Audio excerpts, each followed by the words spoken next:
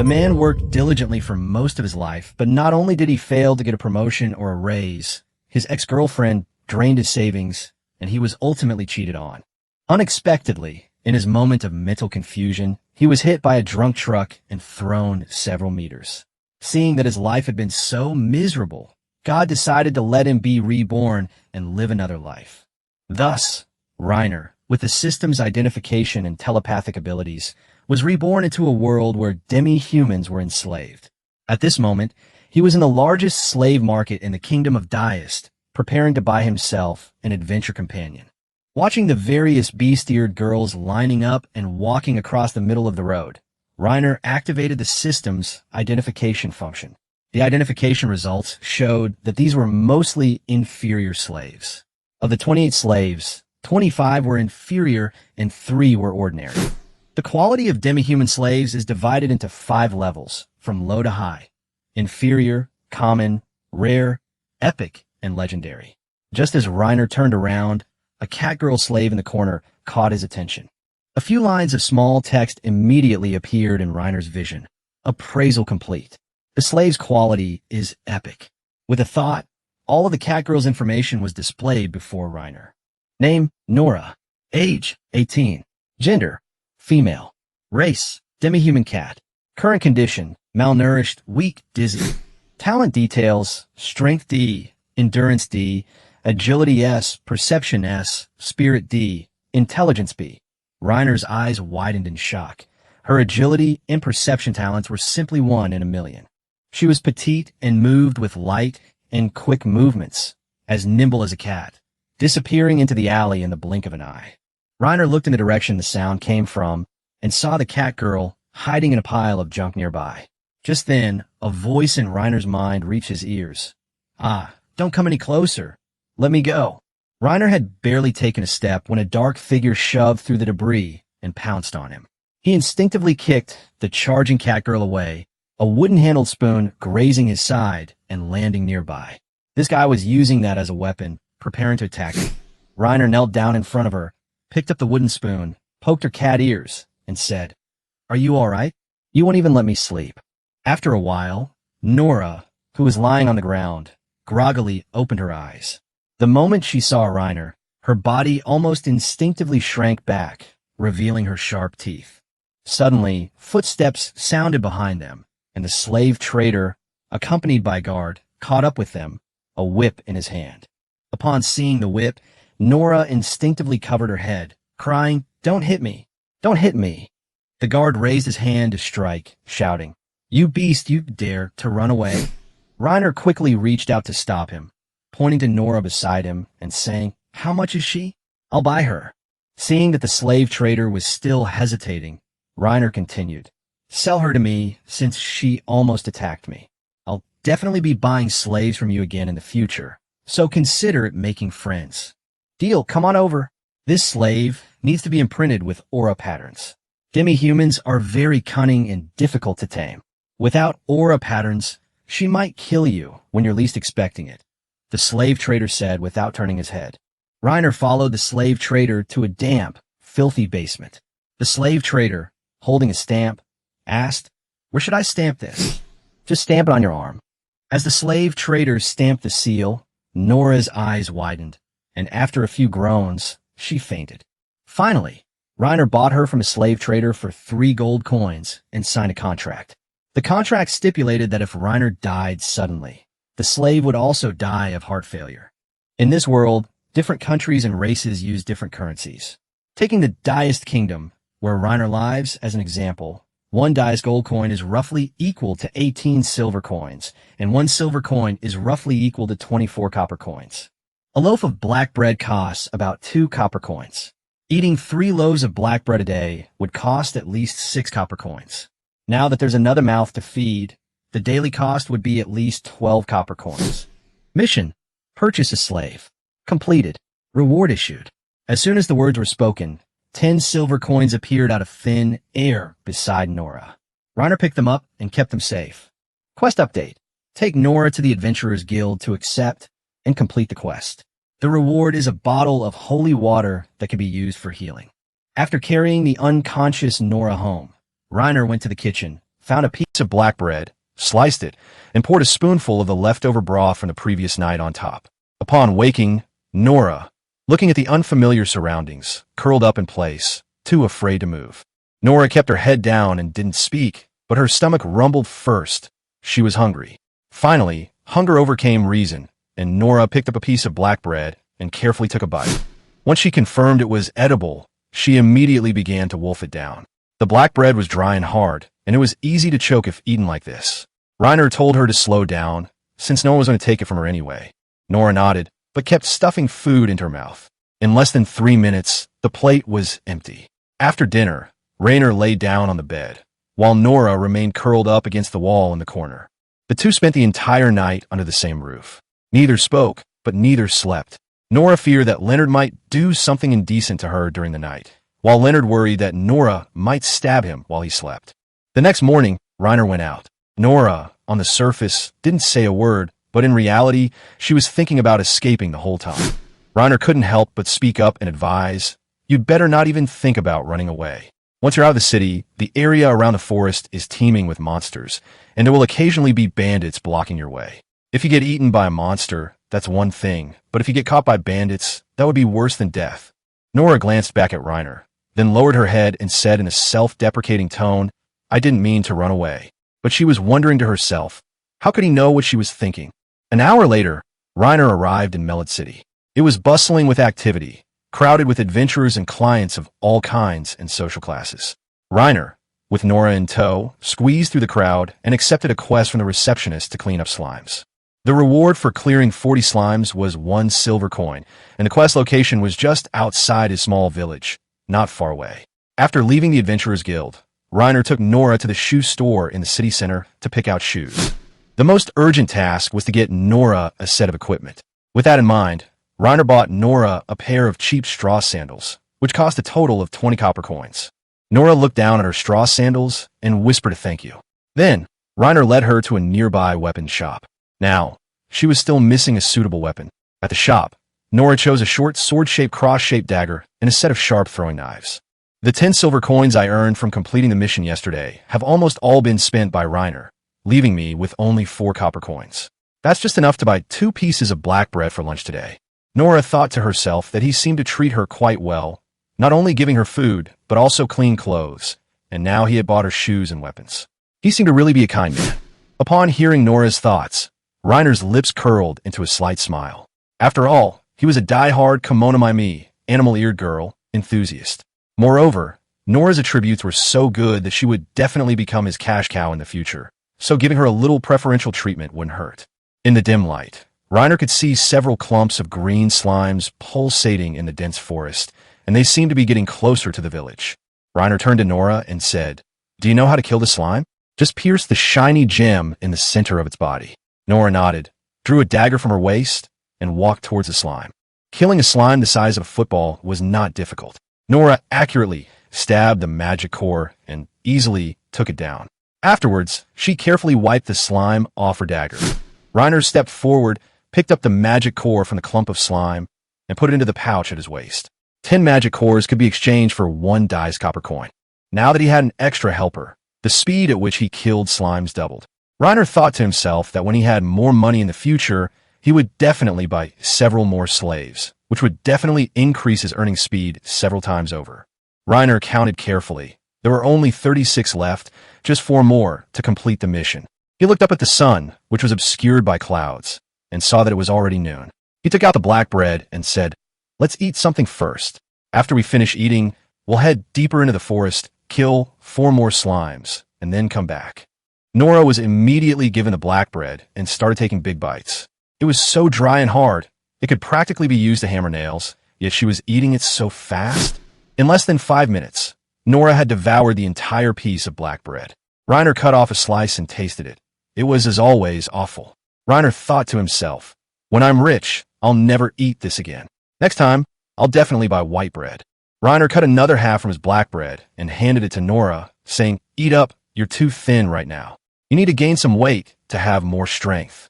Nora was slightly taken aback, then carefully took the black bread, eating while stealing glances at Reiner. Nora was munching on something when she suddenly seemed to sense something. Her cat ears perked up, and she immediately stood up, turned around to look at the bushes behind her, and mumbled, "Master, there's a slime." Reiner followed the direction Nora pointed, and indeed found a hopping slime. Nora's perception was exceptional. She could hear the slime hopping even from that distance. Reiner simply dispatched it with a single blow of his hammer. He quickly completed the task of killing 40 slimes. Just then, the system's voice rang in his ears. "System, current task status complete, reward issued."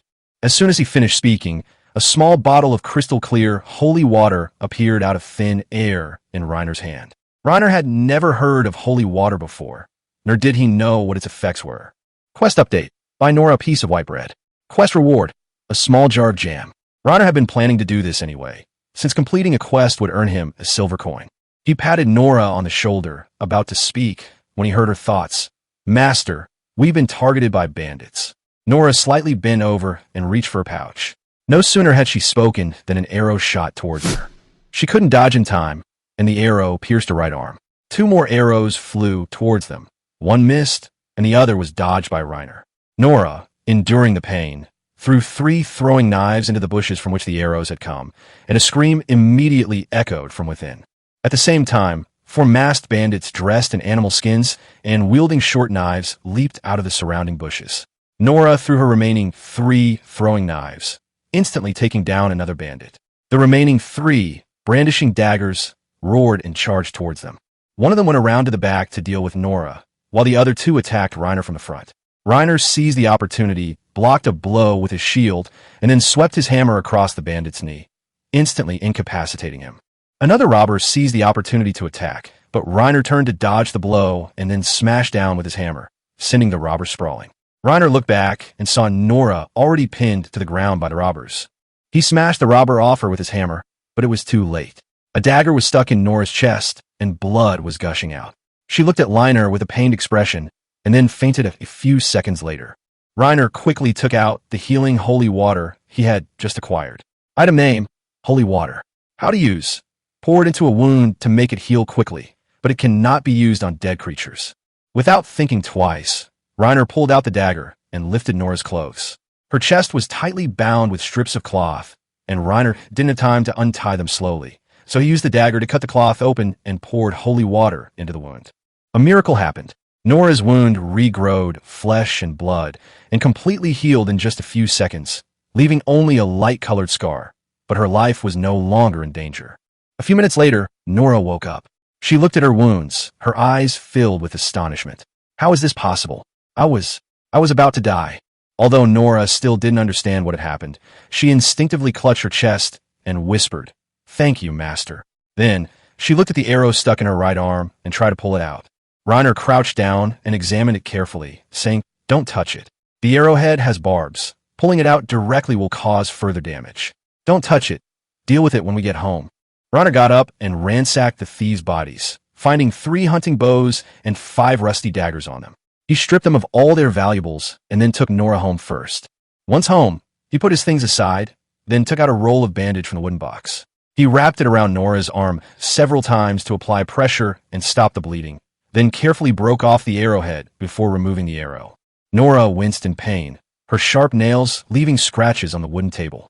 Reiner comforted her, applying wood ash to the scratches and then wrapping it with bandages. "Try not to move your right hand for the next few days," Reiner said earnestly. "I'll change the bandages every day and check if the wound is infected." Nora nodded and whispered a thank you. At the same time, Reiner overheard Nora's thoughts. I'm so lucky to have been bought by a kind person." Reiner told her to stay home and rest, while he went to the village to sell the loot he had taken from the bandits. Seeing that it was still early, Reiner took Nora and headed towards the city. He first went to the Adventurers Guild to redeem his reward, at which point he had 5 silver coins and 4 copper coins left in his pocket. Then, he went to the bakery and bought 2 white loaves of bread and 10 pieces of cheap black bread that he usually ate, leaving him with only 3 silver coins in his pocket. As soon as Nora got home, she sat down in a corner and looked at Reiner expectantly. Reiner glanced at her and said with a smile, "Are you hungry? Come and have some bread." Nora opened her mouth wide and took a bite of the white bread, then savored it carefully, 2 streams of tears immediately rolling down her cheeks. She exclaimed excitedly, "It's so delicious." At the same time, the mission updated. The current status is complete, and the reward has been issued.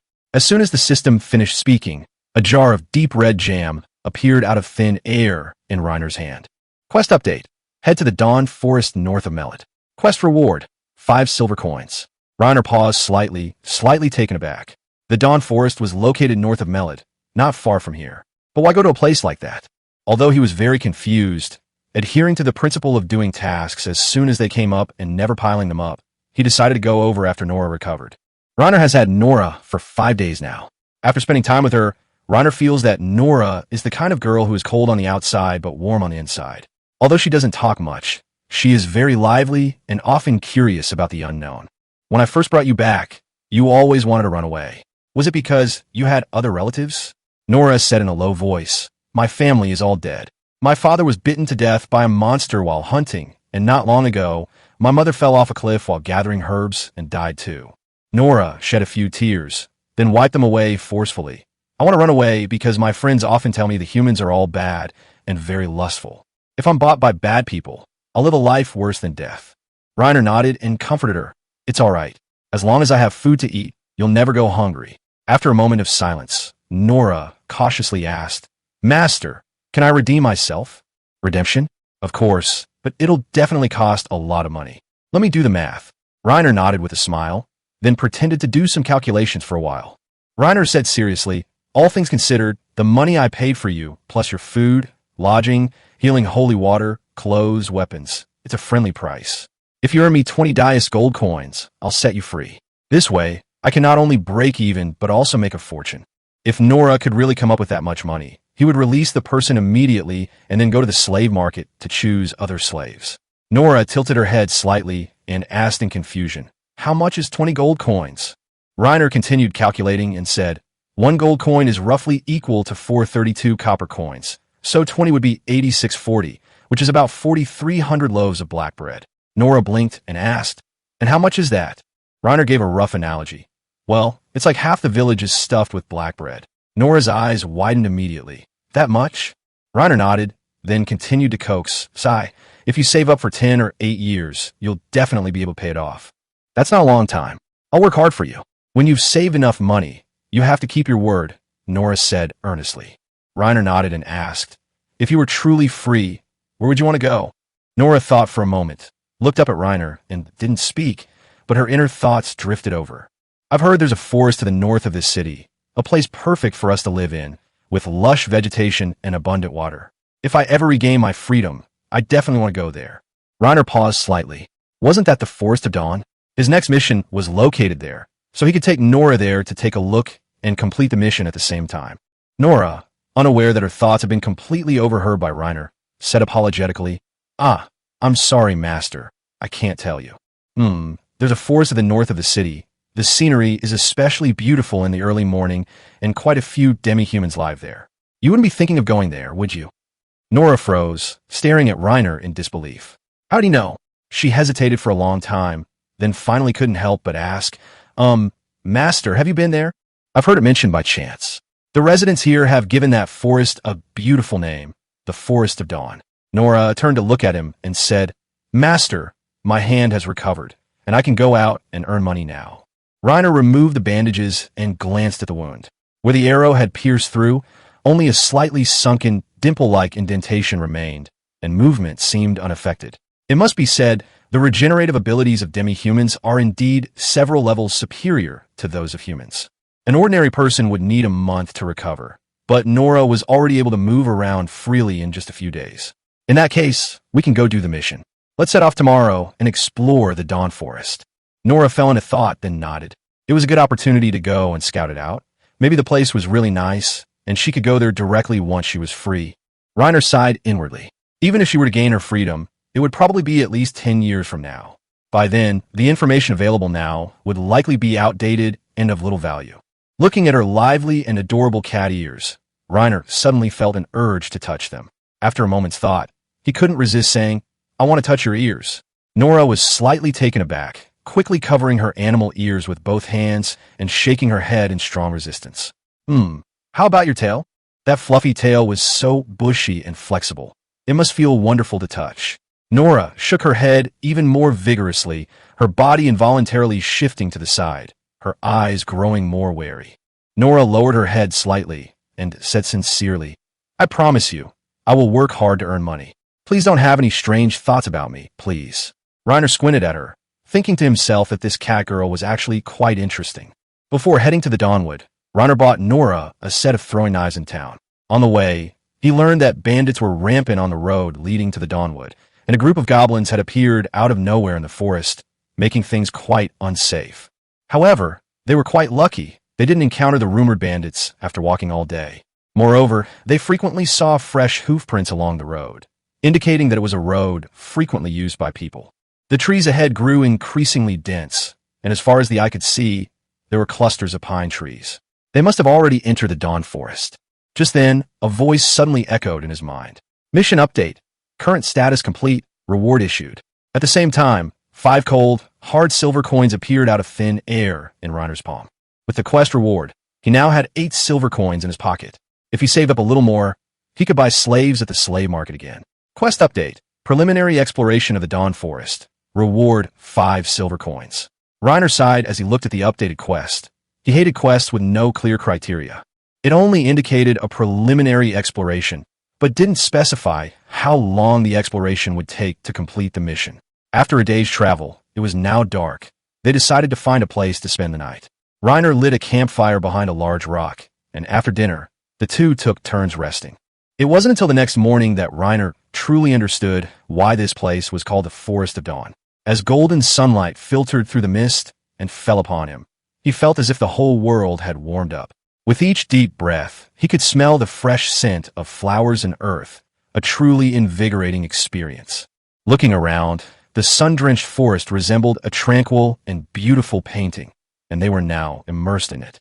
The rumors were indeed true. This place was truly beautiful. Just then, Reiner heard the neighing of horses.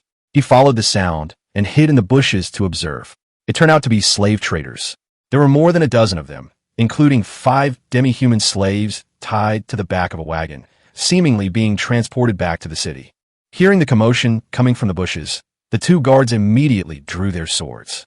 Reiner emerged from the bushes and said, Don't get agitated, I was just passing by. The 2 guards breathed a sigh of relief and sheathed their swords. The slave trader, however, said with displeasure, Don't hide in the bushes and scare people anymore. There are a lot of goblins in this area, and everyone is on edge. Be careful not to get hurt. Reiner nodded, then glanced at the demi-human slave tied to the back of the carriage, and asked, Are there demi-humans in this forest? The slave trader chuckled and said, Hey, you didn't know? I thought the news had already spread. Then he added, But you're too late. Most of the demi-humans in this forest have already been captured. If you don't have anything else to do, don't block the way. We need to get going. Reiner stepped aside to make way and stood there watching them leave. Just then, Nora's inner thoughts drifted into Reiner's ears. Beasts, what a bunch of damned scum. Nora clenched her fists, glaring at the backs of the slave traders through gritted teeth. It was clear that if she weren't outmatched, Nora would have already charged in. Let's go inside and wander around. Nora walked quickly to Reiner, then asked cautiously, Master, are you also going to capture us demi-humans to sell? Reiner shrugged. No. Hearing this, Nora breathed a long sigh of relief. She then took Reiner's hand. Losing one's freedom was bad enough. If they were bought by malicious people, there would be absolutely no hope left.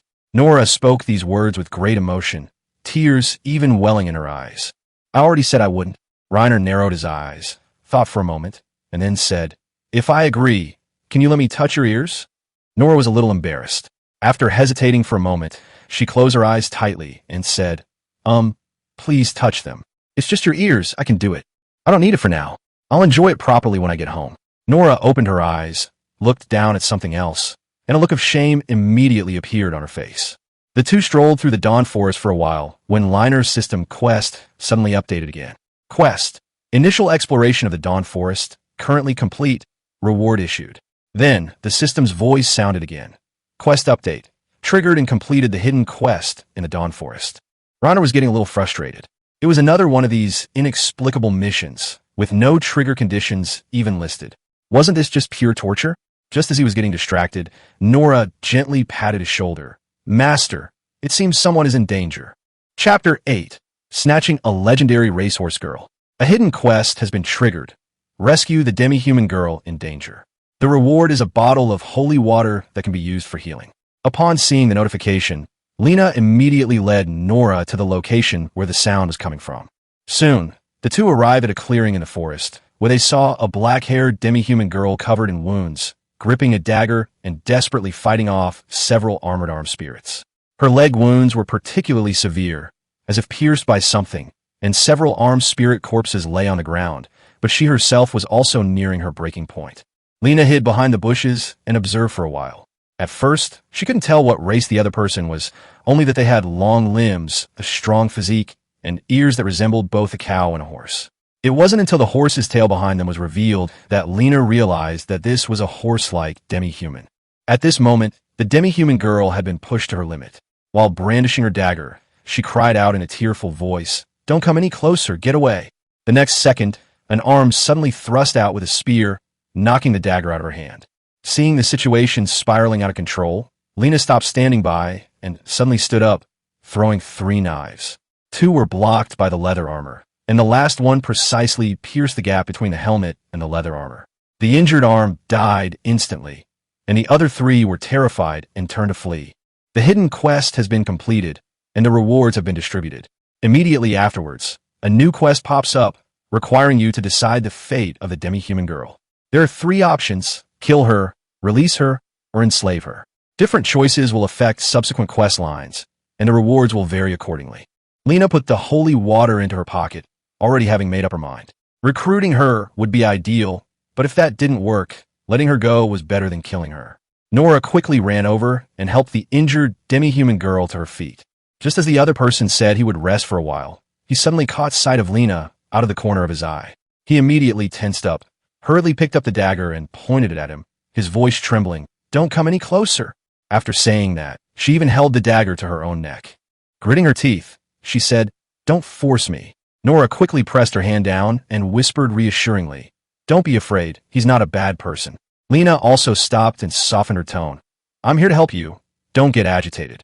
The demi-human girl was clearly stunned for a moment, her eyes filled with disbelief. "You can actually translate this special language?" Seeing Lena nod, she broke down instantly, her eyes reddening as she cried out that they just wanted to live, but they had been treated like this all along. She talked a lot, but Lena only replied, "I'm not a slave trader, so there's no point in telling me all this." Even as she said that, he had already performed an appraisal on her. Name: Martina Shelley, 19 years old, female, Eurasian.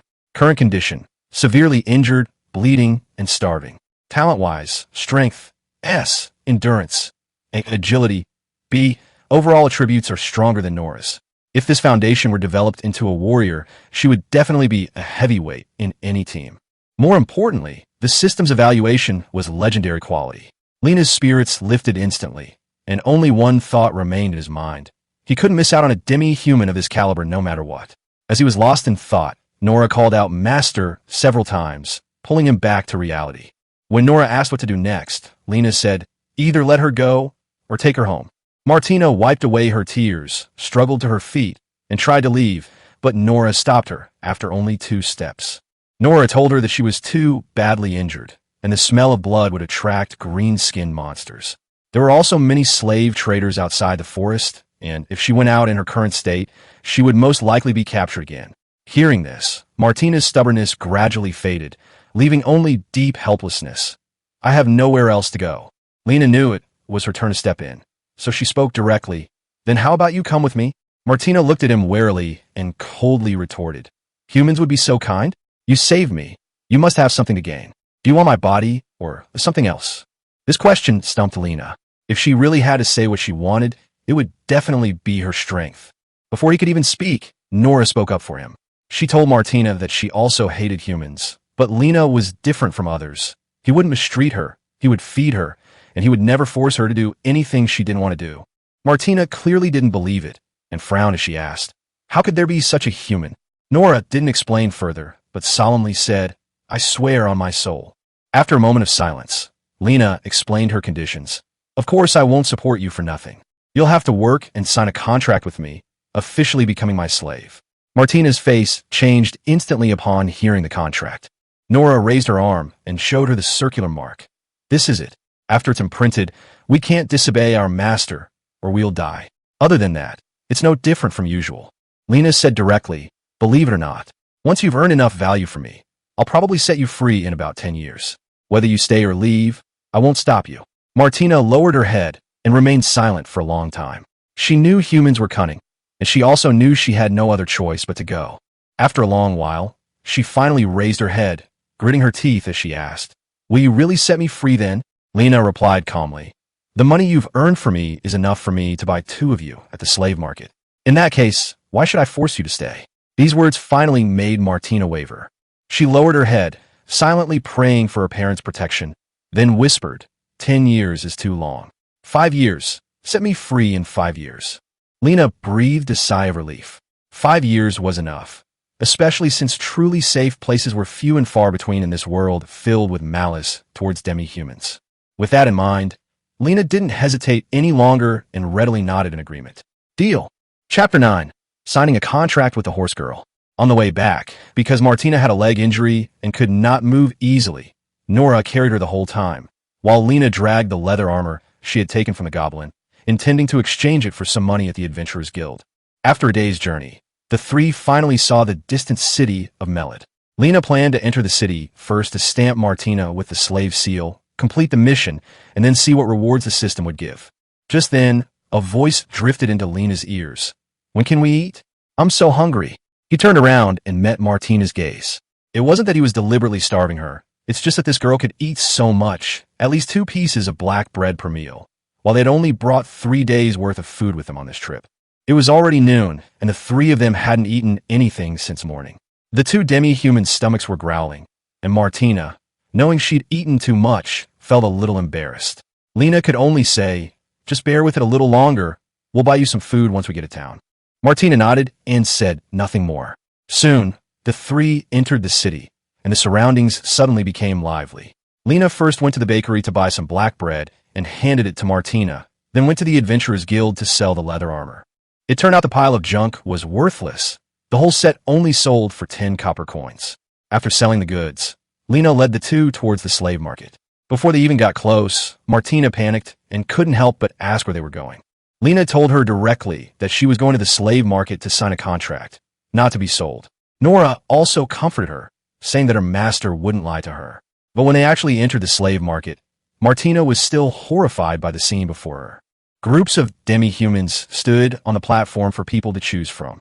If they didn't do their job properly, they would be whipped until their skin was torn and bleeding. In the corners, there were even piles of demi-human corpses crawling with maggots. Martina's face turned pale and her body trembled uncontrollably, while Nora gritted her teeth and endured it, cursing the slave traders in her heart. Lena grabbed a slave trader at random, explained her purpose, and was led into the basement. Martina sat in a chair, clinging tightly to Nora's leg, refusing to let go, while the slave trader immediately became interested upon seeing her. The man sized her up, praising her good looks, long and strong limbs, saying she would be useful whether for farming or training as a warrior, and that her face was also quite attractive.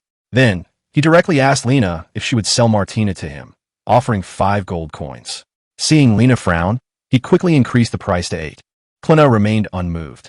A legendary demi-human, the value she could create in the future far exceeded this sum of money. He immediately refused. Not for sale. The slave trader had no choice but to give up. Afterwards, Martina was stamped with a contract seal. She was physically strong and didn't faint afterward, though she was extremely weak. Before leaving Melid City, Lena made a point of buying some white bread from the bakery. By the time the 3 of them returned home, it was almost dark. Martina sat in the corner, quietly watching Lena. She had thought she would definitely be sold today, but unexpectedly, the other party really did keep their word. For the first time, a wavering arose in her heart, and she felt that perhaps not all humans were bad, but she still decided to continue observing. At this moment, Lena waved to the 2 bee-steered girls. Come and have dinner, and then take a bath. I'll help you apply medicine to your leg. After saying that, she took out white bread and jam. Nora immediately ran to the table and sat down obediently. Martina also limped over, smelling the aroma of bread and jam, and couldn't help but exclaim, "It smells so good." Lena handed her a piece of white bread spread with jam. Martina tentatively took a bite, and her eyes lit up the next second. She then wolfed it down. After finishing her meal, she couldn't help but lick the crumbs from the corners of her mouth, and tears streamed down her face. Seeing her like this, Lena smiled and said, "Don't cry. Work hard and make money. Let's work together, and I'll make sure you can eat white bread every day from now on." Martina and Nora nodded in unison. Just then, the system's voice sounded again. "Mission complete. Reward officially issued." Lena felt a weight in her hand, and looking down, she saw 3 Dias gold coins imprinted with a dragon pattern. This reward was so generous that even she was somewhat surprised. Immediately afterward, the system notified him that he had successfully activated the Lord of Beast-Eared Girls bonus effect, making it easier to gain the favor and trust of demi-humans in the future. Lena stroked his chin, thinking that this achievement was indeed quite good. But before he could be happy for long, the system refreshed a new task, which was to clear out the goblin nests entrenched in the west forest of the city, with a reward of 10 gold coins. Upon seeing the task, Lena was stunned. This level of task should have been handled by the kingdom's army. How could a third-rate adventurer like him possibly manage it? Just as he was furiously complaining about how unreliable the system was, Martina, right in front of him, unwrapped the linen cloth covering her body, revealing her shapely figure. Chapter 10. Listen to me, look at my legs. Martina had a healthy, wheat-colored complexion and a very beautiful figure, especially her legs, which were firm and toned, with a flat waist and abdomen, and you could even vaguely see her abs. She exuded the aura of a sporty young woman, like a cool and unapproachable upperclassman in a university track and field club. The only flaw was that, like Nora, she liked to wrap herself up tightly in strips of cloth. Martina bent down to pick up the linen cloth and re-wrap it around herself, her expression somewhat complicated, inwardly muttering to herself. Martina felt that Lena was always concerned about her health. When Lena saw that Martina had wrapped herself up again, she couldn't help but say, "Why are you wearing this? Aren't you going to take a bath later? I need to check your wound after the bath." Although Martina was reluctant, she still untied the strips of cloth, sat down at the table with her legs crossed, and waited for the hot water to boil. Before long, 2 buckets of hot water were poured into the wooden basin. Lena tested the water temperature and, finding it to be about right, beckoned Martina over. Martina slowly walked to the cubicle, peeked inside, and looked hesitant, as if she had misunderstood something. Lena immediately understood what she meant, pushed the person inside, and then pulled the curtain closed. "Nonsense, of course you're washing by yourself. Throw out those dirty strips of cloth too. You'll get sick if you don't pay attention to hygiene. I've already put the clean clothes by the door." Martina responded softly. After a while, the sound of running water came from the cubicle, and she threw out the dirty strips of cloth. Nora saw this and went to pick them up, putting them in the wooden bucket by the door. Half an hour later, Martina reached out from behind the curtain and took the clothes from outside inside. A few minutes later, she finally finished washing up and came out. Lena waved to her. "Come on, take a look at your legs." Martina hesitated for a moment before limping over to him, secretly cursing him in her heart for being a frivolous man, clearly still not completely letting her guard down. Lena didn't bother arguing with her and simply squatted down to examine her leg injury. He remembered clearly that when he first saw Martina yesterday, she had a 2-finger-wide, penetrating wound on her thigh that looked terrifying. But now, the wound had actually started to heal and was even slowly scabbing over. Such a speed of recovery was indeed somewhat surprising. After reading it, Lena couldn't help but exclaim, "A good recovery indeed. The vitality of you demi-humans is truly remarkable." After saying that, he turned around and walked to the chest, took out a wool blanket, and spread it next to the fireplace, which would be Martina's sleeping place tonight. Martina nodded, her tone calm. "As long as we have water and food, even if we're severely injured, we can slowly recover." Hearing this, Lena felt a surge of curiosity. How exactly did such a powerful race end up being defeated by humans, even reduced to enslavement? Just then, Martina suddenly patted his shoulder and asked softly, "What should I call you? I don't know your name yet." Lena turned to look at her, pretending to be nonchalant. "My name is Lena. You can call me by my name or master if you want, I don't mind." "And you, what's your name?" Martina replied seriously. "My name is Martina. Anyway, I won't call you master, just call me by my name." Lena nodded and didn't say anything, but pointed to the bedding on the ground. "You'll sleep here tonight. Nora will be next to you. That should be fine, right?" Martina had no objections. It was indeed much warmer by the fireplace, but Martina still wasn't completely relaxed, secretly reminding herself to be careful tonight. Meanwhile, Lena was too lazy to care what she thought. As long as she could stay and work, he didn't care about anything else. After showering, Lena went straight back to bed. He was exhausted from all the running around these past few days and just wanted a good night's sleep. But just as he was about to drift off, a voice suddenly reached his ears. Martina is finally asleep, and the homeroom teacher seems to be asleep too. Lena was immediately filled with questions. Before she could think about them further, she heard Nora hesitate in her mind. How about tomorrow? It's not good to wake Master up now. He must be very tired today. Hearing this, Lena opened her eyes and saw a pair of blue eyes staring intently at her. The scene was truly frightening. Lena frowned and asked, "What are you doing here in the middle of the night instead of sleeping?" Nora, caught red-handed, quickly took 2 steps back, pointed to the cat ears on her head, and said seriously, "Master, I'm here to fulfill my promise. I promised to let you touch my ears when I got back." If she hadn't brought it up, Lena would have almost forgotten about it.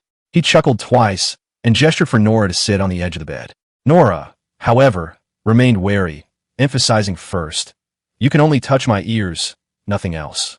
Don't get any ideas, Master." Lena waved her hand helplessly, indicating that she was only interested in Nora's ears. Hearing this, Nora finally relaxed and carefully sat down with her back to him. The pair of black cat ears, fluffy and still trembling slightly with unease. When Lena reached out to touch her, Nora visibly trembled, but she gritted her teeth and endured it, only asking him to be gentle. Afterwards, Nora whispered her thanks, saying that if Lena hadn't saved her, she might be dead by now. Lena offered a few words of comfort, and then asked if there was anything she particularly wanted to eat. Nora said she was content with just black bread, but Lena knew very well that what she really wanted was meat. After all, meat wasn't cheap in this world, and ordinary families couldn't afford to eat it every day. But Nora is, after all, a feline demi-human, naturally inclined towards meat. Black bread alone certainly won't be enough. Seeing that she was still stubborn, Lena gently scratched the downy fur in her ear as punishment. Tomorrow, she planned to go to the city to buy Martina a set of equipment and 2 chickens for Nora to supplement her nutrition. Chapter 11. Buy Martina a good sword. Early in the morning, Reiner brought 2 demi-humans to Melad's weapon shop to choose a weapon. Since they were going to fight Goblin, Martina definitely needed a suitable weapon. Otherwise, she would feel something was missing in the actual battle. The demi-human squatted down in front of the shelves as soon as he entered, looking around as if he had a natural interest in weapons. But after searching for a long time, he still couldn't find anything that suited his taste. On the other side, Martina had already tried several swords, and the old blacksmith standing beside her was clearly getting impatient. Reiner walked over and asked, "Well, have you chosen yet?" At that moment, Martina was holding a 2-handed sword taller than herself, swinging it back and forth between shelves. She handed the sword to Reiner, letting him try it out and see if it suited him. Reiner took the sword, swung it a couple of times, and immediately shook his head. The 2-handed sword was heavy enough for him, but Martina held it with ease. He glanced at the muscles in Martina's arms. They weren't as exaggerated as his, yet they could unleash astonishing strength. Martina said directly that the sword was still too light. She wanted a weapon that was heavier, wider, and more imposing to wield. Reiner relayed this to the old blacksmith, who glanced at Martina and immediately launched into a tirade, his tone brimming with contempt. Reiner felt a pang of discomfort. While people in this world generally harbored hostility towards demi-humans, the old blacksmith's casual insults were still particularly irritating. But since he was there to buy weapons, he didn't want to waste his breath on such matters and simply waited for the other party to deliver the goods. The old blacksmith turned and went into the warehouse, where he laboriously carried out a long wooden crate. After the lid was pried open, a brand new greatsword was revealed inside. The sword was wide and gleaming, subtly shimmering with different colors of light. Just by looking at it, you could tell it was no ordinary weapon. Martina bent down and effortlessly lifted the greatsword with one hand, the movement as if she hadn't exerted any strength. She casually swung the sword twice, and a low, piercing whistling sound filled the air, sending chills down one's spine. Clearly, the sword had finally satisfied her. She couldn't help but exclaim that it was the best weapon she had ever seen. It felt good in the hand, had a good weight to it, and was incredibly solid. The old blacksmith couldn't understand, so he had to ask Reiner to translate. After listening, the old man immediately perked up and began to boast about the sword's origins. According to him, the sword was forged from the finest steel and mithril, specifically designed to ward off evil spirits, and was his most prized creation. In the end, he even patted his chest and guaranteed that it was absolutely the finest 2-handed sword in the entire city. Reiner, not wanting to listen to his long-winded explanation, asked directly how much it cost. The old blacksmith narrowed his eyes, thought for a moment, and then answered at least 15 diced gold coins. Upon hearing the price, Reiner fell silent. He was clearly prepared, but he was still taken aback. Iron was scarce in this era, let alone when it was mixed with mithril, a material so expensive that even the kingdom's elite knights were reluctant to use much of it. Just then, the system's voice rang out, reminding Reiner to plan wisely and spend his money on things that were truly worthwhile. The old blacksmith added that the sword's materials and craftsmanship alone justified its price. Reiner sighed, helplessly explaining that the money was enough for an ordinary farmer to save for 7 years without eating or drinking. Hearing this, a shrewd glint flashed in the old blacksmith's eyes. He first confirmed whether Reiner was an adventurer, and upon receiving an affirmative answer, immediately proposed a trade. He took a tattered map from the cabinet, pointed to a desolate area west of Melid City, and whispered that a band of bandits were hiding there, their leader named Leonard. He said that if Leonard could capture Leonard, he would give him the sword directly. After saying that, he took out a portrait and handed it over. The man in the portrait had a fierce face, scars, and was blind in one eye. He didn't look like a kind person at all. Reiner casually put the portrait away. Then he asked, "What grudge do you have against this man?" Upon hearing this, the old blacksmith clenched his fists immediately, gritting his teeth as he said that Leonard had killed his only son. Leonard then asked why they hadn't contacted the bounty hunters, to which the blacksmith replied that they had tried, but months had passed without results. Leonard thought for a moment, then pressed further, asking approximately how many bandits were involved. The old blacksmith couldn't say for sure, only that there might be a few or a dozen, who knows. Anyway, it would be best to bring the person back alive. If that wasn't possible, a dead person would do, but the person's head had to be brought to him. "Okay, I'll give it a try, but don't get your hopes up too high." Reiner didn't completely rule it out, but he'd already made up his mind. He put the main quest aside for now and take on this side quest first. After all, the old blacksmith's reward seemed more substantial than the system's. After the conversation, Reiner first let Martina choose another ordinary two-handed sword, and then casually gave her a shield. Then he looked at Nora and saw her squatting in front of the shelf picking out throwing knives, so he simply bought her 2 sets, since these things are consumables anyway. After leaving the weapons shop, Reiner went to an armor shop to have leather armor custom-made for the 3 of them. The craftsman, while taking their measurements, joked that in all his years, this was the first time he'd ever seen someone willing to buy weapons and armor for their female slaves. The 3 sets of leather armor wouldn't be ready for pickup for 3 days. These past few days, Reiner had been planning to first go to the west of the city to investigate the bandits. Thinking of this, he turned to Martina and asked how her leg injury was. Martina replied expressionlessly that it was almost fully healed. Reiner nodded. "Okay, then you can show off later." Chapter 12. Leading the bandits to claim the reward. Melid was a small city, with only a small gate on its east side. After leaving the city, Reiner circled the city walls before reaching the wilderness to the west. The weeds here were taller than a person, and there wasn't even a decent path. It was clearly a place suitable for hiding people. Reiner knew very well that there were likely sentries hidden near the bandit camp. If the 3 of them tried to sneak forward together, they would probably be discovered before they even got close. So he sent Nora ahead to scout ahead, while he and Martina stayed behind to wait for news. "Nora, go check ahead. Come back to me if anything happens. Be careful." Nora nodded, drew her dagger, and turned to disappear into the undergrowth. Martina glanced at Reiner, puzzled, and asked, "What about us?" Reiner simply replied, "Wait." In terms of ability, Nora was undoubtedly the most suitable for reconnaissance among the 3. But after waiting for quite a while, Nora still hadn't returned, and Reiner began to feel uneasy. Fortunately, half an hour later, Nora finally crawled back, with a few green leaves still hanging on her head. Nora reported in a low voice that the area had been searched and no trace of other people had been found. The bandits were most likely hiding in the woods ahead. Reiner nodded and immediately led Martina after them, leaving Nora to lead the way. The 3 had only walked a few hundred meters when Nora suddenly stopped. Her ears perked up, clearly having heard something. He turned back and asked if they should arrest the man. Reiner first taught him a diced phrase, meaning "quiet down, come with me," and then told him to act according to the situation. Nora memorized it after just one try and then slipped out again. Not long after, she returned, but her dagger was now covered in blood. It turned out the man hadn't been cooperative and had tried to resist, so Nora simply killed him. Reiner didn't say much, and the 3 continued on their way. After walking for a while, a man's voice suddenly came from afar, as if calling his companion to buy alcohol. After calling several times without response, his tone immediately became impatient. Reiner winked at Nora, who understood and silently crept out of the bushes. Soon, Nora dragged the man back. Upon seeing them, he immediately knelt and begged for mercy, saying he would tell them anything. Reiner showed him the portrait, and the man immediately recognized it as their leader, Leonard, adding that the camp was in the woods ahead. After asking all the necessary questions, Reiner didn't waste any more words, only giving Nora a look. The next second, the man's throat was slit.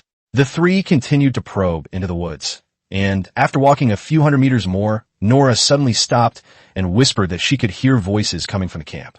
This time, Nora offered to scout ahead again. Reiner nodded in agreement, telling him to be careful. But this time it took even longer, and when Nora returned, her face was covered in blood. Reiner initially thought she was injured, but the blood wasn't hers. Nora wiped her face and said in a low voice that she had just taken care of a sentry. Besides that, she had also figured out the situation in the camp. There were 15 bandits in total, and Leonard, who was in the portrait, was also there. He had only spotted one sentry nearby so far, nothing else. Upon hearing this, Reiner immediately began a plan. A direct confrontation with 15 men was definitely not an option. They would have to resort to a sneak attack combined with coordinated attacks. He quickly devised a plan. Nora would continue to hide in the shadows, waiting for an opportunity to strike, while he and Martina would approach from the front and try to subdue Leonard first. After giving her instructions, Nora slipped out from the side. Reiner whispered to Martina that she just needed to follow his lead. It was getting darker, and the two hadn't gone far when they saw firelight in the woods, clearly the bandits' camp. As they drew closer, several bandits gathered around a campfire came into view, one of whom was Leonard. The bandits also saw Leonard, but because of the darkness, they couldn't make out his features, so they frowned and asked, "Who?" Reiner immediately feigned nervousness and fear, stammering that he was lost and had only come to ask for directions. Reiner smiled upon hearing this, saying that Melid was to the east, but his hand was already reaching for the dagger at his waist, clearly indicating he had no good intentions. He approached slowly with a few bandits, his gaze fixed on Martina. Leonard took a few steps back, holding his round shield in front of him, continuing to feign panic. Just as Leonard placed his hand on his shoulder, a scream suddenly echoed through the camp. Several bandits instinctively turned around to look, and Reiner seized the opportunity, swinging his round shield and smashing it hard into the back of Leonard's head, knocking him unconscious. Before the others could react, Martina's greatsword swept out, instantly cutting down the two in front of her. The remaining bandits realized something was wrong, but it was too late. Martina's attacks were swift and ruthless, cutting them all down in the blink of an eye. At the same time, Nora emerged from the direction of the camp and whispered to Reiner that she had cleared out the people inside. Martina saw Leonard lying on the ground and instinctively raised her sword to finish him off, but Leonard quickly stopped her. "We can't kill him. He's the leader. He's more valuable alive than dead." Martina nodded as if she understood, and then sheathed her sword.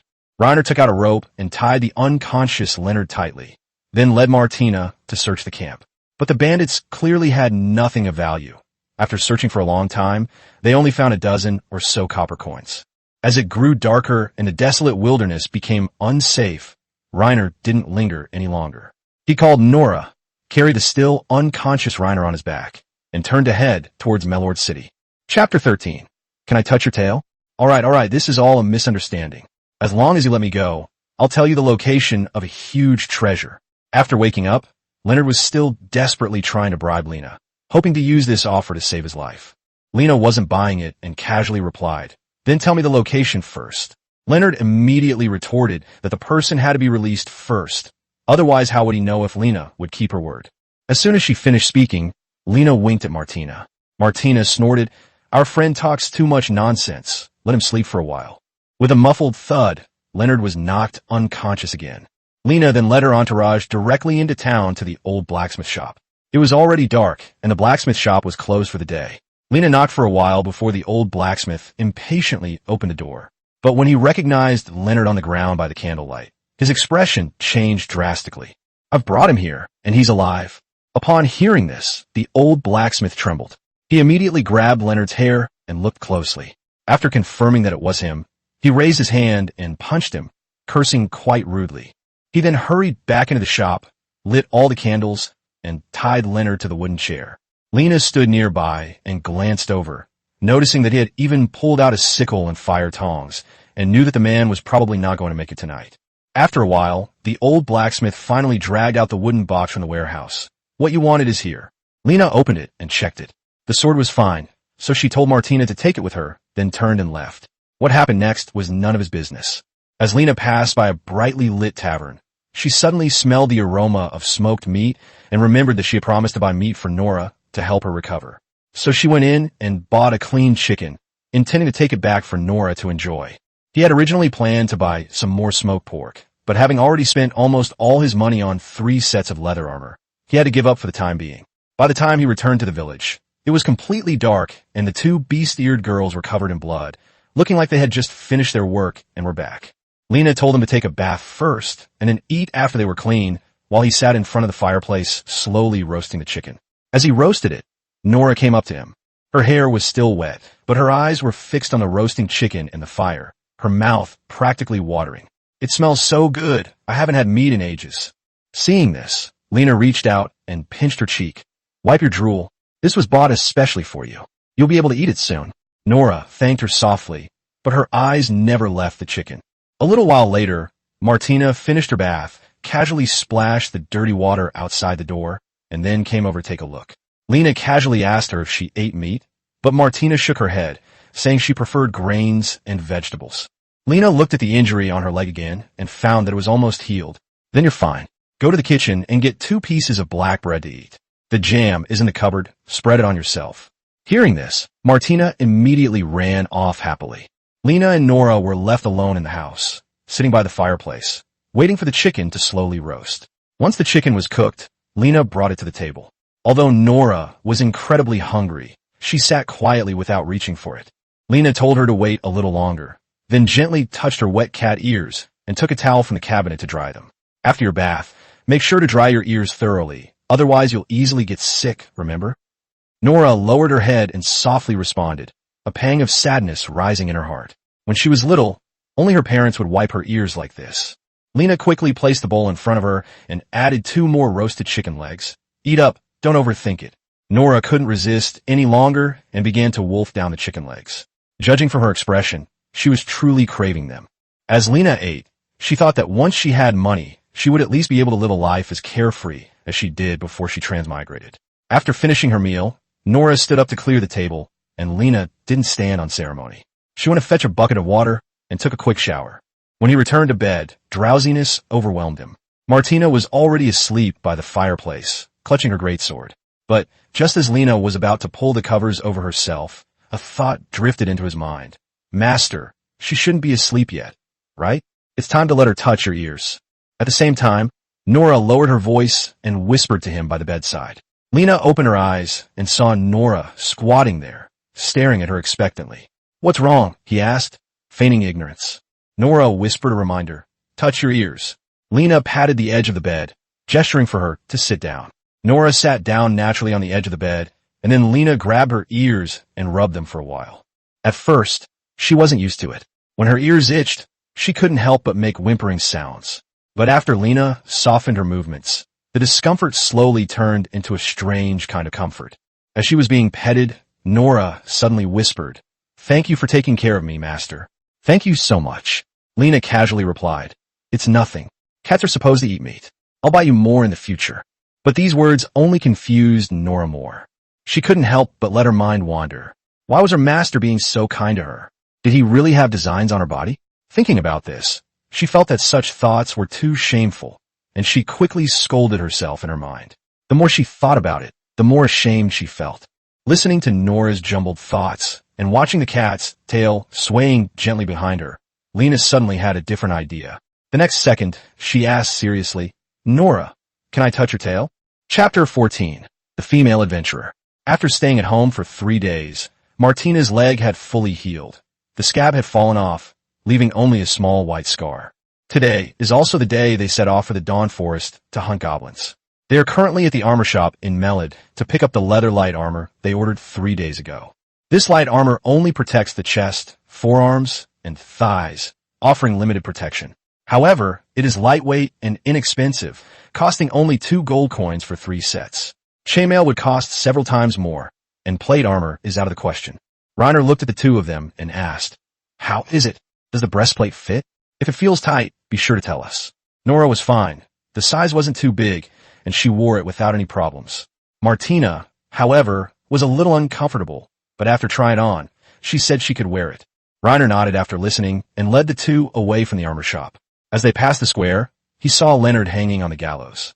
His death was gruesome. His hands and feet had been cut off. The old blacksmith was still standing below the gallows, gleefully discussing the matter with passersby. Martina glanced at the old blacksmith, then nudged Reiner and whispered to him how much the two-handed sword on his back was worth, saying she would earn the money to pay him back later. Reiner told her the sword was worth 15 gold coins. But Martina, like Nora, couldn't count at all and had no concept of that number. Reiner had to rephrase it. It could probably fill the whole village we live in with black bread.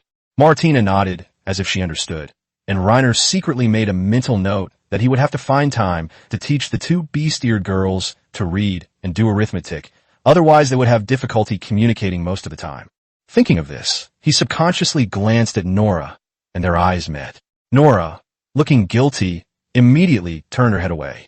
Ever since that night, when Reiner suggested touching his tail, Nora had been feeling awkward, her mind filled with all sorts of random thoughts. Seeing this, Reiner didn't say much and reached out to touch his cat ears. Perhaps because he'd been touching them so often lately, Nora wasn't as resistant as before, and sometimes she would even lean her head in. But with Martina watching right now, he still couldn't help but feel a little embarrassed. Reiner turned his head and saw Martina staring at them with wide eyes and a curious expression. After a moment of eye contact, Martina immediately declared, "What are you looking at me for? I won't let anyone touch my ears." Reiner almost laughed because he wasn't really interested in horse ears. He preferred cat ears. As for Martina, all she ever thought about was eating and sleeping. The three continued their journey towards the Dawn Forest. On the way, Martina couldn't help but ask, "Did we come back just to hunt goblins?" Reiner nodded, then asked her if goblins were easy to deal with. Martina immediately shook her head, saying that although these guys were short and thin, they were all very cunning. If they couldn't beat someone, they would beg for mercy first, then launch a sneak attack when the other person was off guard. They were also very good at setting traps, so you must not be careless. After hearing this, Reiner became even more cautious. His main purpose in coming here was to scout out the situation first. If it was too dangerous, he would retreat and figure out a solution later. He then asked Martina if she knew the exact location of the goblin's lair. Martina shook her head, saying she had encountered them not long after fleeing here and didn't know the location of the lair. Reiner wasn't in a hurry. Nora's scouting skills were excellent, and if the goblins were really nearby, they could find them eventually. Just then, Nora, who was walking in front, suddenly perked up her ears and whispered a warning. "Master, there are people ahead." Reiner immediately gripped his spiked mace, and Martina drew her greatsword. The three of them slowed their pace and continued to approach. Soon, they saw a group of about 20 men ahead, all middle-aged and burly, armed with weapons, led by two knights, heading towards the Dawn Forest. Reiner glanced at them and noticed a female adventurer at the back of the group. She appeared to be the only woman in the group. At the same time, the female adventurer also noticed Reiner. After looking him up and down for a few moments, she smiled and said, "You must be Mr. Reiner?" Reiner was a little surprised and looked at her a few more times.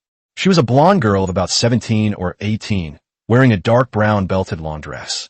Her demeanor and speech were very refined, clearly indicating she was well educated. She looked like a young lady from a fallen noble family. Reiner had seen her a few times when accepting quests at the Adventurers Guild, but they had never really spoken. The female adventurer nodded, saying she had noticed Reiner before because of his distinctive skin color, unlike the others. Reiner simply nodded calmly, offering no further explanation. She then asked if he was also there to hunt goblins, to which Reiner replied, and casually inquired whether they were the same. The female adventurer explained that a slave trader had died nearby a few days ago, and the Lord had issued a bounty for goblin hunting, with only 20 slots available, and she was one of them. Reiner asked her about the reward. She smiled and said the reward was quite generous. If the hunt was successful, each person would receive 10 silver coins. After saying that, she extended her hand to Reiner and introduced herself. "You probably don't know my name yet. I'm Junie's baker." Reiner thought for a moment, then extended his hand and shook hers. "Just call me Reiner." Junies then looked at Nora and Martina, clearly interested in the two demi-humans. After observing them for a moment, he asked, "Are these your slaves?" Leonard paused for a moment and replied only, sort of. Junies smiled gently. "Their eyes are very clear. You must treat them very well." Reiner's lips curled up slightly. He had always treated the two beast-eared girls as his own people, and they were certainly different from those slaves with bleak futures. After chatting with Junes for a while, she was suddenly called to the front of the group, and Reiner quietly followed behind. Just then, Nora's thoughts drifted into Reiner's ears. She's so beautiful. She must be the master's woman. Chapter 15. I can see 5 colors. When the team arrived at Dawn Forest, it was already night. The adventure party lit 2 campfires in the woods, and everyone sat around them chatting and bragging, looking quite happy. Reiner didn't join them. He sat against the tree behind them, munching on black bread with the 2 bee-steered girls. He wasn't good at dealing with those rough adventurers. He preferred quiet to noise. Besides, Nora and Martina didn't like crowded places either. After finishing their meal, the 3 sat down to rest under a tree. Martina was clearly sleepy, but with humans all around, she didn't dare to actually fall asleep. Reiner whispered, "Go to sleep if you're tired. Don't worry about anyone doing anything to you." Martina nodded, then leaned on Nora's shoulder and closed her eyes. Just then, a young knight with a retinue approached. He looked to be in his early 20s. He first sized up Reiner, his tone carrying a hint of condescension. "I've never seen you before." Reiner casually replied, "I was just about to meet you in this forest anyway, so I just followed along. There are a lot of bandits around here, so it's safer to travel in groups."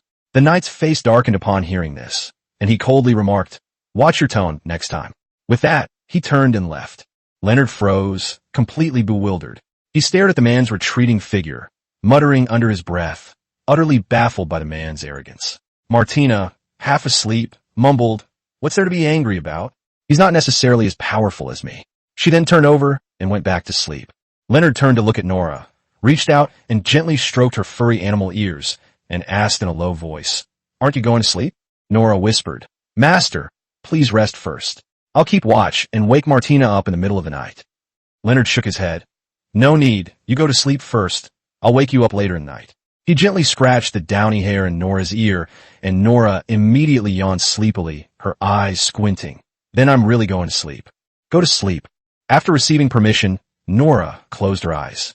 But with her back against a tree and Martina on her shoulder, she felt extremely uncomfortable. Seeing her discomfort, Reiner said softly, "You can lean on my shoulder."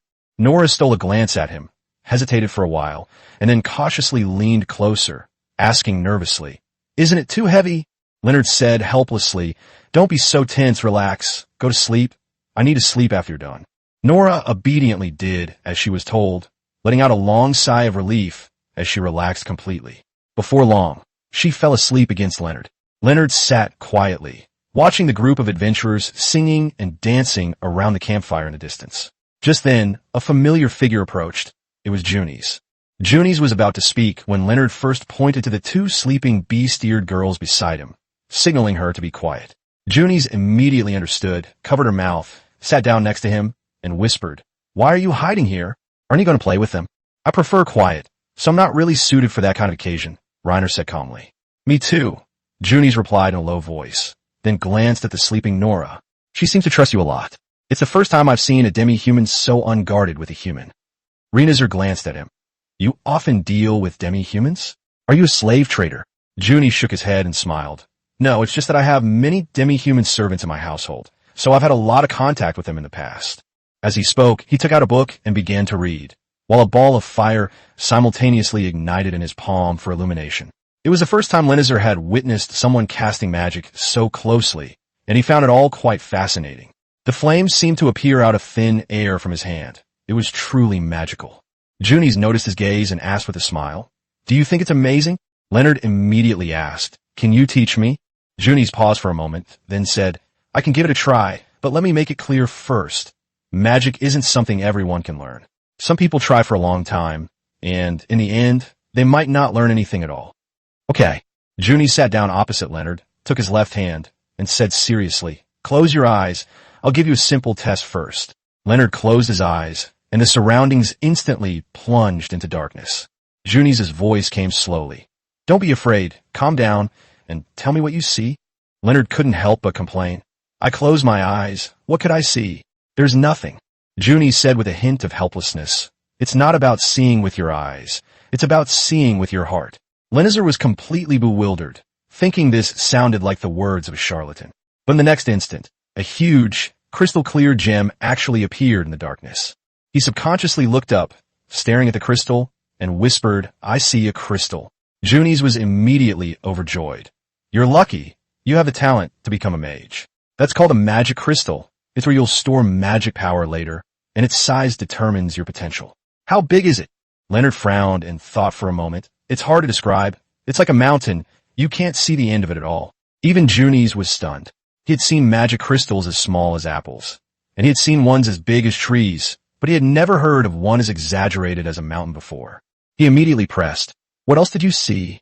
Then, Leonard saw a wisp of light green mist slowly seep into the giant magic crystal. Green, light green mist.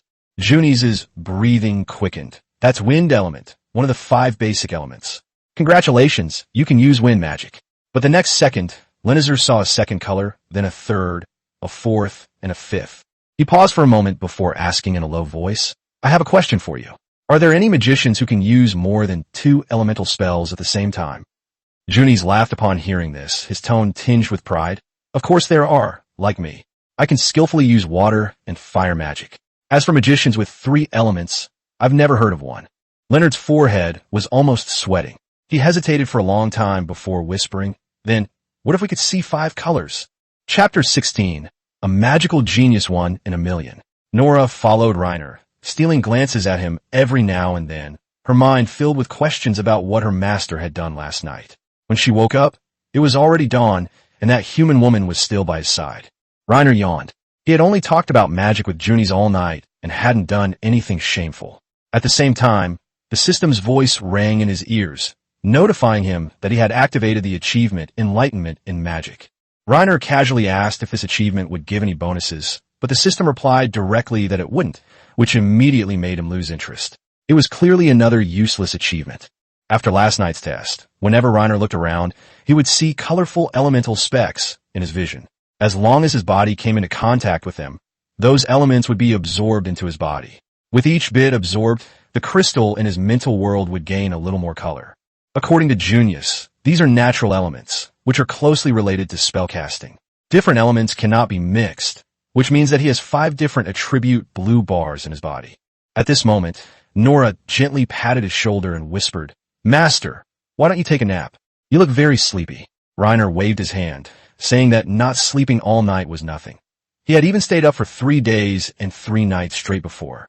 Although Nora didn't quite understand, she obediently shut her mouth and stopped trying to persuade him. At this moment, the adventurers had split into many small teams and were conducting a thorough search of the entire Dawn Forest. If this continued, it wouldn't be long before they discovered the goblin's lair. Nora offered to help, but Reiner refused outright. In his view, reconnaissance was the most dangerous job, and he wanted to avoid putting Nora at risk as much as possible. He figured it wouldn't be too late to act once they actually found the lair. Martina nodded seriously beside him, saying that Reiner was smart, at least smarter than her. Being praised like this by a B-steered girl with an intelligence aptitude of only D, Reiner didn't know whether to be happy or not. Just then, Junies patted him on the shoulder from behind and asked him in confusion why he wasn't helping. Reiner honestly replied that he planned to wait until others found the nest before going to lend a hand. After hearing this, Junies sat down under the tree and said that her task wasn't to search, she would only help if someone was injured. The two hit it off immediately and decided to stay and rest. Reiner hesitated for a moment, then shamelessly asked if he could borrow her magic book. Junies didn't think much of it and handed over the book she was carrying. In this world, books are valuable items, let alone books that record magic. Their value must be considerable, yet Junies borrowed them quite readily. After Reiner opened the first page, Junies watched for a while, then suddenly asked him if he could read. Reiner calmly replied that he not only knew how to read, but also understood many languages. Junies was clearly skeptical, so he switched to another language to speak with him, and Reiner actually picked up the conversation. The two then tried a few more languages, and although Reiner couldn't possibly be fluent in all of them, he still managed to impress Junies with the help of the system's translation. Junies was full of admiration, saying she never expected Reiner to know so many other languages besides demi-human language. Reiner smiled and suggested that when they got back, Junies would teach him magic, and he would teach her languages. Junies readily agreed, adding that she could come to the Adventurers Guild to find her whenever she had time, as she was there most of the time. Reiner noted this down, thinking that once this mission was over, he could collect his bounty and rest for a few days. Then he could slowly seek her advice. After saying this, Reiner lowered his head to read his book attentively, while Junies leaned against a tree, holding her staff. The two were each doing their own thing, and the atmosphere was surprisingly relaxed. Just then, Nora's thoughts drifted into Reiner's ears again. Watching the two chatting so happily, she felt a strange pang of envy, realizing that she and her master seemed to have nothing to talk about. Reiner turned her head and caught Nora hugging her knees and peeking at her. Their eyes met, and Nora immediately looked away, pretending nothing had happened. Seeing this, Reiner casually rubbed her ear before continuing to read his book. The spell book contained only fire magic. Reiner glanced at the table of contents and started learning directly from the most basic fireball spell. He read the book and recited the incantation, but after struggling for a long time, his hands didn't react at all. Junies reminded him that he had to concentrate when casting spells, and that to truly unleash magic, one needed not rote memorization, but long hours of practice. Reiner silently memorized the incantation, then closed the book and refocused his attention on sensing the fire element within his body. Before long, he felt a burning sensation in his palm, followed by wisps of white smoke rising from it. Seeing this, Junies' eyes widened in astonishment. She exclaimed that Reiner's talent was definitely superior to hers. He had almost mastered the fireball spell after only glancing at the book. Reiner, however, felt that this wasn't enough, as it was just smoke and hadn't actually been released yet.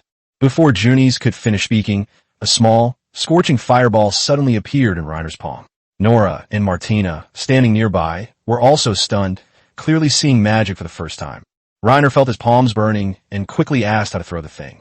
Junies was so excited that he couldn't speak properly and only managed to gesture a couple of times before Reiner couldn't hold on any longer and got up to throw the fireball. The fireball struck a pine tree squarely, instantly igniting the trunk. Junies reacted swiftly, raising his staff and chanting a spell to fire a water ball, extinguishing the flames. That was close, Junies said solemnly. Reiner, I'm even more convinced now that you're an absolute genius. 1 in a million. 018 hero saves the beauty. The adventurers entered the room one by one. Lena had a bad feeling. She looked up and carefully observed the ceiling, afraid that she would be cut off from the room by the falling stone wall, just like before. Nora squinted, noticing something amiss, but before he could get close to the cave ceiling, it shattered, and chunks of rock fell down. The adventurers who had already entered the room were blocked from retreating, and Lena and her companions were also trapped in a narrow passage.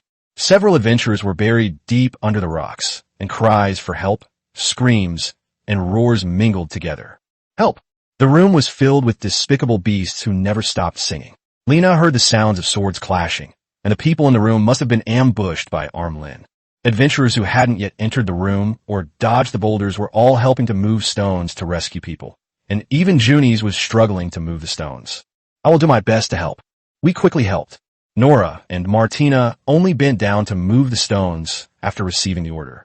They quickly rescued one man from the pile of rocks, but unfortunately he was bleeding from all 7 orifices as a boulder had crushed his chest.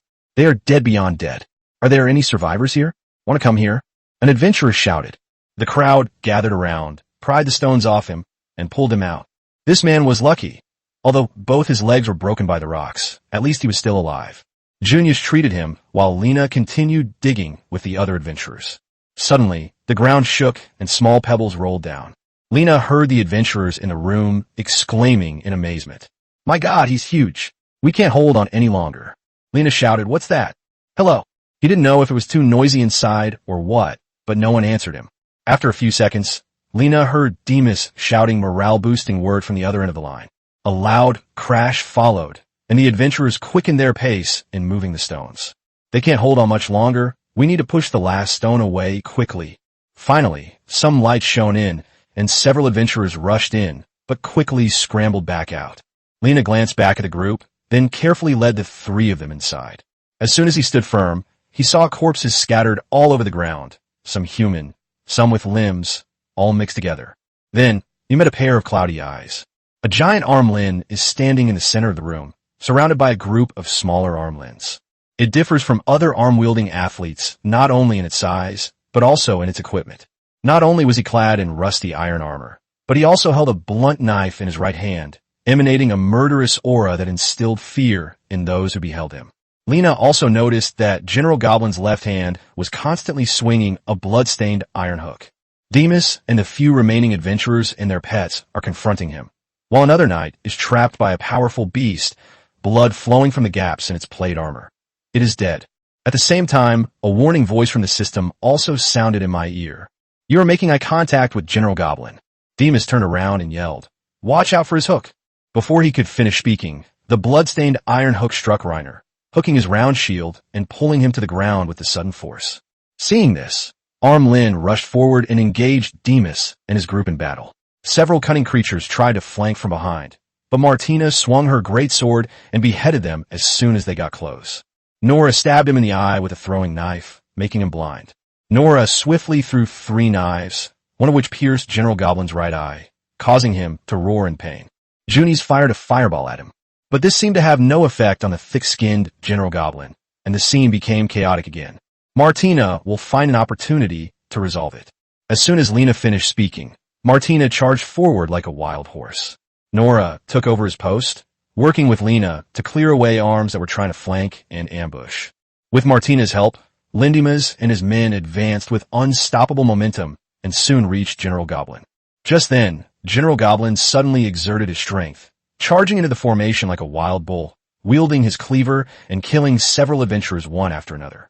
Snort! Martina charged forward wielding her greatsword. Although she was not as large as General Goblin, she was able to fight him to a standstill. In another clash, Martina sliced off a section of General Goblin's cleaver.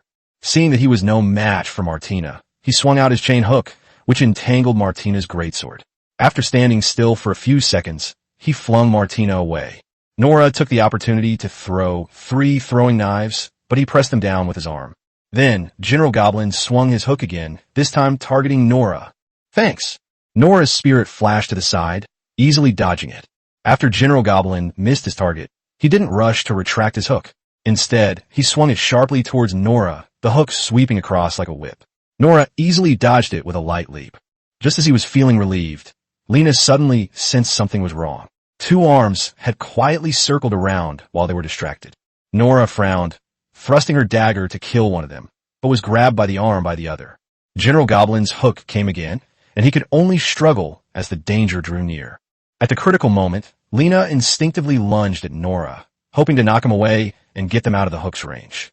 Unfortunately, he was a little too slow and, without even knowing where he was hooked, was pulled away. After being dragged twice, the other end of the hook stopped moving. Lena struggled to her feet and discovered that General Goblin was dead. The bloodthirsty Martina chopped off his head, and the remaining men, seeing that all was lost, scattered and fled through the various hidden doors. At the same time, Lena felt a sharp pain as the hook that General Goring had thrown before his death was firmly embedded in her arm, and blood was dripping down the hook. Nora, covered in dust and dirt, ran over. "Master, your hand!" Martina then walked over carrying the general's head. He peeked out and asked, "Do you want me to help you remove the hook?" The bleeding started even faster after it was pulled out. "We'll just wait for Junies to come and handle it." Nora turned to go find Junies, but Lena quickly grabbed him with her good left hand and said, "Just wait for him to come over. Someone else is more seriously injured than me." After a while, Junies finally arrived. "Just bear with it."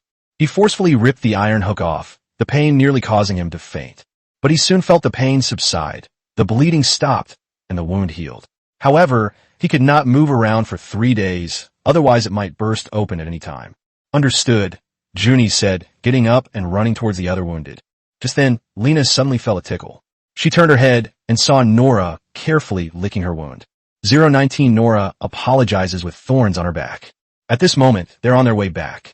Of the original 20 or so people, now less than 10 can walk on their own. Demas borrowed a trailer from a passing slave trader, which was now piled high with the corpses of adventurers. He was wearing a helmet, so you couldn't see his face, but you could probably guess that he was in a bad mood because one of his 2 most trusted bodyguards was dead and the other was injured. According to Junies, the other knight who died was his childhood friend. Although Lena didn't like Demas, he was indeed a respectable knight. At least in the battle just now, he did not back down an inch in the face of fear and always charged ahead. If he is a proud person, this blow will definitely have a significant impact on him. Just then, Nora's thoughts drifted into Lionel's mind. It was all because of my master that he was injured. I should have been more careful. I'm such an idiot. Lena touched Nora's ear with her left hand, which she could use, and said, "Don't lick your wounds again." Nora paused slightly, a hint of inferiority flashing in her eyes. I'm sorry, this is what my mom taught me. She said that if you get hurt, you can lick the wound and it will heal faster.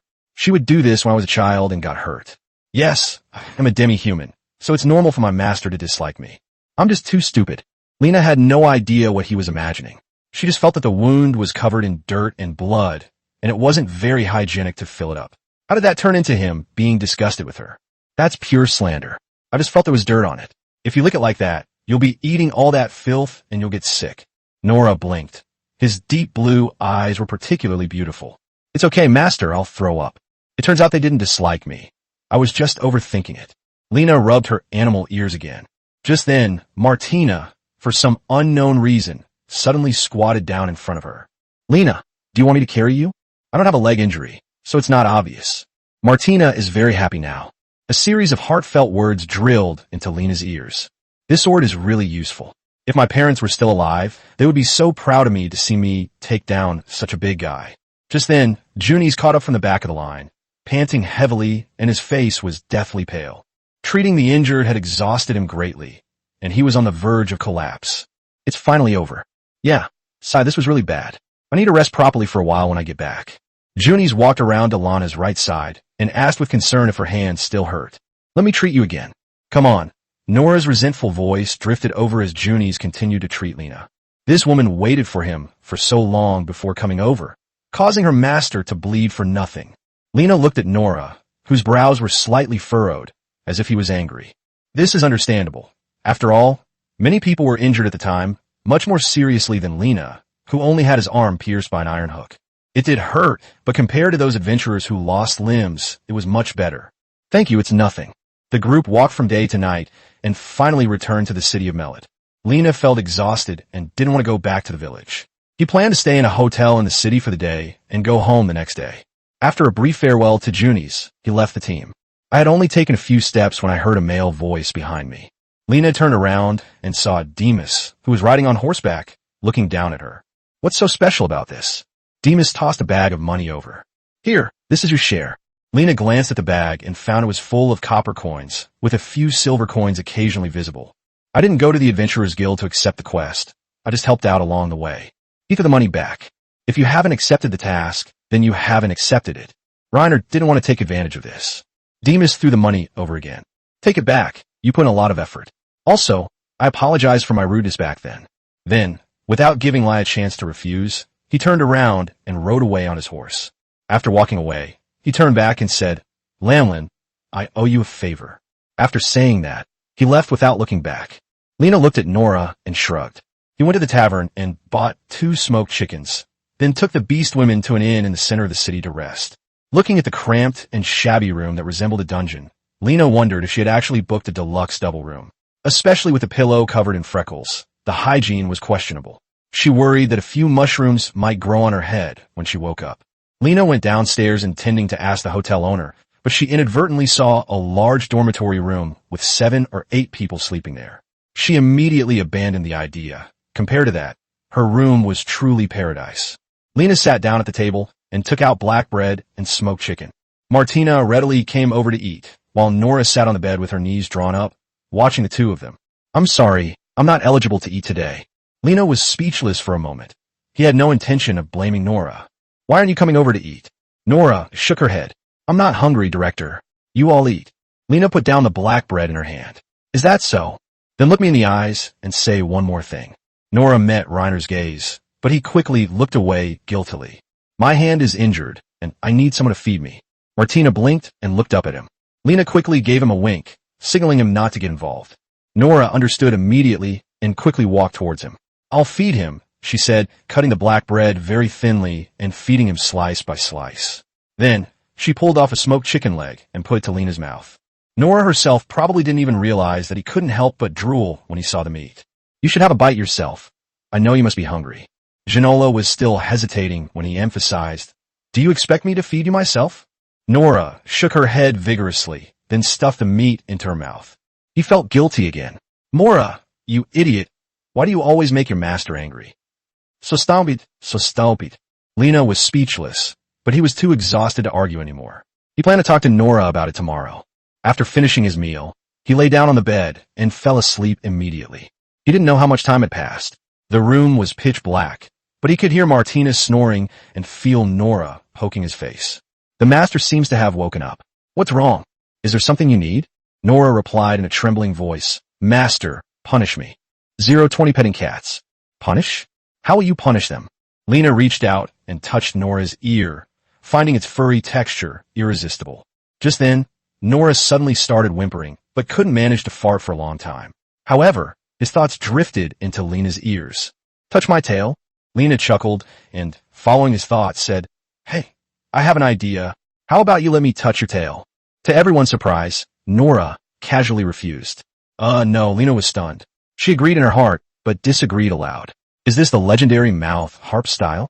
Just as the left and right hemispheres were locked in a fierce battle, a few more thoughts drifted into Lionel's mind. Nora felt a pang of regret at that moment. How could I refuse? Nora, are you crazy?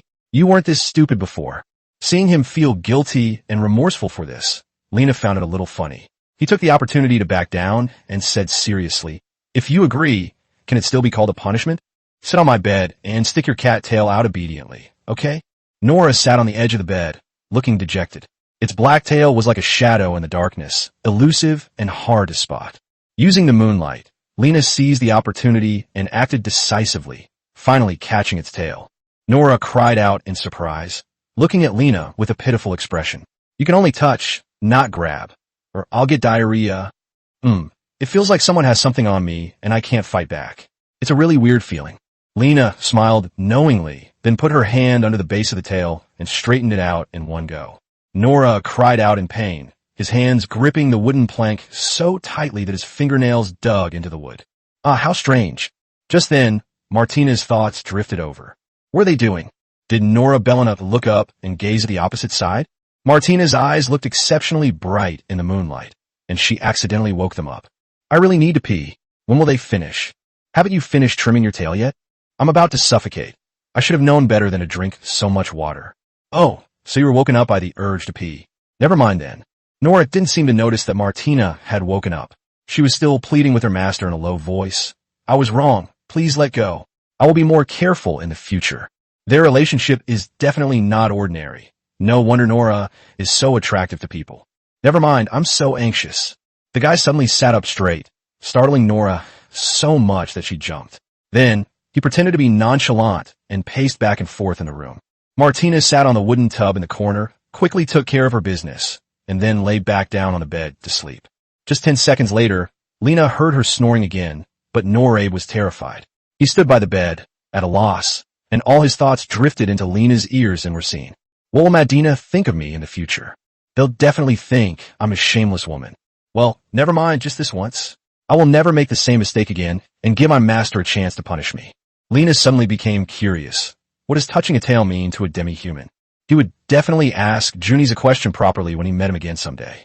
Nora was sitting opposite him when Lena suddenly couldn't help but tease him. How about I give you a hug? Nora's cat ears perked up, and he shook his head vigorously without saying a word. The owner is a bit frivolous. Touching the tail is already the limit, and hugging is absolutely out of the question. As he thought about it, Lena suddenly found it interesting. Anyway, there was still a long way to go, and no one could predict what the future held. Just then, the system's voice appeared again. The mission to clear out the goblin nests in Dawn Forest has been completed, and the reward has been issued. 10 diced gold coins bearing a dragon design appeared beside the bed, and Lena carefully put them into her purse. Does activating the long-arm forest assassin bonus have no effect? He didn't kill General Lin, but in the end, the blame still fell on him. Martina is your slave. So does the fact that she killed someone mean that you killed her? Lena thought about it and realized that there was some truth to it. The quest has been updated to teach Junies the most basic magic, and the reward is 5 silver coins.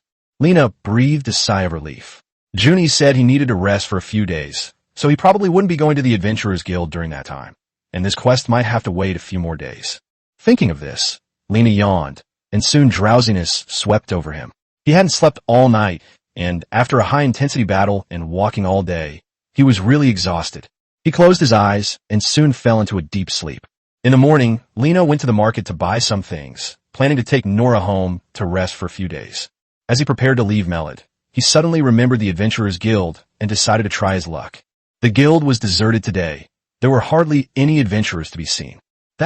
Looking around, she quickly spotted Junies sitting alone in the corner, intently stroking the white cat in his arms, completely unaware of Lena's approach. Aren't you supposed to be resting these few days? Why are you still at the Adventurers Guild? Junies looked up at Lena and said softly, as long as you don't take on any missions, that's considered rest. You came to me to learn magic. The white cat in his arms kicked its legs and ran away, disappearing into a pile of debris in the distance. Yes, you teach me magic, and I'll teach you other languages. Didn't we make a promise? Lena said in a serious tone. He wanted to complete the mission, but another reason was that he felt he was too weak and needed to improve his strength. Simply training his body was too slow and had a low ceiling. Judging from its current appearance, its magical talent seems to be quite good, so perhaps we can try to explore that area. Just then, Lena heard people whispering around her. She turned around and saw several adventurers secretly talking about her. Junies lowered his voice and said, "Your deeds yesterday have spread throughout the guild. I reckon that in a while, quite a few people will come to you specifically for help." Just like the system said, General Goblin was killed by Martina, but since he was Lena's slave, the credit naturally went to Lena. Thinking about it carefully, it seems he hasn't properly rewarded Martina yet. As a responsible owner, it is important to treat everyone equally. Lena was planning to buy her some white bread before going back when Martina's inner voice drifted over. "When is dinner? Hungry? Where are we going to practice later? Let's set off now. We're heading outside the city." Junior stood up, holding his staff. Lena glanced at Martina and then said, "Wait for me a moment." 021, learn magic from Junies. Lena bought a whole bag of white bread with a gold coin, took out a few pieces, and handed the rest to Martina. "Eat up. All of this is yours." The system alarms were blaring in his ears. "Host, please pay attention to your financial planning. You can't spend money like this even if you have it. So if I don't spend the money I earn, what's the point of earning it? Besides, I'm not wasting money. I'm rewarding Martina for killing General Goblin. Clear rewards and punishments are very important." The system fell silent. When Lena came to her senses, she noticed that Martina had swallowed hard. His gaze shifted back and forth between Lena and the white bread, but he didn't reach out to take it. He seemed to be struggling with his decision. If it were before, he would have simply taken the white bread and started eating it one bite at a time. Just as Lena was beginning to have some doubts, Martina's inner voice drifted into her ears. "Is this my last meal? Or does it mean that after eating, you'll get your tail touched like Nora did? I will absolutely not let you touch me." He only thought these words to himself, but didn't say them aloud. Lena always felt like she was being treated like a pervert, even though she was clearly a very controversial person. "Eat up. You were very brave yesterday. This is a reward." Martina suddenly realized what was happening, lowered her guard, and breathed a sigh of relief. "Oh, I see. What else? What do you think we're going to do?" Martina didn't answer, but her face turned red. "I was wrong." He untied the bag, took out a white bread, and ate it in small bites, occasionally stealing a glance to take another. "So much white bread must be very expensive. Lena spent a lot of money on me." The days of familiarity seemed further away. Lena glanced at him and gave the 2 pieces of white bread to Nona and Junies respectively. The 4 of them ate as they walked. Junies took a bite, looked at the white bread, and said, "It's been so long since I've had white bread. It's delicious." Lena looked at him, suddenly feeling a little curious. "If you don't eat white bread, what do you usually eat? Stewed peas or black bread? If I have the money, I'll cook some vegetable soup." Lena was slightly taken aback. These things were basically for commoners, but Junies didn't look like a commoner. "What's the matter?" As he spoke, Junies put half a piece of white bread into his pouch. "You must be a nobleman." Junies smiled, then reached out and patted Lena on the shoulder, asking in return, "Which nobleman would spend his days playing with cats in the Adventurers Guild like me?" Lena squinted and looked him over. In short, this guy had fair skin, thin arms and legs, and didn't look like someone who had done manual labor. Moreover, training a mage requires a lot of money. Hiring tutors and buying books are both significant expenses, which ordinary people simply cannot afford. Junius's staff is usually covered with a black cloth, which is only removed when he uses it. Although his staff was made of wood, it had a bright, lustrous ruby at the top, indicating it was definitely not a cheap item. Therefore, its family background must be quite good. It must be either a nobleman or a wealthy merchant. "Stop guessing. Just think of me as a wandering mage," Junies said with a smile. Soon, the group arrived outside the city of Melid. Junies found an open space, then took out his magic book and handed it to Lena. He told her to take a look and that if she didn't understand anything, she could just ask him. "I also have a water attribute magic book at home. If you have time tomorrow, I'll bring that book with me. Okay, I'll still come to the Adventurers Guild to find you tomorrow morning. Lena nodded and then began to watch intently, while Nora and Martina moved around freely nearby. The two animal-eared girls seemed to be chatting about something interesting, and Martina kept laughing. No wonder they trust you so much. Junies followed Lena's gaze and suddenly asked, "What's wrong, Lena? You're different from ordinary people. I thought that no one but me would give Ian white bread. You also fed Ian white bread, so your status must be extraordinary." Junies leaned closer to Lena and said mysteriously, "Are you really curious about my identity?" I'm a little curious." Lena glanced at him and then said, "Just tell me directly. I won't tell anyone." Okay, I'll tell you." Junie sighed and said with some helplessness, "Actually, I'm not a deistite. I escaped here. Are they nobles?" Junius nodded. "He might be the daughter of some duke who fled from some country. I can't tell you that." Junius shook his head, his attitude sincere. "Please forgive me, Reiner, but I'm guessing he's from Rosno, because besides Deist, he speaks Rosno the best." Junius rested his chin on his hand and looked directly into Lena's eyes, but I asked, "Can you tell me why you're so nice to Wine?" Even oppressors are human. From my observation, apart from being a little stronger and having a few minor differences from other people, they are generally similar. Moreover, they are more simple and kind. If you treat them well, they will find ways to reciprocate. Your thoughts are similar to mine." Junie said with a smile, then patted Lena on the shoulder and said, "Keep studying, I won't bother you anymore."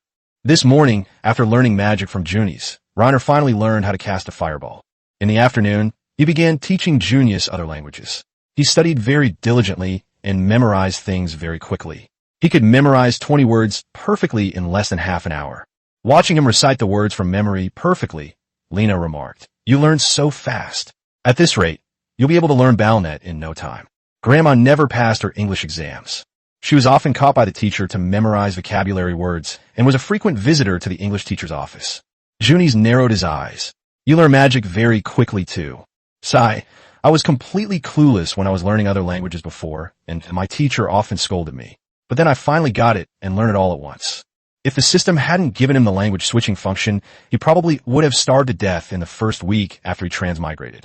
That's impressive. You must know at least a dozen languages. If you don't want to be an adventurer one day, you can make a lot of money as a teacher. Junies closed his notebook, then stood up from the lawn, brushed the dirt off his backside, and said, "It's getting late. That's enough for today. I'm going home now." Lena glanced at the sky. It was almost evening, and she should head back. "See you tomorrow." Reiner waved goodbye, and when he called out, the two animal-eared girls who were playing nearby ran back. Martina suppressed a laugh, while Nora blushed, but neither of them spoke. 022, if you want to touch the horse girl's tail, you have to beat her. On the way back, the two beast-eared girls walking ahead kept bickering, with Martina constantly making that lewd laugh, which annoyed Nora. "All right, you two, stop fooling around. Although there are militia patrols on this road, bandits occasionally visit, so be careful." Lena said softly. Well, Nora stopped paying attention to Martina. The two beast-eared girls probably didn't know that their thoughts had already reached Lena's ears. They actually liked being chinned by Lena, so they must be craving men. It probably wouldn't be long before they started having sex. Madina is so annoying. I clearly didn't mean it that way. She deliberately misled me and said the wrong thing. I'll teach her a lesson when we get back. Lena deduced that Martina probably saw Nora being petted by the tail last night, and then used that as an excuse to tease Nora. He thought it was something serious. After touching Nora's tail, he would start thinking about Martina. Once home, the two chased each other around the room again, but Nora ultimately prevailed, easily catching Martina by the horse's tail. "I was wrong, don't rub it in." Nora gave a soft hum, let Madina go, and then picked up an axe and went outside to chop firewood. Lena said in a serious tone, "I want to touch her tail too." No. At the same time, his inner thoughts also drifted over. What's going on? Suddenly this interests me. No, absolutely not. Why? Nora can touch it? Martina waved her hand, saying that tails have a special meaning to us, and women can touch other women's tails. Lana, you're a man, so if the index doesn't work, what about your ears? You can't do it, Lena. You're too weak. Martina said in a very serious tone. Lies don't hurt, but the truth is the sharpest knife. Lena was struck to the core by Martina's words. In a one-on-one fight, she truly couldn't defeat Martina. Then I'll just use the power of a contract. Martina quickly covered her ears. If you can beat me, I'll willingly let you touch my ears. A tail is fine, but you can't force me. Let's be reasonable. When we agreed to work for you, you didn't say you wanted to be patted on the back. A real man never breaks his word. So Lena, if you beat me, I'll let you touch me. Lena thought about her performance yesterday. Martina could grab Lynn by the neck and throw her like a sandbag, knocking down a lot of people. With his monstrous strength, it would be a miracle if you could defeat him without being tortured. But once he learns magic, the outcome is truly uncertain. You said it yourself, that if I beat you in the future, I can touch your tail whenever I want, right? Martina nodded confidently. Of course. I'm a person who keeps my promises. As long as you can beat me, from now on, whatever you want to do, I'll agree to it. You'll never agree to that. I can take on at least 20 humans in one go. You're right, I'll never break my word. Martina said in a very serious tone. She successfully aroused Lena's competitive spirit, and once she faces Martina, she's sure to suffer the consequences. After dinner, Lena sat on the bed, recalling the spells in the book from earlier that day, and began to ponder the fireball spell. After some time, Nora suddenly poked Lena's shoulder. Master, I've prepared hot water for you. You can go take a bath now.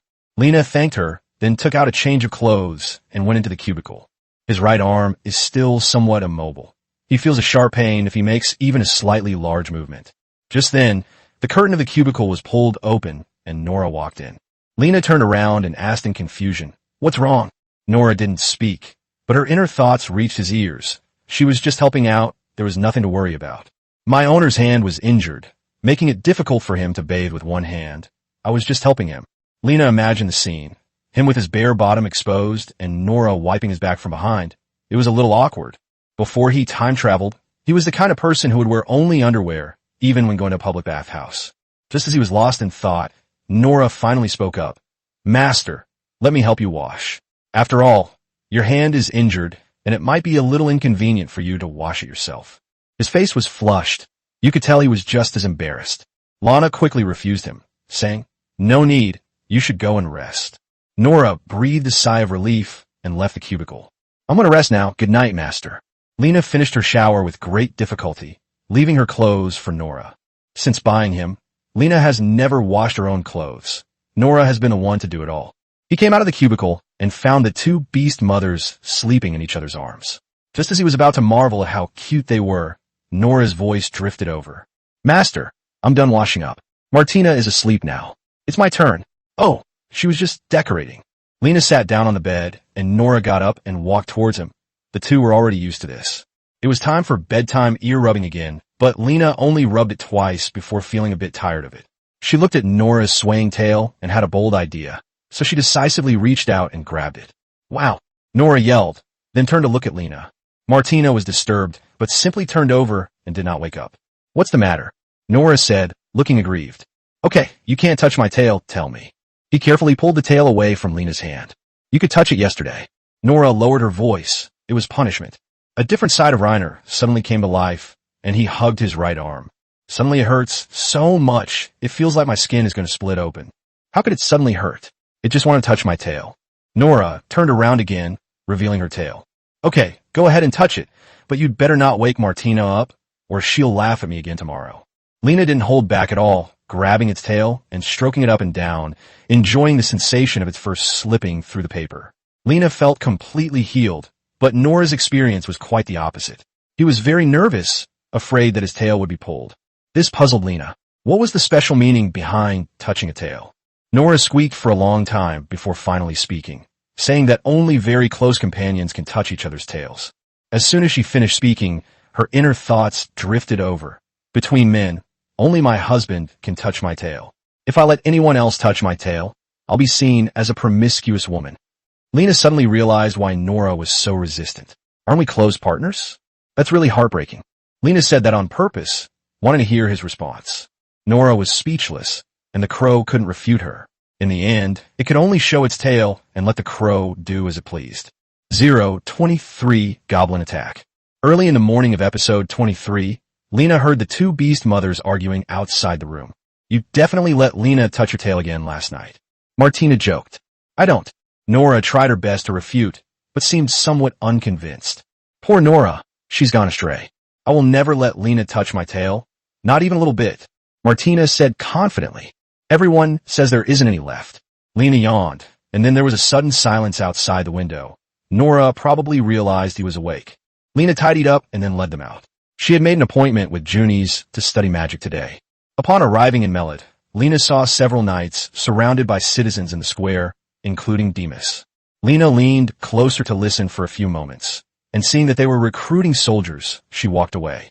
When they arrived at the Adventurers Guild, Junies was already there as promised. He was wearing a black cloak that covered him almost completely.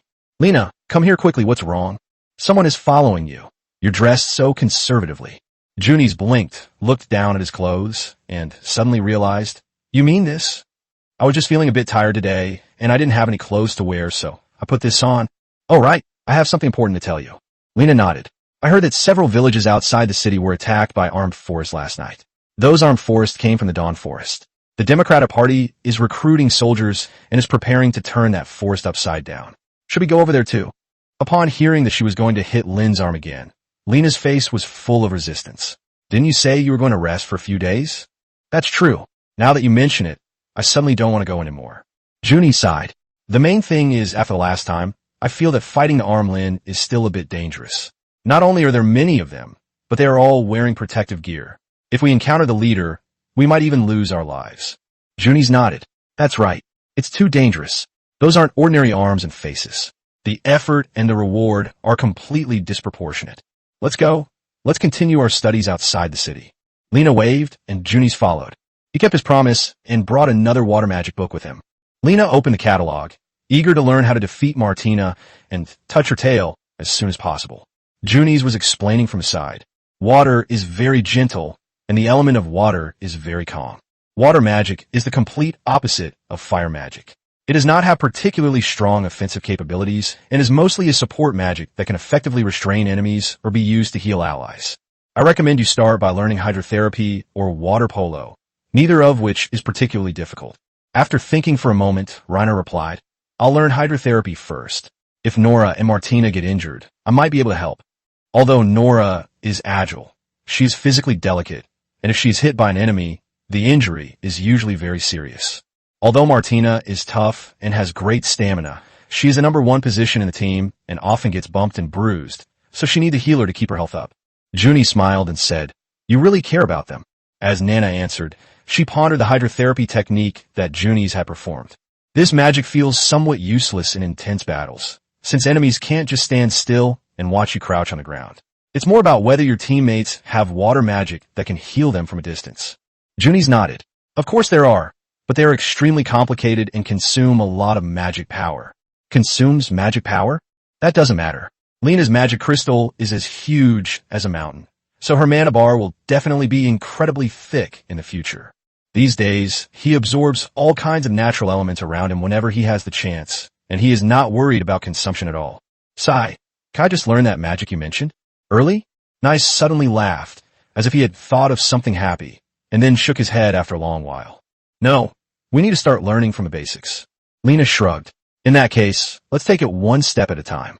Junie's handed over the spellbook and turned to the page on healing magic. Take it, just like learning the fireball tree, first memorize the spell, and then think about releasing it. He suddenly stood up, as if searching for something. What's wrong?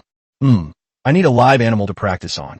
Lena immediately called out to Nora, who was not far away. Catch me a bug. Not long after, he sent over a beetle the size of a palm. Looking at the insect lying on the ground, Lena didn't hesitate to use it as a test subject. A day later, Lena had mastered the basics of hydrotherapy and could now treat some abrasions or very shallow wounds. Lena, you learned so fast. You're very talented, and you'll definitely become a famous magician someday. Junie's couldn't help but praise. You learn things very quickly too. Junie stretched, got up, and patted the dirt off her skirt. I hope you can learn slowly, otherwise after a while, I won't have anything left to teach you. It's okay. If I have time, I'll continue to teach you other languages. Lena, you are so kind. Junie smiled, then looked up at the sky. It's getting late. I'll head back now. Be careful with your armpits when you're resting at night these days. Lena nodded and waved goodbye to him.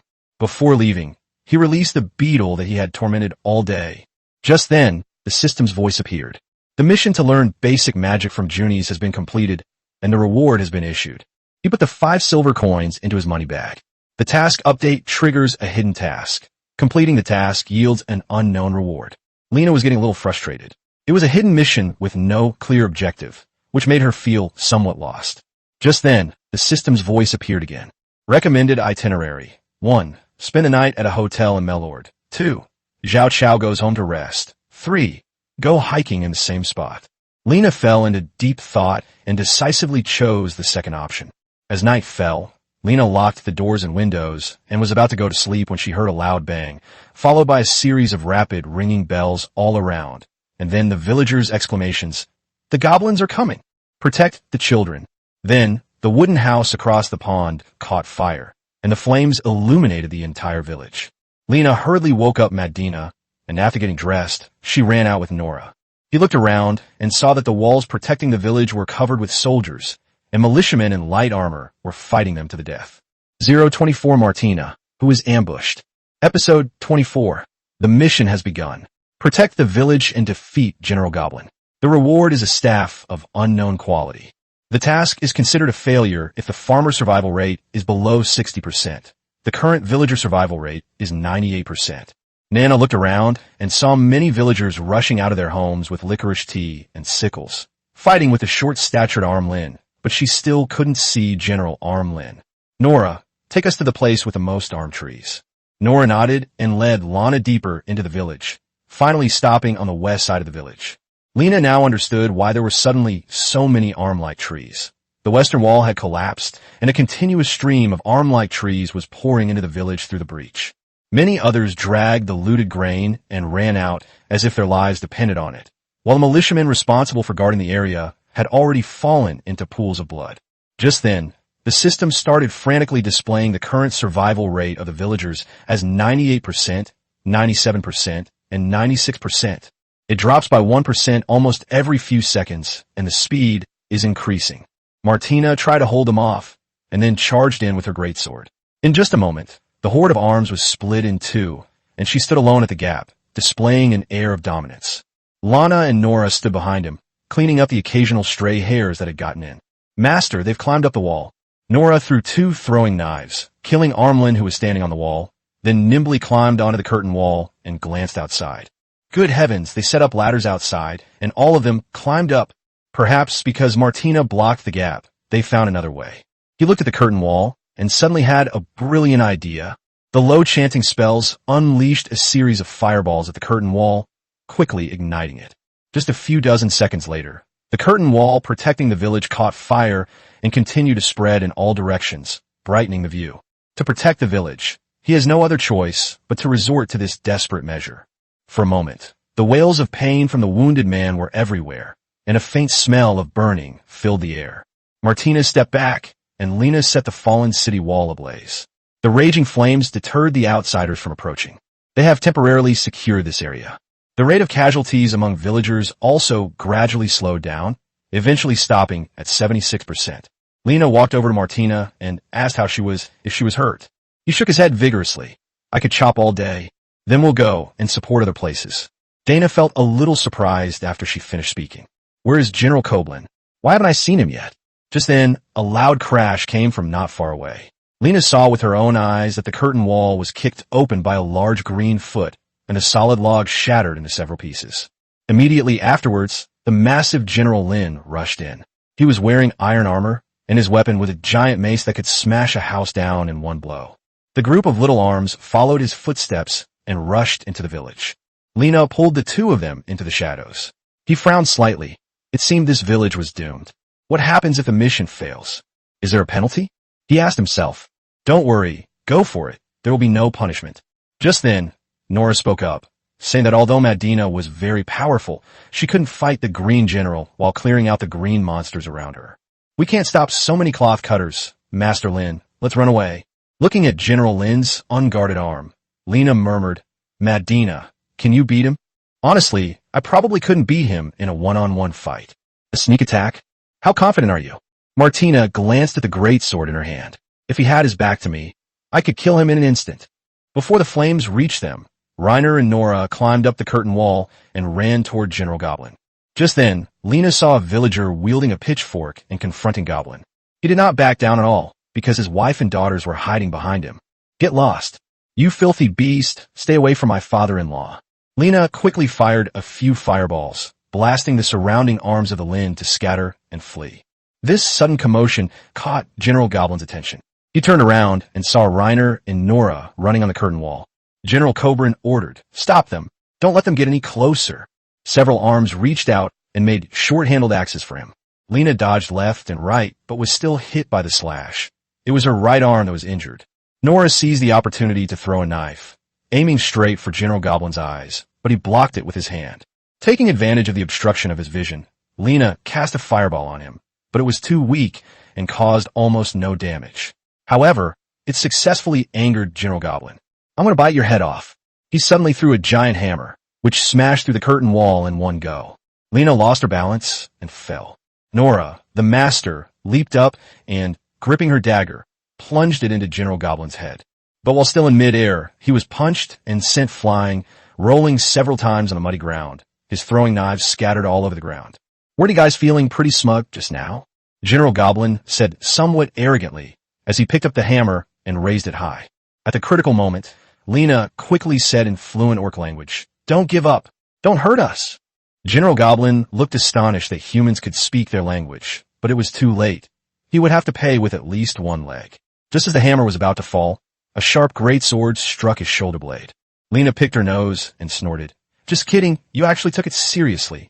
Immediately afterwards, Martina shouted and suddenly exerted force with both arms, splitting General Goblin in two. He did not stop what he was doing, but instead swiftly chopped off General Goblin's head and stomped it under his foot. After seeing the Goblin General killed, the Goblins lost their will to fight. After dropping what they had stolen, they scrambled to escape through the gap. Martina, standing on General Goblin's head, laughed triumphantly. "Haha, Lena, our teamwork is truly amazing." The green-skinned monster. Lena was just about to get up to check on Nora's injuries when she saw that he had been punched away by General Goblin and was now lying motionless on the ground, clearly badly injured. Just then, out of the corner of his eye, Reiner caught sight of the gap, where a man with his arm drawn taut on a bowstring was aiming at Martina. "Danger!" An arrow pierced through her leather breastplate and went straight into her left breast. 025, I slept with the catgirl all night. That green monster in episode 25 ran really fast. By the time I chased after him, he was already gone. If I encounter him again, I'll be incredibly lucky. Martina opened a bottle of champagne at halftime, only to be ambushed by Goblin and shot with an arrow. Fortunately, her breastplate provided protection, and her imposing physique allowed her to successfully block the attack. His first reaction after being stabbed was not to feel pain, but to grab his greatsword and rush out, wanting to cut off the arm that had attacked him. Lynn was clearly out of his mind, while Nora only had a scratch. He was unconscious for a while, but then sat up on his own and seemed to be fine. "Huh, Master, how is your injury?" "The cut wasn't deep. I can heal myself." Lena patted his head, signaling him not to worry. Perhaps because of the head injury, Nora seemed a little dazed. He gently grasped Lena's arm and began licking his wound again.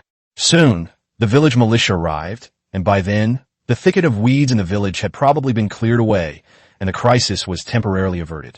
Lena glanced at Martina out of the corner of her eye. Martina was fiddling with the arrow stuck in her chest, seemingly trying to pull it out. "What do you want to do?" "Don't move." Martina paused for a moment, then quickly stopped what she was doing. The needle was still stuck in her body, and it hurt. Any movement caused her pain. "Don't move even if it hurts. Your arm hasn't finished its coordinated movement yet, and you're already letting your guard down. Don't you deserve it?" Lena patted him on the shoulder and led him toward home. The road was littered with the corpses of the beheaded man. A village woman was weeping over a decapitated body. Unable to bear the sight of the village's horrific state, she quickened her pace to return home. His house was also robbed. Lena carefully checked the area to make sure there were no arms hidden inside before closing the door, lighting the candles, and having Martina lie on the bed. Then, he carefully picked up the breastplate and removed it through the hole. Good heavens! To be honest, those 2 lumps of fat actually came in handy, blocking the fatal sword strike for him. Looking at Martina's wound, she fell into deep thought again. Martina is brave, but she's too easily injured. It would be great if we could get her a better set of armor. Lena shook her head, deciding to stop thinking about it and focus on getting better. He took out the holy water he had obtained from the previous mission and set it aside for future use. If the sword bleeds a lot when it's pulled out, then use holy water to heal it. If the bleeding isn't too bad, then use hydrotherapy to heal it and practice your skills on it. Just as Clena took out her dagger to cut the strip of cloth wrapped around her chest, Martina grabbed her and asked warily, "What are you doing?" "Nonsense. What else can I do besides healing your wounds?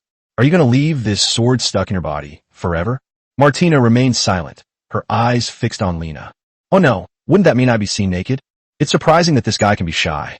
Back at the hotel, he clasped hands in front of them, and Lena thought he didn't care about such things at all. I wouldn't even bother looking at your stuff. Hurry up, stop dawdling, finish up, take a shower and get some rest. The village isn't safe today. We have to take turns keeping watch. Lena said in a serious tone. Martina nodded reluctantly after hearing Lena's words. Lena used her dagger to cut the strip of cloth, and 2 plump rabbits jumped out. One of the rabbits was injured and had an arrow stuck in its body. Why are you looking at him like that? Yeah, dirty and obscene. Martina covered half her face with her hand and urged. Hurry up. Lena swallowed hard and gripped the arrow. Just bear with it. He pulled out the arrow, and bright red blood flowed out. Fortunately, no blood vessels were damaged, and the bleeding was not significant.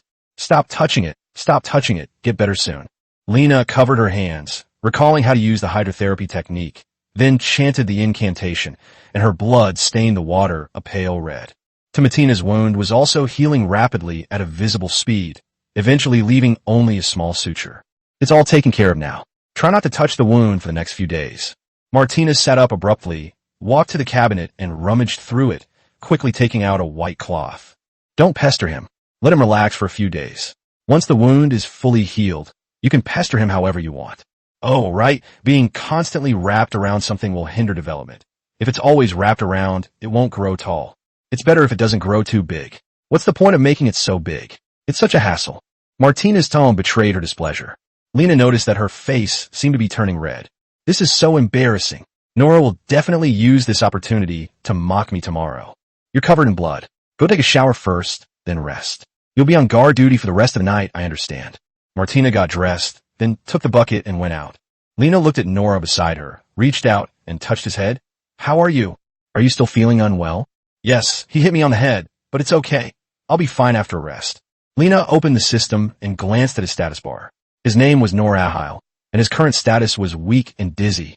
Reiner was relieved only after confirming that there was no concussion. You should rest. Martina and I will keep watch tonight. Nora nodded and lay down on Lena's bed. He fell asleep within seconds, his breathing becoming very even. Lena covered him with a blanket, which gave him a chance to treat the wound on his arm. If it weren't for the throbbing pain in his arm, he would have almost forgotten that his right hand had been chopped off with an axe. Fortunately, the wound wasn't deep this time, and the bleeding was quickly stopped with hydrotherapy. Lena took off her leather armor and then breathed a sigh of relief. He noticed that Nora hadn't had time to remove her armor, and that sleeping like that would definitely be uncomfortable, so he helped her remove it. Just then, drowsiness suddenly overcame her. After thinking for a while, Lena lay down on the bed. Just then, Martina returned from outside with water. Martina, you keep watch for the first half of the night. I'm sleepy and want to sleep for a while. Wake me up for the second half. No. Only after receiving a reply did Lena feel relieved enough to lie down. A cold wind blew in from outside the window, and Lena suddenly felt a chill, so she also crawled under the covers. Looking at Nora's unguarded sleeping face, he suddenly felt an urge to hug her. Just as he was about to make his move, Nora's body twitched slightly, and then she slowly moved closer to him and hugged him tightly. Just as Lena was wondering, Nora made a cute whimpering sound. Maybe he was also feeling cold, so he came closer. Lena carefully hugged her, and after feeling her closely, she realized that Nora's body was so slender, like a fragile blade of grass. He had a faint smell of sweat on him, which, for some reason, made people feel at ease. I was so sleepy that my eyelids were almost too heavy to keep open. 026, obtain your exclusive staff. In the morning of episode 26, Lena opened her eyes and saw Martina sitting on the edge of the bed. Martina had obviously stayed up all night, as she still had faint dark circles under her eyes. When Jinlina woke up, she smiled meaningfully, and then her thoughts drifted over, finally awake. Nora hugged me so tightly. Lena looked down and saw Nora still curled up in his arms. The bed was surprisingly warm, making Lena reluctant to get up.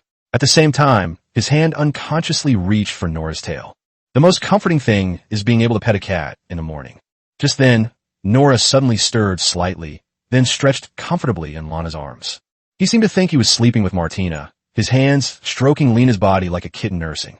Suddenly, he felt something was wrong and opened his eyes.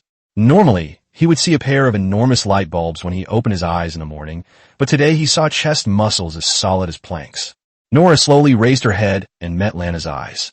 "You're awake, owner?" He looked completely bewildered, as if he hadn't quite come to his senses yet, when his inner thoughts bombarded Lena's ears like a machine gun. "Huh? Why am I on my master's bed? Huh? I remember now. I had a headache and felt dizzy yesterday, and I fell asleep as soon as I closed my eyes."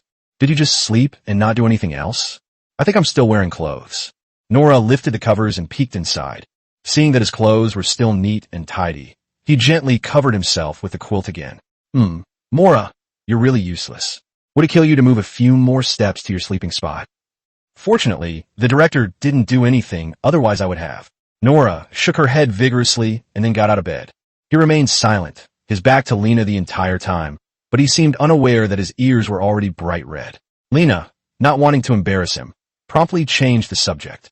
She asked Martina, "Didn't we agree that I'd be on the homepage late at night? Why didn't you wake me up? You're sleeping too soundly and cuddling together. Waking you up might wake Nora too, so I won't. Go ahead and talk." He turned to look at Nora and said jokingly. Nora, in particular, held on very tightly. Nora choked on his water and then glared at Madina fiercely. Lena got up, washed up, and went out. None of the three of them ate breakfast today because last night Lynn broke into the house and ransacked the kitchen, stealing all the black bread. The villagers spontaneously cleaned up the village and built walls. Just then, a little boy stood in front of Lena and timidly said, "Thank you for saving me last night." After saying that, he ran to the side. Lena nodded and continued walking forward.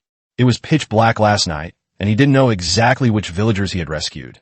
But more and more people greeted him along the way, a kind of treatment he had never received before. Upon arriving in Melid, Reiner saw that there were several times more soldiers patrolling the city gates than usual. Lena heard a lot about what happened last night from passersby. Last night, Melid was also attacked, but it is a town after all with 10 strong defenses, and the soldiers guarding the bridge are not to be underestimated, so the town was easily defended. After buying a few pieces of black bread, Reiner headed to the Adventurers Guild. Seeing that Junies had not yet arrived, he sat down in the corner with the 2 animal-eared girls and began to gnaw on black bread. A familiar figure soon appeared among the passing adventurers. Junies had arrived. His hair was a little messy, as if he had just woken up. "Ah, sorry to keep you waiting. Last night, goblins invaded the town, and many of the town's defense soldiers were wounded. It was quite late when I got back to rest, so I overslept a bit. Sorry, it's okay, let's get out of town."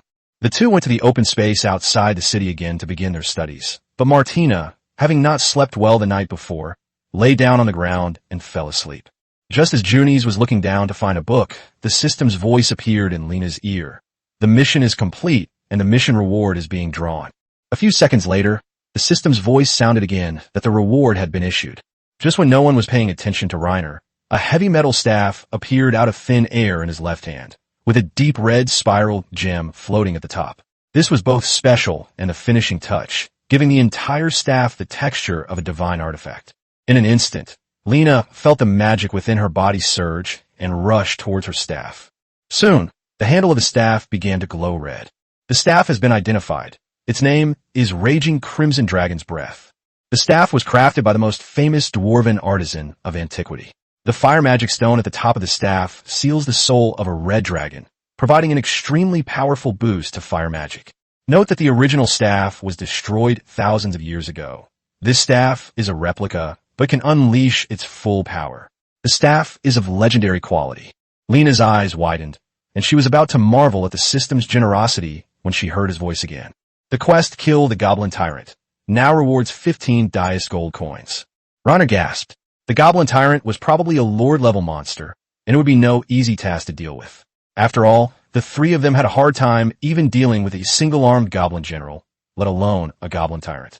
Junius raised his head, and his gaze was instantly drawn to the staff. He exclaimed in surprise, "Wait, what is this?" "My staff."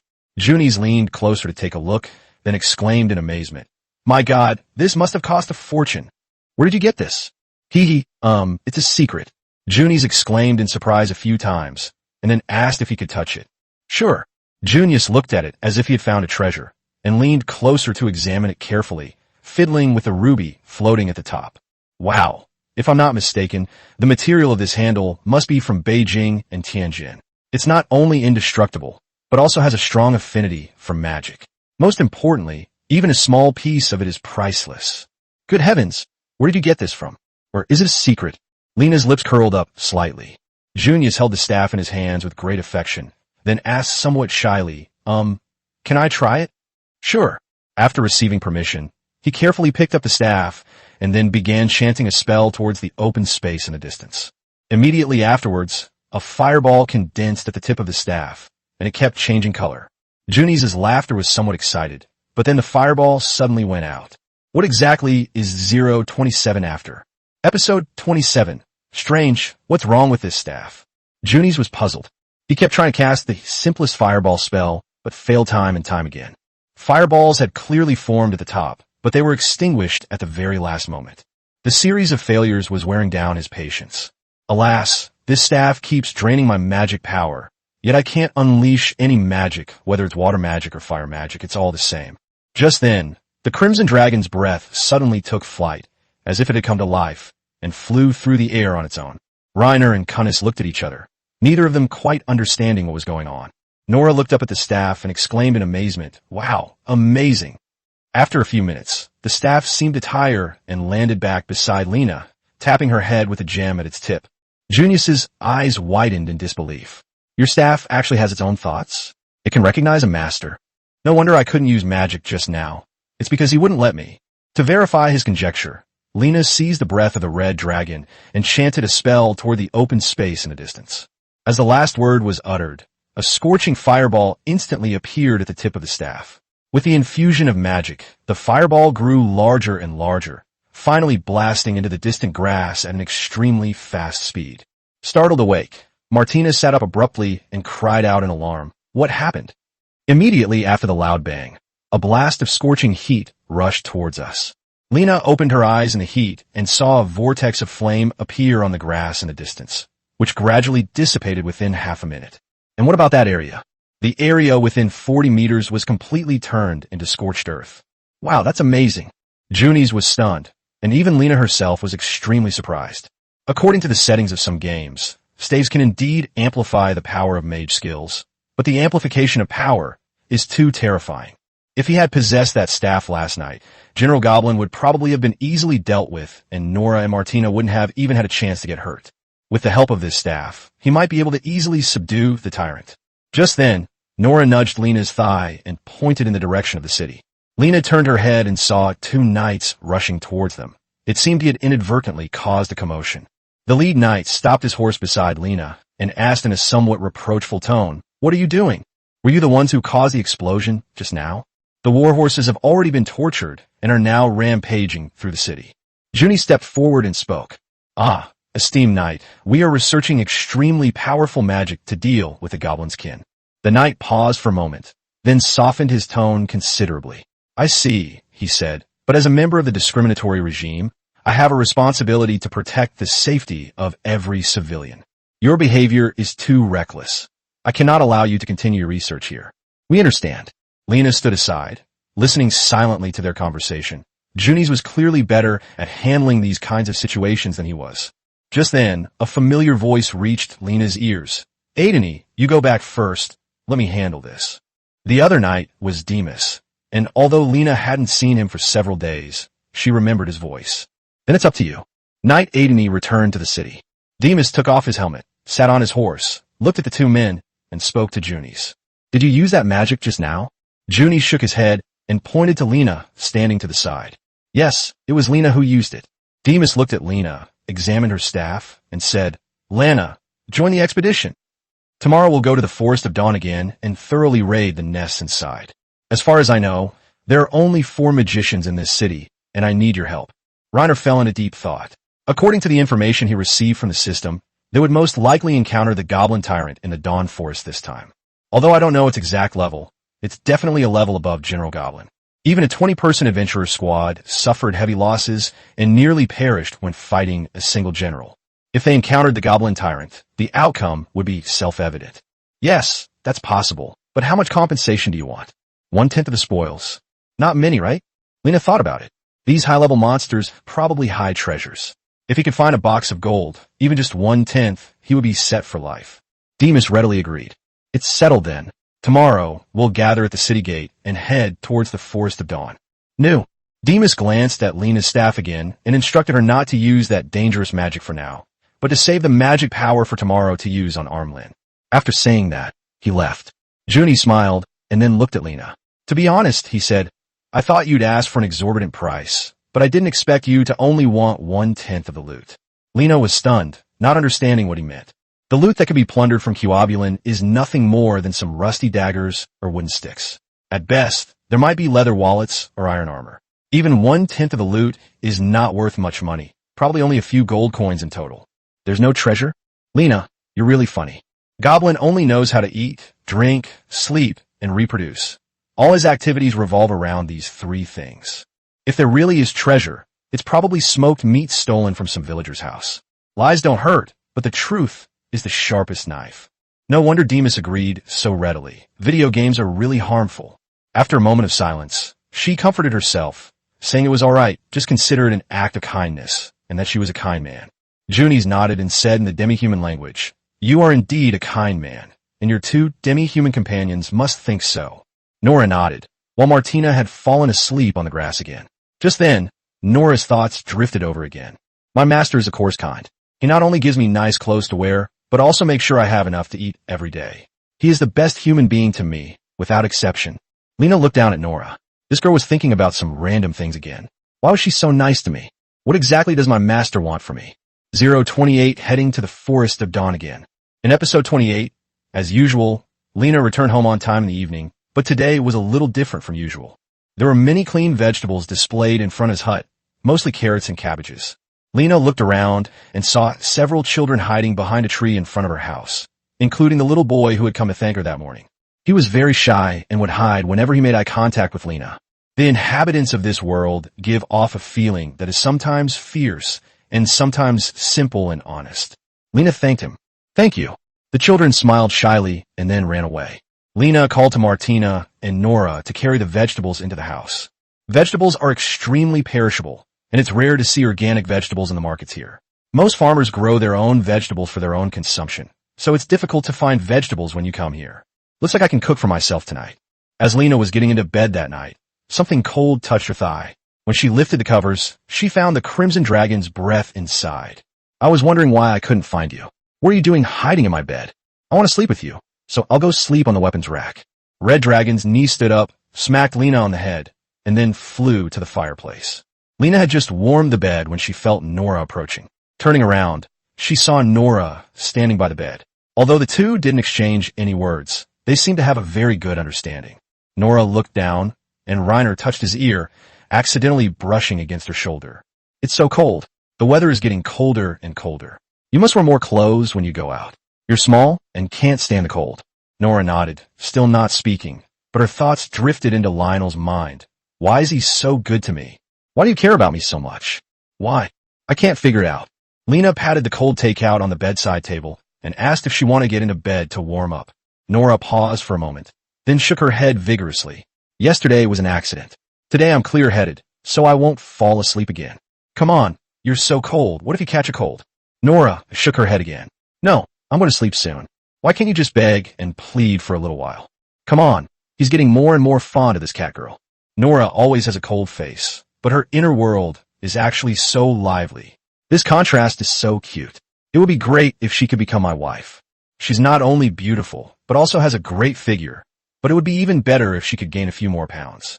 Nora is so thin now, she's just skin and bones. Thinking of this, he couldn't help but rub her ear. Nora fell into deep thought. Martina is already asleep. I'll just lie down for a bit. Is that all right? After a brief internal struggle, she nodded gently. Okay, I'll help you out. Tell me. He carefully laid down on his side, and Lena covered him with a blanket. Give me your hand. Let me warm it up for you. Oh no. Nora reached out and placed her hand on Lena's chest. Ah, it's so warm. However, the two still kept their distance from each other under the covers. After a while, Nora seemed hesitant to get too close, so she rolled over and moved away. Seeing the kitten run away, Lena mustered her courage, gently lifted Nora by her belly, and brought her back. Why are you standing so far away? Get closer. Although the guy didn't struggle much, he was internally turmoil. Master, his hand is on my stomach. What does he want to do? For some reason, Nora's body temperature suddenly rose, and Lena gently held her, feeling the softness of her body. As expected of a catgirl, just hugging her is so comforting. What should I do? What should I do? Martina, help me. Unfortunately, Martina, whom Nora regarded as her savior, was sleeping like a log. After lying there for a long time, Nola finally spoke. Master, it's getting late. I should go back to sleep. His voice was softer than a mosquito's buzz. Lena shook her head, then shamelessly said, I'm cold. Let me hug you a little longer. You can't fawn over a girl, but you have to be thick-skinned. Nora said helplessly, fine, just one last time. Master feels so warm, even warmer than my own bed. Let's finish this quickly. I'm really sleepy. Lena said, half-jokingly, why don't you sleep in the same bed with me tonight? You can still have a warm bed when you go back now. It would have been better if he hadn't said anything, because once he did, Nora got anxious. He shook his head vigorously and then struggled to get up. No, I really should go. Master, I want to sleep by myself, and my mind is full of resistance. No, absolutely not. We can't sleep together. My ears are covered, my tail is covered, and I'm wrapped up in a bag. That's my bottom line. Seeing that he was so determined, Lena knew that trying to persuade him to stay would only have a negative effect, so she decisively let go. You must proceed gradually when pursuing Catgirl. As soon as Lena let go, Nora shot back into bed like an arrow released from a bow. Nora didn't sleep all night, his mind racing. Lena, too, stayed up all night with him, eavesdropping on his thoughts from the bed. Lena's words had a significant impact on her. What does my master want? He actually asked me to sleep in the same bed with him. Does he have those kind of thoughts about me? Impossible. My master said he didn't like my body. If he were to like someone, it would be Martina, whose figure is the best. Could it be that he just wants to amuse himself with me? Impossible. My master isn't that kind of person. Lena yawned. After listening all night, he was getting sleepy. If he hadn't promised Demas to go to the Dawn Forest to hunt down Goblin, he probably would have already gone to sleep. Thinking of this, he sat up in bed, woke Martina, quickly packed his things, and set off. Upon reaching the gates of Melid, Lena saw a group of about 200 people, including militiamen, adventurers, and even a few thugs, while dozens of knights stood on horseback in front of this ragtag army, seemingly talking about something. Lena made eye contact with one of the knights, and he nodded slightly. Although his face was not visible due to the helmet, she guessed it was most likely Demas. Just as Lena was standing idly in the group, a pair of hands pulled her over. It's Junies, he said with a smile. Bye nah. Let's go together. I don't know anyone here, so I'll ask you to help take care of me. Lena hadn't expected her to come. She had said she was going to rest for a few days, but after thinking about it, she decided to come anyway. After all, since you're here, and I don't know anyone here, I'll just be idling around anyway. Just before the two were chatting, Nora's thoughts drifted back to Mora. You really are an idiot. Even if the master is sexually frustrated, he would only seek out humans. How could he possibly seek out a demi-human like you? Don't daydream. 029, The Cunning Goblin. In episode 29, on the way to the Forest of Dawn with the team, Reiner and Junies chatted, and Reiner often heard Nora's inner thoughts. My master wants to hold me while I sleep. What does that mean? It's clear that what I said last night caused him a lot of trouble. He kept having random thoughts the whole way, but whenever Junies and Lena started talking, he would fall into self-doubt again. Besides lacking a sense of security, Nora also has a slight inferiority complex. Lena reached out and gently kneaded Nora's animal ears. He secretly resolved that when he returned this time, he would definitely make Nora his wife. During their midday break, the four of them sat side by side and ate black bread. A cold wind blew in, and Nora, sitting next to Lena, shivered. Winter is just around the corner, and the temperature is currently around 10 degrees Celsius, which is quite cold. Martina is all right. She's large and energetic, so she's relatively resistant to the cold. Nora, on the other hand, is very sensitive to the cold and sometimes sneezes when exposed to wind. Lena held out a small fireball from her palm to Nora's side to warm herself on the altar. Nora took small bites of her black bread and said in a low voice, "Thank you, master." Immediately afterwards, his inner thoughts drifted over. My master is so good to me. Martina, who was standing nearby, blinked and reached out her hand as well. Lena, the fire pack is bigger. Even if I accept it, I'll still need the card. You can apply for the clothes and warmth yourself. Martina narrowed her eyes and looked at Lena very seriously. How can you be biased? Nora is a human, but I'm not. Sigh. All right, I'll continue to infuse you with magic, Karina. The fireball gradually grew larger, and Junies, seeing this, also reached out his hand. Finally, other unfamiliar adventurers also gathered around. Seeing this, Lena casually picked up some branches and made a campfire for everyone to roast over. After she had some free time, she looked at Nora next to her. Nora was secretly rummaging through her bag and took out a piece of black bread to eat. Just as Lena was wondering if he hadn't eaten enough, Nora's inner voice drifted over. Eat more so you can gain weight. My master said she likes women like Madina. Lena was slightly taken aback. She had never said she liked Martina.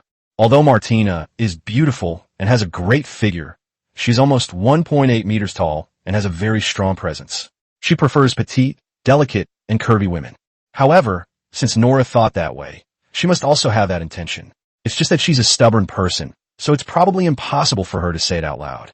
Lena sat down next to Nora, and while Martina was maintaining the large ship and Junies was talking to other adventurers, he quietly slipped Nora's small hand under her clothes. Master, Nora called out softly, then shut her mouth. Don't move, let me warm your hands. Nora lowered her head and remained motionless. Lena noticed that his face was red. Her master felt so warm and strong, unlike Martina. Nora carefully opened her hand. Her palm was as cold as ice. Lena shivered from the cold. Your hands are so cold. Yes, I'm sorry. I've been terrified of this since I was little, and it happens to me in winter. At this point, Nora started daydreaming again. When she was little, her mother would always warm her hands. Her owner would do the same. He's so kind. When I get back, I'll buy a few more clothes and a pair of gloves. Nora nodded, but then suddenly seemed to remember something and asked if it was too expensive. It's all right, this is a gift for you. It's not included in the ransom. Nora was slightly taken aback.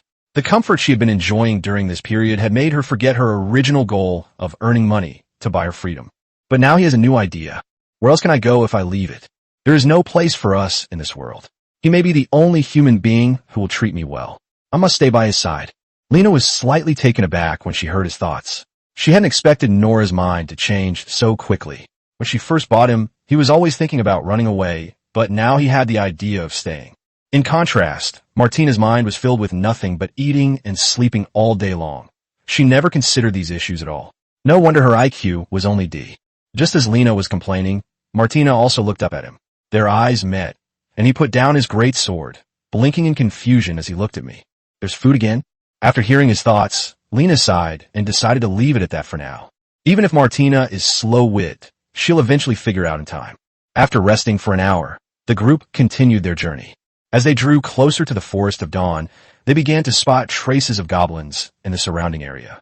Looking at the severed arm and corpse lying in the roadside grass, Martina slowly said, I didn't expect to see green-skinned monsters here. Although there are many people here this time, we should still be a little careful. Martina nodded, then leaned close to Lena and whispered, I have a feeling a lot of people are going to die this time.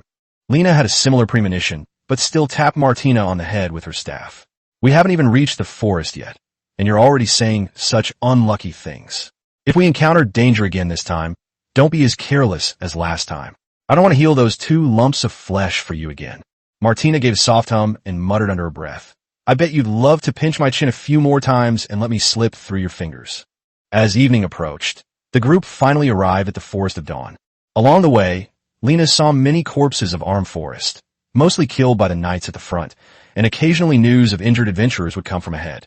This is not a good sign. Junies returned from the front, looking somewhat tired. Lena, you should also be careful. These cunning arm curtains have set up many traps along the way. They're too cunning. Knowing that knights wearing plate armor are hard to kill, they deliberately wait for the knights, clearing the way to go far away before triggering the trap attack. Several adventurers following behind had already been affected and lost their ability to move. Lena suddenly had a bad feeling. It seemed that the war had started the moment they decided to go to the Forest of Dawn. Just then, Nora's thoughts drifted into Lionel's mind. Something seems off. Master, it seems we're surrounded by green monsters. Nora tugged hard at Lena's clothes. Lena blinked in confusion. They were on the edge of the Dawn Forest, with an endless forest in front of them and dense bushes on both sides. Are you sure? Nora's ears stood up high, all around her. I heard their voices.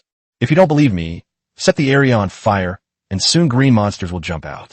Junies broke out in a cold sweat. He understood the language of the deaf and lowered his voice, saying, I'll go tell Demas. Go quickly. 030 One-Eyed Cannibal. In episode 30, news of the team being surrounded by goblins spread quickly. Although the adventurers continued what they were doing, they were already on guard against the armed forest hidden in the bushes. Soon, Junies returned. He lowered his voice and said to Lenar, Demas and the others have also noticed. He told you to use the fireball tree to set these bushes on fire. It's not realistic to retreat now. As soon as Lin realizes that the team is no longer advancing deeper, he will definitely launch a surprise attack first. Since that's the case, why not strike first? You move slightly to the left, I'll move slightly to the right. After you see that I cast the spell, you also let them pass. Junis removed the black cloth covering the staff. The two split up and went to the outer edge of the group, where they found a relatively open space and began to chant incantations softly. Seeing the gem at the top of the Crimson Dragon's breath emitting a blinding red light, Lena suddenly pointed her staff at the nearby bushes and unleashed a fireball tree. The magic power of the fireball tree, enhanced by the staff, was extremely terrifying. Flames ranging from 1 to 20 meters high rose from the ground, and a terrifying heat wave swept over, instantly turning the nearby bushes into a sea of fire. Immediately afterwards, a heart-wrenching scream came from the bushes, and Lin, whose body was engulfed in flames, rushed out and began a melee with the adventurers. After the two sides clashed, Lena, fearing she might accidentally hurt her allies, dared not use magic anymore. She and Nora could only stand back to back, using their staffs as hammers, swinging them down one by one. The staff, made by the Beijing Tianjin office, was indestructible. Lena's only worry was whether the fire magic stone at the top would be smashed by it. Host, use it boldly. This thing is almost indestructible. It can hit several arms without damaging them. Is it impossible for it to break? This is absolutely shocking. No, that's why I said it's almost indestructible. But you can use it on your arm without worry. It definitely won't break. After hearing what the system said, he swung it even harder. I have to say, this staff has a forward center of gravity, so it feels like a mace when you swing it, and it's pretty good in the hand. Martina, go help the others. Nora and I can protect ourselves. Good. Martina, like a wild horse unleashed, brandished her great sword and charged straight out. Nora, meanwhile, stayed close to Lena, carrying a small dagger and protecting her. The battle lasted about 10 minutes and ended in victory for the adventurers. Lena used her newly learned hydrotherapy skills to treat the wounded adventurers' injuries. Just then, Martina returned to Lena's side, covered in blood, and looked somewhat excited. Nan, this is just the vanguard. There are definitely more green-skinned monsters waiting for us behind. Lena felt the same way. These goblins weren't even wearing leather armor, which made them seem a level weaker. They definitely couldn't be goblins. They were elite troops, more like cannon fodder for wearing down the enemy. Junis wiped the sweat from his forehead and said while treating the wounded, I never thought goblins would become so strange. I've encountered goblins before, and they were usually dressed in long skirts. I've never heard of them acting like this. After driving away little goblin, the group continued deeper into the forest. Just now, Demas and his team also engaged in a battle with goblin in front of the group. After walking a short distance, Lena saw a huge, bluish-gray corpse lying on the ground. It had only one eye, and its body reeked of a foul stench. It had many wounds on its body, and it was clear that the knights had used a lot of effort to bring it down. Martina glanced at Nan and said, I didn't expect there to be a stone demon here. Do you recognize this thing? Of course, I also live here for a while. Martina lowered her head in thought, as if recalling something unpleasant. This creature usually only lives in the northern part of the forest, and it will eat anything that can move. Although this monster is not smart, it has brute strength and thick skin, so I can't beat it. I used to stay far away from them whenever I saw them. Junie said in a demi-human language, the one-eyed ogre often cooperates with goblin. It seems we need to be more careful. Lena nodded and continued walking forward with the group. To be honest, after experiencing several dangers, Lena felt more and more that the profession of adventurer was very dangerous. Dangers could come every few days, and if you were not careful, you might lose your life. He hopes to earn enough money for retirement in the next few years, then buy a house in Melord and retire with Nora, living a peaceful and stable life together. But right now, he should spend the money elsewhere. Ever since General Norabe Goblin knocked Martina unconscious with a punch and stabbed her in the chest, Lena has been considering getting a new set of armor. Hydrogen armor made of hard leather. It is hydrogen, but its protective performance is too limited. It can only cope with low-intensity attacks. If it encounters an arrow, it will still be pierced. However, if they were to wear chainmail, their chances of getting injured would be greatly reduced. Lena looked at Martina, who was walking at the front, and imagined what Martina would look like fully armed with a deck. Just then, Martina shuddered twice, followed by a new voice that made me feel like someone was staring at me with lewd eyes. He turned to look at Lena almost without hesitation. The two looked at each other, and Lena squinted and asked, "Why are you looking at me?" "Look at you." Martina turned her head away without saying anything. but a thought floated in her mind. Is Lena taking a liking to me now? In a sense, he was right. Lena was after her strength and power. Tina was so fierce that if she were given boxing armor, she would be absolutely awesome. Nora's thoughts drifted over.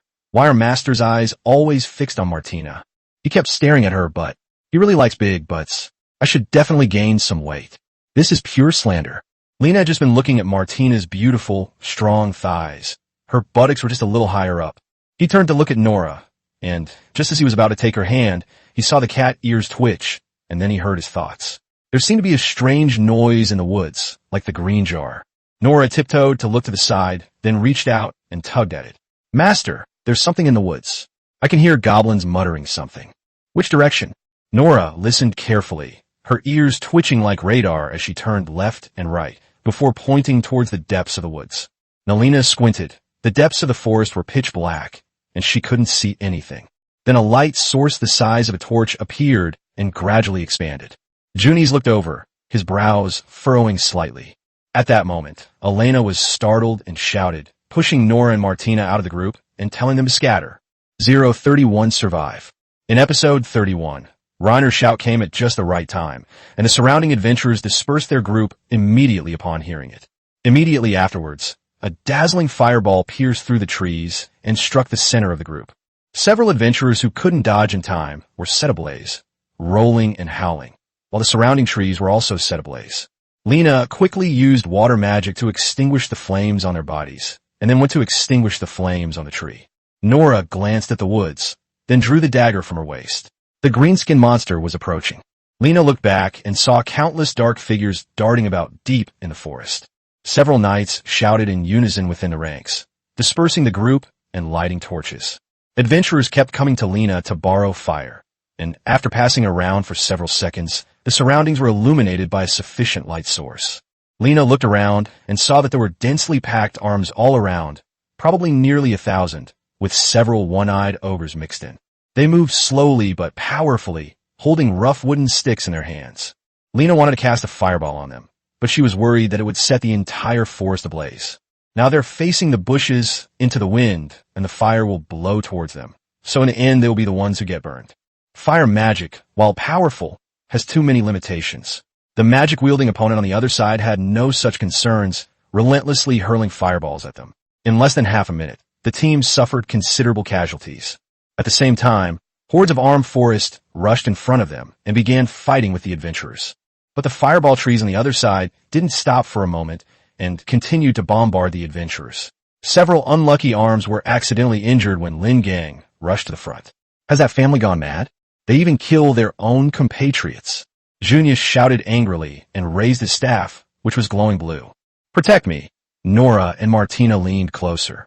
As the incantation ended, cool raindrops fell on Lena's face, followed by a downpour from the sky, instantly turning the forest into a storm. The rain extinguished the adventurers' torches, plunging the surroundings back into darkness. At the same time, the power of the fireball tree on the other side was also greatly reduced. Reiner and Junius, as if on the same wavelength, simultaneously used their staffs to gather fireballs in the torrential rain to illuminate the adventurers. With the protection of water and light, the situation gradually turned around. While the lean biceps may be plentiful, their quality is lacking. With the adventurers' cooperation, they could kill as many as they came, but the massive one-eyed ogre could easily tear through the adventurers' defenses. With one blow of his club, he could send several adventurers flying. Martina kept an eye on those big guys. Try to take them out as soon as they get close. Good. Martina rushed forward and could kill the ogre with a single sword strike. Even a monster that doesn't wear any armor is no match for Martina, who wields a greatsword. No matter how thick its health bar is, it's just a matter of one strike. The situation was completely reversed, and the adventurers' morale soared. Knights began to charge into the dense forest and fight the goblins. Just then, a system voice sounded in your ear, warning you that you were being watched by the high priest. Warning, the host's life is in grave danger. Warn. Before the system finished speaking, Lena heard a thunderous roar in the sky, which startled him. Junies had told him that there were a total of 5 natural attributes, and magic lightning was one of them. The main quest has been changed to the Survive quest, with a reward of 10 gold coins. He yelled for everyone to scatter, but it was too late. Lena only saw a white flash of lightning. Master, master, wake up. Nora's voice seemed to come from near and then fade away. Suddenly, Lena felt a sharp pain in both ears and her skin burned. The blinding light made it difficult for her to open her eyes. That's great, you're all right. Nora's voice was trembling with tears. Thank goodness her owner was still alive. After a while, Lena finally opened her eyes. Nora's face was covered in mud and water. Her cat ears were filthy, and she was soaking wet. The Crimson Dragon's breath also came closer, its ruby tip emitting a faint flame to warm the two of them. Where am I? Lena struggled to sit up. He looked around and found himself in a forest. Then a sharp pain shot through his head, and he remembered everything. It's morning now. Well, after you were knocked unconscious by lightning, I took you and we escaped. Nora shook off the rain, her body trembling slightly. The head left? Lena's head hurts, and she's still feeling dizzy. That damn goblin priest was despicable and treacherous. He attacked them with fireballs first, forcing Junius to use water magic to protect the team, which played right into his hands. Nora whispered again. I was far away at the time, and my body only went numb for a moment, but most of the people were strangled and knocked down, so I took you with me and ran away. Lena remembered that Junies was not far from them at the time. Where were Martina and Junies? Nora shook her head. Martina, I don't know. He was far away from us at the time, so he probably wasn't hit by berets, but Junies' berets hit him. He was still lying on the ground when I took you away. Lena gasped. If what he said was true, Junies was probably already dead. Nora Chinella looked unwell and repeatedly apologized to her master, saying, I'm sorry, I can't carry two people. I can't run with him. It's not your fault. It's my fault for not thinking of it beforehand. He originally came for the arm-bearing tyrant, but who knew that the arm-bearing high priest would suddenly appear? This guy could use not only fire magic, but also lightning magic, so he suffered a loss due to the information gap. Just then, Nora's ears twitched, and he covered Lena's mouth. After waiting a while, he lowered his voice and said, Master, the pigeons are searching for us right now. The entire forest is full of pigeons, so we need to be careful. Roughly where are we right now? This stumped Nora. She tilted her head and thought for a moment. Maybe in the north, but I'm not sure. It's impossible for him to be in the north, unless Nora carried Lena and ran more than 10 kilometers overnight, which is obviously impossible given his physical strength. Can you lead me to the other people? Martina would be the best. Nora narrowed her eyes slightly. I'll give it a try. The smell of Ugunga Ting and his companions was washed away. Okay, come with me. While treating her lightning-burned skin, Lena followed Nora and soon heard the system's voice. 032, I have a plan. The main quest for episode 32 has been completed, and the quest rewards have been distributed. The main quest has been updated to kill the Armbin Tyrant, and the side quest has been updated to kill the Goblin High Priest. The quest reward is 10 gold coins. Although Lena desperately wanted to kill the Goblin Priest, the most sensible thing to do at the moment was to find Martina and Junies and escape back with them. After searching through the forest with Nora for a while, the two returned to the path where they had fought the day before. It had obviously been cleaned up, and the big fish had washed away the bloodstains from last night. At this moment, apart from the muddy ground, Lena saw nothing.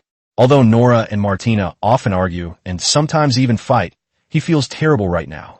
Poor Martina. Even if he was powerful, he couldn't withstand it. With so many arms, he must have been eaten. Fat loved to eat so much, but he didn't even get to eat his last full meal before he died. Lena glanced at him and comforted him, saying that there were over 200 people, and Goblin couldn't possibly eat them all at once. Martina still had hope. If all these people were caught, Lin could only kill about 50 people a day. I just hope that Lin doesn't like eating women like Martina who are all muscle. Just then, Nora covered her nose and whispered, Master, I think I smell meat. It's human flesh search. Lena felt a chill run down her spine.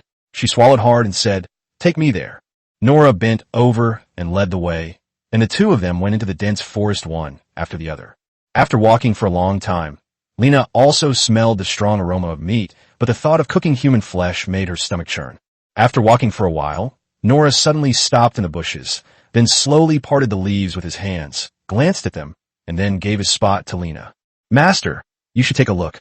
Lena glanced outside, her pupils suddenly contracting. Goblin cleared a large area of land in the forest in front of him and built a series of simple flat-roofed wooden houses. In the cluster of wooden houses, a dozen or so large iron pots were set up, cooking some remains, most of which were green. It was beyond Lena's imagination that these beasts could recognize each other. Standing in front of the iron pot was a slender, bony figure with arms like a stick insect. He was covered in strange runes, wore a frightening ghost mask, and had several bloody human heads hanging from the top of his staff. This was most likely the goblin priest who had launched the sneak attack and cast the spell last night. In the center of the open space, there was a throne carved from stone, on which lay a giant, fat, and festering sore-covered arm that looked like it had little fighting power.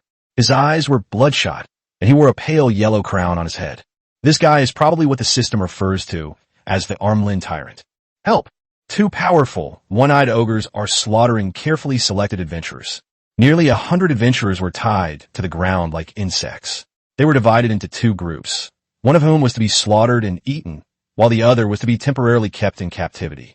Reiner didn't see Martina and June among those people, but he did see Demas. The guy's plate armor had been stripped off, and his wool sweater was covered in mud and water.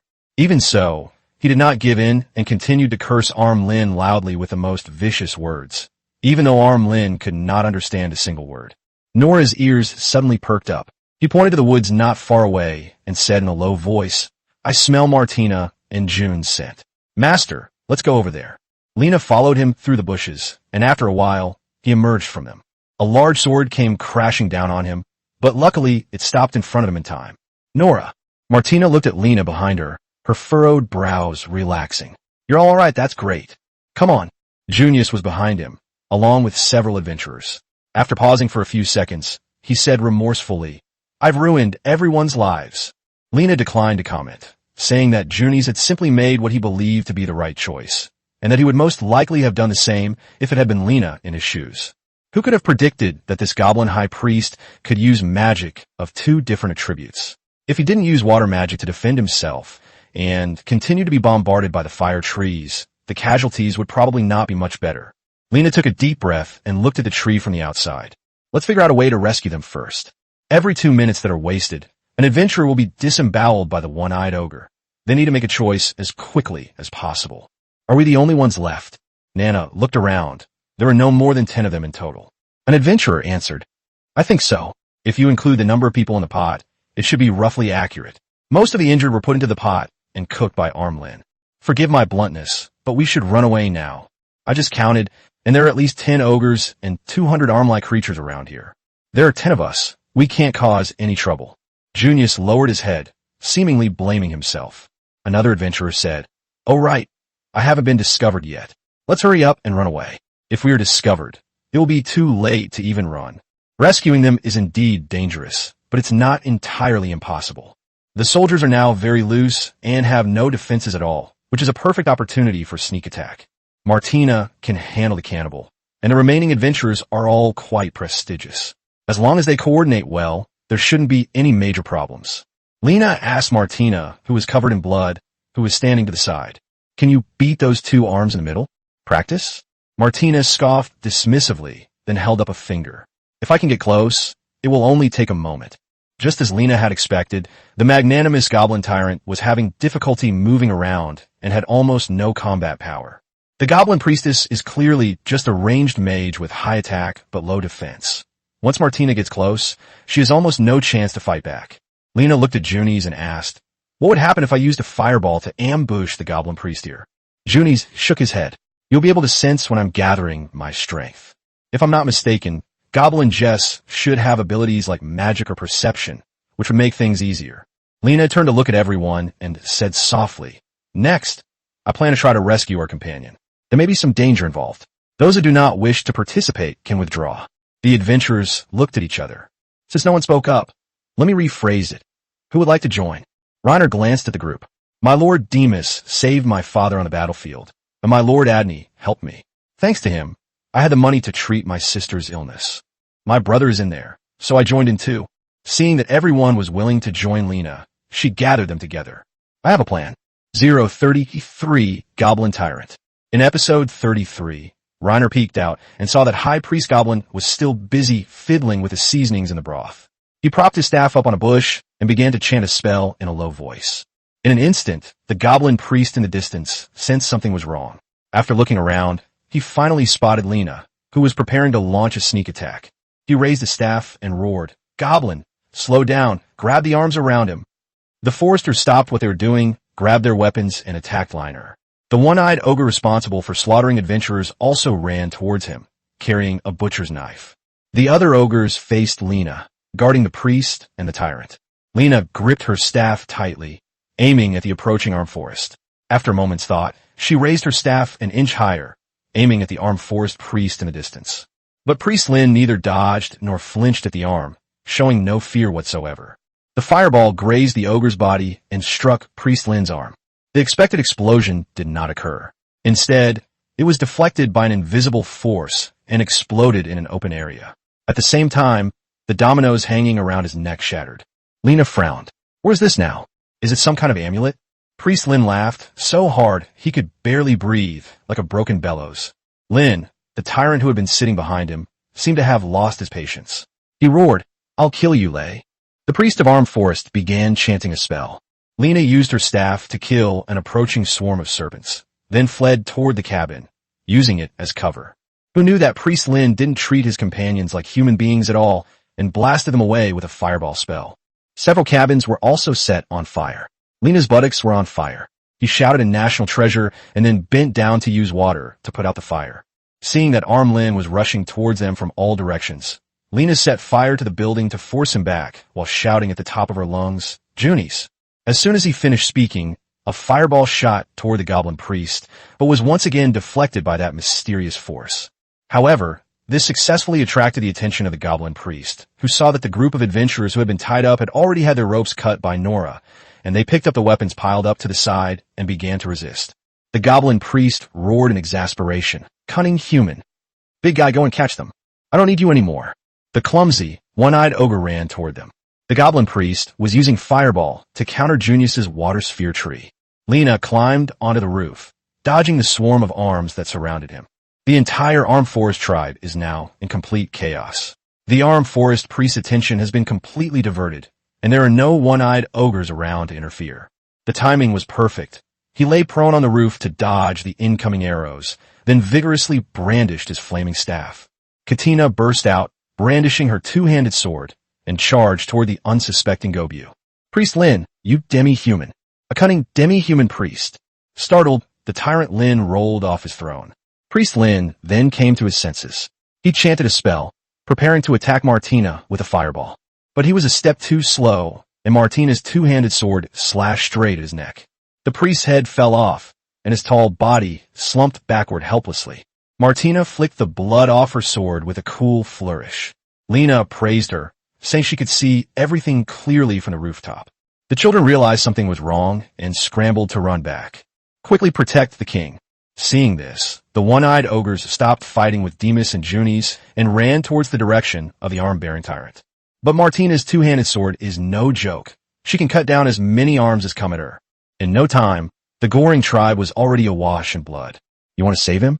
Martina stomped on Goblin Tyrant's face, then slashed open her stomach with her sword, spilling out her colorful, mushy intestines. The tyrant howled in pain as his arm was injured. Lena stood on the roof and couldn't help but complain. "Stop playing around. This thing is so dirty. Don't you find it disgusting?" Martina was also quite annoyed, so she thrust her sword straight into the throat, ending her life. Then she rushed into the forest of arms and began her killing spree. Suddenly, Lena sensed something was wrong. The priest Goring's corpse was quietly wriggling, and his severed head had mysteriously rolled back and reattached to Martina's neck. Unfortunately, this guy was already entangled in Arm Lin's arms and couldn't break free for the time being. Junius also sensed something was wrong. He instinctively used a fireball spell, but it was once again deflected by an invisible force. Demas picked up his long sword and charged forward, but was knocked several meters away. The goblin priest raised his staff and roared as he set his body ablaze. Immediately afterward, large sections of his arm inexplicably collapsed to the ground, turning into dried corpses in just a few seconds. The green souls gathered at the top of the staff. Martina lunged forward and swung her two-handed sword, slaying the goblin priest once more. But before he died, he infused that soul into the corpse of the goblin tyrant. Lena sensed something was wrong. She rushed over, yelling for them to get out of the way, and then fired a fireball that set the corpse ablaze. The tyrant goblin's corpse burned in a vortex of flames, and a burnt smell filled the air. "Lena, are you all right?" Junius walked up to him with his staff in his arms and asked in confusion, "I just saw something green burrow into this guy's body. What's that green thing?" Everyone cast questioning glances at Lena. "Didn't any of you see it? That green thing is like a soul. Could you be talking about evil energy? Well, hearing the word again, Lena felt a sense of warmth and familiarity. Before he time traveled, he had heard of this term in some movies and TV shows. My teacher said that only a small number of people in this world can see the flowing evil energy, which is the power of the devil. If what you say is true, then we should do it now. Before Junies finished speaking, Lena saw the arm scales in the flames. The tyrant stood up, his skin charred black, his bloody intestines emitting a foul stench, and the veins bulging on his withered legs. Everyone stepped aside. Nora reacted the fastest, grabbing Junies and pulling him away. The two adventurers closest to the tyrant were not so lucky. They were choked, and their milky white souls were being sucked out of the 5 sheaths, instantly turning them into dried corpses. The flames on the tyrant's body went out, and his battered body gradually recovered, but soon began to decay, looking very painful. Let's all attack together and take him down. The tyrant was incredibly fast. He threw out 2 dried-up corpses, which caused the group to stumble, then picked up the ogre's fallen cleaver and roared as he charged towards the adventurers. 034, is your magic crystal really as big as a mountain? In episode 34, the adventurers in the flesh and blood-flying sword armor were like grass in front of him, and he killed dozens of them in a single encounter. The fireballs fired by Reiner and Junies could ignite his body, but they never slowed his movements in the slightest. He can heal himself. This kind of attack is useless. Martina let out a battle cry, slammed the tyrant into her shield, and then severed one of his arms. The tyrant glanced at the mutilated limbs, and a new arm covered in slime suddenly appeared. Martina frowned slightly. This was unbelievable. Cut off his head. As soon as Lena finished speaking, the tyrant suddenly exerted his strength, shoving Martina aside and charging towards him like a madman. A knight in full armor stood in his way and took the blow head-on. His plate armor was shattered by the single strike. Even General Goblin did not possess such unparalleled strength. Hurry up! Lena turned and ran, but the tyrant grabbed the knight by the waist and slammed him against the wall like a stone. Immediately afterwards, more knights in full armor rushed over, wielding long swords and slashing at the tyrant. However, they were too weak to cut through the tyrant's bones. The tyrant swung his sword fiercely, and sparks flew everywhere.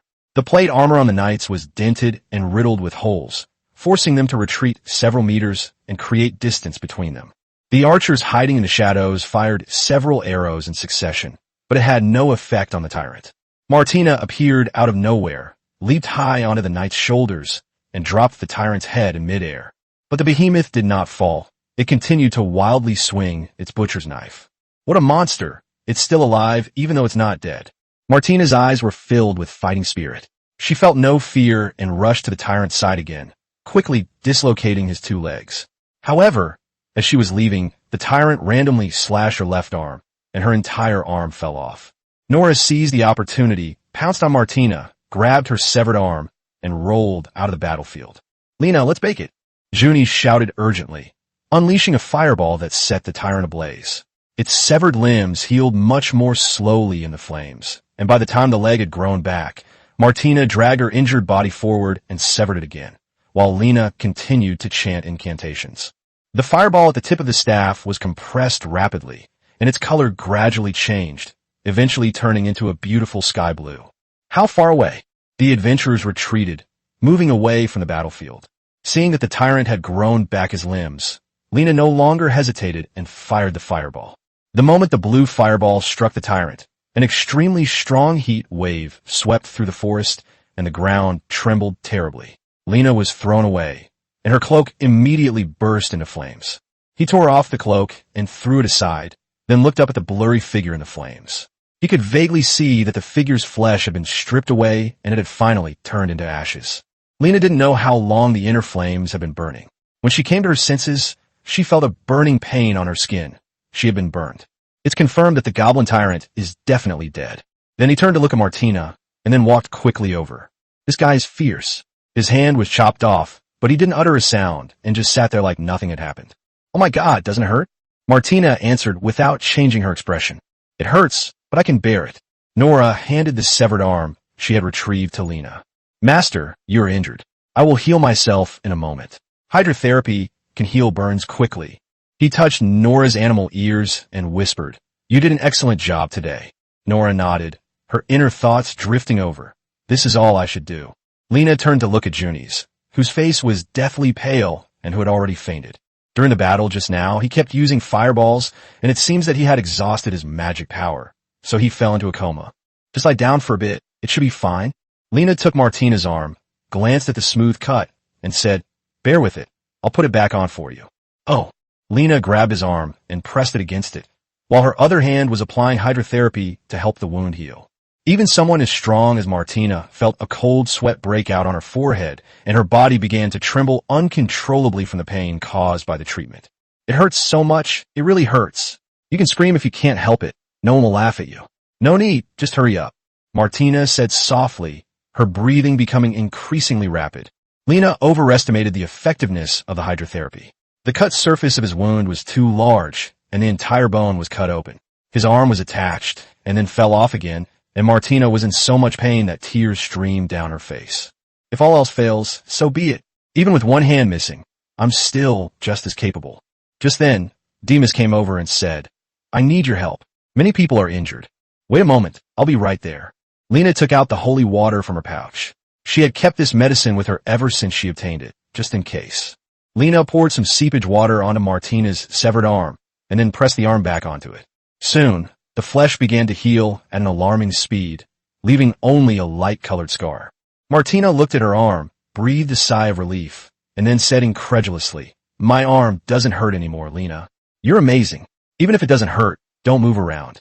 Just sit here and wait for your arm to heal." Lena turned and walked toward the other wounded adventurers, many of whom had also lost arms. He had absolutely no experience in treating such injuries and could only try to use hydrotherapy to glue the severed limbs back together and then fix them with wooden boards. He wasn't sure if he could be cured. They'd have to wait until Junies woke up to be sure. During this time, Demas stayed by his side, watching his hesitant expression as if he wanted to say something. After a while, seeing that there were fewer people around, he finally spoke up. "I owe you another favor. We have an employer-employee relationship, and I was just doing my job. If it weren't for you, we would most likely be dead under the ogre's blade." Lena waved her hand and lowered her head to heal the burns on her body with hydrotherapy. "It was just good luck. If anything had gone wrong, I wouldn't have been able to save you." Demas nodded and said nothing more. After a long silence, he spoke again. "If you need any help in Melord, you can come to me." After saying that, he turned and walked toward the knights. Lena didn't speak and continued to treat her burns with her head down. She caught a glimpse of Junies not far away out of the corner of her eye and asked, "Are you all right?" Junies struggled to sit up, nodded while holding his staff, and then suddenly turned to Lena and said, "Your magic crystal is truly as huge as a mountain. 035 Nora is my woman." Before returning in episode 35, the adventurers completely destroyed Goblin's tribe, burning all the wooden houses to the ground. Those whose bodies were still identifiable were taken back by horse-drawn carriage, while those whose bodies were too damaged to be identified were buried on the spot. Demas chose a scenic creek to bury them.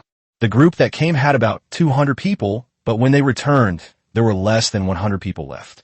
Although this campaign completely eradicated Armlin, the losses were equally heavy. Lena walked wearily on the way home. Due to the large number of wounded and the many spoils of war on the carriages, the procession moved particularly slowly. They arrived in Melord the following day at noon. Lena said hello and prepared to go back to the village to sleep. "I haven't given you your payment yet. Go back after you've dealt with the stuff." Demas said calmly, "Give it to me later. I guess we'll have to meet quite a bit. I'm going back to sleep now. I'm so sleepy." Lena said, her voice choked with sobs, before turning and leaving the group. Upon returning to the village, he saw the wooden house entrance filled with vegetables donated by the villagers. "Let's bring those ingredients in. I'm going to rest for a bit." The two animal-eared girls carried the items into the kitchen. Lena was a little dirty, so he casually leaned against the wall, closed his eyes, and fell asleep. When he woke up again, he found himself lying in bed, his body cleaned up and his clothes changed. There was something warm next to him, and he touched warm, soft cat ears. Nora made a whimpering sound and poked her head out to look at Lena. "Woke up? Is it the middle of the night?" "Yes, Madina and I've already eaten." "Master, are you hungry?" Lena shook her head. Nora yawned and then prepared to get out of bed. "I'm going back to sleep now." Lena quickly reached out and grabbed him, telling him not to go. "Sleep a little longer. It's so cold outside." He wants to hug the catgirl again. Seeing that Nora was unwilling, he continued, "I haven't touched your tail and ears yet. You can just sit down. If you sit down, I won't be able to touch your ears. Lie down." It's so cold outside. What if he gets sick? Nora didn't say anything and obediently laid down in bed. Lena gently rubbed his cat ears, then tentatively put her arms around Nora's waist. My master won't let me leave. Although he didn't say anything, he was quite afraid of being done to. Lena asked with a mischievous grin, "Who helped me take a bath?" Nora immediately said, "Martina, we covered it with a towel. We didn't see anything." He said that, but in his heart he betrayed him and saw everything while they were washing. Lena was speechless for a moment. Although she had prepared herself mentally, she still felt a little strange hearing Nora's thoughts. Who changed those clothes? It was Martina. Martina changed her clothes, and I changed my pants. Lena grasped her tail, gently tugged at Nora, and muttered softly, "Okay, be gentle." Lena nodded and hugged her tightly. Nora was like a cat, with an exceptionally soft body and a faint fragrance that always made Lena inexplicably want to take a sniff. After hugging for a while, Lena grabbed Nora's little hand again. Although it was pitch black all around, Lena could feel her body temperature rising steadily. Nora blushed, and her mind was filled with all sorts of chaotic thoughts. She was still a young girl, just beginning to experience love, her heart filled with both conflict and a touch of reserve. Recalling the adventures they had shared during this time, Lena's affection for her grew even stronger.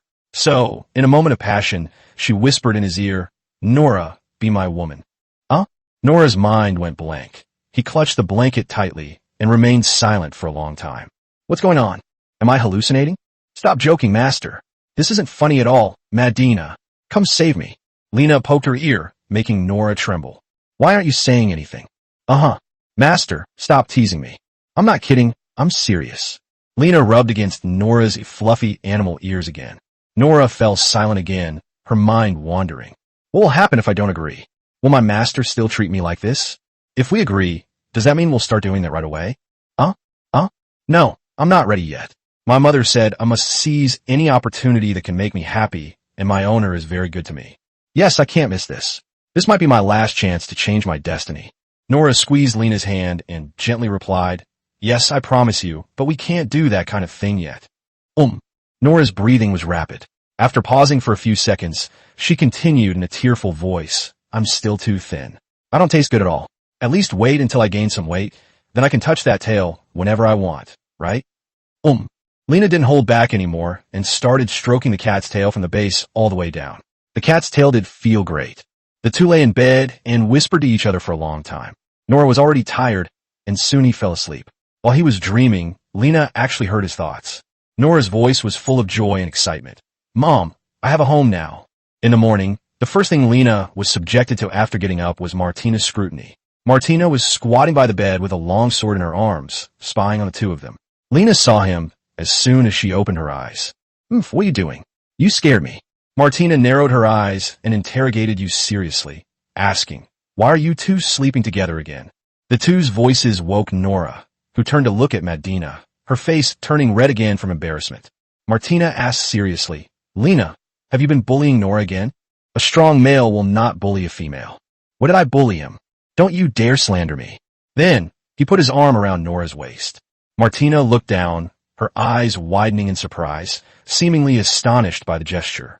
Lena slowly opened her mouth and told you the truth. "Nora is already my woman.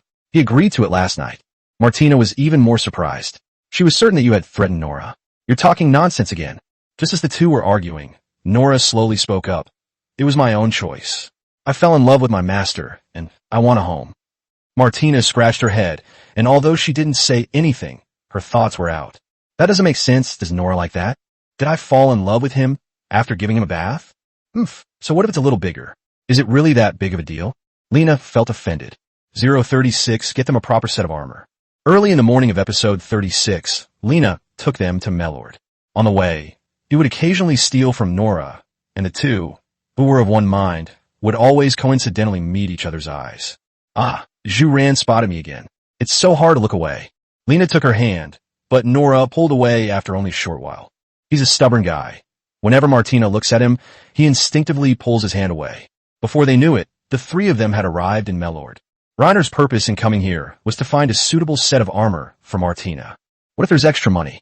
So, renting a room in the city to live in isn't particularly convenient, as it involves constantly traveling between the city and the village. Most activities in the game require going to Melord, such as accepting quests from the Adventurers Guild or buying weapons and armor, which all require going to town. He's now in a better position.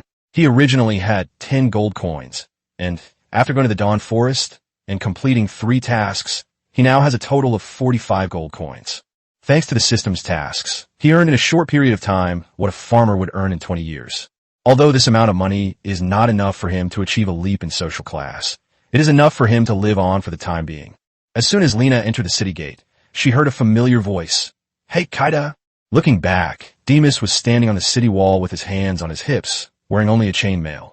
He took out a bag of money from his waist and tossed it to Lena. Lena took the bag, opened it, and saw that it was full of silver coins, estimated to be worth about 3 gold coins in total. "Wow, so many. You must have made a lot of money from the spoils." Demas nodded, then dug out another bag of money. Although the purse was small, Lena felt it was heavy. When she opened it, she found it was full of gold coins, at least a dozen of them. "Wow, are you serious?" Lena's eyes widened. Of course, this is a bounty offered by the tyrant and the priests. Since you contributed the most, you should rightfully receive the majority of the bounty. Lena changed the purse and then put it in her waist pouch. "Okay, thank you." Just as he was about to leave, Demas called out to Lena again. How? You've changed your mind?" "Well, if I don't have anything else to do during the day, I spend most of my time here at the city wall." Well, the two of them clearly had nothing to say to each other. Seeing Demas turn around and chat with the knight next to him, Reiner also left with the bee-steered girls. He first went to the shoemaker and got each of them a new pair of well-fitting short boots. They had been wearing the straw sandals for a month, and they were almost worn out. Moreover, the weather was getting colder and colder, so it was time to change them. It's clear that Nora is quite satisfied with her new shoes, as she frequently squats down to carefully wipe them. Even Martina, who is usually carefree, does the same, taking great care of her shoes. "These shoes are really nice. You humans really know how to enjoy life," Martina said in a very serious tone. Nora nodded in agreement. Lena glanced at him and suddenly said, "Go ahead and deduct these shoes from your tuition. I'm actually quite happy to do things for you. At least I won't have to worry about going hungry," Martina said in a very serious tone. Just as Lena was about to take Martina to the armor shop, the system's voice appeared again. "Quest update. Preliminary exploration of the ruins in the declined south. Quest reward, 5 silver coins." To be honest, Lena was so rich that he didn't even care about the 5 silver coins. But based on the principle of always doing the mission, he still had to try his luck. However, the most urgent thing was to find a set of armor for Martina. Although she was brave, she was still made of flesh and blood, and, as the vanguard of the team, protection was definitely essential. When he saw Martina's hand being cut off in the Forest of Dawn, he secretly made up his mind that he would definitely buy her a set of armor when he returned. When we arrived at the armor shop, the first thing we asked about was the price of chainmail. The blacksmith replied in a serious tone, "Oh, there are many types of chainmail. I don't know which one you want. Some protect the tiger's torso, while others add shoulder protection on top of torso protection. Are there any that provide full protection? They only have half-body versions, and they're not cheap at all. Iron prices are quite high lately, and with the labor costs added, it comes to 8 diced or gold coins." Lena gasped. The price was quite different from what she had guessed. She had thought it would only cost 3 or 4 gold coins, and the leather armor for the 3 of them had only cost 2 gold coins in total. What about plate armor? Backplate armor is more expensive, mainly depending on the area it protects. Full body armor and half body armor have different prices. Lena leaned closer to the craftsman and asked in a low voice, "Do you know Lord Demas?" "Of course I know. He is a respectable noble knight. Can you get your hands on that kind of plate armor?" Lena was very satisfied with the thing's defensive capabilities. It could stand still and let General Goblin slash it several times without any problem, so its combat power was self-evident. The craftsman glanced at Nora and Martina behind him and said seriously, "Oh, that's not suitable for you. Those plate armors were cumbersome to wear, and knights needed their attendants to assemble them for a long time before they could go into battle. Moreover, they were not cheap." "How much?" Around 30 gold coins." Lena touched her chin. Although it was expensive, she could still afford it. Just how troublesome was it that it required nails to fix it? Just hearing about Lena is enough to make me feel full. No wonder Demas only wore half a plate armor when he was fighting the goblin tyrant in the Dawn Forest. The craftsman glanced at the leather armor on the group. He remembered Lena well. After a moment's thought, he asked, "Who is this armor for?" Lena decisively pointed to Martina behind her. The craftsman frowned. "You're a strange person. Why pass on such good things to demi-humans? You could just buy them after they die." Lena was speechless for a moment. Legend has it that it's not so easy to get a mute person. Anyway, he had wandered around the slave market before, and the best he could identify was Nora, which was of epic quality. Before that, the best he could get was rare. Sigh. All right, just leave this to your own devices. Lena waved her hand. The craftsman sighed, pondered for a moment, and then said, a set of chainmail for the upper body, plus a set of plate armor for the shoulder pads, and then arm and gauntlets. As for the lower body, a fist clamp has recently become popular among aristocratic ladies. It is both aesthetically pleasing and convenient for movement.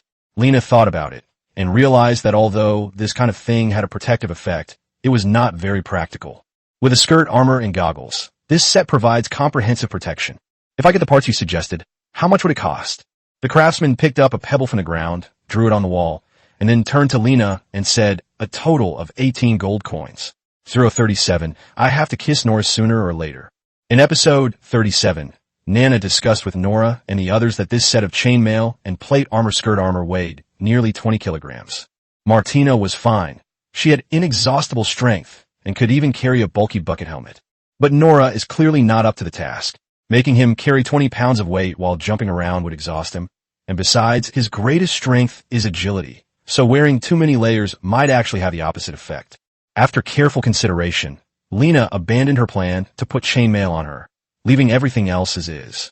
Lena herself removed her skirt armor and reinforced her leg and neck guards.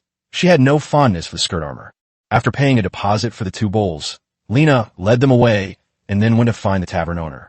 As an important place for information exchange in the town, the tavern owner is good at dealing with all kinds of people and is often one of the most well-informed people in the area. With their help, Lena quickly found a single-story cottage for sale in a corner of the city. The room had wooden floors and looked clean and tidy. There are 4 rooms in total, 3 of which can be used for living, and the other is used for storage. Furthermore, this room has a fairly complete kitchen. In addition, there is a small vegetable garden of 9 square meters in the backyard of the house, where you can grow some vegetables when you have nothing to do. The only thing I wasn't entirely satisfied with was that the small cubicles for washing and using the toilet were too small and quite rudimentary. Even so, it's still much better than the little wooden house in the village. Lena was smitten. How much is the rent for this house? The homeowner was an elderly man who used a cane. His temples were gray, and he spoke weakly and intermittently. How much would it cost to buy this house with 2 Deister coins a year? The old man didn't speak. He looked around with his cloudy eyes and slowly said, 40 gold coins. This house was a gift from a lord when I was young, and I still feel secure in it. I'll think about it. Lena paid the rent, planning to stay for a while to check it out. If it was really good, she would consider earning some money to buy the house. After renting the house, they rented a horse-drawn carriage from the innkeeper and began moving their belongings back and forth. The villagers seemed very reluctant to let Lena move out, but they still helped her move her things out of the house. Lena finally finished moving the house by evening, and looking at the messy house, she started to tidy it up. After all that, it was almost midnight. Lena took a shower and knocked on Nora's door. When there was no response, she slowly pushed the door open and found the bed empty. She then went to Martina's room, where Nora was indeed there. The 2 of them snuggled into the same bed, their big eyes fixed on Lena. Nora's cheeks were slightly flushed, as if they had done something wrong. What's wrong with you 2? You look suspicious, but it's okay. Martina's lips curled up slightly, as if she was about to burst into laughter. Their thoughts kept getting into Lena's ears. I can't answer Nora's question, since I've never been with a man either. But I never expected Nora to start thinking about that kind of thing. But, judging from the current situation, following Lena is indeed a good outcome. If I have nowhere else to go in the future, I might as well just keep working for Lena, but I don't plan to do that with her. Luckily, I have good hearing. I covered my mouth as soon as I heard footsteps. It would have been too embarrassing if my owner had heard me. Lena could probably guess that the 2 of them had just been talking about little secrets between women. Are you 2 planning to sleep together tonight? Nora didn't speak, still lost in thought. It's a bit cold in the room, and there's no fireplace, so I'm planning to warm up with Nora. I plan to put some lit charcoal in the room to keep warm tomorrow. Lena narrowed her eyes and said seriously, people will die. Don't do that. I'm not stupid. If I accidentally set the house on fire, I'll open the window and escape, and you should be able to put it out quickly. Martina blinked and answered seriously, charcoal produces carbon monoxide when it burns in a lack of oxygen. This stuff is colorless and odorless, but it's poisonous. It can react with hemoglobin and reduce the blood's ability to absorb oxygen. Poisoning can cause not only nausea, vomiting, and dizziness, but also life-threatening risks. Martina scratched her cheek, her eyes clear and innocent. What was that, Itchy? What is hemoglobin? Go ahead and say it. He looked at Nora beside him. What was Nana saying? Can you understand me? Nora shook her head. It's a pity that there is no 9-year compulsory education in this world. If there is time in the future, I must give them some extra lessons in life skills. In short, remember my words. Do not light charcoal in the room. If you really must, be sure to open the doors and windows for ventilation, otherwise you risk dying. Do you understand now? The two beast-eared girls nodded and then repeated what Lena had said. Seeing Martina acting as a third wheel, Lena didn't want to make a move on Nora, so she obediently returned to her room. In the middle of the night, he heard the sound of the door being opened, followed by Nora's voice in his mind. Master is asleep. It seems I should have come earlier tonight. Lena turned around and saw Nora sneaking closer. I didn't sleep. I'm not used to sleeping in different beds, so I can't fall asleep right away. I'll be fine in a couple of days. Lana yawned and then lit the candle on the bedside table. When we were outside, I felt you were sleeping quite soundly. Sleeping outdoors is different from sleeping in a room. Neither of them spoke. Nora sat obediently on the edge of the bed, waiting for her ears to be touched, while Lena wrapped her arms around her waist and hugged her tightly for a while.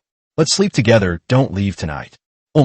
Nora responded softly, lifted the covers, and slipped inside. The two were facing each other on the same bed. The atmosphere feels a bit strange. Nora suddenly moved closer and then closed her eyes.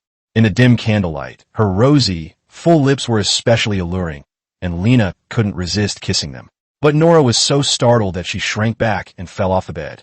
Master, what are you doing? Lena was also startled, wondering why he was reacting so strongly. Aren't you telling me to cut you? Just something I said offhand? No, I'm just getting ready for bed. Nora burrowed back into bed and whispered, This was a bit too sudden. I didn't expect you to kiss me. Lena hugged her. Let's kiss every morning and evening from now on. He could feel Nora burning up in his arms. 038 Junies is the Ruins Guide. In episode 38, Nora stared at the black bread for a long time before taking a bite during breakfast. Ever since I kissed it this morning, it has been in a daze and hasn't come back to its senses yet. His innermost thoughts bombarded Lena's ears. My owner didn't seem to mind me at all. It was my first time kissing him, and it felt strange. I was a little breathless. Lena was speechless for a moment.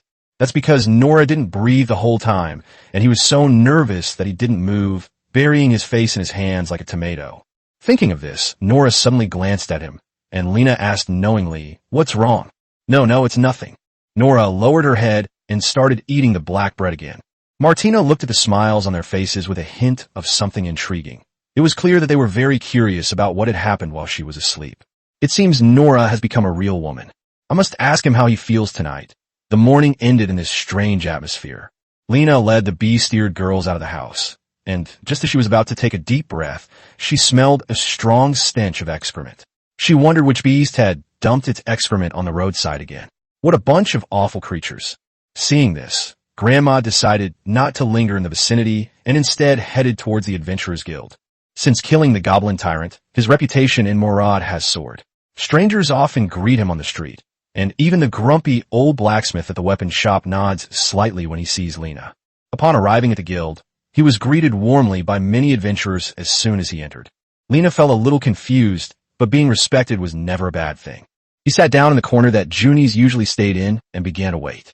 He planned to continue learning some magic from Junies and also tell him about his plan to explore the ruins in the south of the city. Just then, Nora's voice drifted over again. Her master was waiting for that woman again. Whether it was her imagination or not, Lena sensed a hint of jealousy in her voice. My master is a powerful male, and he'll definitely have many women around him in the future. I hope he'll still enjoy touching my ears and tail then. Lena thought Nora was overthinking things. She and Junies were just ordinary friends. However, it was normal for her to be anxious, since Junies was indeed very beautiful. Reiner reached out and touched Nora's ear. After waiting for a while, Junies finally arrived at the Adventurers Guild. He was dressed simply as usual, and he was holding his staff covered with a black cloth. He turned his head and saw Lena, then went up to greet her and said, Good morning, Lena. Junies sat down, and the person opposite him suddenly lowered their voice. You're becoming more and more famous now. What does that feel? It's all right. But I'm not used to being the center of attention. I'd rather be invisible. Once you gain fame, you'll be able to take on more and more bounties and commissions, which is a good thing. Hopefully, that's what they'll say. Lena rested her chin on her hands, looking very serious. Are you going to take on a mission today? Let's go outside the city and learn from each other. Junies paused for a moment, then patted his fanny pack. I didn't bring the book. Why don't you wait for me, and I'll go back and get it for you. You've already mastered fireball and healing spells. You can continue learning. Lena sighed, then waved her hand and said, Forget it. One more day won't make a difference. We can learn it tomorrow. Okay, I'll teach you today, shall I? Of course, it doesn't matter. We're friends. There's no need to worry about so much. Thank you, Lena. On her way out of the city, Lena told Junies about her trip to the ruins in the south of the city. South of the city?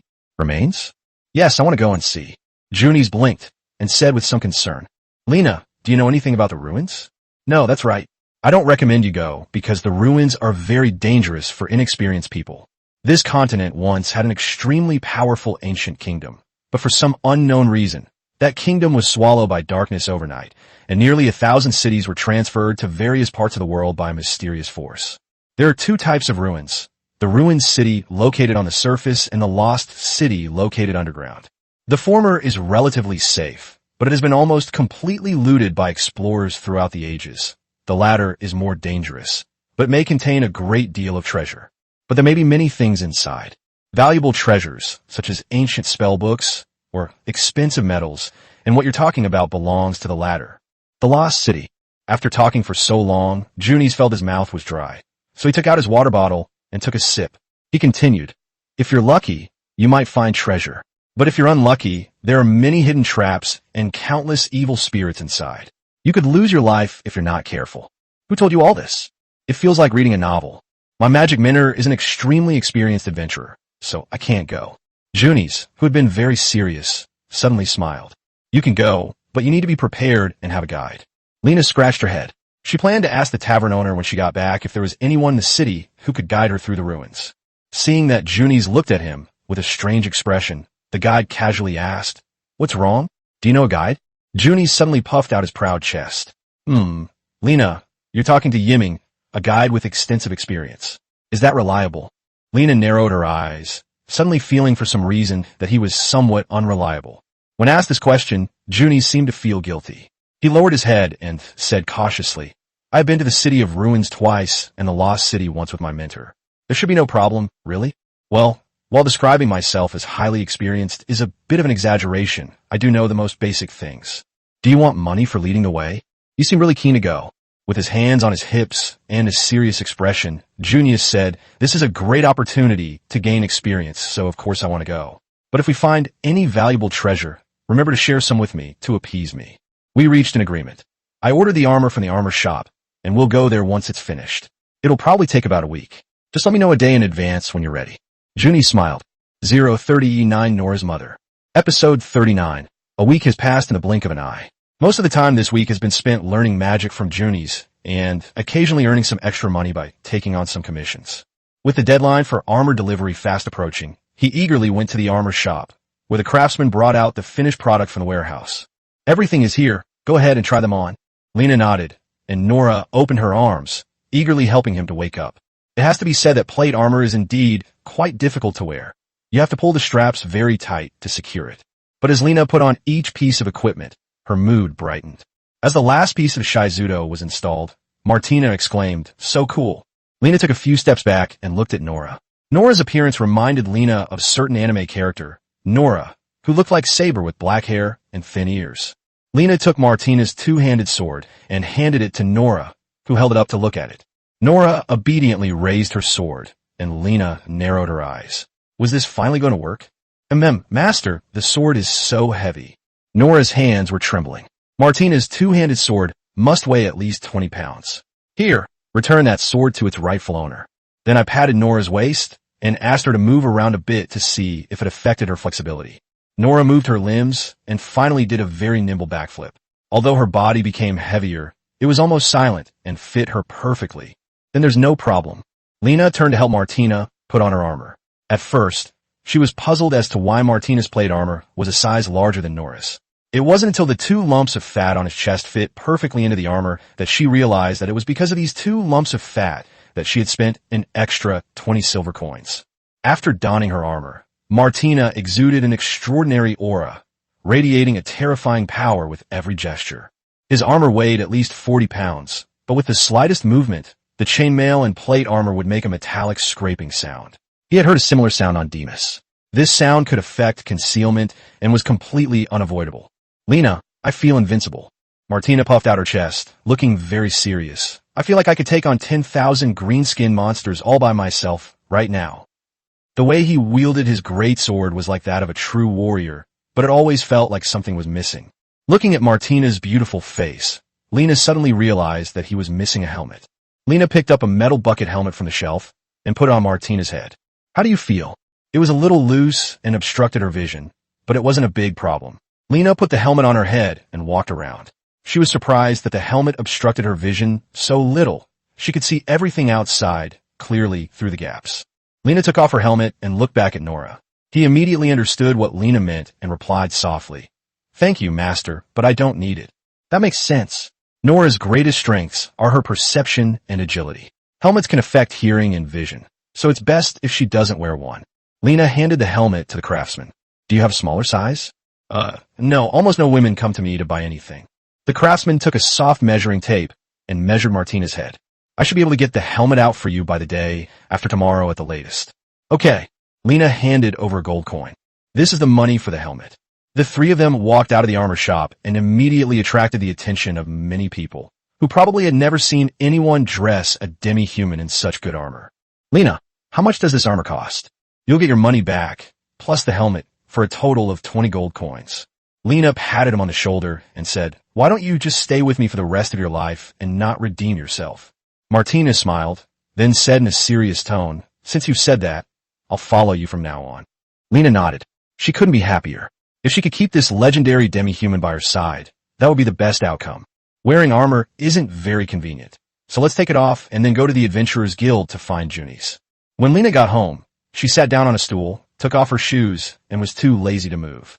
Looking at the untidy table, she fell into deep thought again.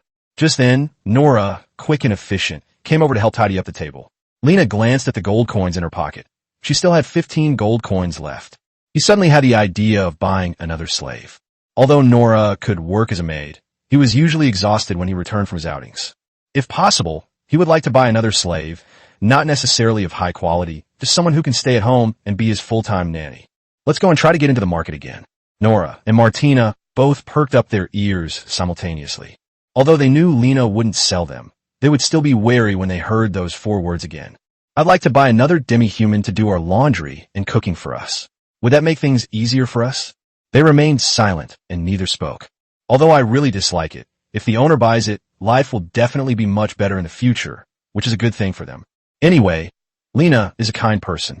Even though she overheard their thoughts, she would still pretend not to know anything and ask, "Why aren't you saying anything?" "Yes, we will all obey our master." Seeing this, Lana decisively led them to the slave market, and half an hour later they arrived at their destination. Winter is approaching, and the temperature is generally around 10 degrees Celsius. However, the slaves in the market are still dressed in very thin clothes, practically just wrapped in a tattered linen cloth, which offers little protection against the cold. Nora and Martina couldn't help but feel disgusted as they watched the slave traders shouting and hawking their wares. Seeing this, Lena also wanted to buy a slave as soon as possible to avoid upsetting the two of them.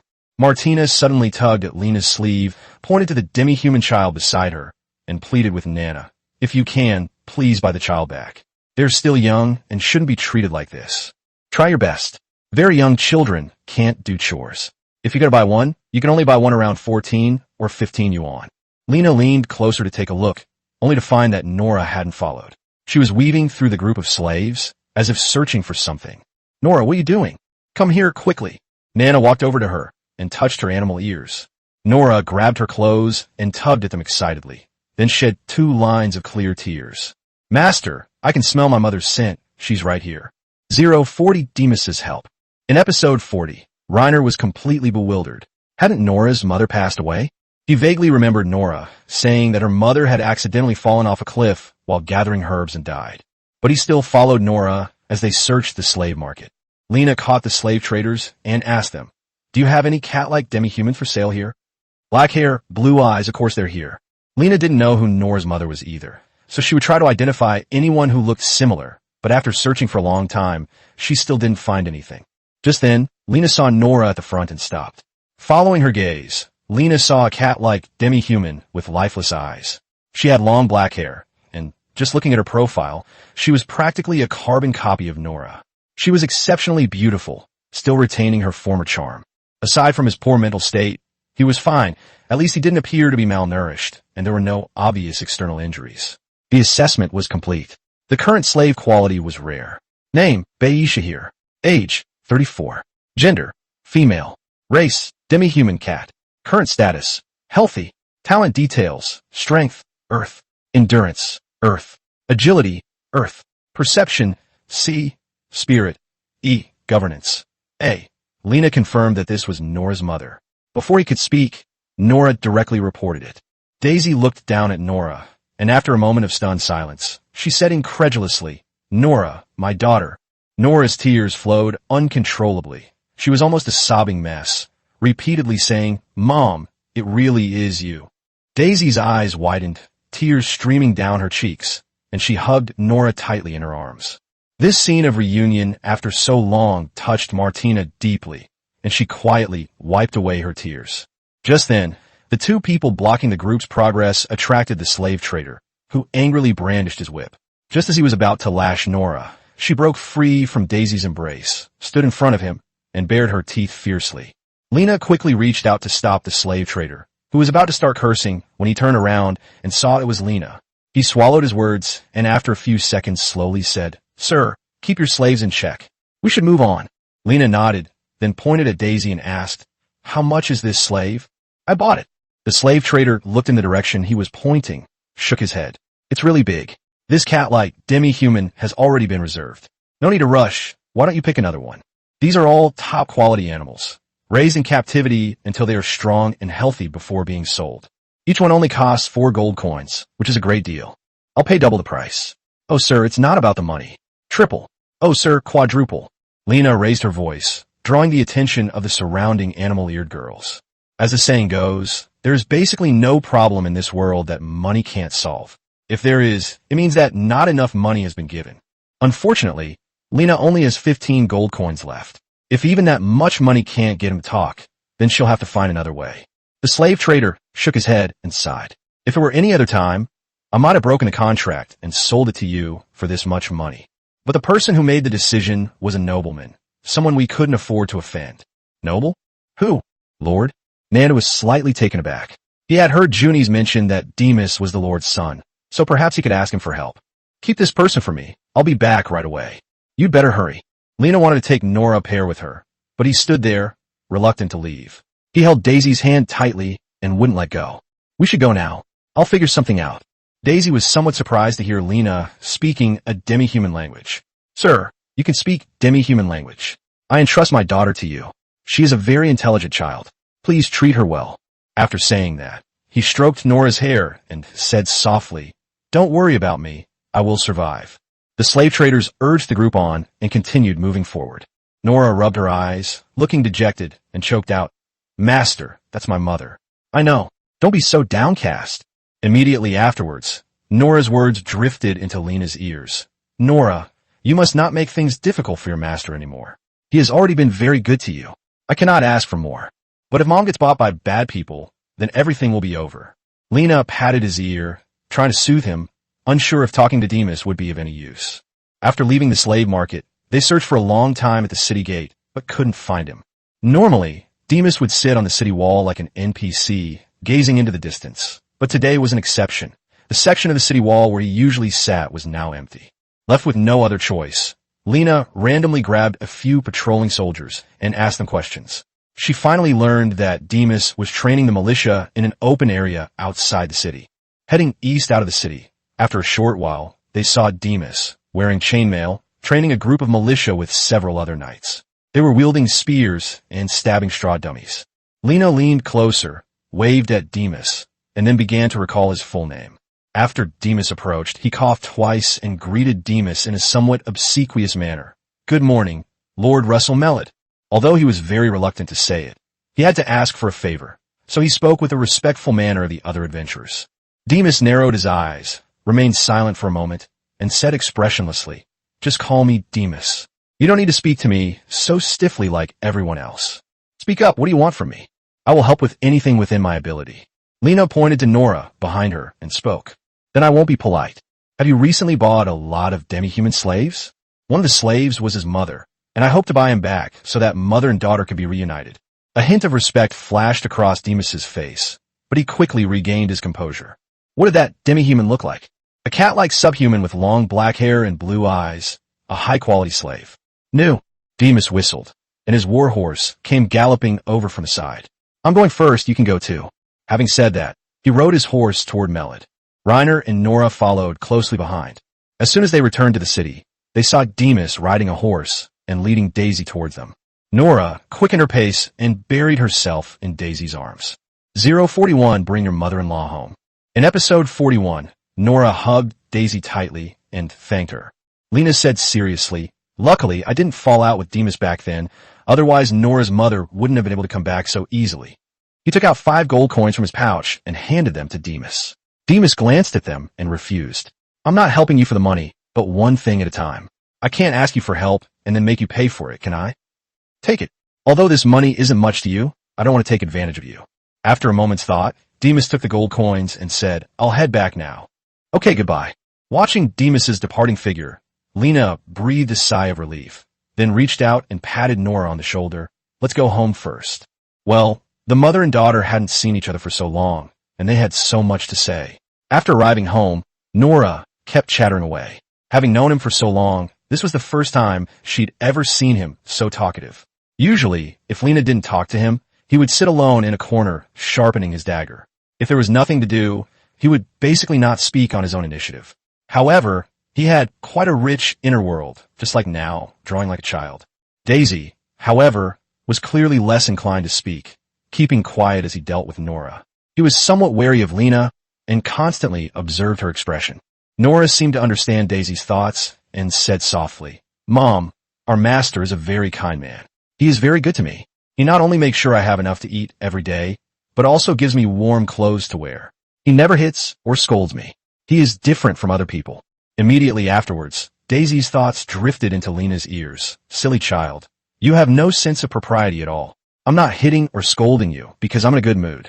If I'm in a bad mood one day, then it's all over. And if he really is a good person, then you should flatter and fawn over him even more. There is no place for us demi-humans in this world anymore. If we can live by relying on a good person, that would be a kind of luck. Daisy glanced at Lena, then knelt down and prostrated herself to thank her mistress. Nora blinked, about to reach out and help Daisy up, but then thought better of it and withdrew her hand. Lena was speechless for a moment, then said, We don't need to do these things. Let's not do this again. She stood quietly to the side, without moving an inch. Lena pointed to the stool next to her and said, You can sit here. Hope is like an NPC. You only need to tell him what to do, and he'll do something. Nowhere said you fell off a cliff while gathering herbs. What happened after that? Daisy fell into thought, paused for a few seconds, and then replied, I was lucky. When I fell, the branches cushioned my fall. Although the mountain was very high, I only broke my leg. And just then, a human found me. Then I was captured, lived in a small house with my companions for a while, and then was brought to this city to be sold. And then came what just happened. Lena scratched her head, lost her footing, and fell off the cliff, but was eventually caught by the others. If he, a demi-human with an injured leg, had been in the valley, he would most likely have starved to death or been eaten by monsters. He was lucky to be alive. Lena looked at Martina beside her. Martina hadn't said much since the beginning and seemed to be in a low mood. She envied Nora's mother for still being alive and being able to reunite with her family here. Lena tentatively asked, Your family? Martina interrupted directly, saying that the topic of, I buried them with my own hands was killed instantly. Just then, Daisy spoke up. Master, is there anything I can help you with? Lena nodded seriously. Of course, each of us in this family has our own role. Nora, Martina, and I are responsible for earning money and supporting the family. And what about you? Starting tomorrow, they will be responsible for taking care of our daily needs, mainly providing 3 meals a day, as well as changing our clothes every day and cleaning the house once every 10 days. Also, we live not far from the well, so you'll probably need to help with fetching water. Once you've ensured these tasks are completed, you can freely allocate the remaining time. Hope bowed her head slightly. Yes, master. His inner thoughts drifted back. If his sacrifice could bring him stable food and shelter, it wouldn't be a big deal. Also, come with me to the slave market tomorrow to collect some strange stories. Nora gently grasped Lena's sleeve, wanting to say something, but the words wouldn't come out. My master has done so much for me, and if this continues, he will take advantage of me. It's just a pattern of air. Lena reached out and touched his ear. Besides its deterrent effect, the aura pattern is also a form of protection for you. Once you are marked with the auto code, you will be unable to be contracted by others. Otherwise, slave traders might have designs on you. Yes, I will do whatever master says. Let's eat then. I see you're all hungry. Lena looked at demi-humans and asked, What's your name? Dehishel? So Daisy, for a long time to come, we will need your care, and it will be my honor. Nora led him to the kitchen to familiarize himself with the place, and then brought out 4 pieces of black bread and a smoked chicken. Lena glanced at it and said, Let's switch to white bread. We have a new member, so let's have something good to eat first. Nora's eyes welled up with tears. She took her mother's hand and whispered, Mom, white bread is especially delicious. You'll love it. The 2 catgirls went into the kitchen hand in hand, leaving her and Martina staring at each other in bewilderment. After a while, Daisy came out carrying white bread. Although Hope remained expressionless, it was easy to tell from his inner thoughts that he was actually quite craving it. He was lucky. Although he was a bit old, he was still classified as a high-quality slave because of his outstanding looks. Naturally, the food he ate was not comparable to Nora's. He could eat black bread at the slave trader's place, while Nora used to drink water. Mom, you must try this white bread. Nora helped him cut the bread and scooped a spoonful of jam onto the wooden plate. Daisy took a bite, and although he found it delicious, he didn't wolf it down. He ate very elegantly, while constantly observing Lena's expression. Although his intelligence is only 1 level lower than Nora's in terms of attributes, he is much smarter than Nora. After dinner, it was already evening. Lena took a shower and then sat in her room studying magic. Nora's room was next door. He slept with Daisy. Lena waited a long time today, but Nora didn't come over to touch his ears. 042 Nora takes the initiative. The next morning after episode 42, Lena had just woken up when she saw Daisy sitting quietly to the side with a plate, waiting. Nora sat on the edge of the bed, looking quite pleased with herself. Hope lifted the plate with both hands and said softly, Master, it's time to eat breakfast. I usually eat after I've washed up. Just put it on the table and go about your business. Hope responded and quickly walked out of the room. Nora closed the door, then climbed onto the bed, nudged Lena's chest with her head, and whispered, Master, touch my ear. You didn't come over last night, and I waited for you for so long. Lana couldn't help but complain that she couldn't sleep well without Nora. I fell asleep in my room with my mom yesterday without realizing it. I'm so sorry. With one hand vigorously rubbing her ears and the other gently tugging at her tail, Nora carefully climbed onto Lena's body. Her cool little hands cupped Lena's face, and she mustered her courage to close her eyes, her lips slightly parted. I haven't washed up yet. Let's kiss after I've washed up. Lena turned her face away. Nora blushed. It was clear that his actions just now made him very embarrassed. After all, Lena was usually the one to take the initiative, and he was the one to be passive. But today, he had taken the initiative. Nora Lena's face was turned to face, and she said in a voice softer than a mosquito's buzz that it was nothing. This time, before Lena could react, she kissed her directly. After they separated, Lena's tongue felt a slight stinging sensation. Spare me. Nora's face turned even redder. He lowered his head and said, I have some sharp teeth. I didn't mean to. Go ahead. He suddenly lowered his body and knelt on the bed. Master, thank you for helping me. I will remember your kindness and will definitely repay you. Meanwhile, Nora's thoughts drifted into Na's ears. In order to save my mother, she even sought help from people she didn't get along with. Master's kindness. Master's kindness. Can I ever repay it in this lifetime? Real? After a few seconds of contemplation, Lena said in a serious tone, Then give me a child. The air suddenly froze, and Nora's skin tone changed at a speed visible to the naked eye. In just a few dozen seconds, her fair skin turned pale pink. In the already cramped room, Lena could even hear his heavy breathing. My mother was younger than I am now when I was born, and my master is a charming man. He is not only good to me, but also very kind. I must hold on to a man like him. Nora was somewhat incoherent and kept making mumbling noises. Don't rush. Speak clearly first. Nora took a deep breath, paused for a few seconds, and then whispered, Yes, as long as Master doesn't mind that I'm a demi-human, I can do whatever I want. After all, I'm Master's woman. Lena doesn't mind catgirls. Upon receiving Nora's affirmative reply, she felt a surge of anger. Lena, who had been single for over 20 years, couldn't resist the temptation and instantly became a hardened woman. Nora sensed something and instinctively shrank back. She ran you, well, not during the day. After saying that, he dashed out of the bedroom, leaving Lena alone in the room to cool off. After breakfast, Lena took the 3 beast-eared girls to the slave market.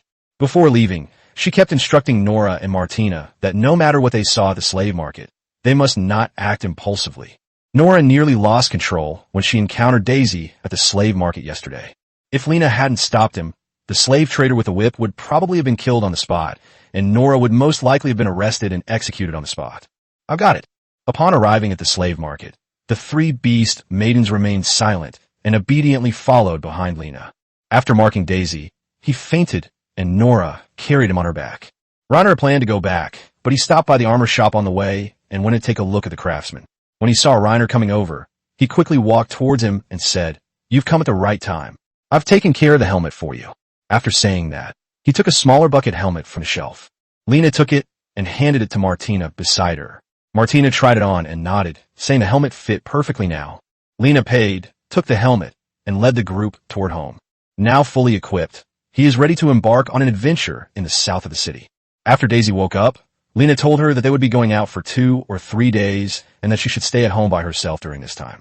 There was food in the kitchen and she knew where the well was. Daisy was still somewhat dazed. After a few seconds of stunned silence, he answered softly, "Yes." The 3 then donned their armor and prepared to depart. Before leaving, Daisy opened her arms and hugged Nora as she left home. Then he went straight to the Adventurers Guild. Along the way, the 3 fully armed men attracted a lot of attention and were watched by many civilians. Upon arriving at the guild, they immediately became the center of attention, with adventurers casting their gazes at them. As usual, Junies was sitting in a corner of the Adventurers Guild, petting his cat. Because Lena was wearing a helmet, he didn't recognize her at first. It wasn't until he saw the staff in Lena's hand and Nora, without a helmet, that he cautiously asked, "Are you Lena?" Lena lifted her mask, smiled, and asked, "How's this outfit?" "Not bad, right?" Junies put the cat down and ran to Lena's side, gently stroking Lena's armor. "Not bad. The workmanship of this armor is not bad. Why did you think of buying a set of armor?" "Sigh. I guess I have to be careful with my life. Being a great adventurer is so dangerous. You can easily get hurt if you're not careful. Since that's the case, then wear thicker clothes. Mages should build tank items so that even if they get caught by Lamlin King, they can still put up a fight." Junies looked at Nora and Martina behind him and said, "You must have spent a lot of money, right?" A total of 44 gold coins were spent. It certainly wasn't a small amount. Lena pointed to the gate of the Adventurers Guild and then asked, "How so? Now that I've bought all my equipment, can we go conquer the ruins?" "You can bring any time, but make sure you bring plenty of water and food. I've been scouting out the ruins in the south of the city for the past few days. It's a small ruin, and if you want to explore it thoroughly, it should only take about 2 days." "That's easy. I brought 4 people and 5 days worth of food. Let's not delay, let's set off now." Just then, a deep, hoarse male voice came from the side. "Sir, are you planning to go to the ruins in the south of the city?" Lena turned her head and saw an old farmer with a thick beard and mud on his hands. "Don't call me sir. I'm not a nobleman. My name is Lena." Mr. Lena, could you do me a favor? I will pay you." 043, accept the mission and head to the ruins in the south of the city. Episode 43. My child, like you, is also an adventurer. 5 days ago, he went to the ruins in the south of the city with a group of people to earn money for my wife's medical treatment, but there has been no news of him since. I'm very worried about him. The old farmer sat across the table, his head bowed, looking somewhat uneasy. Lena looked at Junies beside her and asked, "What do you mean?" Although the interior of the ruins is quite complex, it is still a small ruin. If they haven't come out for 5 days, they can only be in danger. Junies paused for a moment, then asked, "How many people are there?" There are about 6 people. He rarely talks to me about these things, and I don't really know much about them either. Did they have any experience exploring ancient ruins? The old farmer shook his head again. He probably knew nothing about it. Junius rested his chin on his hand, thinking that it was unlikely that 6 experienced adventurers would be wiped out, unless he kept them in suspense at the crucial moment. Lena couldn't help but say, "Unless what?" The dangers inside the Lena ruins go far beyond the countless traps and evil spirits. The place is shrouded in darkness, constantly eroding one's sanity. Any tiny negative emotion will be amplified infinitely there. If one's mental resilience is not strong enough, one's mind can easily collapse, leading to a state of madness. Nanda was slightly taken aback, as both beast-eared girls had the spirit attribute on their attribute panels. He vaguely remembered that Nora's spirit was D, and Martina's spirit was C. I thought it was just related to magical talent, but I didn't expect it to be closely related to Lee's hizzy. What's your son's name? How old? What does it look like? Are there any obvious features? His name is Pierre Craig. He's 19 years old. He has a scar on his nose from a fight when he was a kid. Lena silently noted it down, then asked, "What will you give me as a reward?" The old farmer took out a worn and yellowed book from his backpack. Junies took one look and became very interested, so he took it and started looking through it. My grandmother found this book when she was young, but unfortunately, I am illiterate and I don't recognize the words in it. Shunies turned the pages of the book one by one, his brows gradually furrowing. I don't recognize this one either. Lena, take a look. Lena took the book and immediately activated the translation function. In her eyes, the words on the pages began to rapidly recombine, eventually transforming into words that he could understand. At the same time, the system also provided an answer in Oziaka, and the language on the screen was Oziaka. After saying that, he began to browse through the table of contents and found that it was a magic book that recorded the study of magic, which was exactly what Lena needed. Just then, Junie suddenly spoke up. "Lena, what's wrong? Oziaka is the language of the western part of the country. What's wrong? The kingdom of Judy has been extinct for over 1,000 years, and its language has long been lost. Where did you learn Oziaka from?" Lena looked up at Junie's and saw that his eyes were wide open. She couldn't just say that he had a cheat code, could she? Looking at the magic book in his hand, a thought suddenly struck him. How could it have been lost? Surely someone knows it. Look, this book is still in good condition. Logically speaking, a book from over 1,000 years ago should have been re-annotated long ago. It must have been made by someone within the last 100 years. Junies narrowed his eyes and said in a serious tone, "Many ancient books and scrolls have been blessed by the gods. It is not difficult to achieve a 1,000-year-old commemoration. My mentor used to be busy and overwhelmed with the task of translating the scrolls of the local kingdom. He searched for many knowledgeable scholars, but to no avail. And you, Lena, are sweating profusely? What is this nonsense? Blessed by the gods? Junies is really hard to fool. Well, I don't know all the characters. I only recognize a few scattered ones. Real?" Junies bent down and brought his face close, asking with a sincere expression. Nora, who had been silent all along, drifted over, and he was so close. "Hey, really, I'm not lying to you. I'm the most honest person I can be." Junies observed him closely for a long time before speaking. "You have quite a few secrets." Just then, the old farmer across from them spoke again. "Mr. Lena, can you help me? Existing opportunities." Change the subject. Lena quickly returned the book and said, "No problem. Go and post a request. We'll set off now to find it." The old farmer turned and walked toward the counter. Lena said to Junies, who was standing nearby, "Let's go, guide." The four of them quickly left the city and headed towards the ruins in the south. Nora scouted ahead, while Reiner, Junies, and Martina stayed behind. The journey was smooth, and they arrived safely at a field located south of the city. Reiner looked around and saw that there was nothing but weeds and forest nearby. He asked in confusion, "Where are the ruins?" "The lost city is located here." Junie stepped on the compacted soil and asked, "Shall we start digging now?" Junies chuckled and patted Lena on the shoulder. "You're such a funny man. There is usually a peculiar magic stone in the vicinity of each season. At first glance, it looks no different from an ordinary stone, but it is covered with all kinds of magical runes." Having said that, he used his staff to part the bushes and led the way. Soon, he found a stone that had been eroded by wind and rain for a long time, and it was indeed engraved with many crooked runes.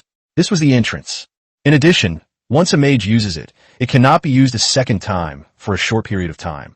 One must wait until then. Junison, like a teacher, carefully called on Reiner, making sure he remembered his teachings. "Why are you suddenly so serious? I don't understand you." Junie smiled and bent down to blow the dirt off. "We're ready. Let's go in." Lena turned to look at the two bee-steered girls. Nora and Martina are all ready and waiting. Junies nodded, took Lena's arm, and the two looked at each other. Why are you looking at me like that? I have another question for you." Junies looked at Nora and Martina and said in fluent demi-human language that it was best to have physical contact with each other when entering the ruins, otherwise they might be teleported to different locations. Upon hearing this, the two tree mothers came running over excitedly and, imitating Junies, took Lena's hand. "It doesn't have to be like that. As long as Nora and Lena have contact, Martina, you can hold Nora's arm as well." Martina decisively let go of Nora's arm and took her hand back. Seeing that everyone was ready, Shanice placed his hand on the magic stone. 044 Exploring the Ruins. In episode 44, in just a moment, Lena's vision went completely black. She felt as if she'd been pulled into endless darkness by magical force, and all her senses were dulled until flames ignited in Juni's palm, bringing her back to her senses. "Lena, are you alright?" "I'm fine." He only felt a little eerie, but otherwise felt no discomfort. Lana looked around and found herself inside a dark, ancient building. The air was thick with the smell of damp earth. The rough stone walls were covered in moss, and there was a spider the size of a palm on the ceiling. The wooden door leading outside was rotten and collapsed when he poked it with his staff. "There might be traps around here. Lena, be careful." "Let me scout ahead." "Master, follow behind me and provide the light."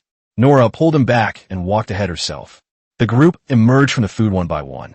Lana looked around and saw an ancient, dilapidated street with rows of crumbling walls on both sides and a thick black fog in the distance. This place doesn't even distinguish between day and night. As far as the eye can see, there's only darkness that penetrates to the bone. Just as Lena was about to amplify the flames in her hand, Juni's quietly stopped her, telling her not to attract too much attention during the season. He had heard that there were quite a few troublesome skeleton soldiers in the area, and it would be troublesome if they were attracted. "What's the overall structure of this season?" "I'm a little curious." Juni's carefully observed his surroundings and slowly began to explain. "My mentor told me that the Lost City is a sphere that exudes magical wonders, so it should be round. As for its diameter, it varies from a few hundred meters to several kilometers. Some are big and some are small." "How are we going to get back then?" "You're already thinking about leaving as soon as you come in?" "No, you're the only one who knows this place well. If we accidentally get separated, we're doomed if we don't know how to get out." Actually, he was worried that Juni's might accidentally die a violent death. "It's very simple. There will be multiple magic stones that can be used for teleportation within a season. You just need to find them and use them." "How do I use it?" "Teleportation is achieved through physical contact, followed by the infusion of any type of magic." Lena roughly understood. When he got back, he was determined to try it himself so that he could bring Nora and Martina on an adventure next time. Lena looked around and asked again, "So where should we go next?" "Anywhere is fine. I know nothing about this site either." Lena thought for a moment.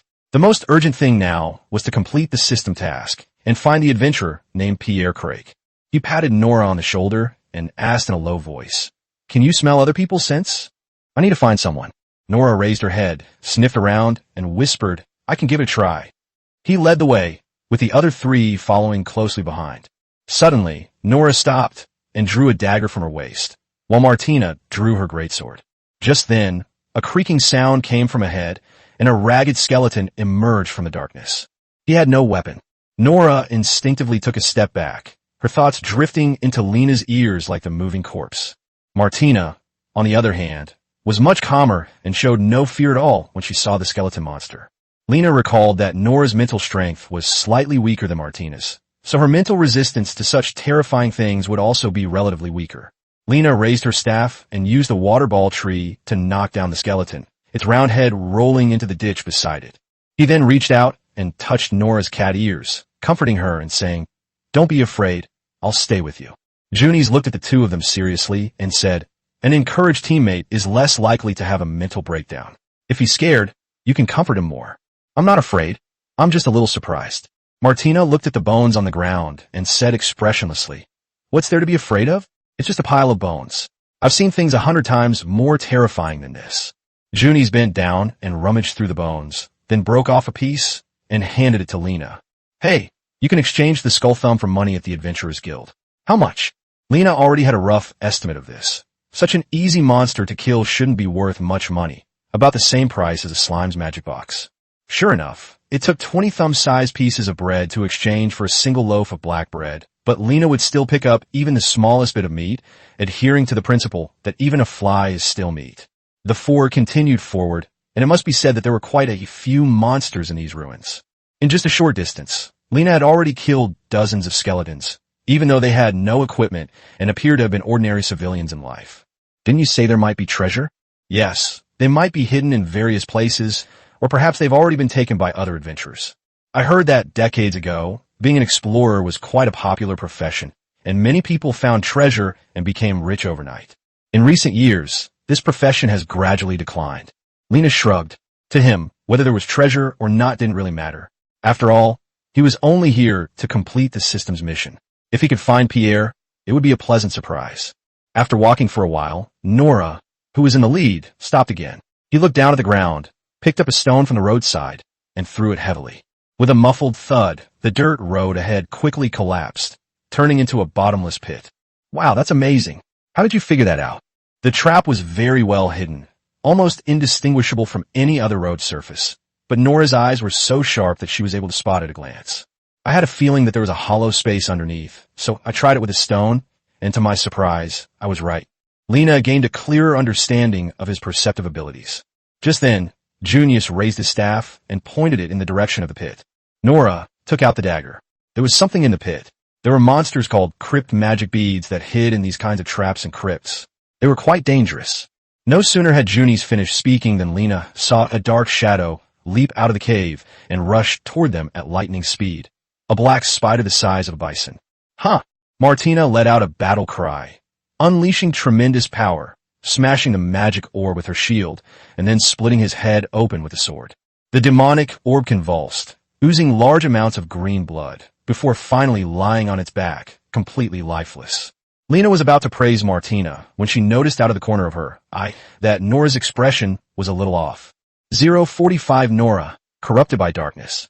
In episode 45, Junies walked up to him and whispered a compliment to Marti. You're really amazing. You managed to knock the demon boar away in one go. Martina seemed to enjoy being praised, her tone carrying a hint of pleasure. Of course, this thing is so light it would fly away with a single bump. Just as the two were exchanging compliments, Lena walked over to Nora, touched his cat ears, and comforted him, asking if he wasn't feeling well. Nora turned to look at Lena, quickly stood up, and said, I'm fine. He can lie with his words, but he can't lie with his heart. I feel dizzy and short of breath, as if something is choking me. What's wrong with me? What's the deal with Juni's Nora? He was feeling unwell. He once said that ruins can corrupt a person's mind. Noritz has been acting strangely ever since he came in, most likely due to the influence of the ruins. Junies walked over quickly, reached out, and touched his forehead, and asked gently what was wrong. What's wrong? I don't want to become a burden to my master. I feel no discomfort. He felt dizzy and couldn't breathe. Nora blinked in confusion and asked in unison with Junies, How did you know? Lena was talking nonsense with a straight face. Nora is my woman. We're on the same wavelength, I guess. Upon hearing this, Nora's face turned slightly pale and then flushed. Junius stroked his chin, his expression somewhat meaningful. He clearly had a different opinion of Lena. Is that so, Nora? Yes, I am my master's woman, and I am willing. Junies drew a conclusion immediately, which suggests that his thinking was indeed a bit confused. I asked if the symptoms matched, but he answered with something else. Nora hesitated for a moment before nodding, then was struck by an attack. However, this is only mild and will not cause any other effects other than some physical discomfort. Lena breathed a sigh of relief, and after a moment of silence, asked, What could be more serious? Hallucinations will occur, then they will be blocked. Junies looked at Nora, scrutinized her closely, and then said, However, the probability of that is not high, unless the team is in danger, in which case a mental breakdown is possible. But with Maine around, virtually no monsters can harm us. Lena patted Nora on the shoulder, telling her to rest for a while and catch her breath. Uh-huh. Lena looked at Martina, who was squatting next to the boar's corpse, examining it closely. This guy has much stronger mental fortitude than Nora. At least his expression hasn't changed at all since then. Junius walked over to the magic orb, carefully poked it with his staff, and after confirming it was dead, smashed its fangs with his dagger. You can also exchange these for money at the Adventurers Guild. 1 fang can be exchanged for 10 copper coins. Rounding up, 1 magic boar can earn about 1 silver coin, so 18 boars are roughly equivalent to 1 gold coin. If you can keep killing like this, the income will be quite considerable. But the most urgent task is to find the old farmer's son, Junies. How much do magic books usually cost? Different attributes result in different prices. Awakening fire magic is relatively common, and books with the corresponding attribute are more expensive, while awakening lightning magic is rarer, and books with it are slightly cheaper. What? You want to buy a book? Are books on grinding methods expensive? Approximately how much does it cost? It's fairly standard. Dice would cost around 20 gold coins. However, Melord is a small city. If you want to buy books, you have to go to a bustling big city. You haven't answered me yet. Why are you asking this? After a moment's thought, Lena answered honestly. Do you remember the book that the old farmer showed us? Of course I remember. It was a magic book. Yes, what's recorded above is all ancient magic. You just told me that? Junies blinked. His serious expression looked rather cute. Should I keep it all for myself? If I were you, I would just read it and forget it. Anyway, you don't know the words in the book. I would just fool you, give you some money, and send you away. You're such a dog. But that was actually what I was thinking at first too.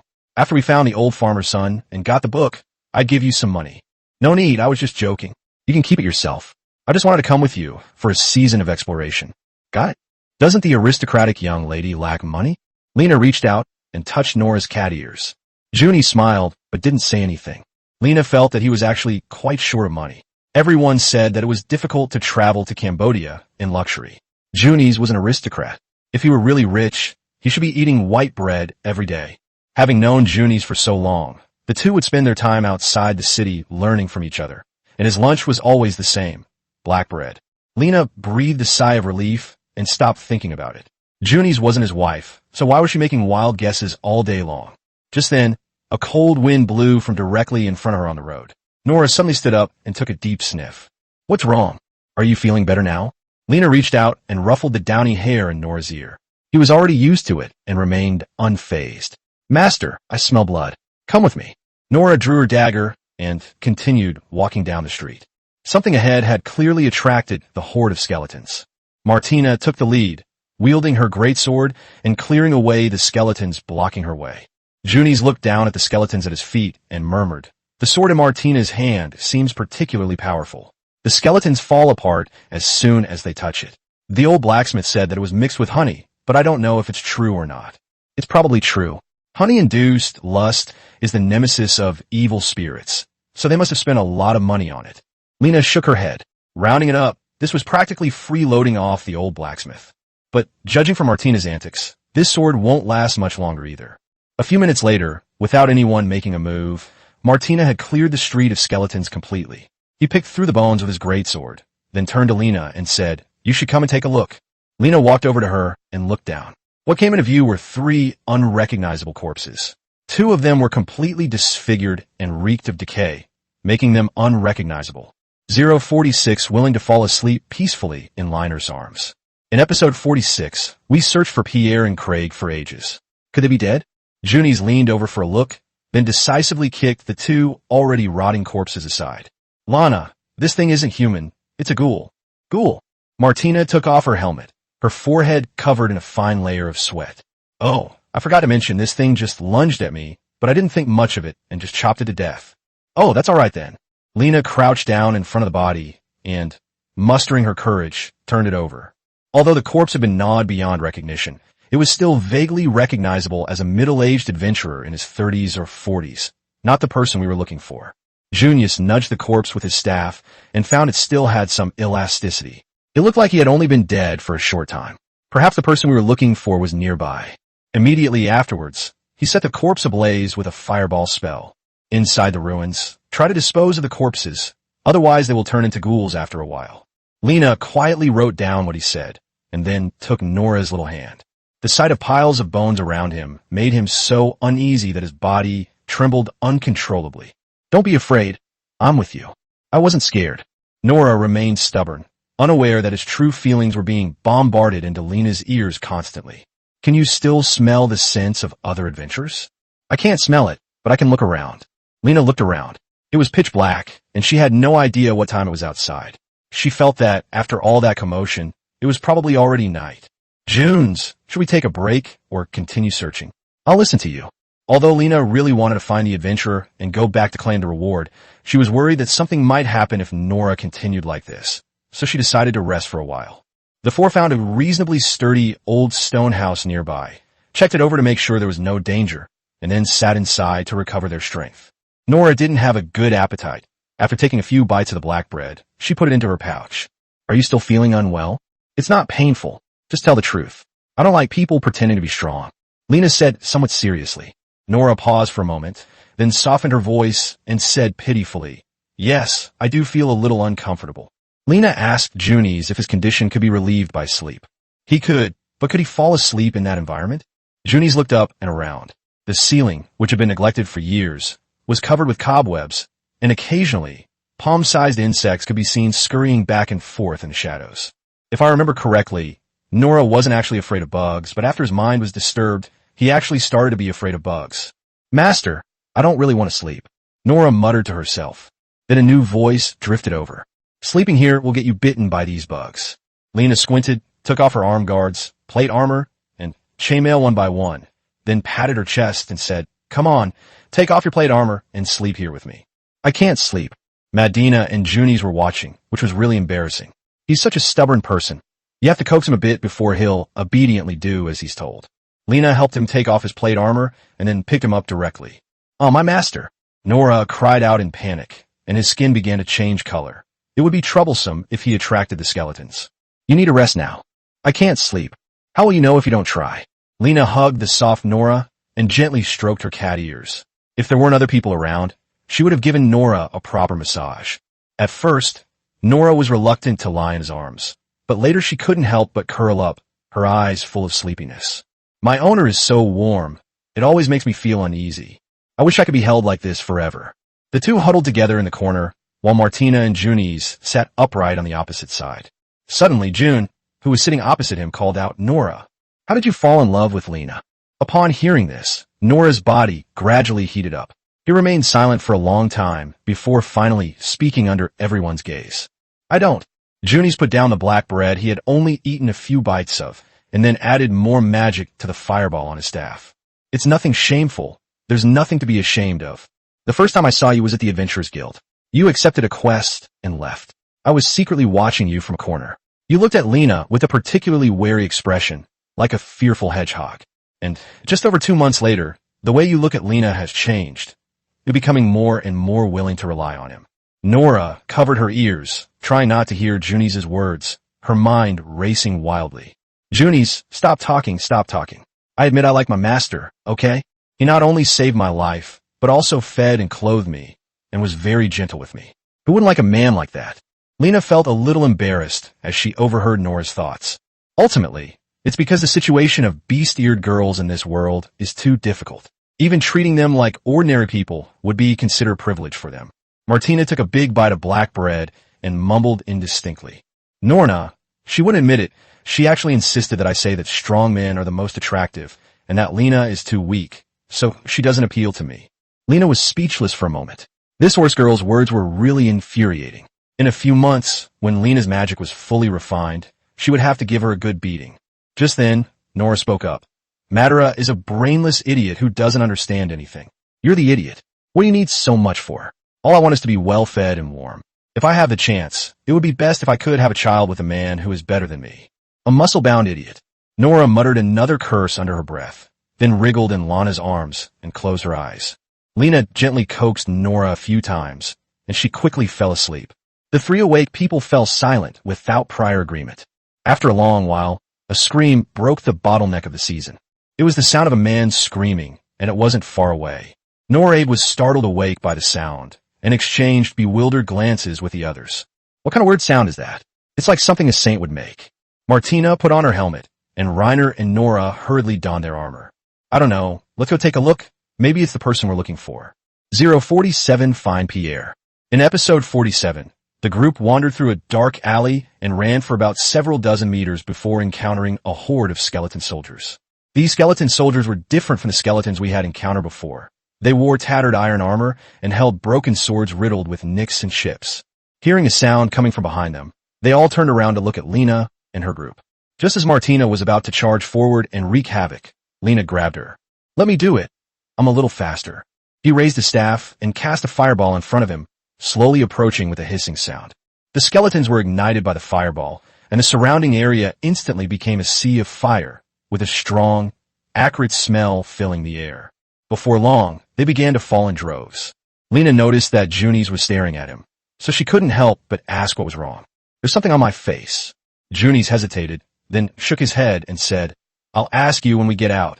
After cleaning up the alley, Nora peeked out onto the street and said, Master, there are monsters eating people outside. Lena stepped forward and saw that the corner of the street ahead was surrounded by ghouls, and there were also many skeleton soldiers around them, who were devouring the corpses. Martina cleared them away, telling them to be careful, as the skeletons were armed and she shouldn't worry. Martina rushed out of the alley and fought with the skeleton soldiers. Half a minute later, only corpses remained. Lena walked up to the two corpses and glanced at them. Although they were so badly gnawed that their faces were unrecognizable, one of the corpses had female characteristics, so Lena decisively ruled it out.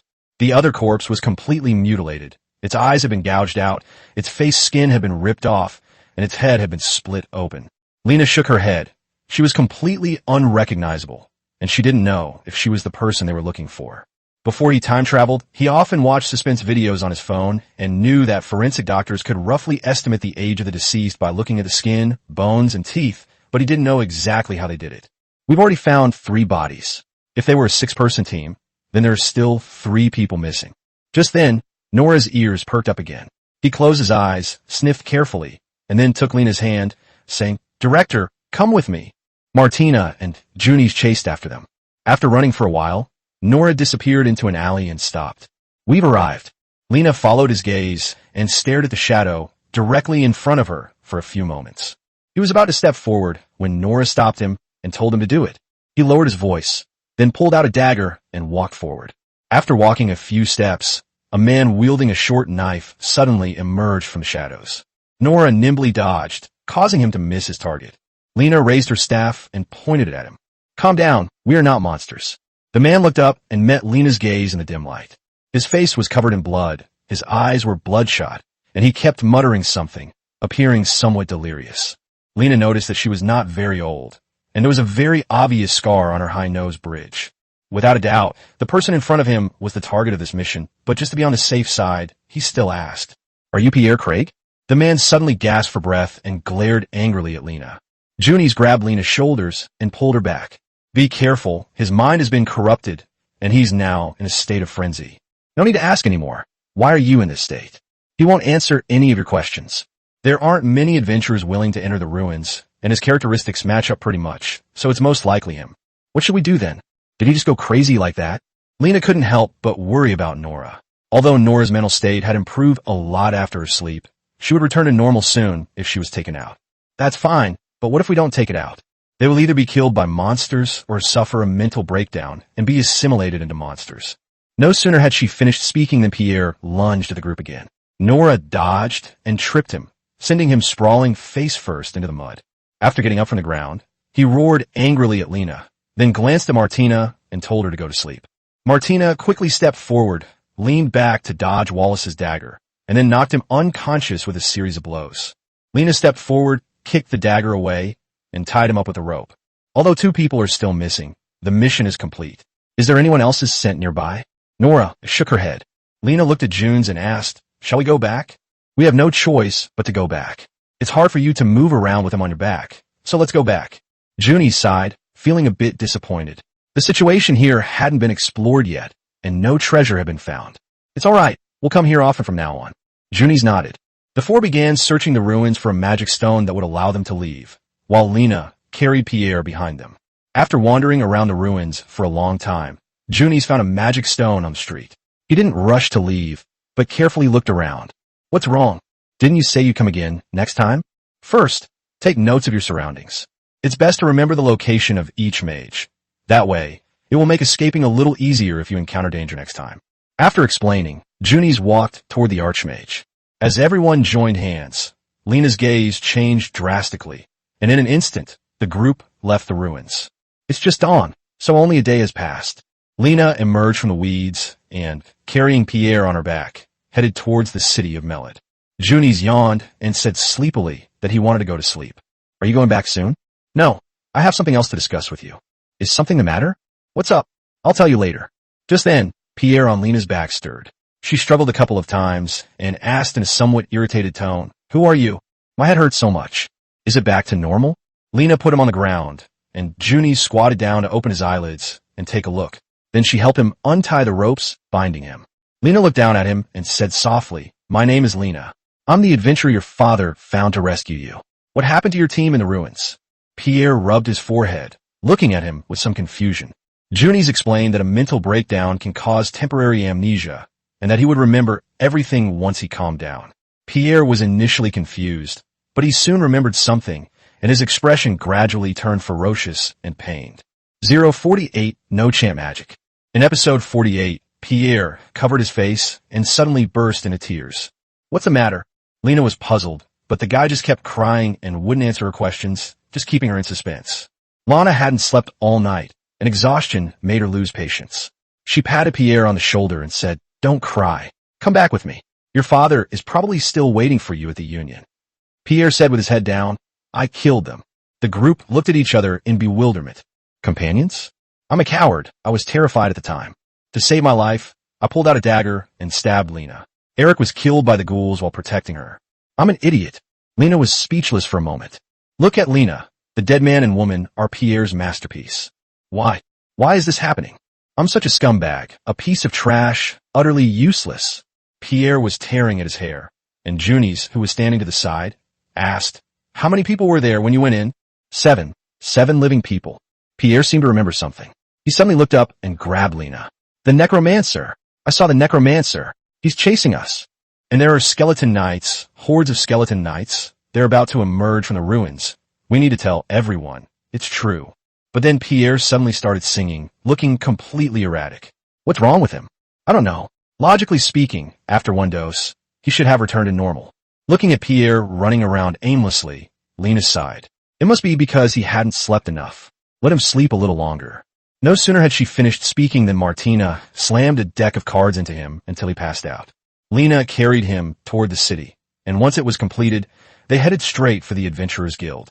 The old farmer stood at the door with his hoe on his shoulder, seemingly having been waiting for a while.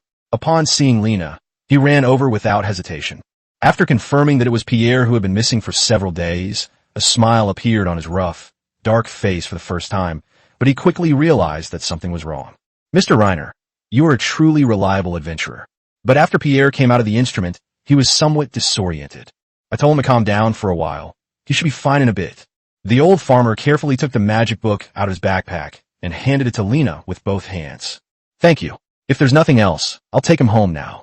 Lena nodded, opened a magic book, glanced at it, and put it away after confirming that it was correct. Then she took out a gold coin from her money bag and handed it to the old farmer.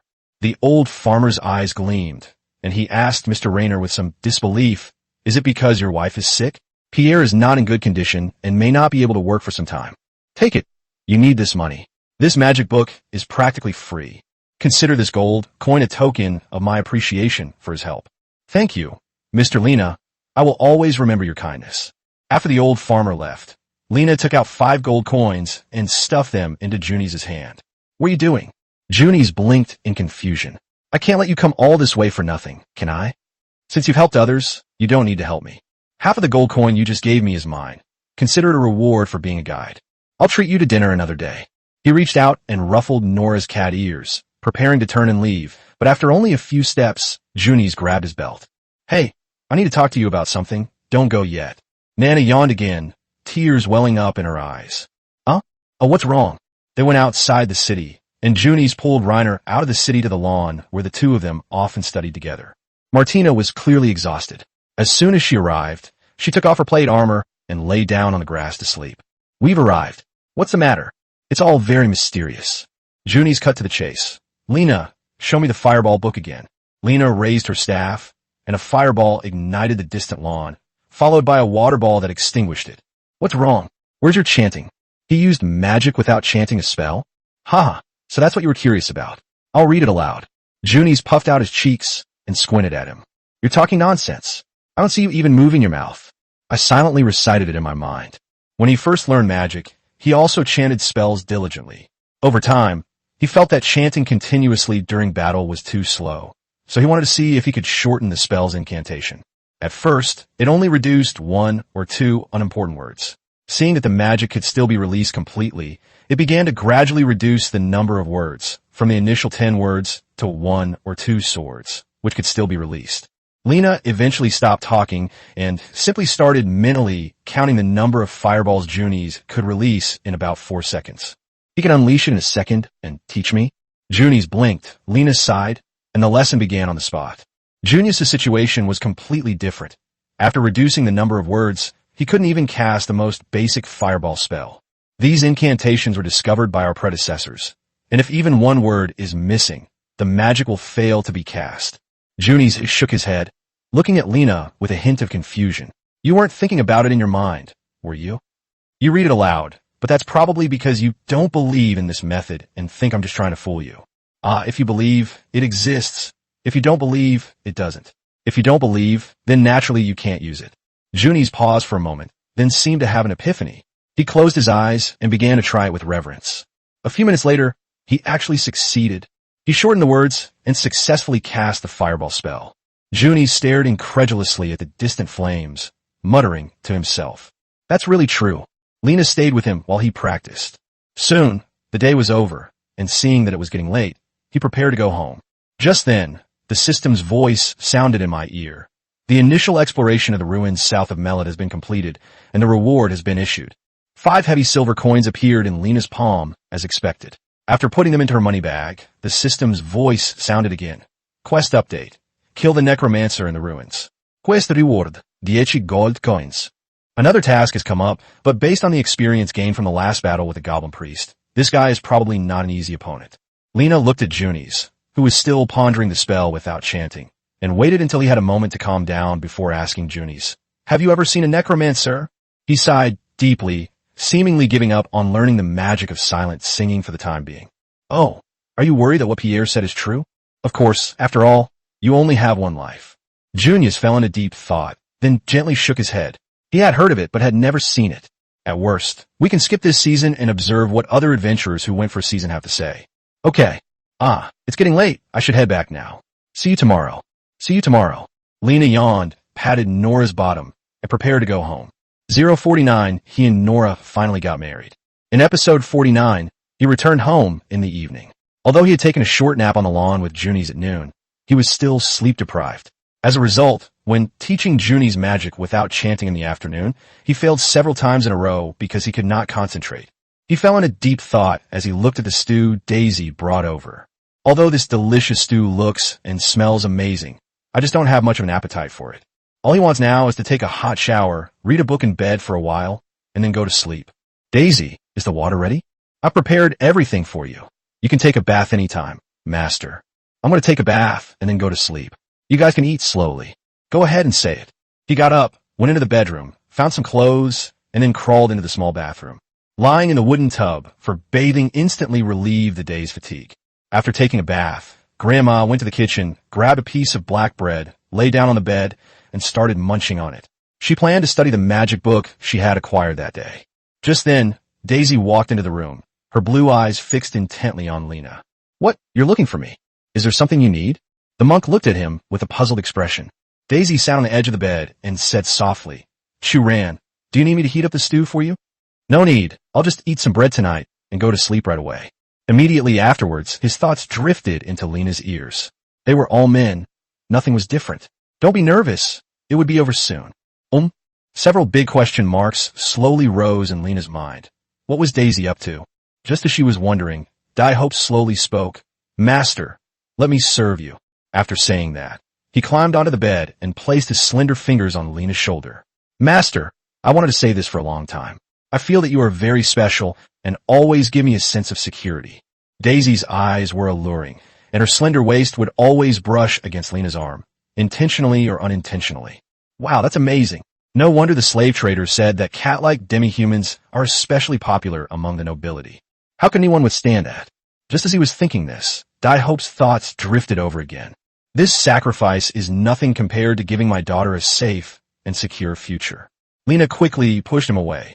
It seemed he was planning to sacrifice himself to win people's hearts, but he didn't know that Nora had already made an agreement with him.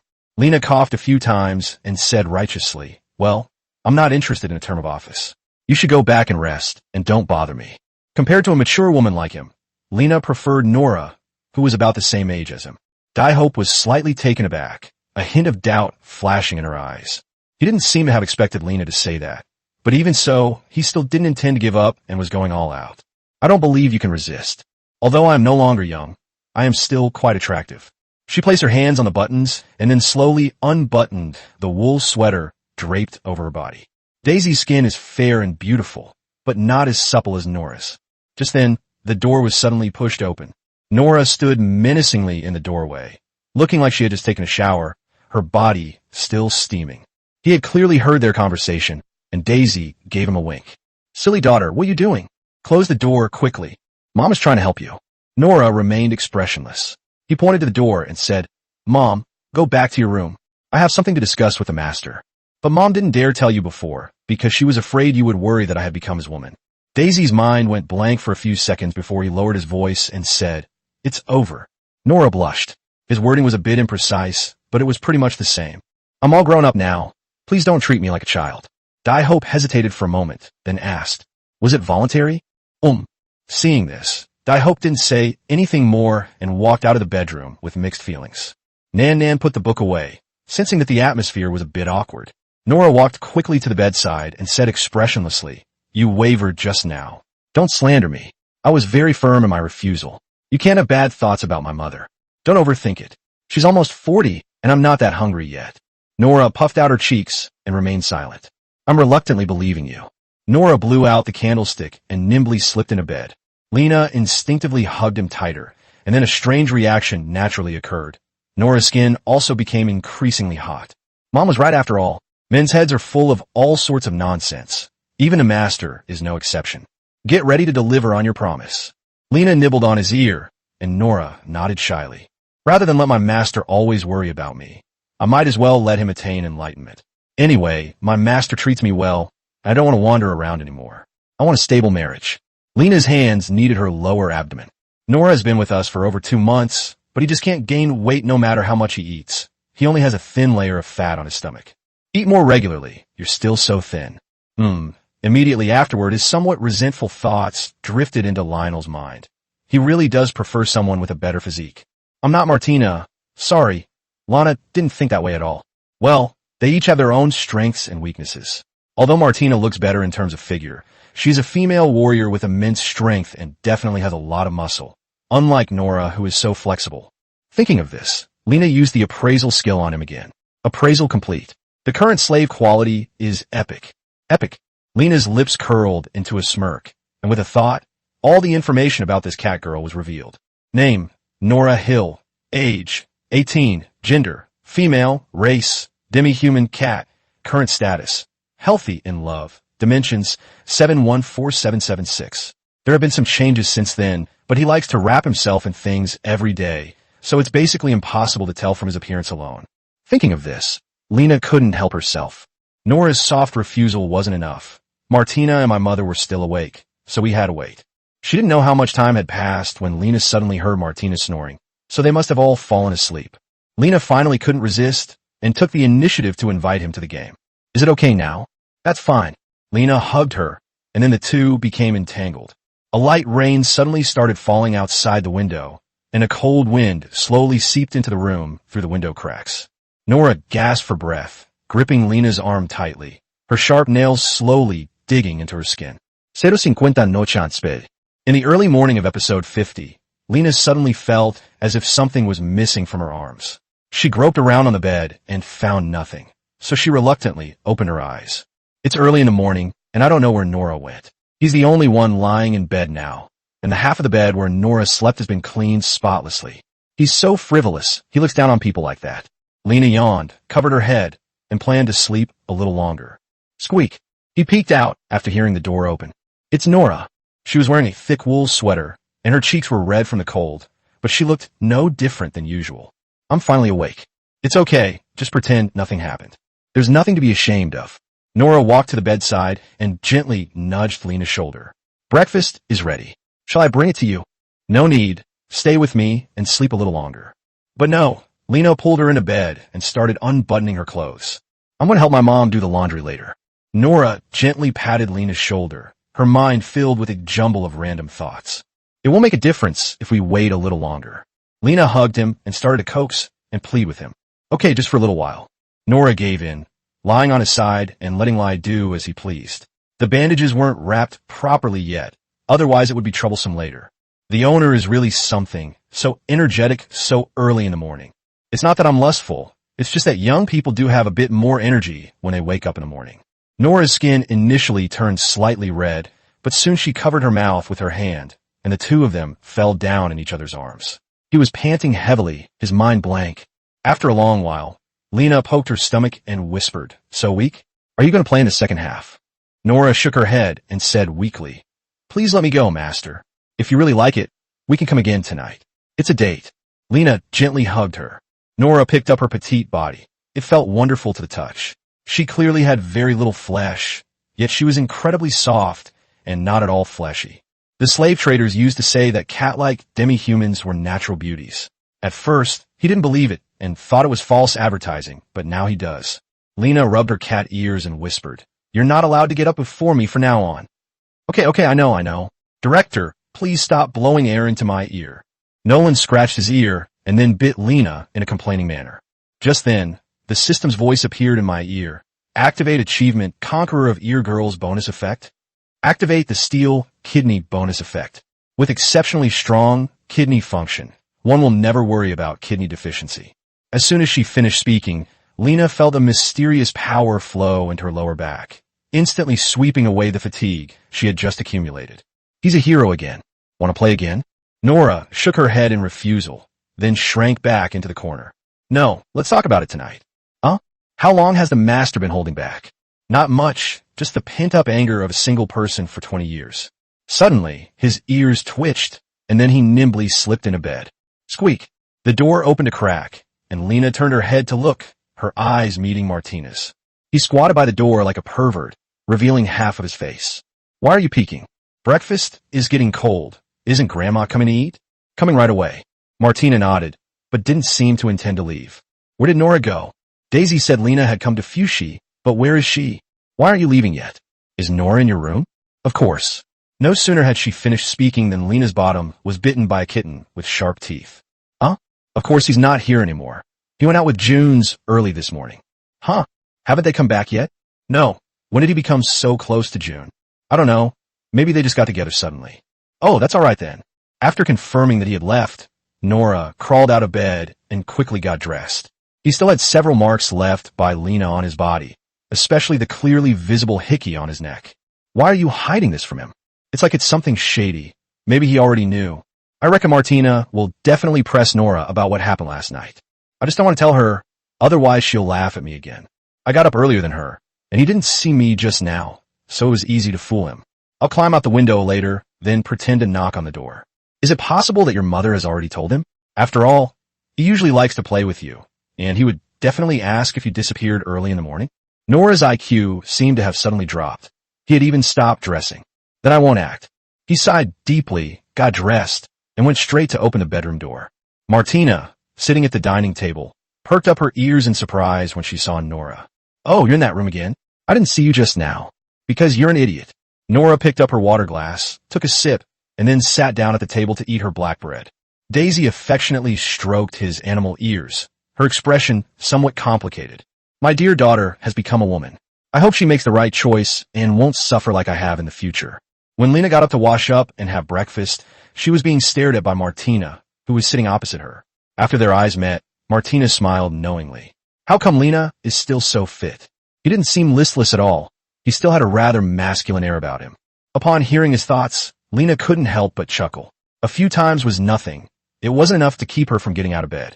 After Lena finished breakfast, she took the two of them out again. She planned to study the grinding method properly today, but when they arrived at the Adventurers Guild, they did not see Junie's. Just as he was about to sit down and wait, a middle-aged adventurer walked over. June said she'll be waiting for you at the usual spot. Thanks for reminding me. Lena was somewhat surprised, not expecting June's to have gone out so early today. The two of them usually left the city around 10 o'clock. He got up and walked out of the city. He had only taken a few steps when he saw Junie's sitting on a tree stump. He was holding his cheek and seemed to be thinking, didn't you say you would wait for me at the usual place? Why are you sitting here? Junie's looked up at Lena, a smile spreading across his face. Because this is the path you must take, I have several questions to ask you. 051 Martina can also see two colors. In episode 51, Junie's asked Reiner a barrage of questions about incantation-free magic as they walked.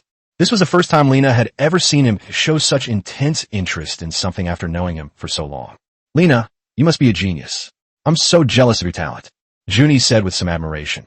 You are the first mage who can use magic without chanting. Even my mentor can't use spells without chanting. Oh, you're exaggerating. My original intention was just to be lazy. If I can figure out something this simple, then someone else can. Anyway, I've never heard of anyone knowing how to write poetry without chanting. I even made up this term. Although I had similar thoughts to yours when I first started learning magic, I gave up on them quickly in the end. Lena, you will definitely become a magician who goes down in history. Hearing Junie say this, Lena involuntarily narrowed her eyes. So this is how they'll go down in history? I don't know if Junie's was exaggerating, or if the magicians in this world are just that incompetent that no one can figure out something so simple. 5-5. I think everyone should be able to think of this, right? You can certainly think of something, but you might not be able to use it.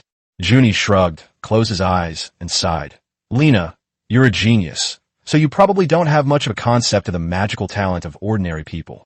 Some people might spend years figuring out how to cast the simplest fireball spell, while you can cast it effortlessly after just a glance and a few incantations. Saying your talent is 1 in a million was a bit of an understatement. If you don't believe me, you could try teaching Nora and Martina. They should represent the level of most ordinary people. Lena recalled their mental talents. One was a D and the other a C, which did seem quite mediocre. If that's the case, you must be quite talented, since I only gave you a brief explanation yesterday, and you were able to use it. Junie's held his forehead, looking somewhat sad. My mentor said I'm a once-in-a-century genius, but in front of you, I'm like a fool. Yesterday, I only reduced 1 word. Compared to you, the difficulty is on a completely different level. Lena was speechless. It seemed that magicians in this world could only be used as support. Even a genius like Junius, who was a once-in-a-century talent, seemed to be only slightly stronger than an ordinary adventurer in terms of actual combat performance. During their conversation, the group arrived at the grassy area where they usually practiced. I'll practice first. If there's anything you don't understand, you can ask me. Junius raised his staff and continued practicing without chanting hymns. Lena turned to look at the 2 bee-steered girls. He suddenly felt a desire to have them learn magic. After all, it's always good to have more skills. Fireball spell can be used for both lighting and starting fires, which is incredibly convenient. Just as he was grinning foolishly, the voices of the 2 beast-eared girls drifted into his ears. What do you want to do? I wouldn't do that kind of thing in the middle of nowhere. After sleeping with Nora, you started thinking about me? Don't even think about it. I'm the woman you can't have. This is insane. Lena turned and asked Junies. How do I test their attributes and magic crystal capacity?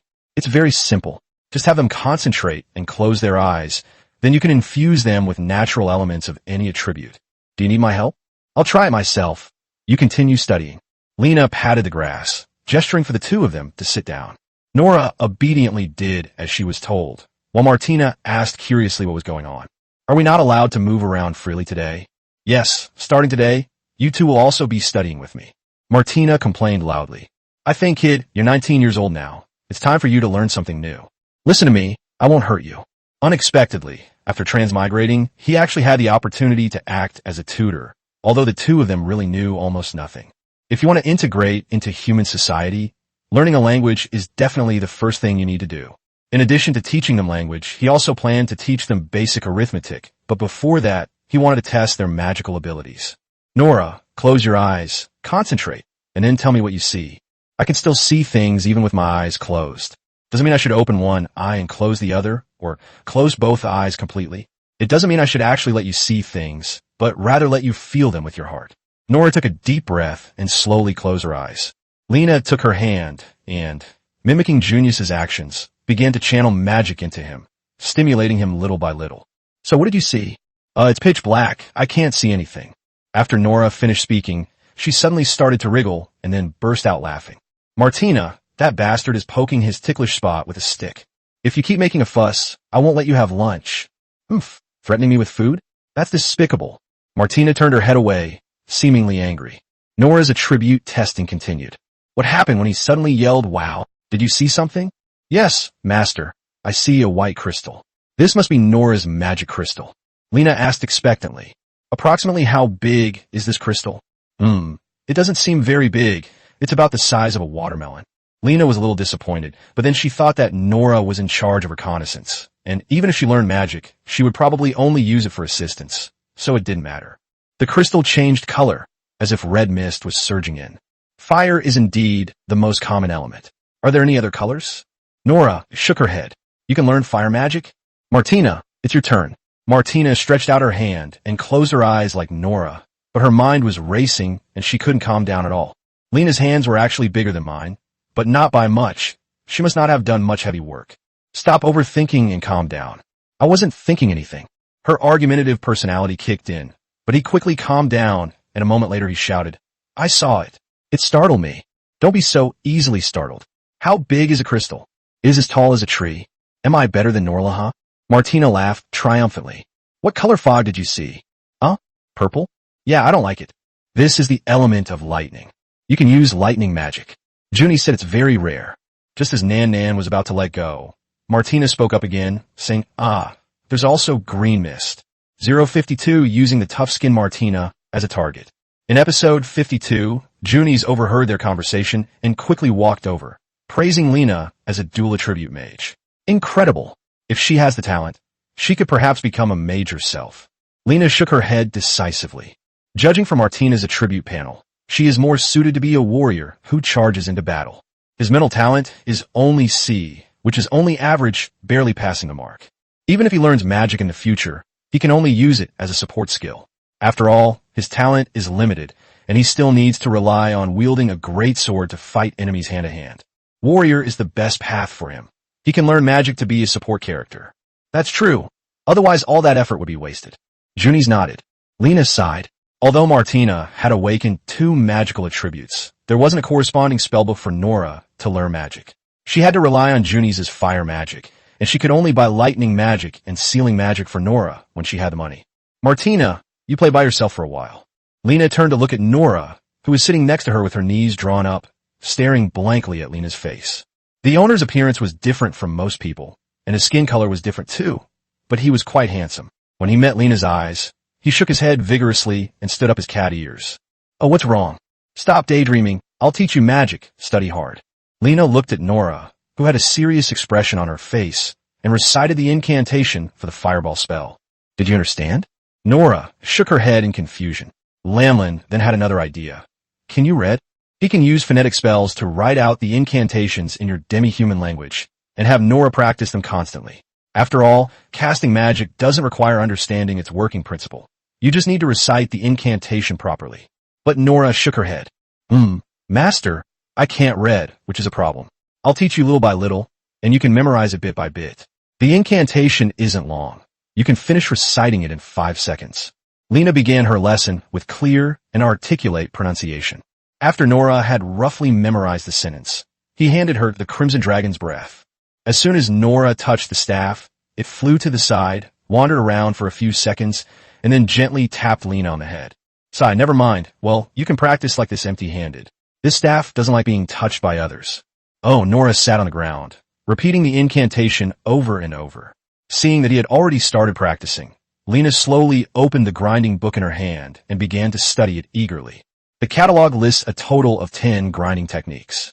Lena started by learning the simplest earthquake spell. After silently memorizing the incantation, she raised her staff and used the spell on the distant lawn. Puff! A sound came from the ground in the distance, and the grass suddenly shook. Lena abandoned her concentration and continued to pour in magic power, instantly expanding the casting range from a diameter of 10 meters to 100 meters, so much so that the 4 people at a distance could feel a noticeable tremor. Lena put down her staff and silently categorized the magic. Support magic does not cause damage, but it can interfere with enemies, and it consumes very little mana and can be cast continuously. Adina, wake up. Go over there and be my target. If you can't take it, just tell me. He ran over quickly. Lena used the earthquake tree on him without hesitation. Bang!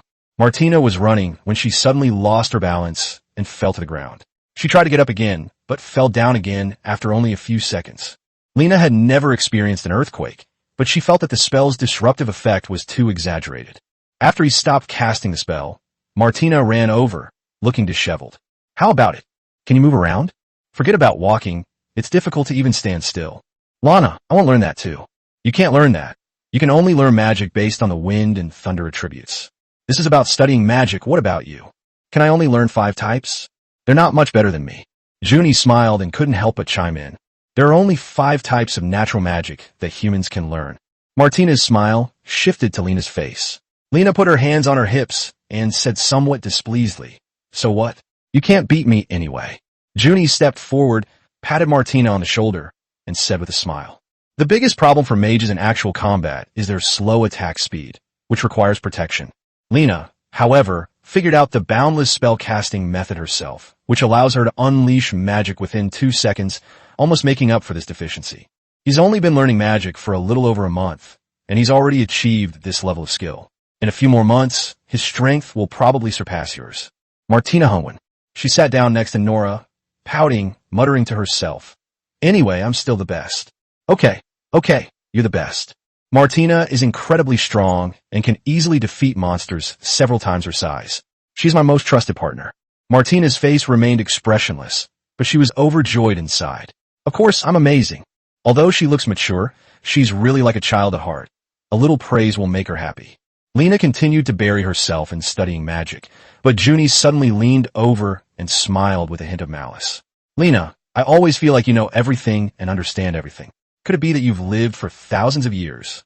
You can learn this ancient grinding method after just a few glances? Lena was speechless for a moment, probably because he was a veteran anime fan and played a lot of games. I didn't know magic back then. Wasn't that what you taught me? That's why I'm increasingly convinced you're a mysterious man. You're clearly gifted, yet there are many things about you that don't make sense. Stop overthinking it, and keep practicing your silent singing magic. Lena moved aside, and then Nora's thoughts drifted into his ears. They had been so close just now. Maybe it wouldn't be long before he would be moving in too. However, Junes is quite friendly to us, and I quite like being with him. But he's so beautiful. If I also become the master's woman, will the master abandon me? Lena glanced at Nora, who was looking down and fiddling with her fingers, looking worried. He was overthinking it. Lena's XP was that of a beast-eared girl. It would be really difficult for an ordinary person without beast ears and tails to stand up. He pinched Nora's chin and quickly kissed her, a move that drew the attention of Martina and Junie's. Master. Nora playfully punched Lena. 053, I like you the most. In the evening of episode 53, Lena returned home, opened the door, and saw Daisy cleaning the house with a rag. Since buying it, the house has been kept spotless, and many newly sprouted vegetables have been planted in the backyard. Upon seeing Reiner return, he jogged over and bowed deeply to him, saying, Master, you're back. You've had a long day. The bathwater is ready. Sigh, from now on, don't call me Master anymore, just call me Lena. Dai-Hope hesitated for a moment, then nodded emphatically. You've worked hard too. Go do your own thing. I'm going to take a shower. Lena casually tossed her staff aside and then went into the small cubicle to take a bath. This is truly the most relaxing and enjoyable time of day. Just then, Lena heard Martina's somewhat mesmerizing laughter, but she didn't think much of it, covered her face with a hot towel, and continued soaking. After he came out of the bath, he found Martina sitting at the dining table, trying not to laugh. What's wrong with you? Martina shook her head and whispered that she was fine. As soon as he finished speaking, his inner thoughts drifted over. Nora is so weak. If I were in her shoes, Lena would definitely be begging for mercy. Lena turned to look at Nora, who looked as if she had done something wrong, her head down, occasionally stealing glances at her face as red as an apple. Haha. Anyway, I'm not telling Martina anymore. What's so funny about that? Meanwhile, Daisy stood to the side, smiling as she stroked Nora's animal ears. Silly child, you're still young now. In a few years, you'll know how to enjoy life. However, as for the child, it won't be possible to have one in a short time, since we are demi-humans and Lena is human. After overhearing their thoughts, Lena roughly understood what was going on. Nora was probably inexperienced and wanted to share her thoughts so that everyone could answer her questions. However, Martina laughed at her mercilessly. It's really troublesome to live without Baidu. As night fell, just as Lena lay down, the door opened a crack. Lena thought it was Nora, but it turned out to be the Crimson Dragon's Breath, who peered out from behind the door at the enormous fire magic stone. What are you doing? Lena, puzzled, watched as the red dragon chased her knee and floated onto the bed, then suddenly burrowed under the covers. His tent, made of pure crystal, was like an ice block under the influence of winter, which made Reiner jump up from the ice. He kicked the Crimson Dragon's Breath out of bed, and it froze to death. What do you want to do? A staff. You even crawled into my bed. The Crimson Dragon's Breath suddenly became hesitant. XP can be unpopular, but it can't be weird. He had absolutely no interest in the staff. After all, it wasn't even a human being. Lena picked up the Crimson Dragon's Gap and placed it on the shelf in the living room before returning to her room. After a while, the door was pushed open again, and this time the person who came was the right one. Nora stood timidly in the doorway, her cheeks flushed. She was dressed very thinly, as if she were only wrapped in a layer of linen. Before Lena could speak, he explained, Martina, he's taken over my room. A bed can only fit 2 people at most. It's getting cold now, and it's easy to catch a cold if you sleep alone, so I can't find the owner. It wasn't because I wanted to come here. Well, he didn't even use a basic attack. He just dodged and baited out an ultimate. What terrible idea did Martina come up with that I actually listened to? Nora was furious. Look at what you're saying. Have you forgotten what you promised me this morning? He had no choice but to come, knowing Nora was a stubborn person, so I gave him a way out. Nora blushed and burrowed under the covers, then gently touched Lena's shoulder with her cold little hands, whispering, It's so warm. Give me your hands. I'll warm them for you. No need. She struggled gently. Why are you being so polite? Lena grabbed him and pulled him into her arms. Nora struggled for a while, then finally gave in and started to overthink. He grew increasingly restless and finally uttered, Master, you are so good to me. Warming your hands is a way of showing you kindness, and it's not just that. Nora gently bit Lena, and after a moment of hesitation, whispered, Anyway, I like you the most. Although Nora had said these words in her heart many times, it was the first time she heard him say them so openly, and she couldn't help but feel a little touched. Nora gently blew out the candle. The next morning, Lena went to the Adventurers Guild to see Junies as usual, but as soon as she entered, she saw a group of adventurers talking in front of the counter. They looked serious, as if something terrible had happened. When Lena came in, they greeted her and then continued their conversation. Lena had intended to eavesdrop, but seeing Junes in the corner made her forget about it. He didn't go anywhere today. He just sat in the corner with a piece of black bread in his hand. He waved enthusiastically as soon as he saw you coming. I thought you would run out of the city by yourself today. I was originally planning to go there, but after overhearing other adventurers' conversation, I decided to wait for you here. What's the matter? This morning, while training outside the city, the militia accidentally discovered the ruins south of the city. Many undead were teleported out of the ruins and are currently active in the areas south of the city. They have not yet attacked civilians, but they have already caused panic in the nearby villages. The necromancer. Yes, you're thinking the same thing as me? I heard the Lord plans to sweep through the area before sending his army into the ruins to clean up the rampant skeletons. They'll suffer terribly. The area is full of traps and burrows. The monster boars must be having a blast, doing nothing in their caves while tons of iron cans fall from the sky. Ruins are only suitable for small-scale exploration. With more people, there are more areas to cover, and a slight mishap could result in heavy losses. Moreover, the ruins contain a mental erosion debuff. If the vanguard sets off a chain reaction, the team will collapse at the first touch. Junies blinked, a hint of admiration in his eyes as he looked at Lena. Lena, our thoughts are always surprisingly similar. Although skeletons are not difficult to deal with, even less so than goblins, there are a lot of them, and there are also monsters like ghouls and imperial magic orbs in the ruins. The difficulty of this operation is definitely no less than that of the Dawn Forest. Sigh, so should we participate? I wanted to ask you the same thing. Aren't you our leader? What leader? How did I become a boss? You make all the decisions, so I'll just follow you. Well, I don't really want to participate. Although I have a mission, I don't want to do a mission with too high a risk factor, and I'm not short of money right now anyway. Just then, the sound of horses' hooves came from outside the Union compound. 054 Demas is hiring. In episode 54, Demas stands next to the table wearing plate armor. Although he doesn't say a word, Lena can sense that he is giving a crazy hint. After a while, he finally couldn't hold back any longer and took the initiative to ask Demas what was wrong. Melod, undead have appeared to the south. We need to enter the ruins to clear them out. We already have one mage in our party, but we're missing one more. He kept it short and to the point. His meaning was quite clear. He was practically saying that hiring someone to retrieve the ruins was dangerous, as they were just skeletons and the danger level wasn't very high. Most of the members participating in this sweep were experienced militiamen, totaling 100 people.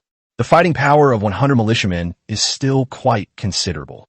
After all, as far as he knows, the total population of the Fallen Tribe is only about 4,000, and currently there are only about 600 people with fighting ability. Although the scale is not as large as when they went to Dawn Forest to hunt armed force last time, the militiamen who are regularly trained are definitely stronger than most adventurers. So Demas looked quite confident when he said this. Lena stated bluntly that there were necromancers in the ruins. Demas blinked, and after a long silence, asked with some doubt, really?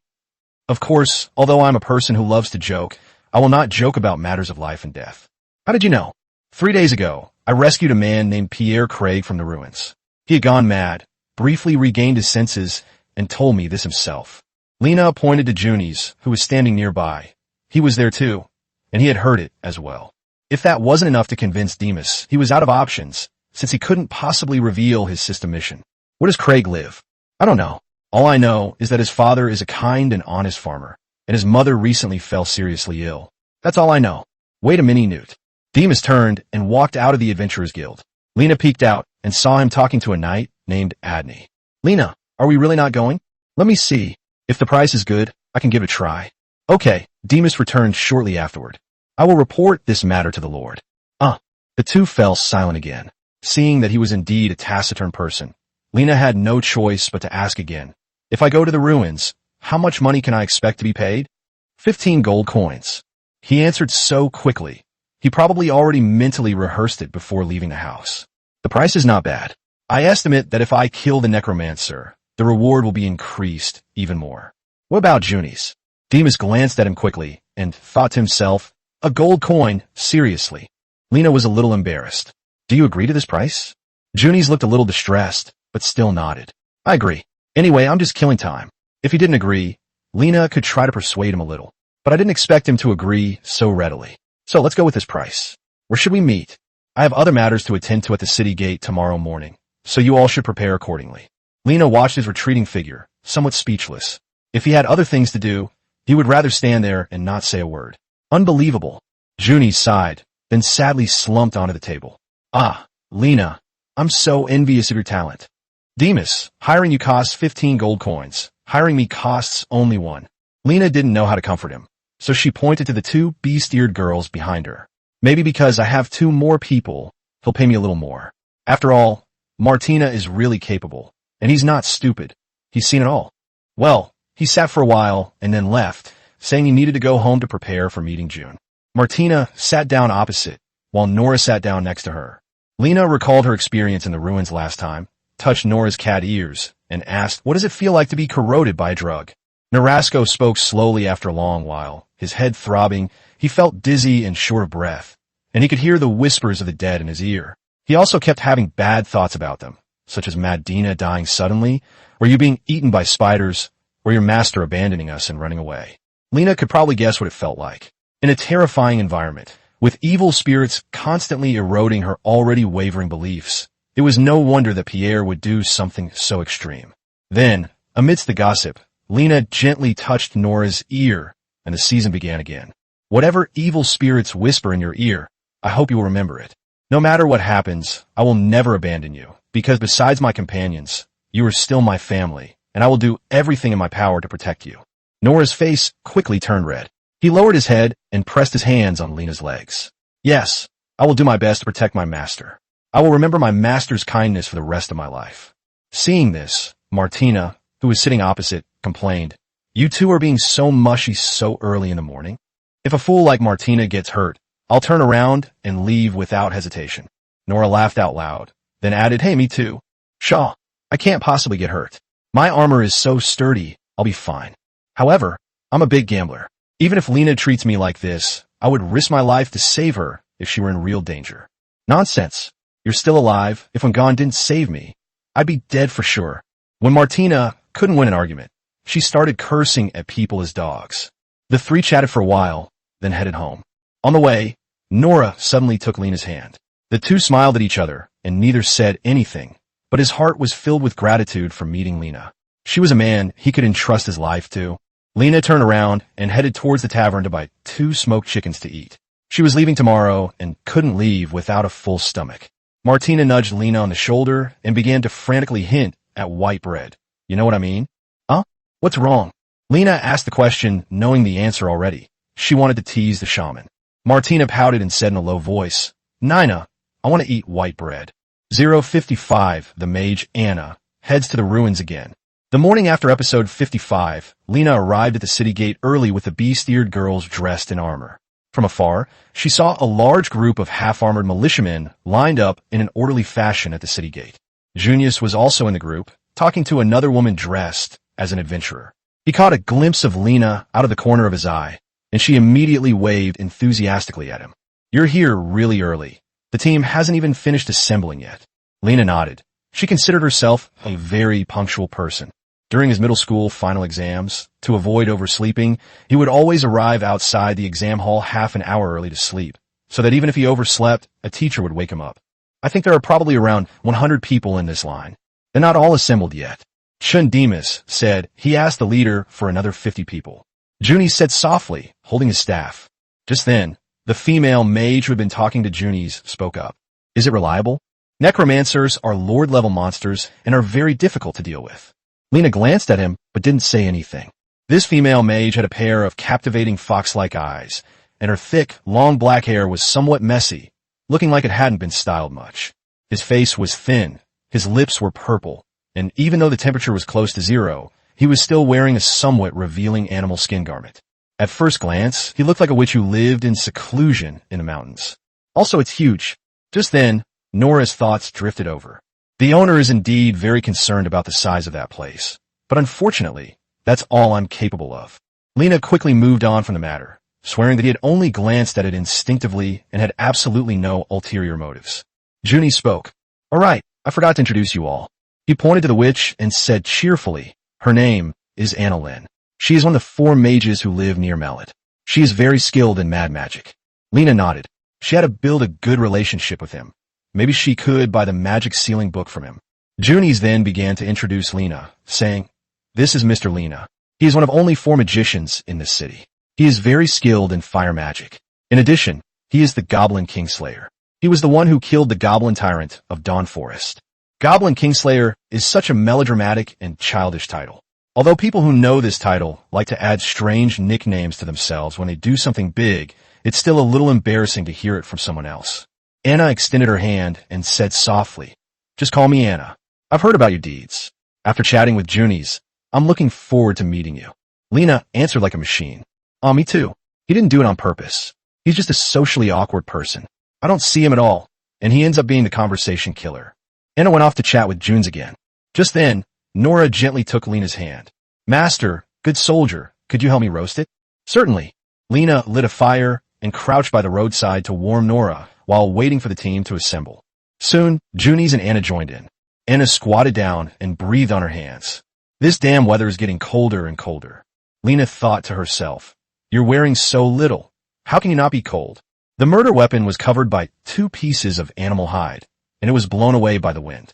After waiting in place for a while, the group suddenly started moving forward. Lena quickly led the bee-steered girls into the group, and Demas even rode his horse to the back of the group to take a look at Lena. Neither of them spoke, but instead reached a strange tacit understanding, nodding to each other. After walking for a while, the group finally arrived at an entrance in the south of the city. Demas shouted at the front of the group, and everyone put their hands on the shoulders of the person in front of them. The line stretched out in a long queue, and everyone followed Demas's method, placing their hands on his shoulders like zombies. Where will we be teleported to with such a long queue? Could someone be unlucky enough to get stuck inside the wall and die? The magic stone will automatically teleport us to a suitable place. We might end up on an empty street.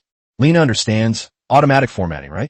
As Demas's countdown at the front of the group ended, they were teleported into darkness. Lena and Junies cast fireballs almost simultaneously to illuminate the group. Seeing this, the militiamen took out their torches and passed the fire to the next person in the relay. In less than 10 seconds, the surroundings brightened up. Junies was right. They had indeed been teleported to a wide street, with several skeletons in the alley next to them. Demas gave the order that everyone follow the group to clear the surrounding skeletons, and that they should not stray too far from the group. Yes. As a series of resounding replies rang out, the militiamen on the outer edge of the ranks dispersed and began clearing away the surrounding skeletons. Soldiers, aren't they afraid of stepping into a trap? I need to talk to Nemus. Junies became serious, and Lena decisively grabbed him, then pointed to the scattered squads. Look, she said, these squads are about 5 people each, with 1 seemingly agile militiaman in each squad responsible for scouting traps, while the other 4 are responsible for clearing out monsters. Demas isn't stupid. He even learned from his mistakes. However, Lena disagreed with their investigation methods, as they relied entirely on testing with sticks, which could easily lead to oversights. Nora suddenly pointed at one of the militiamen and said that his leg was about to break because there was a trap underneath him that he hadn't noticed. Lena winked at him. Nora understood immediately and threw the throwing knife. The beast trap hidden in the mud was triggered twice, and it jumped out immediately. The militiaman looked back with lingering fear, then thanked Lena. Nora stepped forward and retrieved the throwing knife. Let's just make do with it. People with exceptionally strong perception like Nora are quite rare, and it's impossible to take care of everyone. A moment later, Lena heard someone screaming in the distance.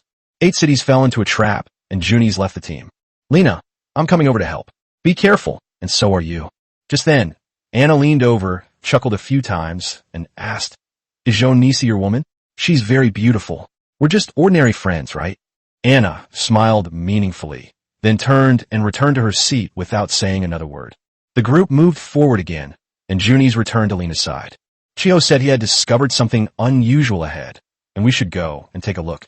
056 The Defeated Army. In episode 56, the group advances through the ruins. Lena cannot see what is happening ahead and can only obediently follow the group.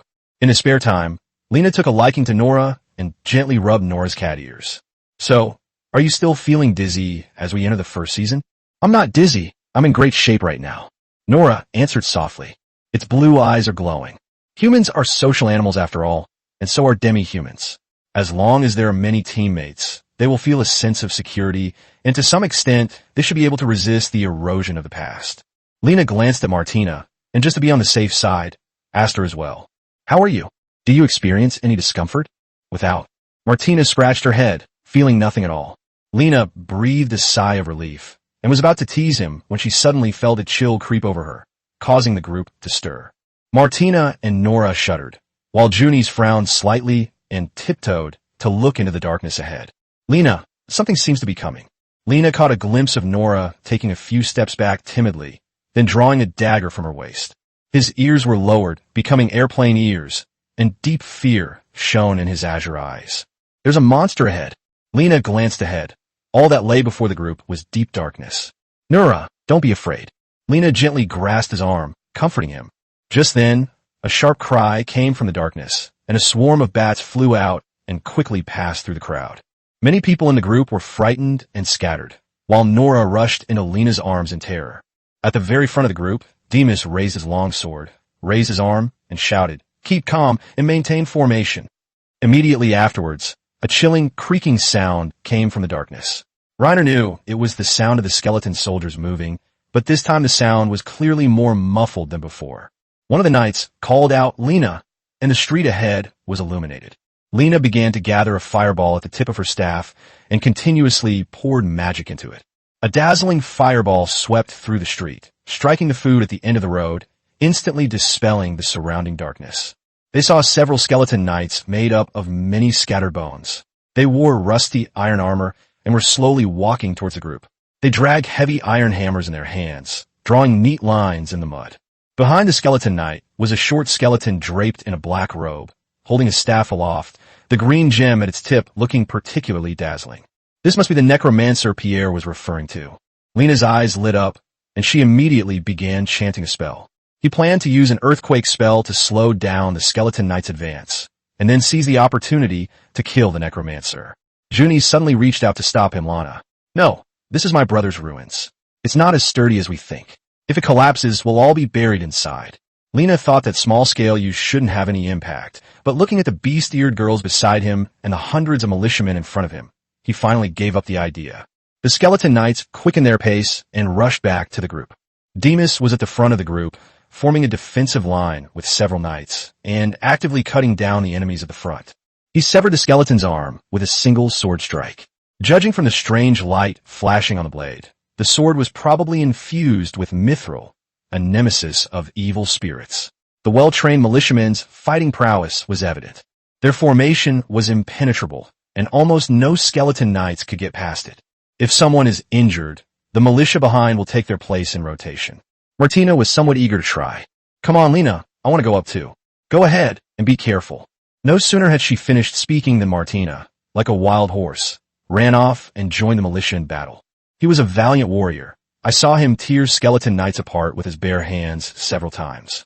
Just when things were looking up, the necromancer in the distance raised his staff high once more. Immediately afterwards, countless green souls gathered from all around, eventually surrounding the staff. Lena felt a vague unease. Seeing that he was completely unprepared, she seized the opportunity and used Fireball Tree.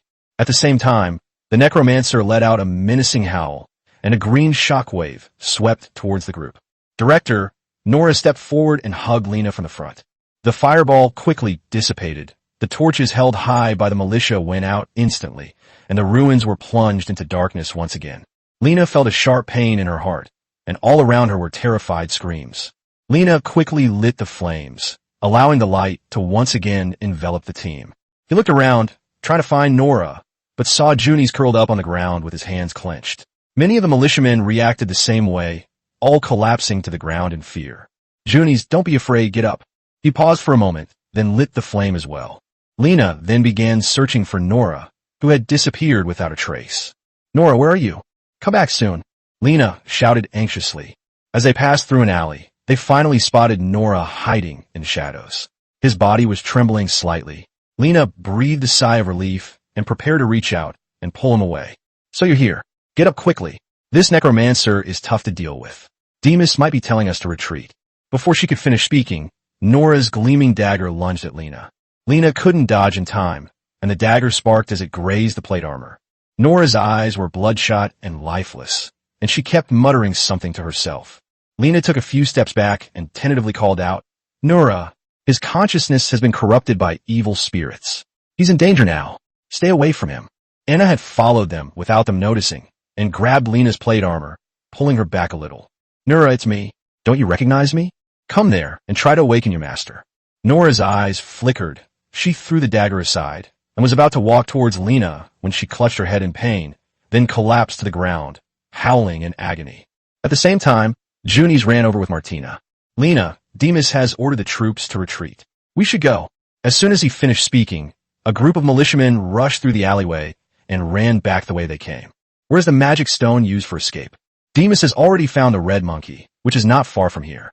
Suddenly, a half-armored knight was slammed against the wall, and blood splattered all over Lena's face. The skeleton knights are hunting down the fleeing militia, while Demas and his group of knights are covering their retreat. Lena, pull Martina up. Junies, carry Nora and run. Martina and I are going to help Demas and the others. Be careful. 057 was betrayed by his AI teammates. In episode 57, the group watched the show while retreating, and the scattered group soon arrived at the magic stone used to leave the ruins. The militia who had fled first had already gathered at the magic stone. Lena was no more than 100 meters away from them. She could still vaguely see Junies holding Nora and sitting at the evacuation point. He seemed to be injured, with a lot of blood flowing from his thigh. Several more knights left the front line, leaving only Demas and 2 other knights. Line up and prepare to evacuate. Demas turned around and shouted. Several more skeleton knights attacked, seemingly endlessly. For every one they killed, another would appear, relentlessly pursuing them. However, the quality of these monsters is declining at a visible rate. These skeleton knights no longer wear iron armor. They're all bare white bones. The remaining 2 knights also left, leaving only Demas and Lena to fight side by side. Lena, you go first, I'll be right there. Demas said that his plate armor was tattered and bloodstains were faintly visible, indicating that he had suffered considerable injuries in the battle with the skeleton knight. Plate armor offers limited protection against blunt force, and once fully armored, its movement is slightly restricted, making it unable to escape. Leaving it to cover the rear is tantamount to sending it to its death. Moreover, the skull and crossbones flag is like a leech. You can't fight and retreat at the same time, and you'll be stuck to it again very quickly. If you want to escape, you have to fight your way out of a buffer zone and then sprint through it at full speed to have a chance. Demas, you retreat first. I need to hold them off for a while longer before I can leave. After saying that, Lena used fire magic to burn an approaching skeleton knight to a crisp. Martina was surrounded by enemies and attacked by skeletons. He unleashed his ultimate attack, and with each battle cry, the skeleton's limbs were scattered everywhere. He was virtually invincible in close combat. At present, the 2 of them can hold on for another hour without any problem. Seeing this, Demas pondered for a moment and then, heeding the advice, ran towards the teleportation team. Half a minute later, he shouted loudly, "Come here quickly!" Lena looked back and saw the militiamen lined up in a long queue, holding hands with each other, while Demas was at the very end of the line, reaching out to him. Martina, we should leave. All right. Martina grabbed the skeleton knight by the neck, quickly lifted him up, and smashed him down, knocking down a large group of enemies. Then, The two ran wildly toward the archmage, while many militiamen shouted, "Gods, you are true warriors. Brother, come quick. Watch out for the necromancer." He caught up with her, and Lena turned around to see a fireball hurtling towards her. Since learning the spell without chanting, his casting speed has increased significantly, and he extinguished it with the water sphere tree in just an instant. Demas shouted excitedly, "Go for it! Here it comes!" With his hand within reach, the next second, the group of hundreds of people vanished instantly, and the area fell into a deathly silence, with a magic stone emitting a faint red light. Lena was dumbfounded. The militiamen at the front of the group had used the magic stone without permission, teleporting them away. Damn it, it's a human-machine interface, huh? It just left like that? Lena lifted Martina's hand, intending to reactivate the magic stone, but as soon as the magic was injected, a burning sensation came from her fingertips. Junie said that the magic stones used for teleportation in the ruins cannot be used continuously and require waiting a while. With hordes of skeleton knights right in front of her, Lena couldn't just stand there and wait for the mage's cooldown to end. "Come on," Martina screamed, and raised her shield to block the flying hammer. As she threw away the shattered shield, she swung her sword at the oncoming skeleton knight.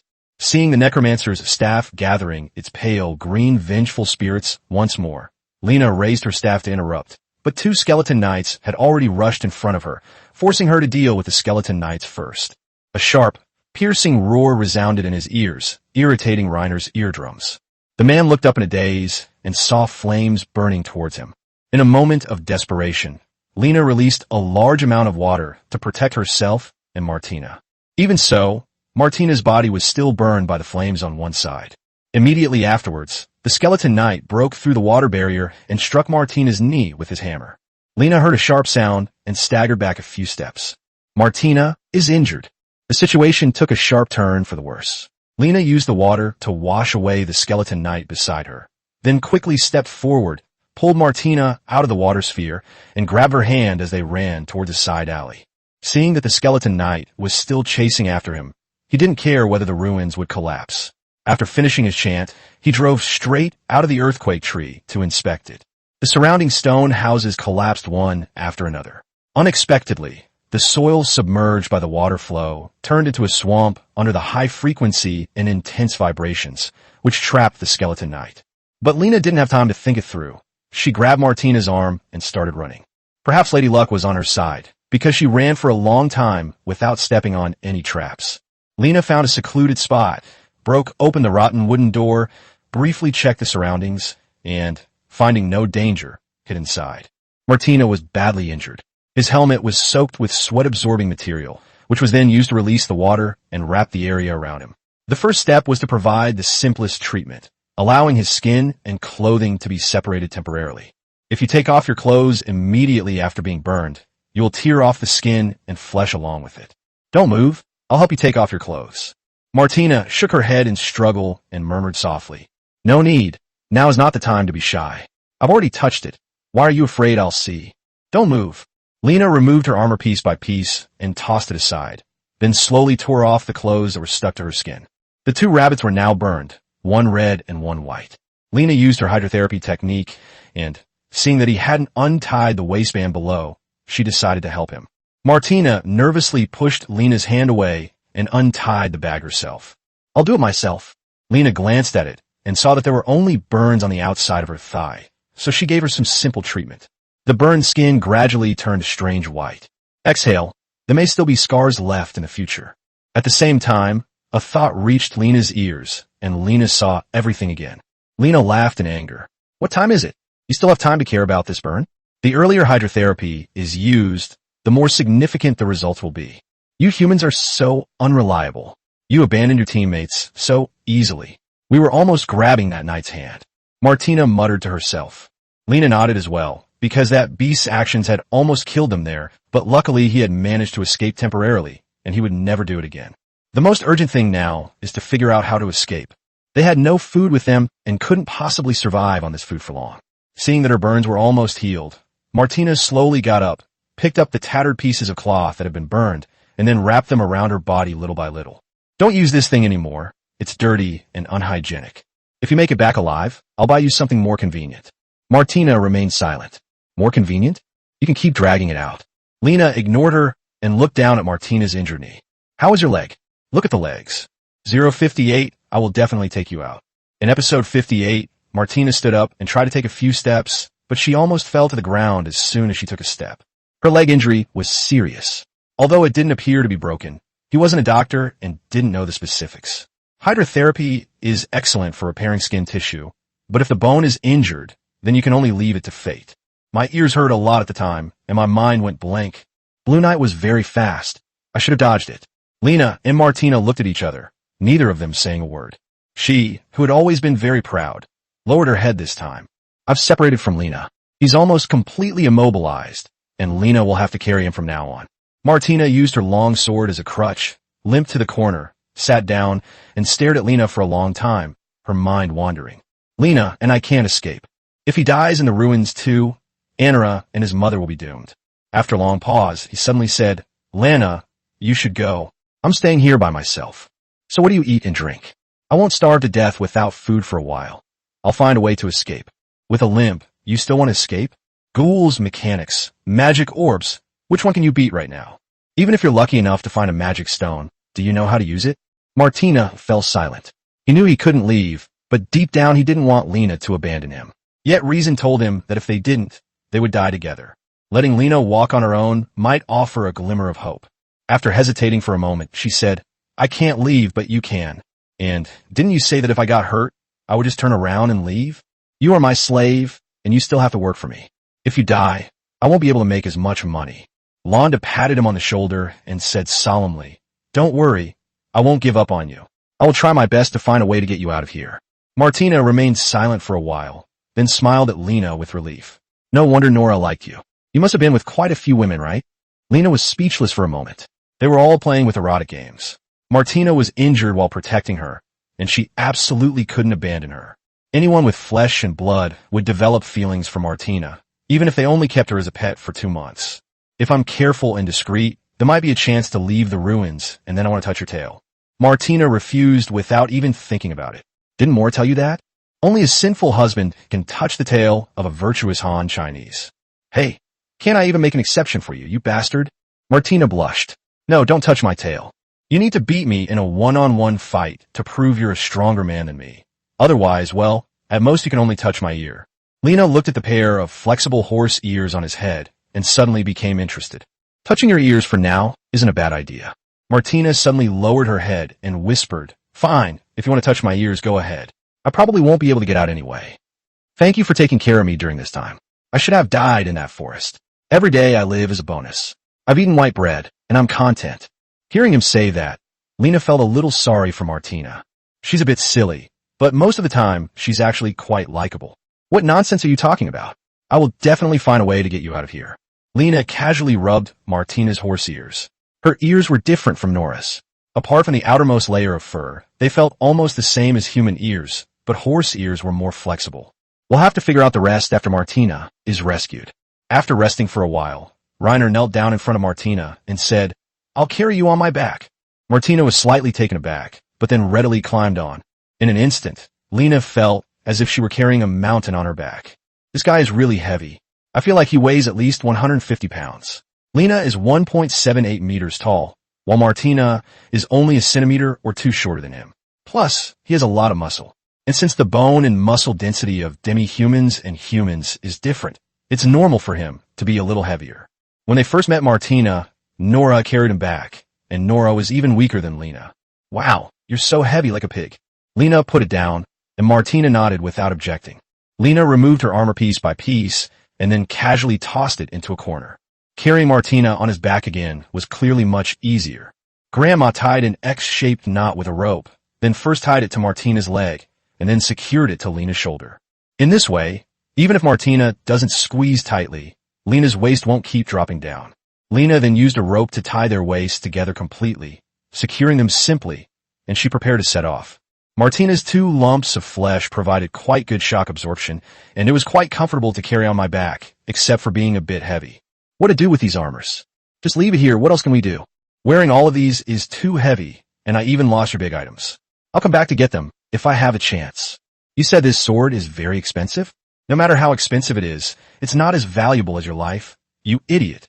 Money can be earned back, But if you lose your life, you truly lose everything. Martina hesitated for a moment, then gently placed the long sword near the wall. I'll listen to you. Of course, I'm not here to do charity. These fees will be deducted from your ransom, Lena said in a very serious tone. Martina hesitated for a moment, then said softly, Lena, let me work for you forever. I don't want to leave. You've fallen in love with me? Martina punched Lena, nearly giving her a heart attack.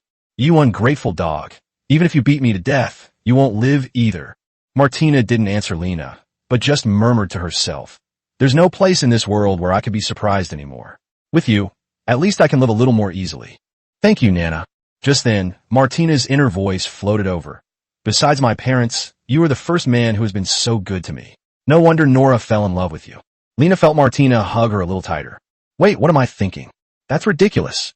Although his thoughts were quite insightful, Lena, who was on edge, didn't have time to listen at all. With Nora not around and unable to sense the trap, he could only let the red dragon know and hop around in front of him to scout the way. Just then, a pair of hands reached out from the shadows. Lena was so frightened that she threw a punch, followed by a sharp pain in her wrist.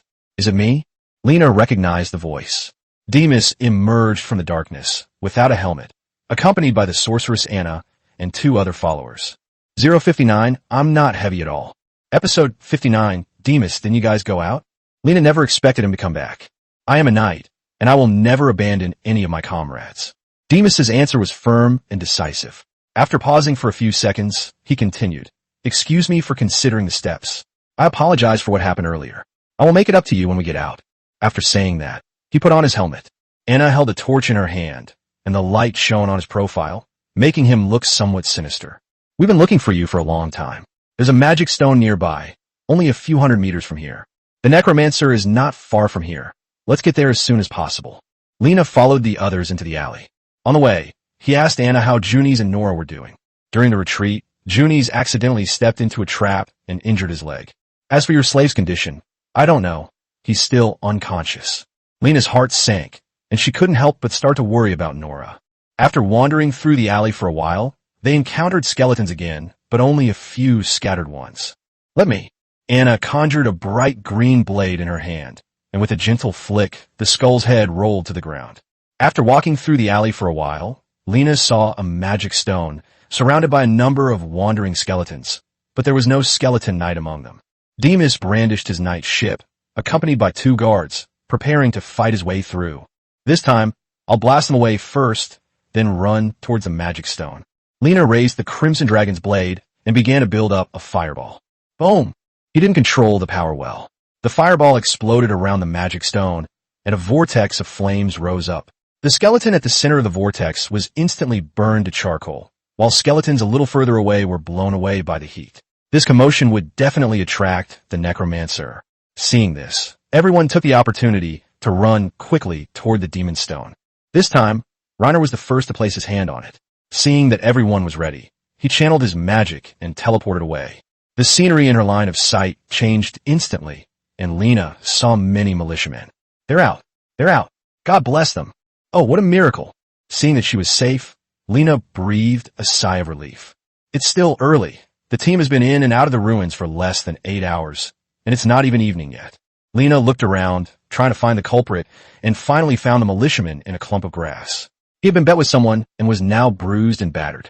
Seeing Lena approach, she lowered her head. Lady Lena, please forgive me. I thought you had already taken Lord Demas's hand. Seeing the necromancer chanting, I was so terrified that I subconsciously channeled my magic into him. I'm sorry. Before he could finish speaking, a passing militiaman kicked him, knocking him to the ground. Lena was furious because her mistake almost led to her and Martina dying in the same season. Lena caught a glimpse of Nora out of the corner of her eye, pointed her staff at the militiaman's head, and said, Good luck. I'll settle the score with you another time. He walked quickly to Junies' side, where Nora was lying on his lap, her hair disheveled, and she looked asleep. Thank you for carrying him out. You're welcome. Nora is my friend too. How is he now?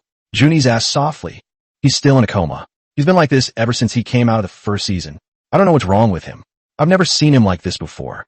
Just then, Anna walked over from a short distance away, squatted down, pried open Nora's eyelids, and took a look.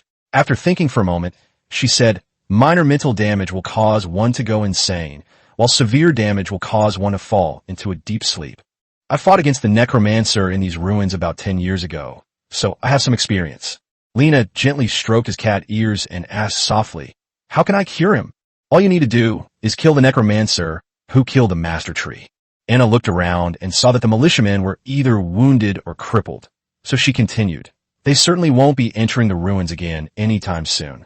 I don't believe you can kill the necromancer by yourself. Reiner looked around and saw that many militiamen had gone mad due to the necromancer's mental corruption, shouting and yelling, while others lay motionless on the grass. He sighed deeply and gently held Nora, who was lying on the ground, in his arms. Was there really no other way? A person with a strong will can recover on their own, but I don't think he can because there are very few examples of that. If all else fails, just buy another one. Keep trying, it doesn't matter. No, it's not ordinary. He turned to look at Junies and asked, I heard you stepped into a trap. Is your leg all right? Do you need me to take a look? Ah, I've had hydrotherapy treatment. Although I can't run, walking is fine. Just then, Demas walked over from the side and handed Lena a bag of money, saying, this is your reward. Thank you for your hard work. Looking at the money pouch in her hand, Lena sighed. She had lost both her money and her money. Martina has injured her leg, Nora is in a coma, and the necromancer hasn't finished the mission, so there's no way to move forward for the time being. If he could, he would prefer Nora to wake up right now. Demas nodded, then took out another gold coin and handed it to Junies. Lena also reached into her money pouch, which was filled with heavy gold coins, definitely more than 15. This was probably Demas's compensation for his emotional distress, but it was probably less than the equipment he had lost in the ruins. Lena went in fully armed, but when she came out, she and Martina only had a staff left. They had left their plate armor and chainmail behind. Lena took out 2 gold coins and put them into Junies' hand. Take them. I don't need nings. You can keep them. They then forcibly stuffed the gold coins into his hand. Demas looked at Martina, who was still being carried on Lena's back, and asked, where is your armor? It was too heavy. I lost it while trying to escape with him. It was my mistake, and I will make it up to you. After saying that, he turned and walked towards the militia. Although no one died this time, quite a few militiamen suffered mental breakdowns. Demas probably won't enter the ruins again for a while. After resting outside the ruins for a while, Reiner picked up Nora, who was still sleeping. Carrying Martina alone was fine, but carrying Nora on his back made him too tired to walk. He unloaded Martina and then knocked a thick branch off with the water balloon tree. Use this as a walking stick. You should walk by yourself. It's too heavy for me to carry. Martina puffed out her cheeks. I'm not heavy at all. 060 Nora awakens. How was episode 60? Martina stood by the bed, leaning on a cane, and asked Nora, who was still fast asleep. As a fellow demi-human, he also had some concerns. Poor Nora, thankfully nothing bad happened. I don't know. He's just unconscious for now, but his life isn't in danger. She will drink gastro juice little by little, and she can also eat. Lena reached out and touched Nora's cat ears. Daisy's eyes welled up with tears. He dipped a towel in the water from the wooden basin and gently wiped the mud off Nora's face, calling out to him softly every now and then. It was already night, and Lena took them home. At first, Daisy thought Nora Bellina was asleep when she saw him being held, but when Bellina told Daisy what was going on, he finally couldn't help but cry. How so? Although Lena was also worried, she still tried to comfort Daisy. He's just unconscious. There's still hope, so don't worry too much. Lena sighed. He had a slight headache and just wanted to rest. You should all go back to your rooms. I will take good care of him tonight. I'll come back tomorrow morning. Daisy and Martina went out one after the other. Lena took off her clothes to go to sleep. Just as she was about to lie down, the door opened again. She thought it was the red dragon's breath causing trouble again. Lena shooed him away, saying, I'm really tired today, don't bother me. Lana is Martina. She limped into the room, her eyes darting around, looking quite uncomfortable. Hey, thank you for saving me today. Take good care of yourself and get well soon. Maybe Demas will send us to the ruins again in a few days. Oh, Martina stood in the doorway, neither speaking nor moving, just staring intently at Lena. Soon, her thoughts drifted over. So you're not going to touch my ears anymore? To be honest, ever since he learned that Nora was in a coma, he had lost all desire to touch her ears.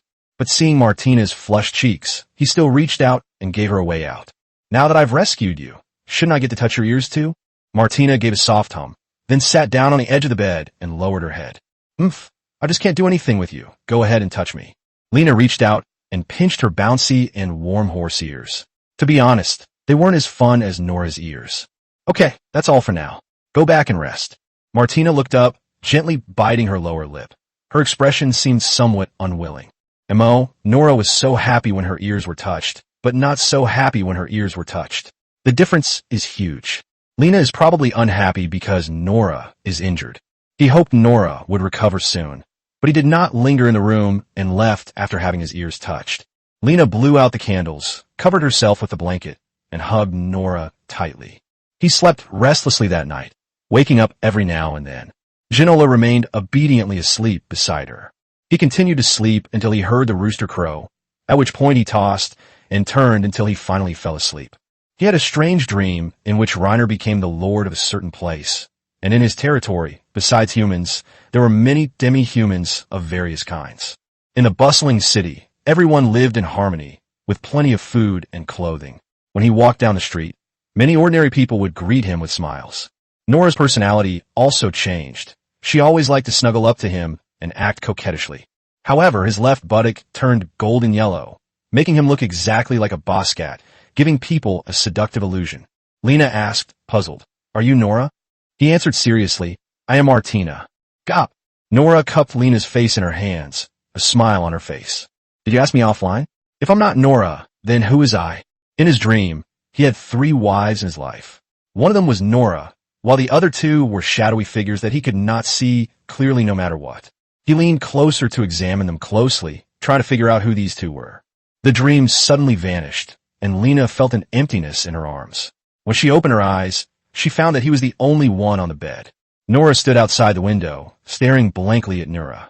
Lena called out tentatively, but her petite body didn't react at all, as if she hadn't heard a sound at all. Lena quickly got up and went to his side, gently patting his shoulder. Seeing that Nora still didn't react, Lena forcibly turned him around. Nora's eyes were vacant, and he looked somewhat dazed. Lena called his name softly, then rubbed his animal ears and said, "Speak up, how are you?" Seeing that he remained unmoved, Lena scratched the downy hair in Nora's ear, trying to provoke him. Finally, he reacted, his cat ears twitching vigorously. Lena realized that this was working, so she picked her up and put her on the bed, then grabbed her tail and started playing with it.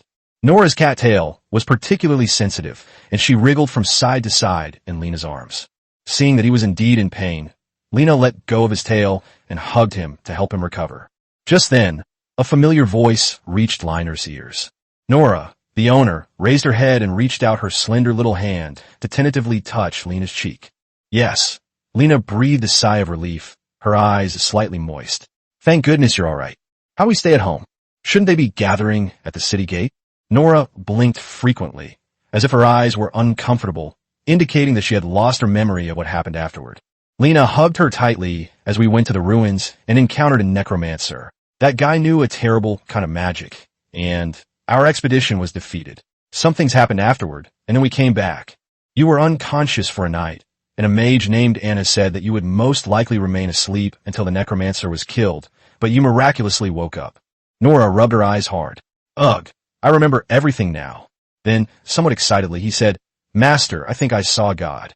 She was exceptionally beautiful, even more beautiful than June. Yes, I was in complete darkness when she asked me if I want to come back to her. I answered yes, and then I came back very quickly. Before he left, he also said he would give me a gift." Nora continued rubbing his eyes, and Lena gently took his hand, saying, "Don't keep rubbing your eyes, you'll get sick." Nora looked away, trying things out with one eye open and one eye closed. "What's wrong?" Nora said anxiously, "Master, I can't see with my left eye. I can't see anything."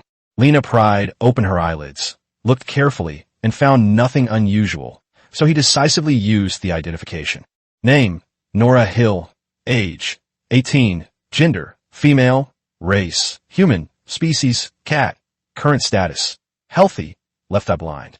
Lena was speechless for a moment. Everyone knew that he was blind in his left eye, and the system's assessment did not explain the reason. Just then, the door was pushed open, and the conversation between the 2 woke Daisy. 061 Nora's Apology. In episode 61, Daisy simply hugged Nora tightly and didn't let go for a long time. It really is a blessing from God. Martina pushed the door open and limped in. Her hair was a mess. Ginola returned to normal and said happily, "I knew nothing would happen." After they exchanged pleasantries for a while, Lena asked, "How are your eyes? Can't you see anything at all?" "Yes." Nora went blind. Martina frowned slightly. One of my eyes is blind, my left eye. In her dream, Lena saw his eyes, and his pupils turned golden yellow. She wondered if there was any connection between the two.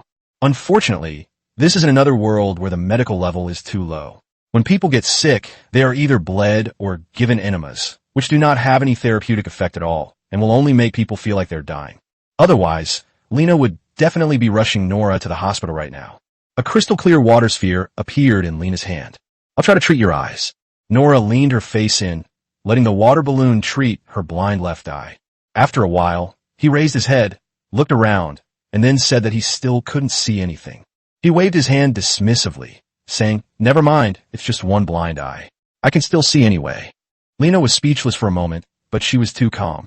Daisy sighed, a thought drifting over to her. What a silly child, but at least she's awake now. He touched Nora's ear, then left the bedroom, leaving the three of them together. Nora looked at Martina's injured knee. "What happened to your knee?" "I was injured by the skeleton knight, but I can walk now, and I'll probably be fine by tomorrow." Lena was amazed by Martina's self-healing ability. Everyone says that it takes 100 days to recover from a broken bone, but Martina was healed in just 3 days. She's like Wolverine, isn't she? I've already thrown all my big items and tortoise shells into the mirror, and I haven't even had my fill of using the poison yet. Now I'm going to have to work for Lena for another 10 years or so. Martina suddenly remembered something, and her ears perked up. By the way, Nora, I've made up my mind. What decision? I want to follow Lena and never leave again. Nora scratched the downy hair in his ear, wondering if he had misheard. Martina had no choice but to patiently repeat why. Since I had nowhere else to go, I decided to just hang out with Lena. She was good to me. At least she wouldn't let me go hungry or cold. Nora rubbed her eyes, glanced at Lena, and didn't say anything. What exactly happened during the time I was unconscious? Just a while ago, they said they absolutely had to leave.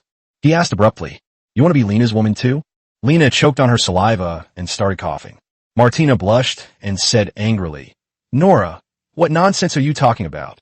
Although Lena saved my life, she's not as capable as me, so I won't be her woman." He actually asked it out loud. Did he really have to ask Lena about something like that in front of her? "You're even dumber than me. I haven't even asked you if you're comfortable yet. Even if I wanted to, I wouldn't tell you." Lena sat down to watch the show. "So you're not going to find a man anymore?" "No, I don't need a man. As long as I have food and magic weapons, that's enough." Lena does give me a different feeling, but I'll pass on that kind of thing. Only men who are better than me can be considered men. You're bragging to Nora again. You're not even as good as me now. I just injured my leg. Even if I wasn't injured, you wouldn't be as good as me. Martina narrowed her eyes, pondered for a moment, and then said, "Once my leg injury heals, I'll go out and have a one-on-one fight. If you lose, you'll be my slave for a few days. Do you dare? What if you lose?" "I can't possibly lose to Cuculina. I can throw you out with one hand. But there's always a chance of something going wrong. I've said it before. As long as you win, I'll do whatever you want with me." "Yeah? Oomph. Then you better get cleaned up and wait for me then." Martina's face flushed instantly, and she gritted her teeth and cursed, "Damn it, vulgar." "Sure enough, I'll make sure you're black and blue." Lena gave her the middle finger. Just as the two were exchanging heated words, there was a knock on the door. Daisy strode into the bedroom and whispered, "Lena, there are 2 unfamiliar people outside the door. Should we open it?" Lena got up and went to open the door, only to find it was the craftsman of the protective pads, who was holding a roll of soft measuring tape in his hand. "Why is it you?" "I am here on Lord Demas's orders to give you and that Masamai 2 sizes of armor and make you a finer set of close-fitting plate armor. I heard that Lord Demas has also invited nuns from the church to enchant the armor. Do you want money for that?" Lord Demas is here." "Ha ha, please come in quickly." "So, this is the compensation Demas was talking about yesterday? That's fantastic." The craftsman scratched his face, then took Lena's measurements, and then took Martina's measurements as well. I heard you retreated to protect the team? Should we stay in the ruins and kill Lady Wang Ling? You are so brave. I swear I will find the best plate armor for you," the craftsman said with admiration. Lena was speechless for a moment. How did the rumors spread like this? It's as if he did it voluntarily. If he hadn't been tricked, who would want to stay in that dark and gloomy place called the ruins? A few minutes later, the craftsman received the measurements and left the hut without looking back. Martina asked with some delight, "Does this mean we'll get new armor again?" "I think so." "Yay." Martina hopped on one leg. Lena stretched and headed towards the bedroom. She hadn't slept well last night and planned to catch up on some sleep.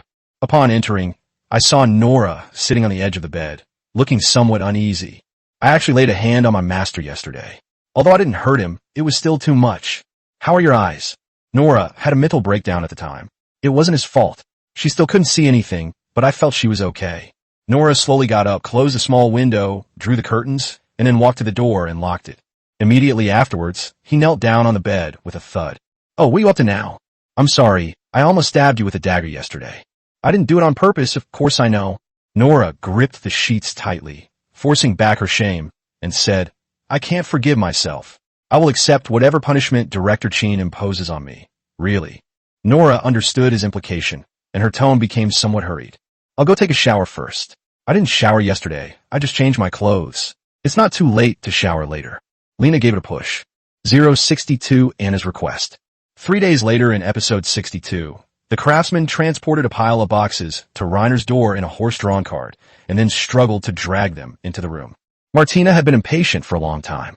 As soon as the carriage stopped, he rushed out, grabbed the box like a robber, and left. You have to admire his recovery ability. Lena thought he would have to stay in bed for at least half a month, but he can jump and bounce around now, and he is exactly the same as before. The craftsman's face fell when Mu Xiang was robbed, but he couldn't say anything for Lena's sake. After all, there was a rumor in the city about a very powerful magician who was honest and kind, whose only flaw was his infatuation with demi-humans. Mr. Lena, I've delivered the items. If you have any questions, you can come to my shop and ask my apprentice.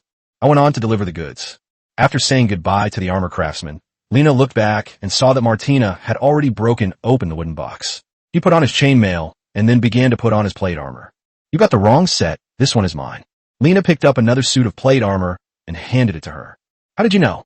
Isn't this obvious? Why is there a bulge on the chest area of this plate armor? It's definitely where those 2 lumps of fat of yours are stored. That's just how it is intellectually. Martina compared her outfit with the teacher's and dressed as Lena had suggested. After 10 minutes of fussing, Martina, fully armed, stood in front of Lena again. Except for the helmet, it's almost identical to the armor Martina originally wore. However, the protection provided by the neck and knee pads has been enhanced. Now that Martina has a whole plate of armor covering her knee, the possibility of her knee being smashed by a hammer is unlikely to happen again. Martina's original choice of simple, crude iron barrel helmet was replaced with a more sophisticated and aesthetically pleasing Gothic plate helmet, which offered better protection. In addition, he noticed that there were many runes on the armor that were of unknown meaning. These runes should have served a purpose far beyond decoration.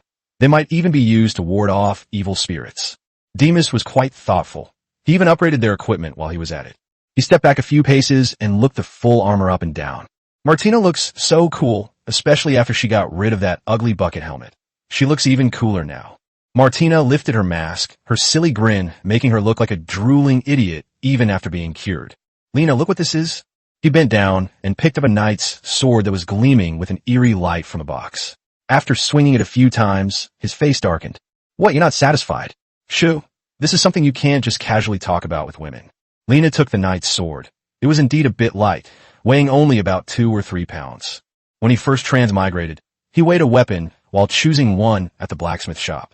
A proper knight's sword would weigh at least 4 or 5 pounds. It must have been mixed with a lot of honey, which is why it was relatively light. But it's too light, too short, and doesn't give the swing any strength. Lena was speechless for a moment. After all, Martina was a woman who used 2-handed swords as if they were 1-handed swords. The old blacksmith's 2-handed sword was probably around 20 pounds.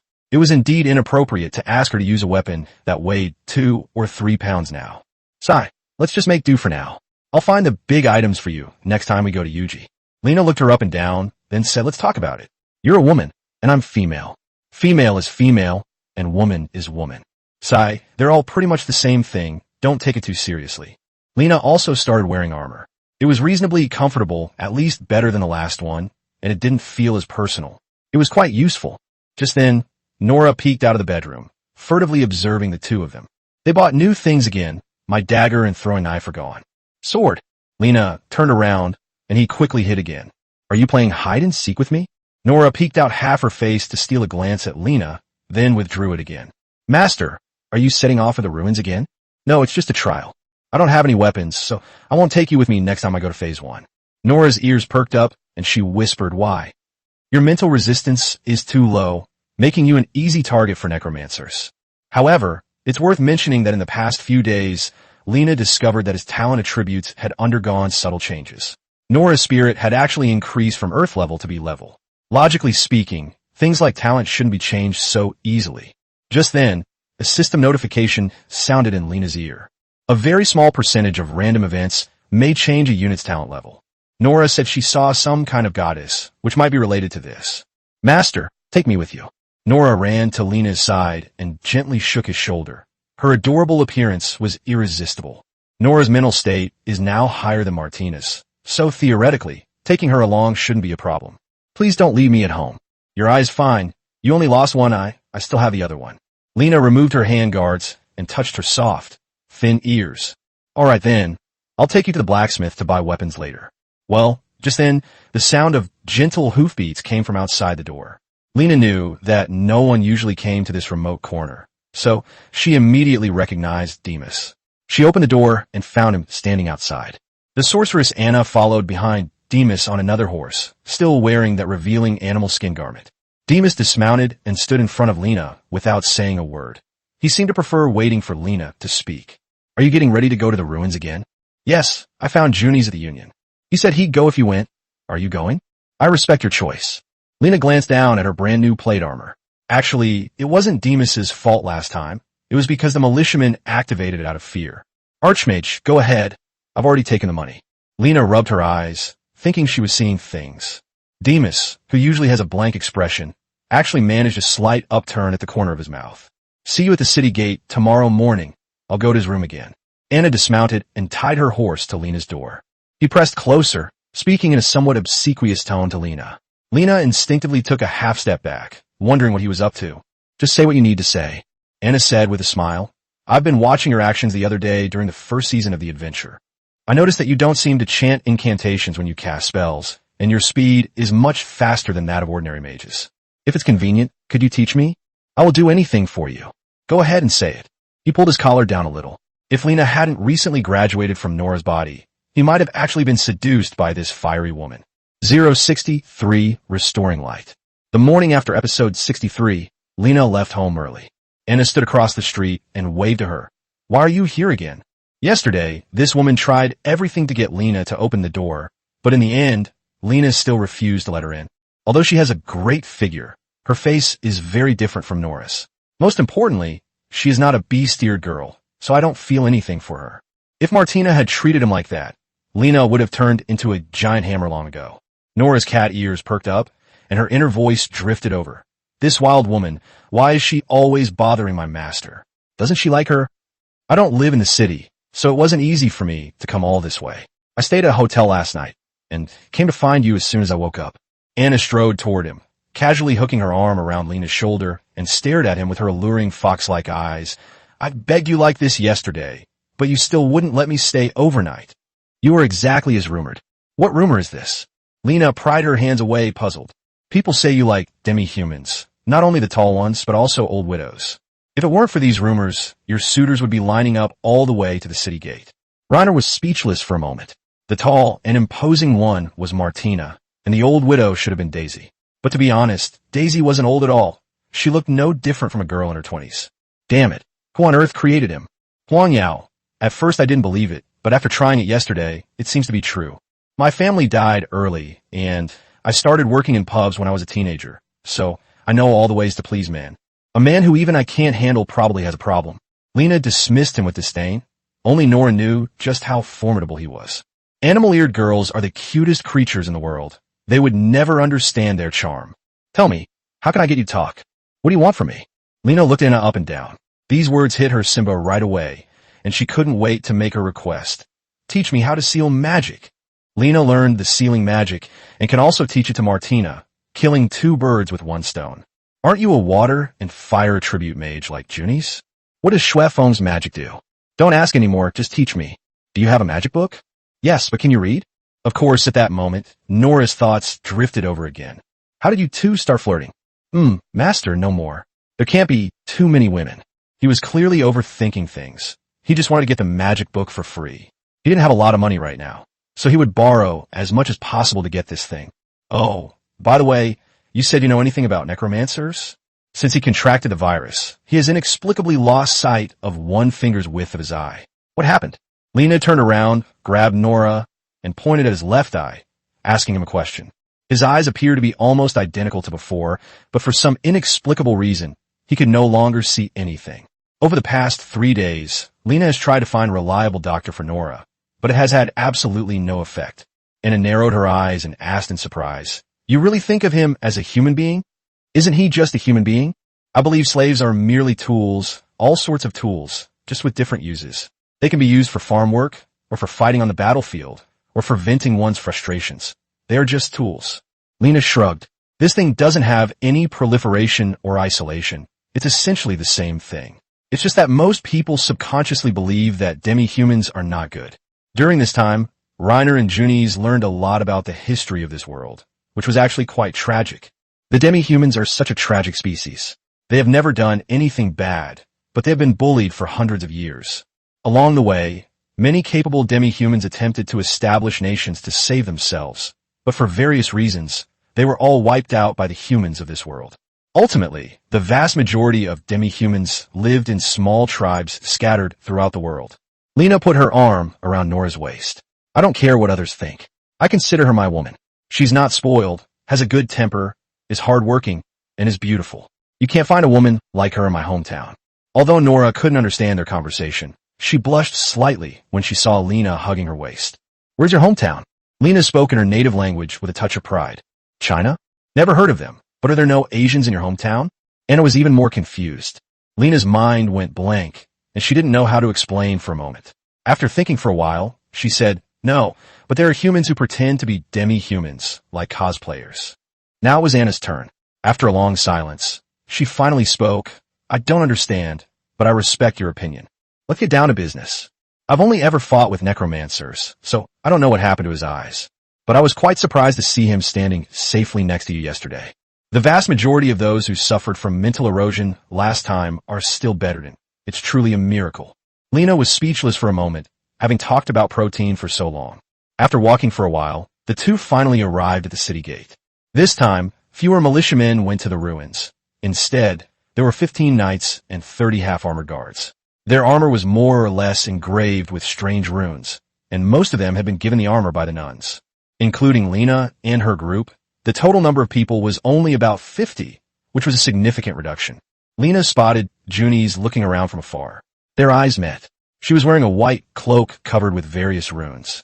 "Lena, how's your leg injury?" His leg was caught in the trap, but no bones were broken. After using hydrotherapy, if his recovery ability is strong, he should be fully healed in 3 days. "It still aches a little, but it doesn't affect my walking." Junies waved his hand, then suddenly noticed Anna following behind him, and his smile vanished for a moment. "Your mom is just a regular friend." Anna shrugged indifferently. "I tried, but I'm not pretty enough to seduce Lena." After saying that, he walked to the side and started chatting with another female adventurer, occasionally glancing at them like a thief. Lena then recounted Nora's situation to Junies. He washed his hands, then pried open Nora's eyelids, glanced at her briefly, and shook his head. "She's had a hydrotherapy treatment. I've used it, but it didn't work. I don't know either. I've never even seen a necromancer before." Junior sighed and shook his head slightly. When he was hit, he had collapsed to the ground in fear. Just then, Nora reached out and nudged Lena's sleeve, whispering, "Master, it seems like I can see again." 064 obtain a magic eye.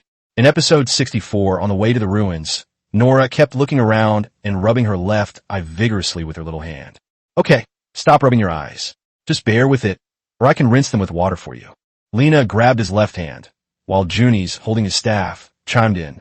"Yes, don't rub your eyes with your hands all the time, or you'll get dirt in them." Nora decisively scratched with her right hand, muttering to herself that it was so itchy. "Since you said your vision is slowly recovering, then don't rub it with your hands, as it may affect your eyesight." Martina, grab her right hand. "Good." The two of them grabbed Nora's hand while holding her down. Immediately afterwards, Reiner used appraisal on him. Name, Norazal age, 18 gender, female race, demi-human, cat current status, healthy awakened, demon eye. What exactly is the demon eye? Lena quickly walked up to Nora, pried open her eyelids, and examined her closely. Her left eye, which had been blue, was now gradually turning golden from the inside out, just like in her dream. Persian cat, Junies, what is the magic eye? The demon eye is a special eye that is awakened later in life. It has many special abilities, such as being able to briefly see the future, see the flow of magic, or enhance the power of the wearer. In this world, the demon eye is extremely rare. Has Nora awakened her mystic eyes? Lena nodded slightly and said very seriously in her demi-human language that this matter must be kept secret and that no one should be allowed to know, otherwise it might cause unnecessary trouble. The demon eye may contain extremely terrifying abilities, and many powerful lords covet it. I'll keep it a secret, thank you. He strode up to Nora and carefully examined her changed eyes. Wow, this is the first time I've ever seen the demon eye in person. It's so beautiful. Junie's eyes lit up, and he practically pressed his face against hers. Lena suddenly noticed that Nora's panel had changed. Name, Nora Hill. Talent details. Strength, Earth. Endurance, Earth. Agility, S. Perception, S. Spirit, D. Governance, B. Current slave quality. Epic upgraded to legendary. Lena narrowed her eyes. What kind of power did this magic eye possess that could instantly elevate Nora to the same level as Martina? Do you notice any changes in your body? Nora blinked. Her eyes weren't itchy anymore. Anything else? That's all. Nora nodded, then pulled out the honey dagger from her waist. Lena bought him this dagger yesterday because he was going to the ruins, and wearing mithril equipment would help him resist the corruption of evil spirits to some extent. This little dagger cost him a full 20 gold coins, and now he only has 13 gold coins left in his pocket. He used the smooth, flat blade as a mirror, and the color of his eyes changed. It felt strange. It's quite beautiful, just like a gemstone. Nora blushed slightly and lowered her head to put the dagger away. As long as the master likes it. Lena rubbed her ears hard and whispered, no matter what abilities your magic eyes have, try not to use them in front of others, or you might bring disaster upon yourself. Understand? It can only be used secretly. Nora nodded vigorously, taking Lena's words to heart. Lena patted Martina beside her and asked, and what about you? Dinner is ready. Martina lifted her mask. It seemed he had been lost in thought and hadn't heard anything. It's okay. When we get back this time, let's have a one-on-one match. I'll let you win with one hand. Lena rolled her eyes. Soon, the waste arrived at the ruins in the south of the city. Demas peeked at Lena and, seeing that he was ready, activated the magic stone. In an instant, the group entered the dark ruins, and Lena and Junie's lit the flames in perfect unison.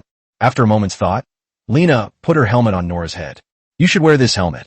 It should protect your spirit from corruption. He's small, and the helmet didn't fit him well.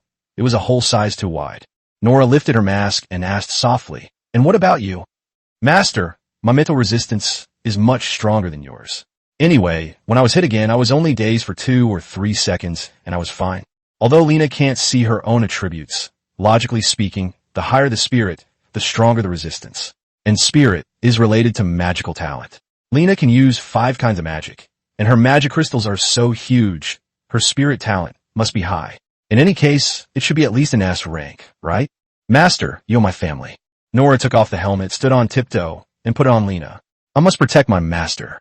It has to be said that this guy always manages to say something that makes people's hearts flutter without even realizing it. Let's take a bath together when we get back. Nora's face flushed again. He glanced furtively at Martina and June's, then nodded and said, The group moved slowly through the ruins, and Lena saw that many of the militiamen who had died last time had turned into ghouls. Their flesh and blood were devoured, but their bodies remained exceptionally agile, always able to attack the group from various angles. Nora has excellent perception and can always predict their location in advance, while Lena keeps reminding the knights around her. A strange knight, holding a shield, asked Lena, you must be Lena, right? Yes, sir. Lena answered in Junie's tone. During this time, he realized that if he wanted to make a name for himself in this other world, he had to get along well with all the discrimination. Lord Demas values you highly. He says you are an outstanding magician, and the 2 demi-humans traveling with you are also excellent. Sir, you flatter me. Don't be so modest. I have witnessed your magic, and its astonishing power is still vivid in my memory. I have high hopes for you. Just then, Nora patted Lena on the shoulder. Her master had arrived. A swarm of bats appeared directly in front of the street, and at the same time, the runes on everyone's armor slowly lit up, and the armor emitted a holy light. The bats illuminated by the holy light were instantly killed, turning into clumps of ashes. Demas shouted as soon as he arrived, and a fireball used for illumination swept across the entire street, temporarily dispelling the darkness, he said. 30 skeleton knights were slowly advancing towards the column, but the moment the darkness was dispelled, They charged forward. The leading skeleton knight was enormous, standing over 3 meters tall and wielding a very familiar greatsword. Martina shouted at Lena, "You have my sword. He stole my things. I'm going to kill him." Having said that, he drew his long sword from his waist, seemingly eager to rush forward. "He's in your hands now. Be careful no matter what." 065, Slay, the Necromancer. In episode 65, Martina angrily ran up to him, and several skeleton knights noticed him and turned to charge at him. Martina didn't seem to be used to the knight's sword yet, and after a few exchanges, she didn't gain any advantage. "Give me back my things." Seeing that he was about to be surrounded, the scoundrel quickly retreated and stood next to the shield wall formed by the knights. The necromancer raised his staff high behind him, green souls swirling around the top of the staff, and Demas shouted loudly, "The new century is coming." Before he finished speaking, the necromancer tapped the ground with his staff, and green souls stirred up waves that spread outwards, constantly disturbing everyone's minds. The fireball at the tip of the staff extinguished instantly, and the light emanating from the armor gradually dimmed, plunging the season into darkness once more. Even with the protection of the cloak, Juni's painfully covered his ears. Although Lena didn't feel anything while wearing the helmet, judging from everyone's reactions, she could probably guess that this mental intrusion was even more terrifying. In the dim light, he subconsciously looked at Nora beside him. The kitten crouched on the ground, covering its ears, its expression one of extreme pain. Lena pondered for a moment, then decisively took off the helmet and put it on Lola's head. In just a moment, he felt something rush into his mind, constantly disturbing his thoughts, making it difficult to even concentrate. 10 seconds later, the magic stopped, and Reiner raised his staff to dispel the darkness. Seeing the horde of skeleton knights approaching the group, the knights roared and charged forward, raising their long swords. Seeing the necromancer unleash a fireball, Lena and Juni's quickly countered with a water ball, easily gaining the upper hand. However, there was an invisible barrier around the necromancer that always managed to deflect the two water spheres. Reiner had seen this tactic once before with a high priest goblin, and it seemed that only more powerful magic or melee weapons could kill him. Just then, Martina's voice rang out again. "Give me back my greatsword." He was still locked in combat with the common skeleton knight, and although his weapon was much shorter, his strength was considerable, and he still had the upper hand. Each of his heavy blows sparked a dazzling display of light, causing the skeleton knight to stagger backward. Just then, Anna crept over unnoticed, and from close range, severed one of the skeleton knight's arms with a single, sharp blade, causing his two-handed sword to fall to the ground. Martina seized the opportunity to knock him to the ground with her shield and picked up the greatsword that had fallen to the ground. Having changed his weapon, he was like a completely different person, charging alone into the pile of skeletons and unleashing his full power. Just then, the necromancer raised his staff once more. Demas shouted, "Attack! Here we come again! Step back!" Lena instinctively looked to her side. What about Nora? He looked around, but couldn't find the kitten. Help us hold off the necromancer. Although Lena was anxious, she prioritized the overall situation and decisively gathered a fireball at the tip of her staff. Just as the fireball was about to be fired, he saw the necromancer in the black robe have his chest pierced by a gleaming dagger. "It's Nora." He slowly materialized from behind the necromancer. The necromancer let out a terrifying roar, his eyes flashing. The surrounding skeleton knights instantly collapsed, turning into piles of white bones. The souls drawn by the staff scattered and fled, eventually losing their dark green light. At the same time, the system's voice also sounded in my ear. The mission to kill the necromancer in the ruins has been completed, and the reward has been issued. Without a doubt, Nora killed him. His ability to dart around was probably something like moving forward or becoming invisible. Hearing the strange noise, the knights looked up in confusion and saw Nora, wearing a helmet, cleanly and efficiently behead the necromancer.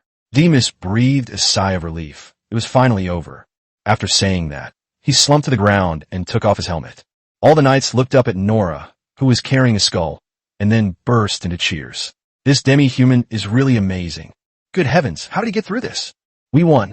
Under everyone's gaze, Nora carried the necromancer's skull toward Lena. Lena reached out and touched his cat ears, praising Nora. "Well done. You are an excellent warrior." Nora removed her helmet and placed it aside. In full view of everyone, she suddenly knelt down, raised the necromancer's skull with both hands, and offered it to Lena in an extremely devout manner. On the way back, many knights came up to talk to Lena, praising her bravery but he hadn't actually done anything. They simply attributed all of Nora's credit to him. Junie said softly, "Lena, you've really become famous now. Maybe you'll be granted a territory by the Lord soon. I am not a nobleman, and mercenaries are not eligible for rewards. You are highly respected in Melord, and you can become a common nobleman by swearing allegiance to your lord. If war breaks out in the future, and the lord is granted a new territory by the king, a portion of it may be granted to you. Real?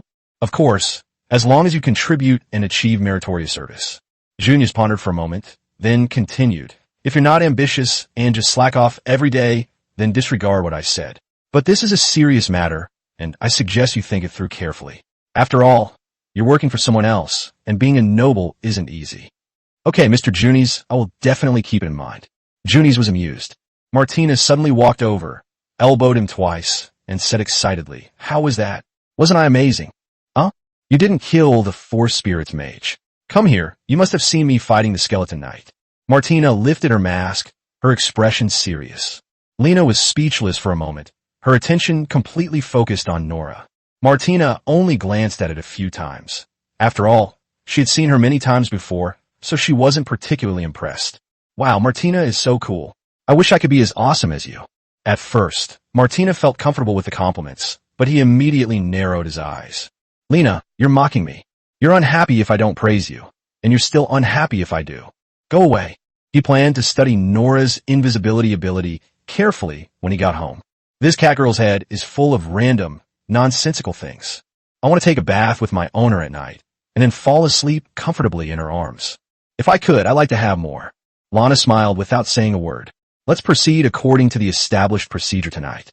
Just then, a slightly sullen Martina grabbed Lena's arm and pointed to the nearby woods to go out and have a one-on-one fight.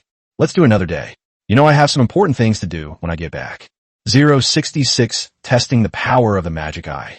In episode 66, before going home, Demas took off his helmet, called out to Lena, and handed her a bag of money. "Didn't you already give me more than 20 gold coins last time?" "Last time, it was a reward and compensation, but this is a necromancer's bounty. Also, thank you for your trust." Lena pondered for a moment and then peeled off the gold coin. The necromancer's staff could probably fetch a good price, and with the bounty on his head, he'd have plenty of spare cash. Demas nodded, turned his horse around, and rode away. "I'm leaving now. See you next time." Lena looked at the gold coins in her hand and decisively went to the bakery to buy a lot of white bread. She also went to the market to buy some fruits, vegetables, and meat, preparing to treat the two beast-eared girls tonight. It was already evening when they got home. Daisy saw that the group was carrying all sorts of food and enthusiastically accepted it, but he soon noticed that Nora's eyes had changed. "Your eyes?" Nora paused for a moment, remembering Lena's words. After chuckling a few times, he chose to keep it a secret. "I don't know what happened, but my eyes suddenly changed color, and most importantly, I can see now."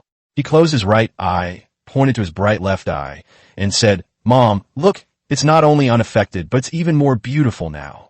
As long as it doesn't affect your health, it's fine. You are my child. I love you no matter what."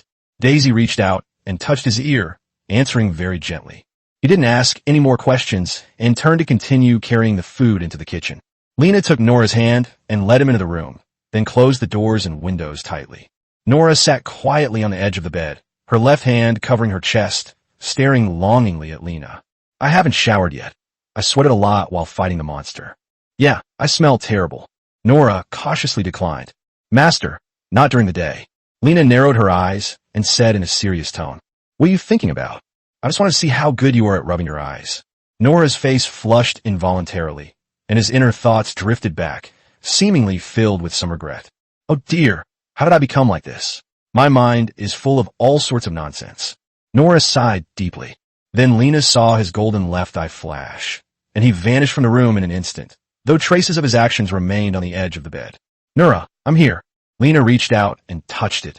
Although she couldn't see it, Nora was definitely there. "Wow, that's impressive. S-rank agility plus S-rank perception, and it can even be extended to other stats. This is definitely the mark of a top-tier assassin." When she was little, Lena always fantasized about having the ability to become invisible. She never expected that this thing would actually give Nora a 5. "Wow, you used this to sneak behind the necromancer, right?" Nora revealed herself and nodded emphatically. "Yes, once I become invisible, those skeletons won't be able to see me. When I saw that your situation was getting more and more dangerous, and I couldn't help you. I got anxious and inexplicably disappeared. Lena glanced at the dagger at his waist and suddenly had a thought. Since his equipment could make him invisible, did that mean he could also make others invisible? Can you take me with you? Nora blinked, took Lena's hand, and said, "Let me try." In an instant, Lena's body became transparent. In this invisible state, her hearing seemed to be enhanced, and she could even hear her own heartbeat. It's true that you can make others invisible. However, in this state, there will be a roughly blurry outline around them, which can be spotted if you look closely. Lena released her hand, and Nora immediately went into complete invisibility. How long can you remain invisible? Nora reappeared. It seemed her skill had no cooldown and could be used whenever she wanted. I don't know, I only tried it for a short while. Try staying invisible from now until tonight. If you feel unwell, stop immediately. I'll go take a shower first, and then I'll remain invisible. Okay, I'll bring your dinner in later. Just as Nora went to take a shower, there was a knock on the door. Lena opened the door and saw Anna standing in the doorway, holding a very thin magic book. Did you bring the magic book? Teach me that magic. Let me see it. Lili took the book and glanced through it. It contained very few sealing spells, far fewer than Juni's 2 magic books and Lena's own magic research book. That's so little. Anna leaned closer and said sweetly, "Oh, even though there are only a few, they'll definitely be amazing once you learn them. Teach us.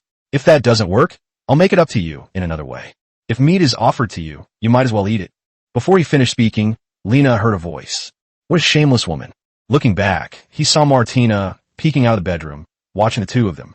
The moment his eyes met Lena's, he slowly withdrew his head. Looking at Anna's longing eyes and adhering to the principle of making friends, he slowly said, "Let me teach you properly." Lena explained the principle in general terms, and Anna suddenly understood. She ran excitedly to the door and said, "I'm going back now. I'll come back to find you in a while. Should we ask for a deposit? After all, this is a very valuable item." Anna glanced back, shrugged indifferently, and said, "It doesn't matter. Okay, goodbye. Tomorrow he must study it thoroughly, putting aside magic research for now and prioritizing learning sealing magic." Before she knew it, it was late at night, and Nora was still lying motionless in bed. Lena sat on the edge of the bed and poked Nora on the bed with her finger. "How's it going?" It didn't feel special at all. It was just like any other day. Lena snuggled into the warm blankets and gently hugged the unseen Nora. "Your ability to dazzle is too strong. Martina might not be as good as you now." Nora climbed onto Lena and gently rubbed her cheek. It felt strange that he was doing this while invisible, but Nora was surprisingly soft. Lena suddenly felt a bit hot. After hesitating for a while, she asked if she should test it. Would her body become visible if she was hit? "I'll test it." Lena fumbled around for a moment, then gently cupped her face in her hands. Nora quickly understood what Lena meant and responded with a soft MMM. 067 one-on-one with Martina. In episode 67, Nora's stamina was lacking. She was fine when she first went invisible yesterday, but she soon became visible again. On the way to the Adventurers Guild, Lena noticed that more people were greeting her, and their address gradually changed from Mr. Lena to Lady Lena. Lena was slightly flattered, and once she arrived at the Adventurers Guild, even more people greeted her like this. Juni's was still leisurely sitting in the corner petting the cat. When she saw Lena come over, she put the cat down, laid down on the table, and said with a smile, "Anna, your fame is really growing. I really envy your talent. Come on, let's go out and study together." After meeting, the group went outside the city again to continue their studies. As soon as they arrived, Martina couldn't wait to give Lana a nudge. "What are you doing?" Martina pointed to the woods beside her. "One-on-one. Have you forgotten our promise? I can't wait to let you experience what it's like to work hard. Hey, are you serious? If you lose, I'll spoil you like a little dessert." "Small desserts? What is that?" Martina frowned slightly and began to think carefully. A short while later, he raised his head and dismissed it. "Whatever, I'm willing to accept defeat, and no one is allowed to go back on their word." Junie sat to the side, watching the two with great interest. "Are you serious? Be careful not to get hurt." Martina shrugged dismissively and then took off her helmet. Next came plate armor. "Lena, you're not allowed to use a staff or wear armor. We'll have to fight barehanded." Martina bent down and removed the mirror armor as well. In terms of pure strength, Lena is definitely not as good as her, and she's probably no match for her in terms of skill as well. "Martina, can I use magic?" "Of course, otherwise how could you, with your skinny arms and legs, possibly beat me?" Lena's lips curled up slightly, which meant he had basically won. While Martina is indeed formidable, she is ultimately a carbon-based being, far inferior to magic. Lena also started removing her armor, while Nora and I watched from the sidelines. Junies chuckled twice, then moved to sit next to Nora and tentatively touched her ear. The two, having finished their preparations, disappeared into the nearby woods. Martina raised her fist, threateningly declaring, "I won't hold back, Lena. You'd better fight me with all your might." Looking at that fist the size of a sandbag, Lena couldn't help but think of Martina's usual fighting style. She breathed a sigh of relief. If Martina really didn't hold back, he would probably have given up after taking one punch. Thinking of this, he took a few steps back. The greater the distance, the more advantageous it would be for Lana. The situation in the forest was complicated. Without the aid of his staff and without charging up, his fireballs and water balls were not very powerful. Martina was sturdy, so it was estimated that taking a hit from her would not cause him much damage. Martina saw this and smiled smugly. "What's wrong? Are you scared?" "Don't worry, it's just a few days of being your slave. I won't bully you." Lena was speechless for a moment, and after a few seconds of silence, she said, "I think you've gone a bit astray. I'm ready." Martina's expression changed instantly. She stared intently at Lena, now serious. "Come on, you think you can kill me by staring at me like that?" Seeing that he remained unmoved, Lena took the initiative and shot a water balloon at him. Martina dodged to the side, but she wasn't fast enough and was hit on the right shoulder by the water ball. However, she only shuddered and was not seriously injured. "Lena, if you go easy on me, you're insulting me. If that's the case, I won't fight you one-on-one anymore. It's pointless." "Okay, I'm not going to hold back." Lena raised her hands, and several water balloons flew towards Martina, each one easily snapping the tree trunk. Martina, using the trees as cover, darted through the forest, gradually approaching Lena. He was knocked down twice by the water balloon, but quickly rolled back behind a tree and rushed out in the opposite direction. Seeing that the distance between the two was getting closer and closer, Lena charged up a large water ball and shot it directly at Martina, but was blocked by the pine tree, and water splashed everywhere. Lena smiled without saying a word and continued releasing water balloons. The tree pressed down on Martina, who was hiding behind it. Soon, the surrounding soil was soaked with water. Martina suddenly burst out from behind a tree and roared as she charged at him.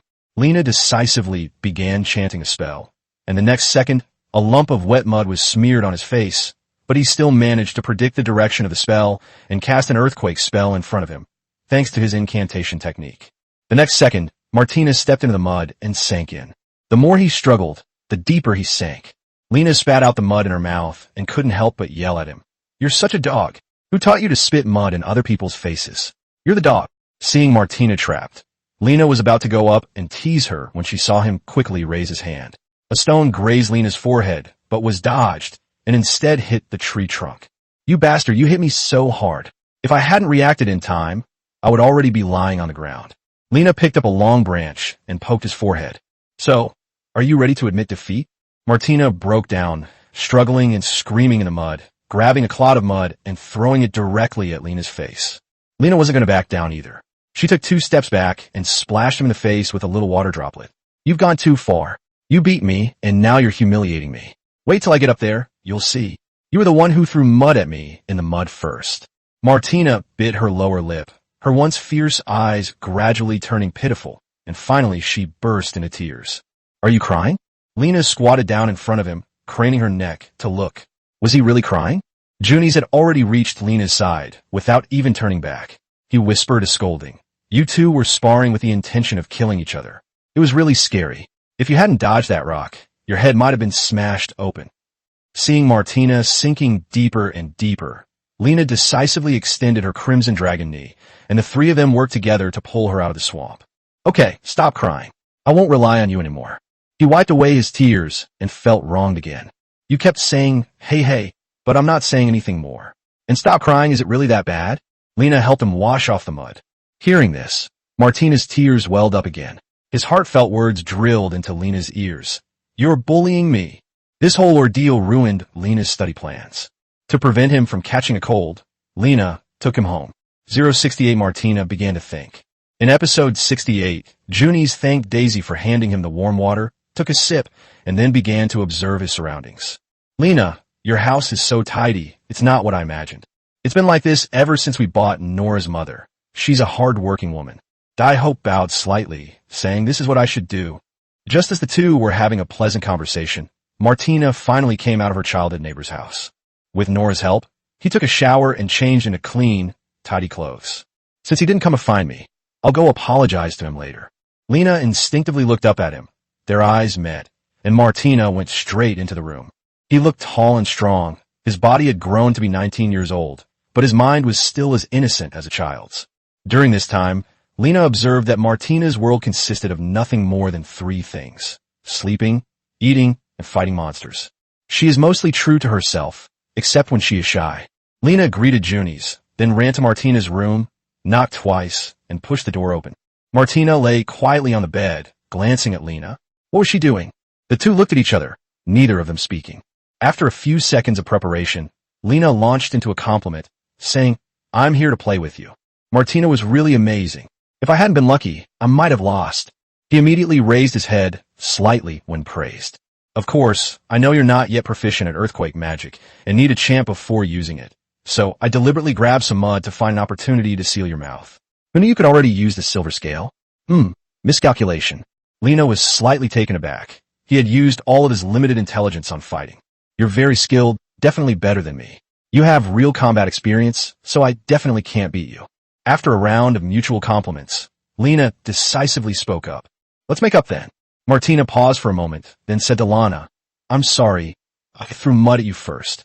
Also, do whatever you want of me. I'll keep my promise. Martina shrank to the foot of the bed and watched him quietly. The way his teacher apologized was like that of a child. Lena, who had initially harbored some ill intentions, felt a pang of pity seeing her like this. So she thought for a moment and then began to instruct, then let me pet your tail. Martina's face flushed instantly. She bit her lower lip tightly, struggling internally. Oh well, what can I do? I lost. I'm not as good as her. I'll just consider it punishment. Martina got up and closed the door and the window, then sat on the edge of the bed and wagged her tail. Go ahead and touch it. Touching my tail isn't fun. It's definitely not as interesting as Nora's. Lena reached out and carefully scratched its tail, then gently tugged at it. It felt completely different from Nora's cattail.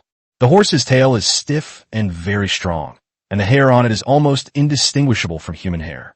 It's not as fun as Nora, but Lena always felt an urge to grab it when she saw its tail swaying behind her. But after touching it, she realized it wasn't all that great. Just touching the tail isn't enough. Martina asked, quite embarrassed, what else do you want? Looking at his flushed cheeks, Lena felt her affection for him reach its peak. After a moment's thought, Lena made a bold decision. Martina, be my woman. I want to give you a home. The room fell silent. Martina stared at Lena, her mind blank. What's wrong? He didn't say a word, but his cheeks turned even redder.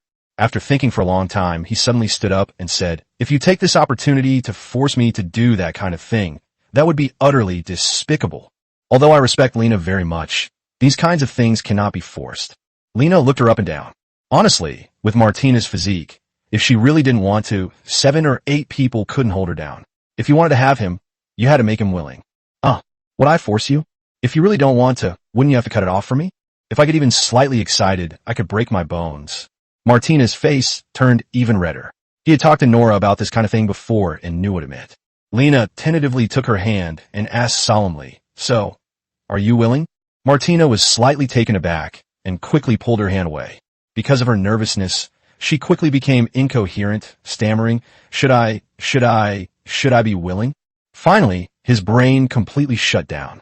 Martina, who is nearly 1.8 meters tall, eventually crawled into the blankets and hid.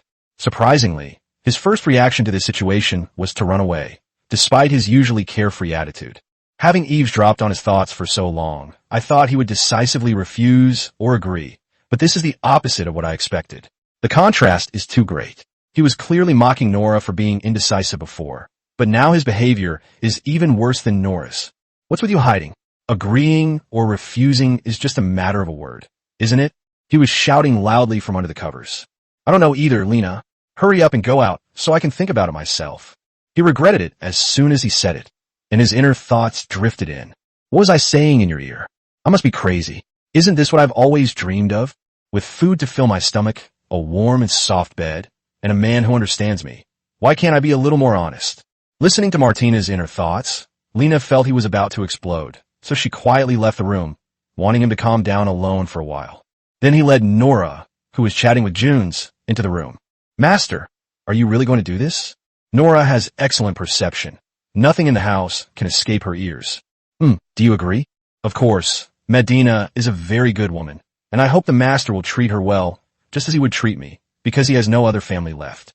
For us subhumans, it's quite common for a male to have multiple females if he has the ability, and I don't object to it. Besides, the master is still too exciting for me, so I'm happy to have Martina help me share the burden. Upon closer inspection, the S-type weapon is indeed a major weakness. It stalls after only 2 hits. Lena gently held her in her arms. Master, do you need my help? No need. Let her decide for herself. Okay, I'll paste yours. 069 Martina agreed. A few days have passed since episode 69. Where's Martina? She's constantly battling with herself. He became less lively, and when he went to study outside the city with Lena, he would just sit on the grass and think. Nora gently poked Lena's shoulder. Medina hasn't been talking much lately. Did you two have a fight? Lena shook her head.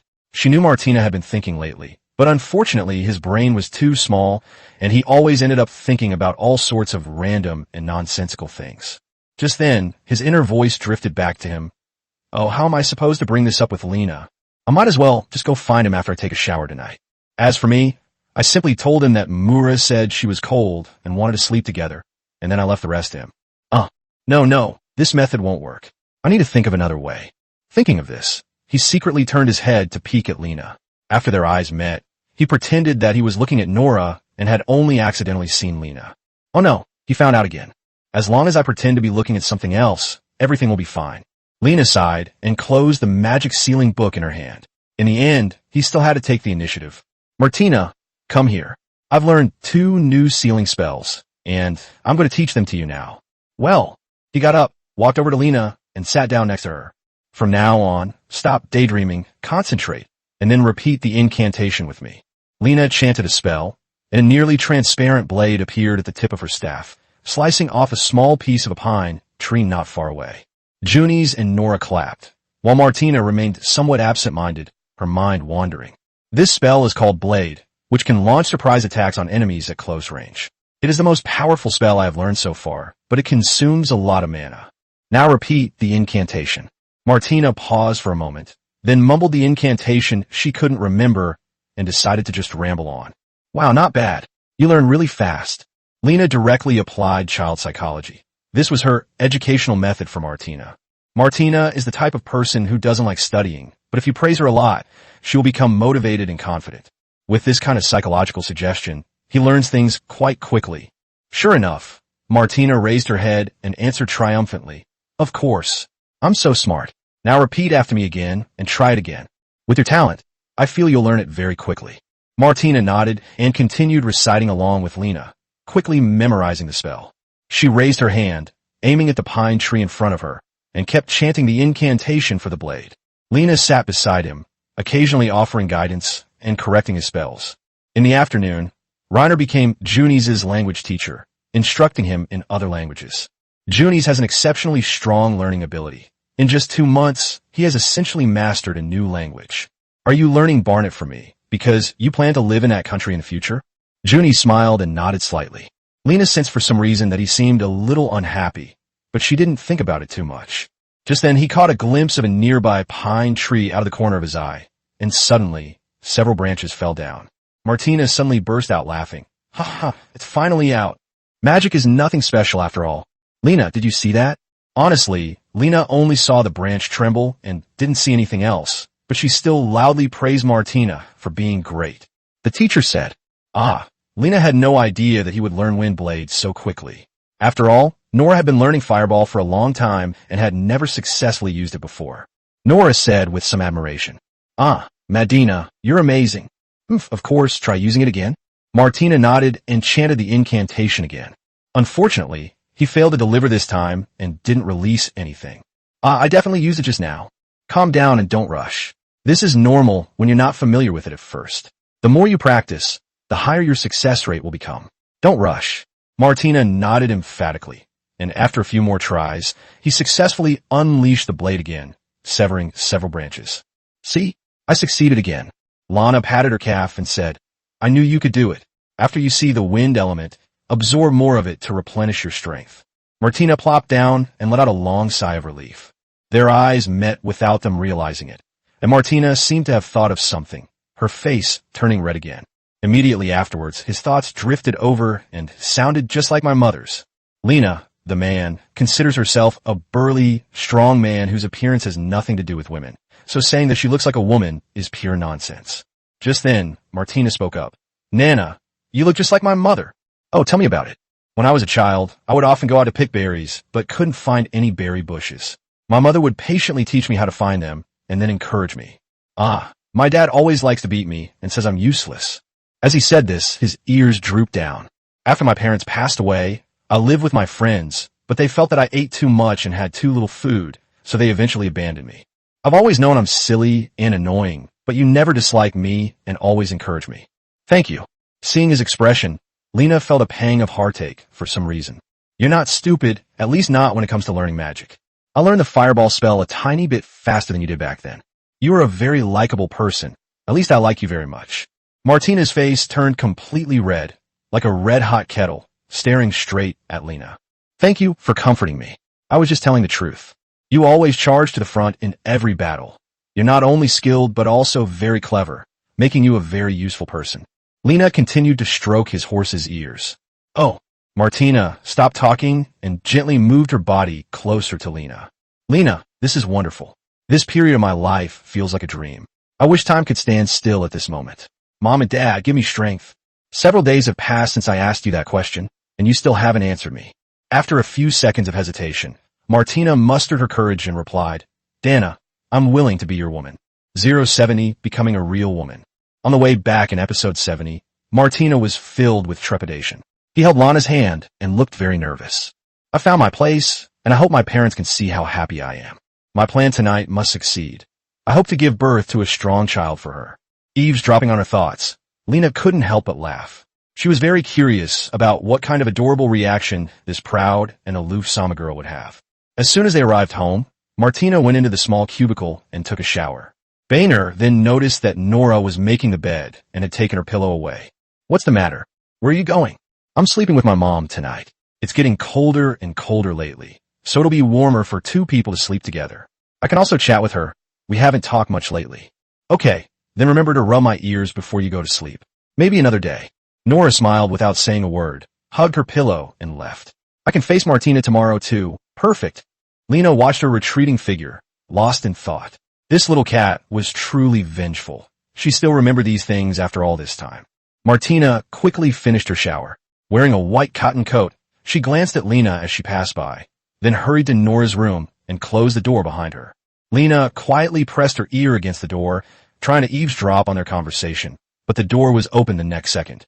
Nora pouted, Master, you're changing your tune. I was just passing by. You guys are busy. Lena turned and went back to her bedroom. After a long while, the two of them came out. Both of their skinny faces were red to varying degrees. The cat girl's face was light red, and the racehorse girl's face was dark red. This is a powerful skill I've learned recently. It will definitely come in handy. Good heavens, this is outrageous. How do they do this? It's terrifying. Lena sat alone in the room, completely bewildered and even more curious about the content of their conversation. But the two beast maidens showed no intention of coming to find him, instead going about their own business. Reiner sighed and said, Let's wait and see. We'll know everything by tonight. That night, Lena lay in bed reading a magic book. He planned to learn all the spells and then return the book to Anna. Just then, there was a knock on the door. Come in. I thought it would be Nora, but it turned out to be Martina. What a surprise. He never knocks before. Martina stood in the doorway, clutching a pillow, her face flushed. Then, her inner thoughts echoed through her. I'm so nervous. I wish you could have a baby right away. I'll definitely be bolder later. Nora said he likes passionate women. Why is Lena asking a question she already knows the answer to? Martina forced herself to remain calm, pointing out the window that it was getting cold. Nona, chase me away. It's too cold to sleep alone, so I came to find you. Of course, I didn't come to sleep with you because I like you, and we're just sleeping together. Nothing will happen. However, you shouldn't expect anything. Okay, they use the same excuse. What great best friends. Just then, Martina's frustrated thoughts reached Reiner's ears again. I'm such an idiot. Why can't I just be honest? Didn't I come here just to become his woman? All that mental preparation was for nothing. Lena waved her hand dismissively. Then don't just stand there, come over here. Martina closed the door and then the window before walking to the bedside. He put the pillow on the headboard, then lifted the covers and crawled in. The two of them slept on opposite sides of the bed, with what looked like a dividing line drawn in the middle. They're so far away. How can we keep warm together? Come over. Lena touched his arm. Lena pulled the monk over directly. It was really hot. It's completely different from Nora. It generates plenty of heat and isn't the type of person who's afraid of the cold at all. Martina was slightly taken aback, looked up at him, quickly looked away, and then said anxiously, I snore and move around a lot when I sleep.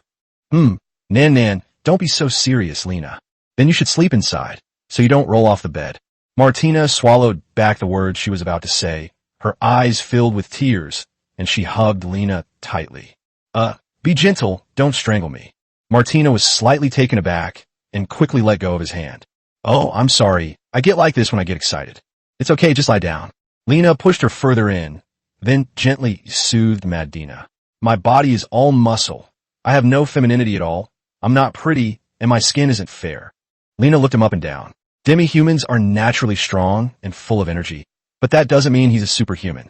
Martina was just a bit taller and had more muscle definition, but she was still soft in the right places. She was as pretty as a senior in the university track and field club.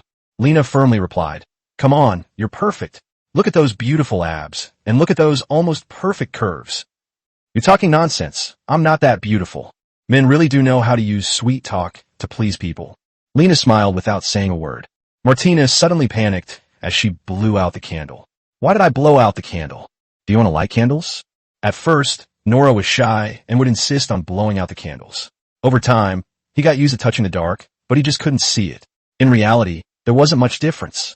Martina thought for a moment and replied that they should blow out the candles quickly. The two lay down face to face. Martina hesitated for a moment, then mustered her courage and said to Lana, Thank you for being so good to me. I like you the most. Let's be family. Immediately afterwards, he pinched his thigh hard, forcing himself to speak. Lena, from now on, treat me like a real woman. I want to have a child with you. Sure? Lana grabbed her from behind and then pinned her down.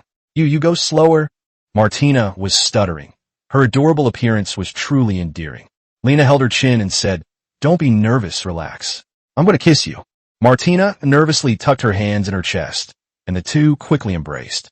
After a long while, Martina suddenly said, Hey, take this. Look at those long legs, woman. You're playing with fire. The two fought for a while, but Lena eventually gained the upper hand.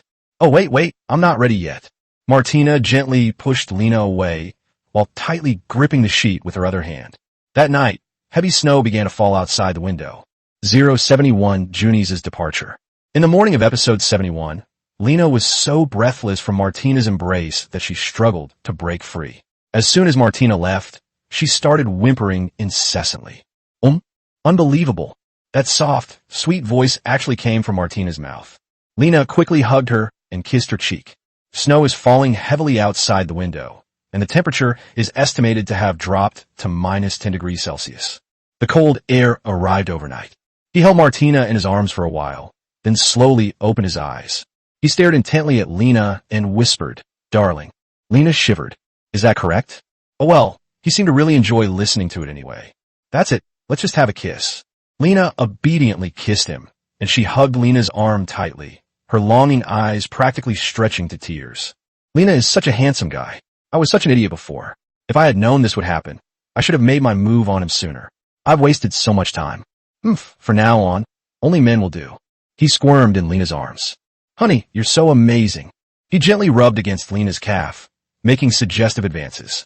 Lena increasingly suspected that he was being controlled by some kind of demon that had slapped his feet, because his mind was filled with such thoughts.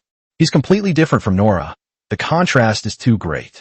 Before, he absolutely refused and always mocked Nora, but now he can't wait to be with her all the time. I thought you'd be very serious, but you're like a completely different person all of a sudden. Martina blushed again and then covered herself with a blanket. Moore said you like this? Well, if Lena hadn't been able to hear his thoughts, he would have actually believed it. It was clearly what he wanted. But with Martina's amazing figure, what can you do with your wife but spoil her? Lena couldn't resist any longer, so she crawled under the covers and started wreaking havoc, causing the house to shake violently once again. After a long while, the two got dressed and got out of bed. Martina pushed open the door and shouted energetically, "I'm dead." Nora and Daisy sat at the table, having clearly finished eating, their gazes somewhat evasive. "I'll go heat up your breakfast. Thank you for your hard work." Just then, Nora's thoughts drifted over. My goodness, Medina looks so radiant. Last night, I thought she was butchering a pig. She didn't know how to control her voice at all. It was so embarrassing. Nora's face turned bright red. Lena passed by the dining table and reached out to rub his cat ears. When Martina saw this, she also stretched her head over. "Darling, touch my ears." Hearing him utter those 3 words, I was a little taken aback. In just one night, he had changed so much. Nora's thoughts drifted over again. "And you're talking about me? I'll become like this myself." Okay. Lena touched one side with each hand, and after she finished, she took Martina to the cubicle to wash up. Martina insisted on coming closer and stayed close to Lena until breakfast, when she had to separate from Lena. As soon as it was finished, Nora started teasing him. "Martina, you didn't say that to me before, but now you're more attached to your master than I am." Martina blinked and put down white bread. "I didn't understand anything before, but I do now. It's your fault for being so comfortable and not telling me anything." Now, it was Nora's turn to blush. How could she possibly say such shameless things? "Martina, you're really bold to say anything." Just then, Daisy brought over the hot soup. He seemed a little sad. All the vegetables in the backyard had frozen to death. Not a single one had survived. Lena ate white bread while lost in thought. Since that's the case, let's change the backyard to Ma Pong's. Now that he has more money in his pocket, it's time to think about transportation. He doesn't want to have to walk every time he goes on a long trip. "Nora Madina, can you ride horses?" No sooner had she finished speaking than a knock came at the door, and Lena paused the conversation. "Go open the door."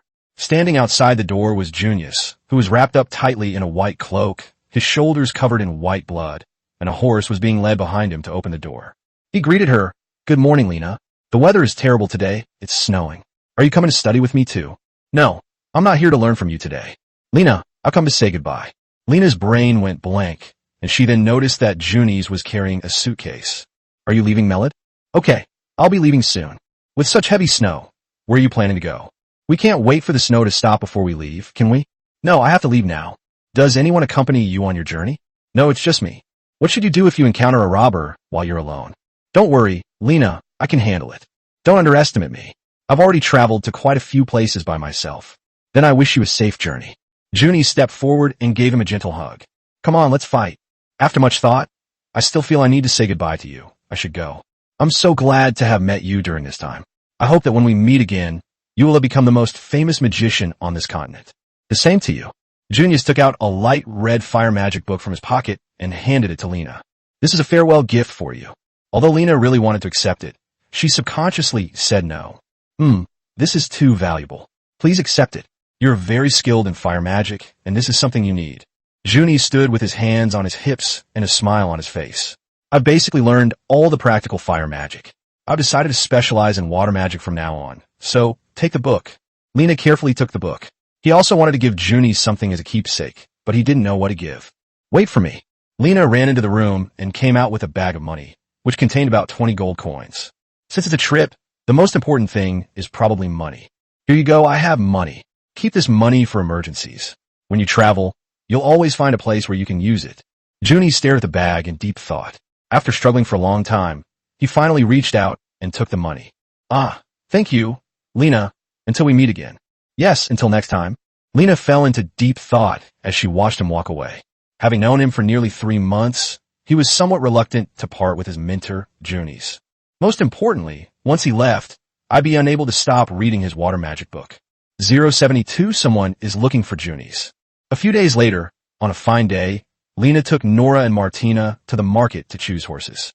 Because it was winter, there were hardly any pedestrians in the market, and the usually bustling Malaysia Airlines was unusually quiet. I took a look inside the room and found only a dozen or so horses. The horse trader rushed forward upon seeing the customer, and upon recognizing Lena, greeted her obsequiously. "Oh, Lady Lena, are you here to buy a horse too?" Do you have any recommendations?" "Try to find something cheaper." The horse dealer rubbed his hands together, his eyes narrowing into slits. "Aha," he chuckled. "It depends on your purpose. Camel horses are cheaper, traveling horses are moderately priced, and war horses are the most expensive, and they're only available in the spring." "How much would a 3-headed traveling horse cost?" The cheapest is around 20 gold coins, but it mainly depends on the type. Well, for example, this snail landed in the grasslands. It has a sturdy and robust body with thick fur. It can be used not only to haul goods, but also for travel and even for going to the battlefield. However, it's not cheap. One costs 15 gold coins. And that reddish-brown horse, it's our deist twin shoe horse. It's fast, has great stamina, a good temperament, and all its attributes are well-balanced. It only costs 12 gold coins. Well, the cheapest one is the gray Ozyaka stallion in the corner. It's not big, but it has strong limbs, making it suitable for off-road driving. It's also tough and durable, making it perfect for beginners. It only costs 7 gold coins. How come it's so cheap? Well, this horse is widely distributed and can be found almost everywhere in the western part of the mainland, so its price is naturally much cheaper. Many people who come to me to buy horses like to buy Ozyaka stallions, and even some knights who specialize in sanitary products choose this kind of horse as their mount. You wouldn't sell me a disease code, would you? The horse trader was sweating profusely, and he gave an awkward smile. Sir, what we businessmen value most is our reputation. If we were truly full of lies, Malaysia Airlines wouldn't have lasted this long. Lena thought about it again and realized that it made sense. She would buy it and observe it for a few days. If the horse wasn't good, she could return it. After all, the horse was naturally good. They've traveled through time and are running around here. Once you've got the monk, you can't run away from the temple.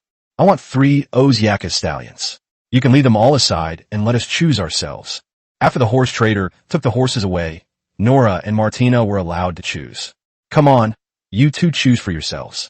You'd better have sharp eyes, or you might pick something bad. Martina nodded emphatically and began making her selections. She stroked the horse's mane and whispered in a demi-human language, good horse, let me choose one. Nora followed suit and also began to carefully select items. Just like Lena, the two of them had absolutely no experience riding horses, and during this time, the 3 of them had it figured out on their own. Lena walked past the horses, one of which gently nuzzled her cheek. Do you want to come home with me? The horse breathed hot air on Lena, then opened its mouth and began to nibble on her hair. Suddenly, she started jumping around again, circling back and forth in the horse pen like a madwoman. That's interesting, the horse trader said seriously as he approached. Well, Lady Layla, this horse is rather mischievous. I suggest you get a different one. Lena touched his dock. He seems pretty clever. Let's go with him. The horse trader scratched his head, grinned sheepishly, handed the reins to Lena, and then began to install the horse treadmill. The Beast girls had all chosen their horses. Martina's horse was just as tall and strong as her, with clearly visible muscles. Nora chose one that was slightly shorter, but looked quite agile. Darling, look at me, Martina. I leaped onto the horse. The sudden weight really put the horse under a lot of pressure, and it struggled to walk on its little shreds. His gear weighs at least 40 pounds, and with his weight, he's close to 200 pounds.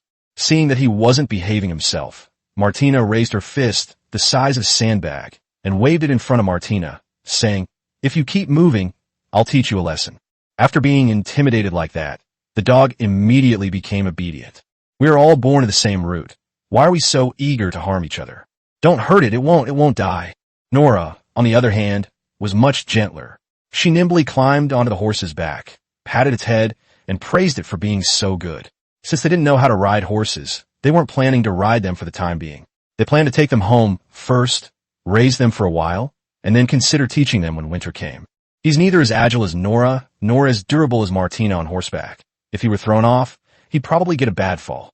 After handing the bag full of gold coins to the horse trader, he had almost no money left. The weather seems nice these past 2 days, so he plans to go to the Adventurers Guild again this afternoon to find some work and see if he can earn some more money. Lost in thought, the 3 of them had already arrived at their doorstep. I saw a familiar figure from a distance. Anna was squatting by the door, gently rubbing her shoulders, which were red from the cold. Even though it was so cold, she was still wearing that heirloom animal skin coat. When Jian Lai came back, he immediately ran over. Lena, you're finally back. I was freezing. Why don't you go inside and wait? I went in, and just as I came out, I saw you come back. Lena moved the horses into the stable in the backyard. When it was first built yesterday, he felt the stable was quite spacious, but now that 3 horses have moved in, he feels it's too crowded. But it's winter now, so let's just make do with the cramped conditions and figure out how to expand it after this season. So you came to me because you learned the 5 tones difference magic I taught you? No, I've been figuring it out on my own for almost half a month. Although it has had some effect, I'm still far from being able to use it proficiently. I'd like to ask you, Have you seen Junes recently? Why are you asking this? Junies had just said goodbye to him a few days ago, so he didn't know where Junies was. He might have already left Diest. He had been studying Barnet language, and maybe Barnet was his destination. To be honest, Junies was one of Reiner's few friends, and he actually missed Junies quite a bit after they parted ways. Recently, some people have been looking for Junies. They've already contacted me, and I expect they'll be looking for you soon too. As soon as Anna finished speaking, Lena heard the sound of horses' hooves coming from afar. He walked to the front of the house and found that the visitors were a pair of fully armed knights. Judging from the style of their plate armor, they should not be from the kingdom of Diest. 073, Junies' brother.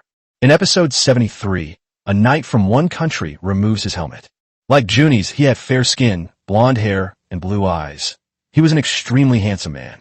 He dismounted and walked with his head held high to Lena's side. He first glanced at Anna beside him, then looked at Lena and slowly said, "You must be Lena, right?" "Oh yes, are you? What are we waiting for?" After speaking, he replied arrogantly, "I am Urpurida, a knight from the kingdom of Rosno." He was expressionless, and no emotion could be read from his face.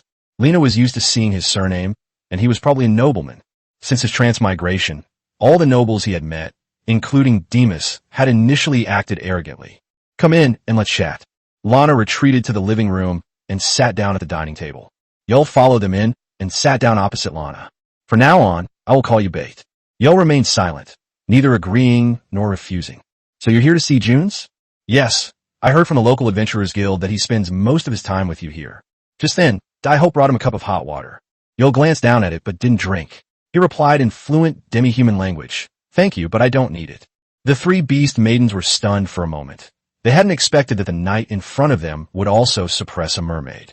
Lena had a vague feeling that the person in front of her must have some connection with Junes.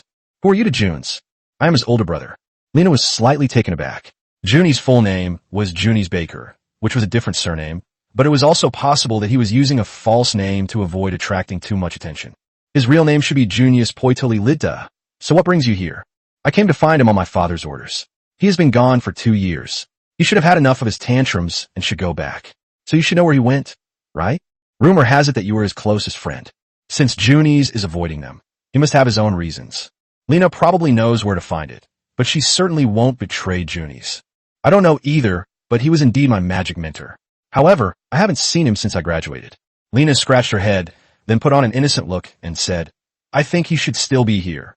Yul narrowed his eyes, scrutinized Lena carefully, then pulled out a bag full of gold coins and said, "Tell me his whereabouts. Once we catch him, all this money is yours." Lena was filled with disdain. After all, Junies was her magic mentor. How could someone possibly betray their friends for money? He seemed to possess the spirit of an award-winning actor, first pausing slightly before feigning interest. "They're all mine, really?" The child nodded, a hint of disgust flashing in his eyes. "That's exactly the effect we wanted. Well, a few days ago, Junies came to say goodbye. He said he was a traveler and planned to go to the kingdom of South Asia. He also told me that someone might come to find me in a while. I didn't expect him to actually come. If you go there now, you should be able to catch him very quickly.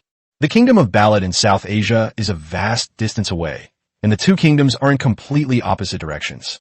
If Junies really headed towards Ballad, then Yul would definitely not be able to catch him." Thinking of this, Lena smiled greedily, rubbed her hands together like a fly, and chuckled. "Sir, can I have this money now?" The child slowly stood up, no longer hiding his disgust, and said coldly, "For money, you actually betrayed your teacher so easily." Junes was as naive as ever, with no sense of caution towards people, which pleased Lena greatly. It was exactly the effect she wanted. After thinking for a moment, he replied in a cheeky manner, "It would be a fool not to make money. You are a nobleman. Of course you don't understand us commoners who struggle to even get enough to eat. You're just greedy. After you catch him, I will have his surname sent away." Lena smiled without saying a word as she watched him leave. Anna suddenly slammed her hand on the table, startling Lena. Two beast maidens walked over and stood on either side of Lena. "What are you doing?" Anna said angrily. "Give me back my book. Junies has told me more than once that you are his best friend here, but you betrayed his whereabouts for money. I used to admire you so much. Give me back my book." It seems Anna is a person of strong emotions. Lena got up and glanced outside. Seeing that they had all gone far away, she closed the door. "Calm down and let me explain." Lena poured him a glass of water. Anna crossed her arms, stared at him, and said nothing more. "Junies is my friend. How could I possibly reveal his whereabouts to others? I said that just to trick his brother into leaving. Anna was slightly taken aback, lowered her hand, and softened her tone. So that's how it is. I was so angry just now. I didn't think you were acting. If you didn't put on a convincing act, how could he believe you? That's all he can do for Junies for now. He'll try to buy as much time as he can. Just then, the system's voice rang in Lena's ears. Quest update. Find Junies. Quest reward. 1 gold coin. After a peaceful 2 weeks, I didn't expect a mission to come so soon. I just bought 3 horses so I can start my long journey. Lena took out the book of sealing magic, then raised an eyebrow and said, "Take the book back." Anna paused for a moment, then took a few steps back and shook her head vigorously. "No, I didn't understand the situation just now. That's why I got angry. You can use this book." "No, I'm planning a long trip. I'm giving up these valuables because it's not safe at home and it's inconvenient to carry them around." Anna paused slightly, then reached out and took the book. Was she going to find Junies? What else? Lena glanced at him, then began to tell the animal-eared girls to pack their things, as they were preparing to go on a long trip to find Junies the next day. Your relationship is indeed extraordinary. You're just ordinary friends, but there are quite a few people pursuing June. Are you willing to remain just an ordinary friend and not take your friendship to the next level? I don't have that plan at the moment. Okay, stop guessing.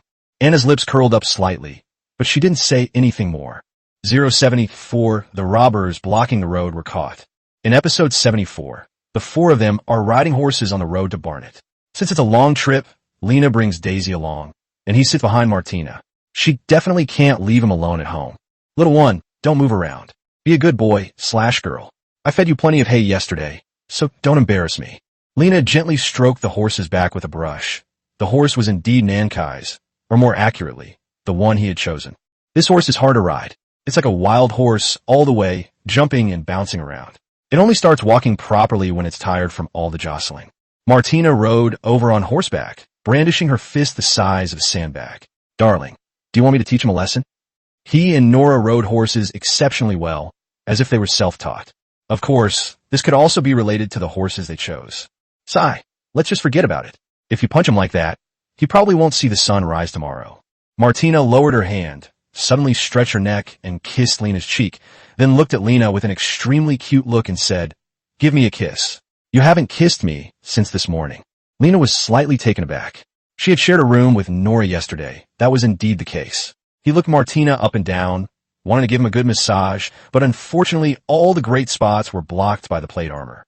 He could only make it up to him later that night. Just then, Nora suddenly slowed down, walked to Lena's side, and glanced back every now and then.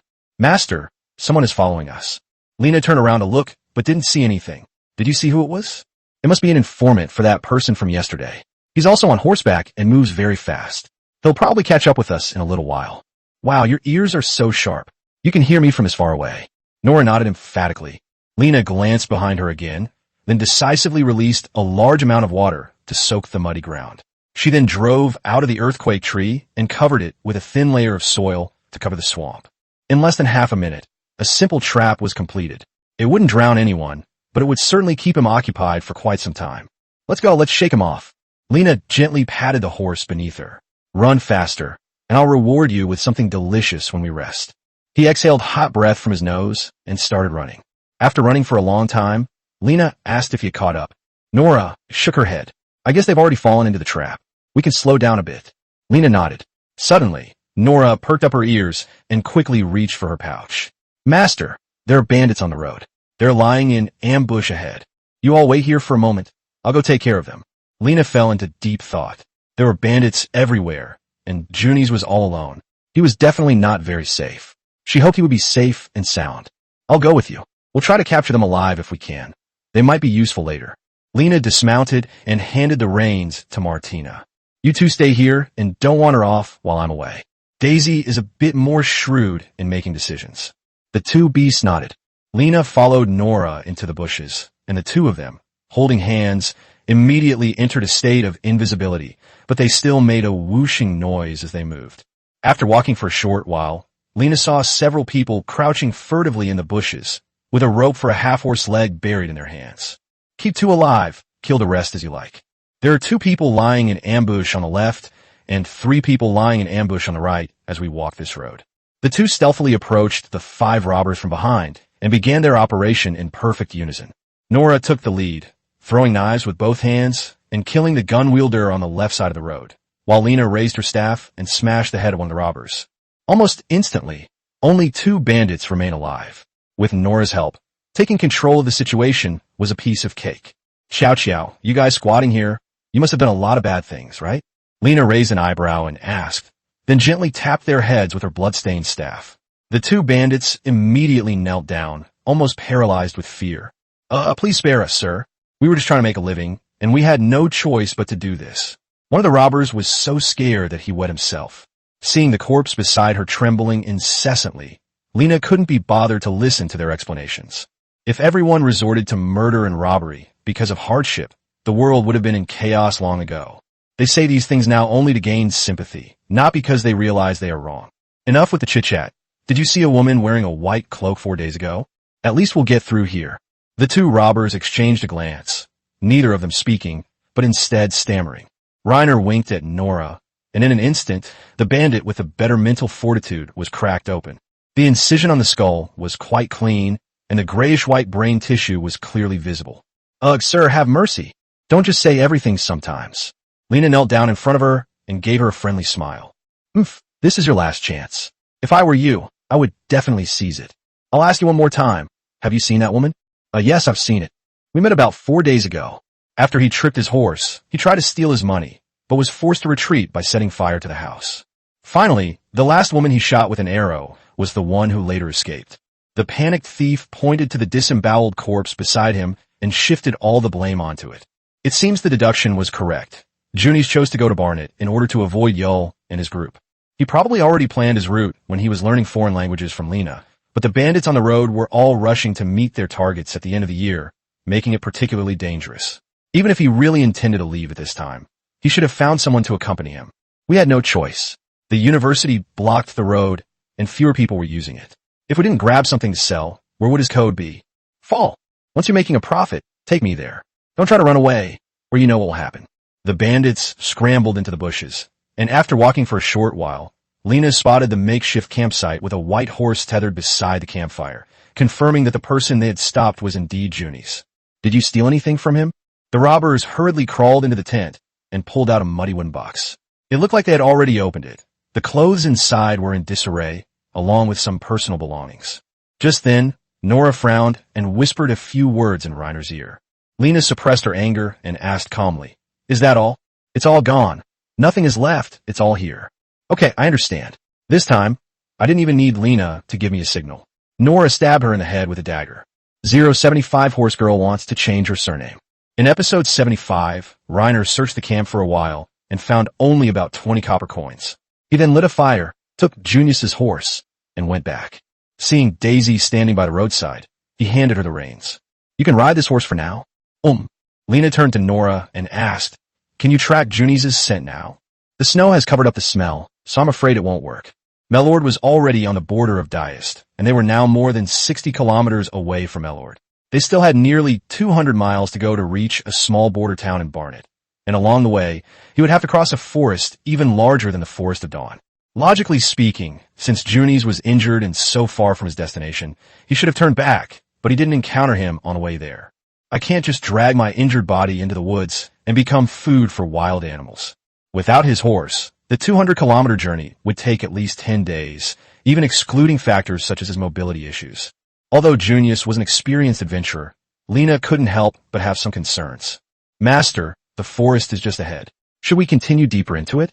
Walk a little further ahead, then set up camp where you are? Let's rest and talk about it tonight. It's not suitable to travel after dark." "Okay, Nora, find a flat spot ahead with some obstacles to shelter you off, a good place to rest." Several people sat together, lit a fire, and huddled together for warmth. A cold wind blew, and Lena shivered. She wondered how Junies would manage to cross the forest full of monsters and bandits in the dead of winter. Martina suddenly took off her armor piece by piece and said to Lena, "Darling, you must be very cold. Take off your armor. Let's hug each other tightly. I'll keep you warm." His serious expression was quite adorable. "There's no use in being anxious now. Cherish the people around you." Martina must be incredibly bored, having been on the road all day. Lena took off her plate armor and then hugged Martina tightly. Martina's body was soft and warm. It felt so good to have a wife. Martina closed her eyes and took the initiative to kiss her. Lena never imagined that Martina, who used to be carefree and whose mind was filled with nothing but eating and killing monsters, could be so delicate now. Indeed, the fastest way to change a person is to let them fall in love. Nora laughed and teased. You were criticizing me before, but now you're even more attached to your master than I am. Martina blushed, snuggled into Lena's arms, and whispered, Lena is my only family now. Lena touched its bouncy and warm horse ears. Nora is also your family, but Nora is only half a family member. Lena is my man, and your words make it sound like you're planning to monopolize her.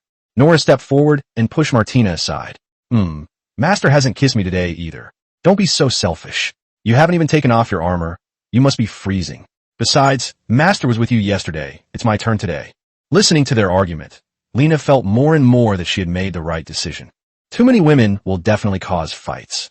There are only 2 of them, and they're already arguing fiercely. If there were 3 or 4, it would be a complete disaster. Just then, Lena, who was lost in thought, was poked in the chest, and 2 bee-steered girls looked at her seriously. Martina asked, who is prettier, me or Nora? She even bent down to show off her impressive figure. Although Nora didn't speak, she was also eagerly awaiting Lena's answer. Okay, you're all the same to me, the most important people in my heart, so let's stop arguing. Daisy, sitting across the campfire, covered her mouth and chuckled upon hearing this answer. Seeing that it was getting late, Lena touched the ears of the 2 bee-steered girls and whispered, Nora, you should rest first. Martina and I will keep watch for the first half of the night, and it will be your turn and Daisy's turn for the second half. Okay, then I'm going to sleep. Nora removed her stiff breastplate, walked over to Daisy, hugged her, and started to act like a child. Lena patted Martina's back gently and whispered to lull her to sleep. But this guy was clearly not behaving himself. He kept gently nibbling on Lena's ear. After a while, she finally began to act. Nora and Daisy are both asleep. Let's begin. Lena, holding in all the time isn't good for your health. Well, stop talking nonsense. I have no interest in this desolate wilderness. Martina ignored what Lena was saying and kept whispering help in Lena's ear, trying to harass her relentlessly. Seeing this, Lena decisively brought up old grievances. You never used to call me that. I always call you by my name. Martina's cheeks were slightly flushed, and she looked very alluring in the flickering firelight. Things are different now. You are my man, and I'm willing to do anything you like. Listen to me, don't do anything reckless. Keep watch carefully. There are many dangers in this area. Let's play around when we get to a safe place. Okay, I'll do whatever my master says. Martina gave Lena a kiss, and after a short while, she asked her master, what is your surname? Why are you asking this? We subhumans become emotional once we have males, and females will follow the male's sexual advances. Didn't Nora tell you? Lena shook her head. She had never heard him mention it before. Then tell me now. Lena recalled her name, and after a long while, he said, my surname is Lee. Plum? Martina asked in confusion. Lena picked up the branch and wrote the character Lee, meaning courtesy/etiquette, on the muddy ground beside her. So your name is Lena Ritual? No, Lena is not my real name. It's just an alias. I come from a very far away place. Martina nestled in his arms again. I'm stupid and don't understand, but you must have your own reasons, right? Of course, since the original name was too awkward and attention-grabbing, I just came up with a name randomly. From now on, I'll call Martina Aunt. Whatever you want, as long as you're happy. In my hometown, there's no such custom as being sentimental. Lena rubbed her horse ears and whispered, okay, you should get some sleep too. Let me keep watch. I'll wake Nora up later. Let me chat with you. I want to get to know you better. This is quite a contrast. I was immature before, so please stop making fun of me about those things. He hugged Lena tightly, paused for a moment, and then said, I will definitely give you lots and lots of children in the future. 076, the elf blocking the way. In the morning of episode 76, Martina, full of energy, put on her armor, mounted her horse, and looked at Nora with a slight smile. You're becoming more and more sleazy. Norba ate half a loaf of white bread, stuffed it into his pocket, and said without any politeness, needless to say, they must have eaten it again last night. Otherwise, they wouldn't be laughing so happily. Martina didn't object to her putting on the helmet, but her thoughts still drifted over. I have surpassed you. I even know my master's surname. Lena watched the 2 figures disappear and sighed helplessly. After a short rest, the team continued on their way, and in front of them was a pine forest covered with snow. Barnet is a country surrounded by forests, Crossing this vast forest should lead to that border town. Lena yawned, unfolded the map, glanced at it, found a few landmarks, and after confirming that they were on the right track, led the group straight into the forest.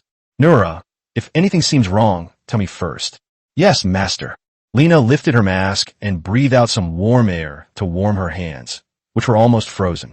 After walking for a while, he suddenly noticed something strange about his surroundings.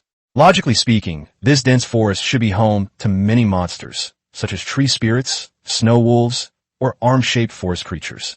We've been in the forest for almost half an hour and haven't seen a single hopping slime. Nura, do you feel like something's not right? These 4 weeks present an unusual bottleneck.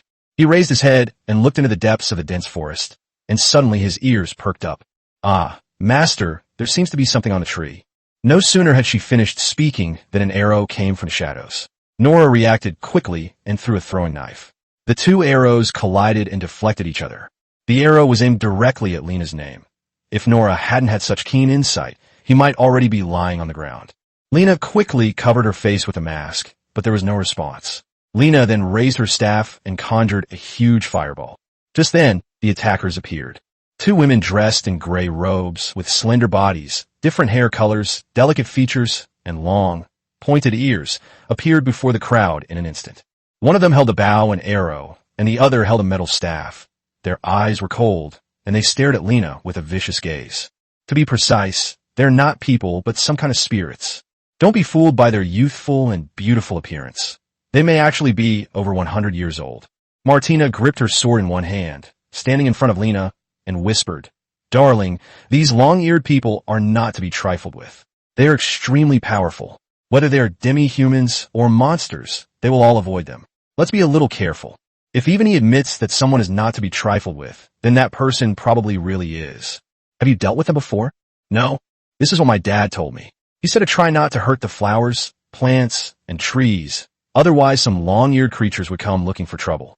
Lena narrowed her eyes and examined the 2 elves in front of her. He is a person who cherishes flowers, plants, and trees very much, so in theory he shouldn't be bothered by elves. After a moment's thought, he asked in fluent Elvish, "I have no grudge against you, so why did you attack me?" The green-haired elf on the left showed a moment of surprise, but quickly regained his composure. He said expressionlessly, "Well, this is just a lesson. If you dare to disrespect the forest again, it won't just be a wake-up call. You, do you know my name?" The elf did not answer, but silently watched Reiner's every move. Seeing that he was really taciturn, Lena thought for a moment, and then said, "I have always respected the forest. I don't know where I have offended you. I'm not familiar with your beliefs and traditions.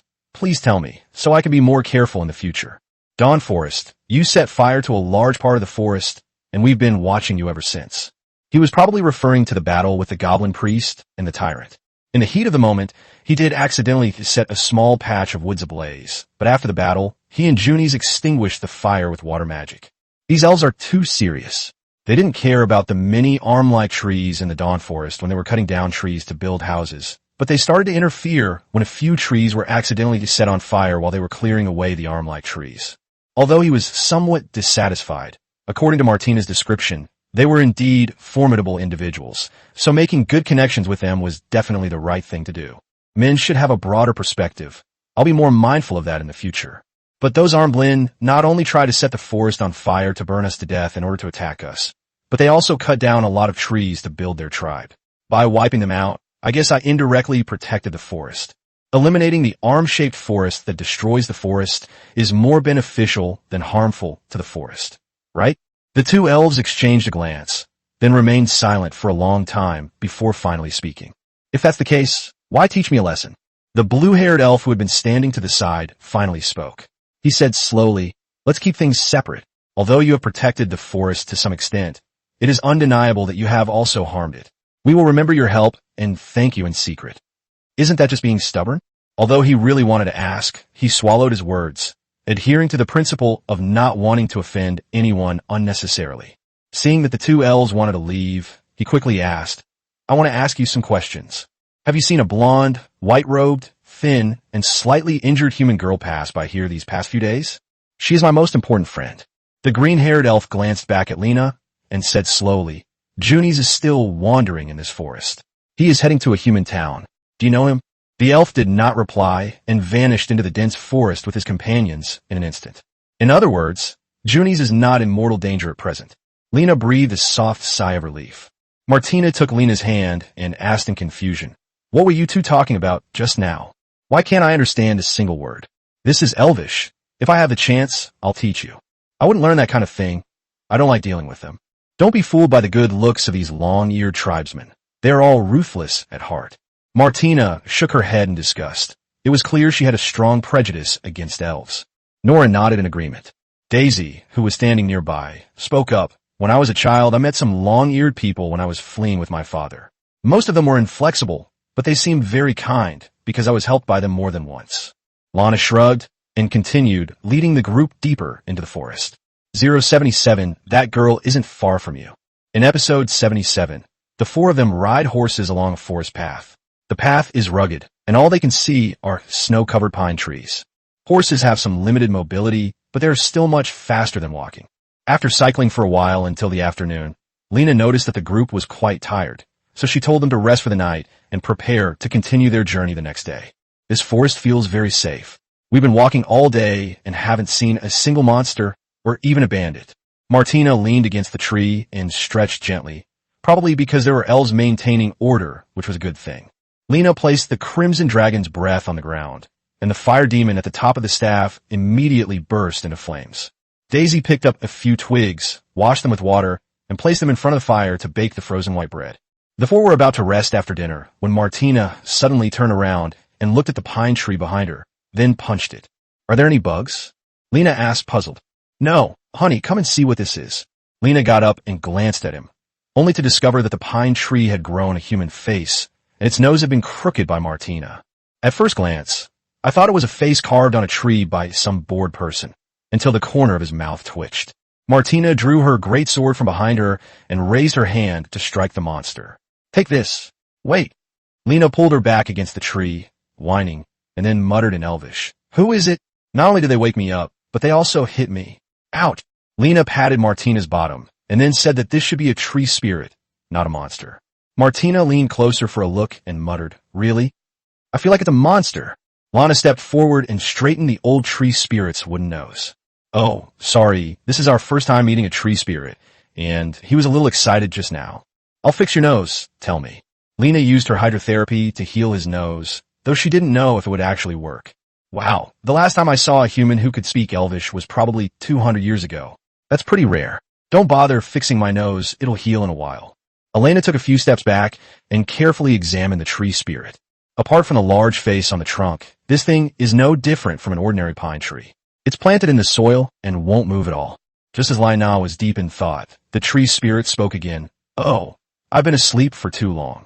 It's time to get up and move around." Immediately afterward, the ground around him began to tremble slightly. With a forceful pull, he yanked his legs out of the mud. His crooked legs were covered with dense tree roots. His body was enormous, and with each movement, the ground would tremble slightly. Lena watched him silently from the side. Nora was probably seeing a tree spirit for the first time, and her eyes widened when she saw this walking pine tree. After waiting for a while, the tree spirit returned to the pit, stuck its two legs into the soil again, and then exclaimed, "Oh, the snow is really heavy this year." "Yes, last year it only snowed a thin layer. It wasn't as cold as this year." The old tree spirit kept its eyes narrowed, looking very kind. Have humans and demi-humans outside been able to coexist amicably? No, the whole world is still capturing demi-humans, so it's still the same as 200 years ago. Lena wasn't good at conversation either, and after hearing what he said, she didn't know how to respond. Old Tree Yao spoke up again. You don't seem to be a very talkative person." I'm not very good at talking." Lena sat down on the spot, and the two bee-steered girls fought to snuggle into his arms, then started arguing back and forth. What are they doing?" "They all wanted to sit on my lap to rest." Lena patted Martina on the shoulder and said softly, "All right, it was your turn yesterday, and today it's Nora's turn to have a day alone. We'll be fair and impartial, and we won't favor anyone." Martina's ears drooped, and she puffed out her cheeks as she sat down next to Daisy. The tree spirit chuckled a few times, then said, "They must be your slaves too, right? They even compete for favor. Oh, that's rare indeed. Of course, I'm a rare good man in this world." The tree spirit laughed again, paused for a few seconds, and then asked, "So, what brings you to this forest?" Are you just passing by? Are you here to explore? I'll find another friend who happens to be passing through this forest. Woman? Yes, a very beautiful woman, blonde and blue-eyed, and exceptionally gentle and patient. He is not only my friend, but also my mentor in magic. The tree spirit laughed again, and this time, he opened his golden eyes. 2 women aren't enough? Are you planning to find a third? Lena scratched her face, her eyes unconsciously looking away. I haven't thought about that yet. I mainly need to talk to him about something important. Where are you from? Diest, a small town called Melrod. I don't know if you've ever heard of it. Of course, I had a human friend who lived there before, but more than 200 years have passed, and he's probably dead by now. The tree spirit's tone was somewhat sorrowful. You humans are too fragile, with a lifespan of no more than 100 years. Lena stroked Nora in her arms and casually asked if there was any magic that could make people live forever. The tree spirit gently shook its head, and piles of snow slid off its branches and leaves. Well, as far as I know, there shouldn't be. Well, but don't be disappointed. Living too long isn't necessarily a good thing. I'm currently in a deep sleep longer than I'm awake, so I'll probably die in a few hundred years, right? My only hope now is that I can find something to talk to when I wake up. May I ask how long you have lived? I've been in this forest for thousands of years. In other words, you even lived through the old imperial era. Of course, I also participated in human wars back then. Just then, the old tree spirit stretched out its withered arm. Well, to be honest, I miss the days when I was with you humans, but I'm old now. It turns out he had hands, but they were hidden among the dense pine needles. The old tree spirit piqued Lena's desire to chat. He had originally wanted to ask how demi-humans came into being in this world, but instead he said, I found the girl you were talking about earlier. Well, she's not far from here. 078 Junies was found. Episode 78. Are you talking about Junies? The old tree spirit scratched the nose that Martina had knocked askew. Oh, of course, blonde and blue-eyed. Very beautiful. It must be her, right? Hasn't she always been here? How did you find her? Lena was a little confused, but she still patted Nora on her lap to make him get up. You humans can't see fairies, but I can not only see them, I can also talk to them. Well, that's how I learned what happened thousands of miles away. Where is he now? The old tree spirit pointed deep into the forest. Oh, keep going straight about 2 miles or so, and you'll see it. Thank you. I'll come visit you again when I have the chance. I'll be going now. Lena packed her things and left, and her uncle waved goodbye to her. Honey, are we traveling tonight too? Nora tapped his head and urged. There must be some news, right? Idiot. Hurry up and put on your armor. Well, Shu Yao said that Junies is camped just 2 miles away. Let's go find him. Lena rode off on her horse, seemingly unwilling to travel at night, and started hopping around. Lena took out a carrot and put it in his mouth, which finally calmed him down. Martina muttered to herself, God, do you like Junies that much? Well, I can't explain it to you clearly in a short time. Just find him as soon as possible. Lena rubbed Martina's ears. Okay, but as long as you don't try to win me over, I'll agree to have another woman if you want. Martina crossed her arms and spoke in a serious tone, until Nora tapped her on the head again. Lena lit her staff for illumination and led the bee-steered girls in the direction the tree spirit had pointed, riding their horses forward until they saw a small patch of fire ahead. Nora took a deep sniff of Junies, and there she was. I could smell him. Understood. Lena continued toward Junies' camp. Perhaps startled by the sound of horses' hooves, he suddenly peeked out from behind a tree. After recognizing the person, he rubbed his eyes vigorously. Ah, you don't recognize me after just a few days? Junies' tone was filled with joy. He quickly stood up and said, Lena, is it really you? I thought I was seeing things. She looked dirty, and her cotton-padded clothes were tattered, showing that she hadn't been doing well these past few days. I found your horse for you too, thanks. Junies strode forward, reached out, and touched the white horse at Daisy's foot beside him. I was injured when I was robbed by bandits, and couldn't take care of him. I didn't expect you to find him for me. Daisy dismounted and walked to Martina's side. He was just lucky. If he had been 2 days later, he would have been sold by those bandits. Just then, Junius' stomach started rumbling in protest. He hugged his staff tightly, feeling a little embarrassed. Is there any more food? Those bandits stole all my food, and I've been eating wild grass for the past few days. Of course, it's been tough. Lena invited the group to sit by the campfire, then took 2 pieces of white bread from her bag and handed them to Junies. His eyes lit up, and without even washing his hands, he took the food and started munching on it. It was clear he was really starving. Lena watched him quietly from the side. Just then, the system's voice sounded again, informing me that Juni's current status was complete and the reward had been issued.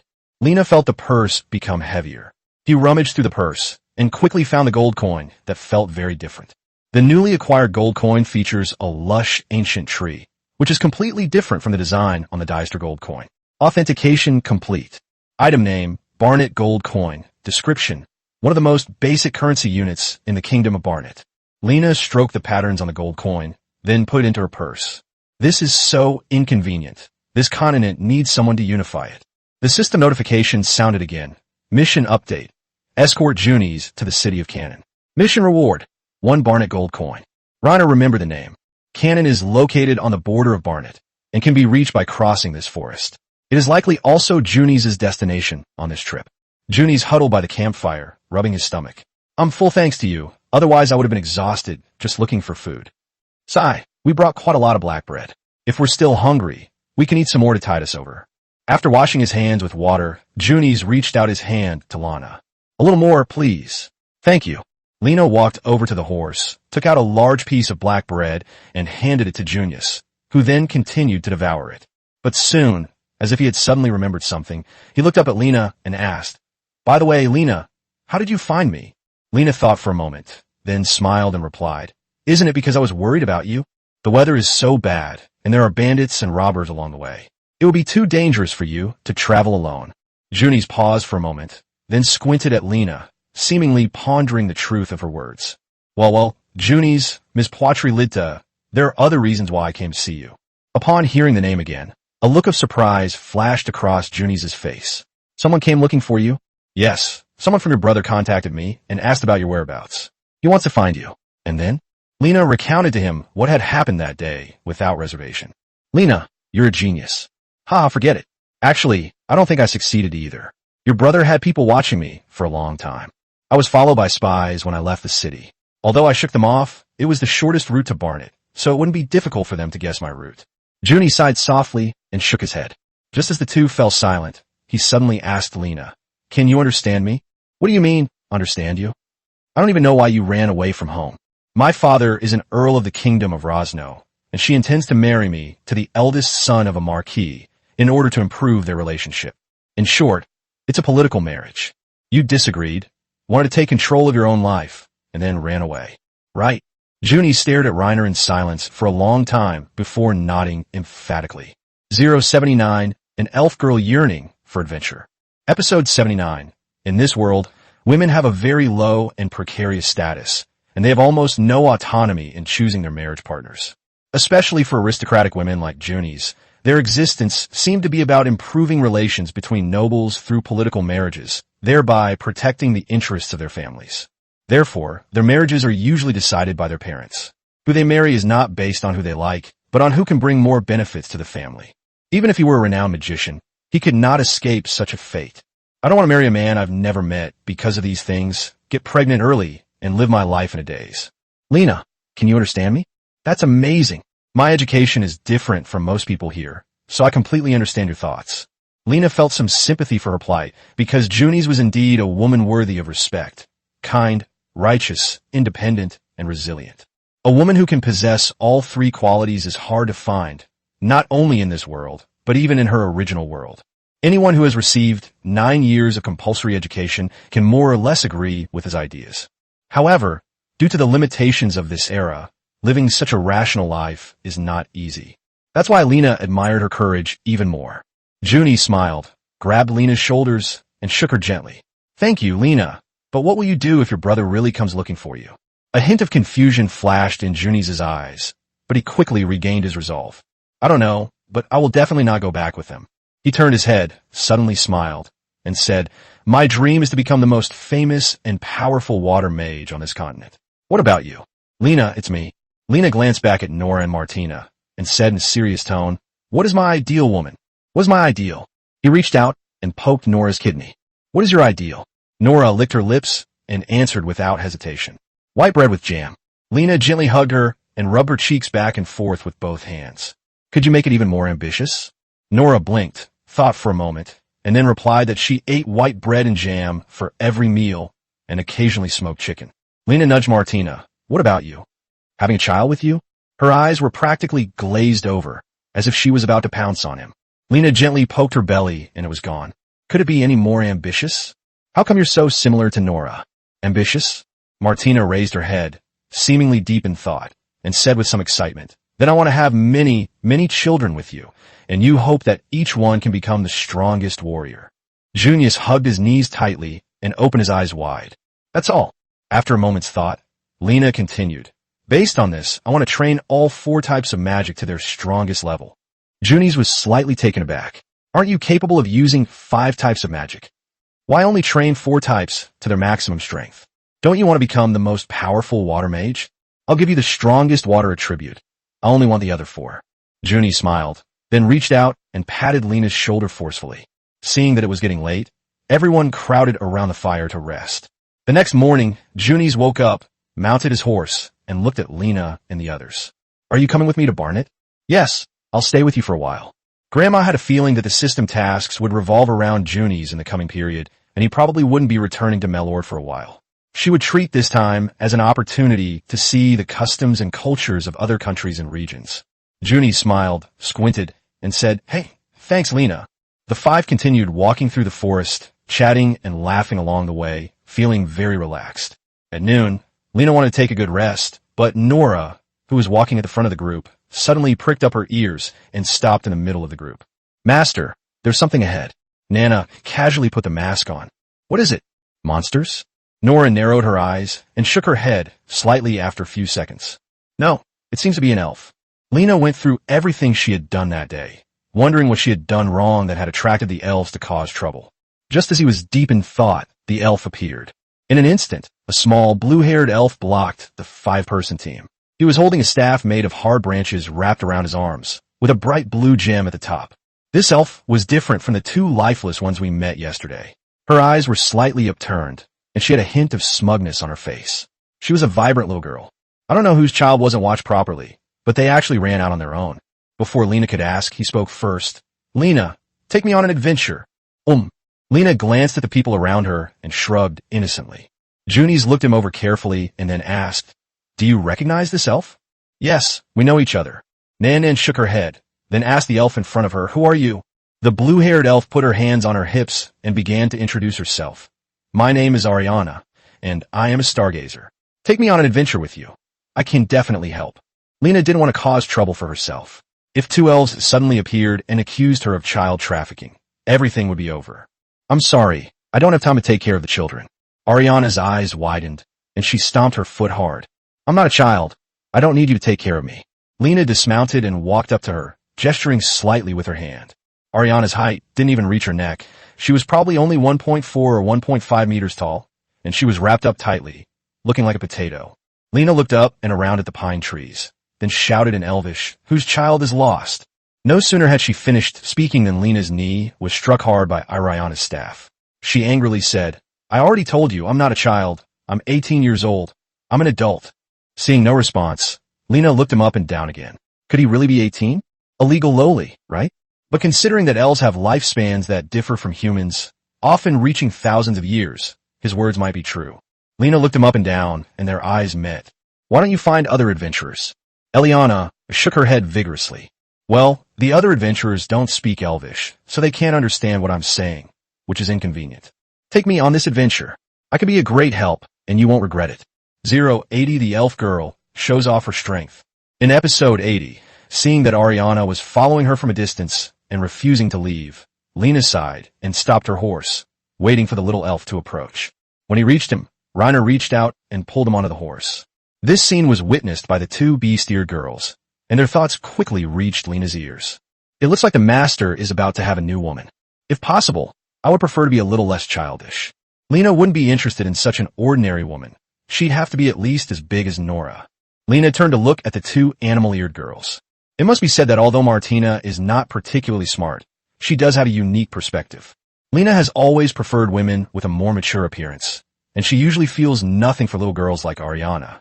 Seeing that Reiner was lost in thought, Eliana's ears twitched, and she asked in a very lively and cute way, Hey, would you like to take me with you? He hadn't had much contact with the elves of this world, so he might as well start with Eliana as a starting point. First, I need to know if you told your parents or friends about your idea of going on an adventure.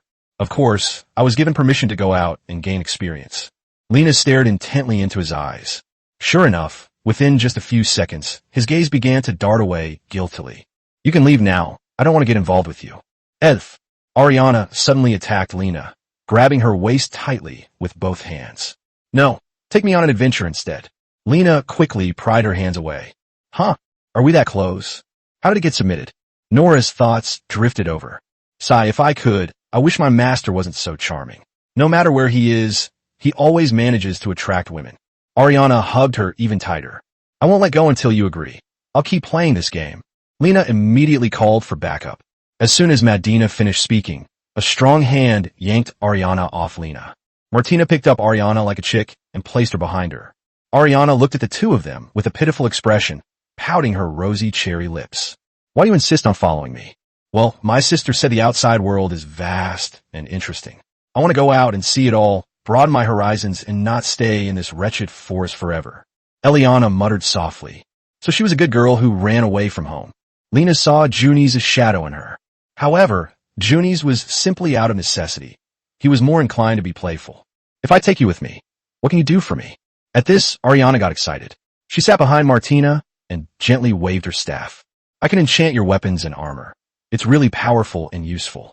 Lena's eyes lit up, and she immediately became interested. Could you give a simple demonstration? Sure. Ariana reached for the greatsword Martina was carrying on her back, but Martina turned around and glared at her. Ariana immediately pulled her hand back like a child who had done something wrong. Martina had previously stated that he did not like elves. Lena told the others that they should rest for a while and continue their journey in the afternoon. He then dismounted and placed Ariana on the ground as well. As the group sat around eating, Lena handed Martina's greatsword to him, saying, "Let me see what you're capable of." Seeing Martina craning her neck to look in their direction, Lena added, "Be careful later. This sword is his lifeblood. If you accidentally break it, he'll be furious." Ariana nodded, then laboriously dragged Martina's greatsword to the snow.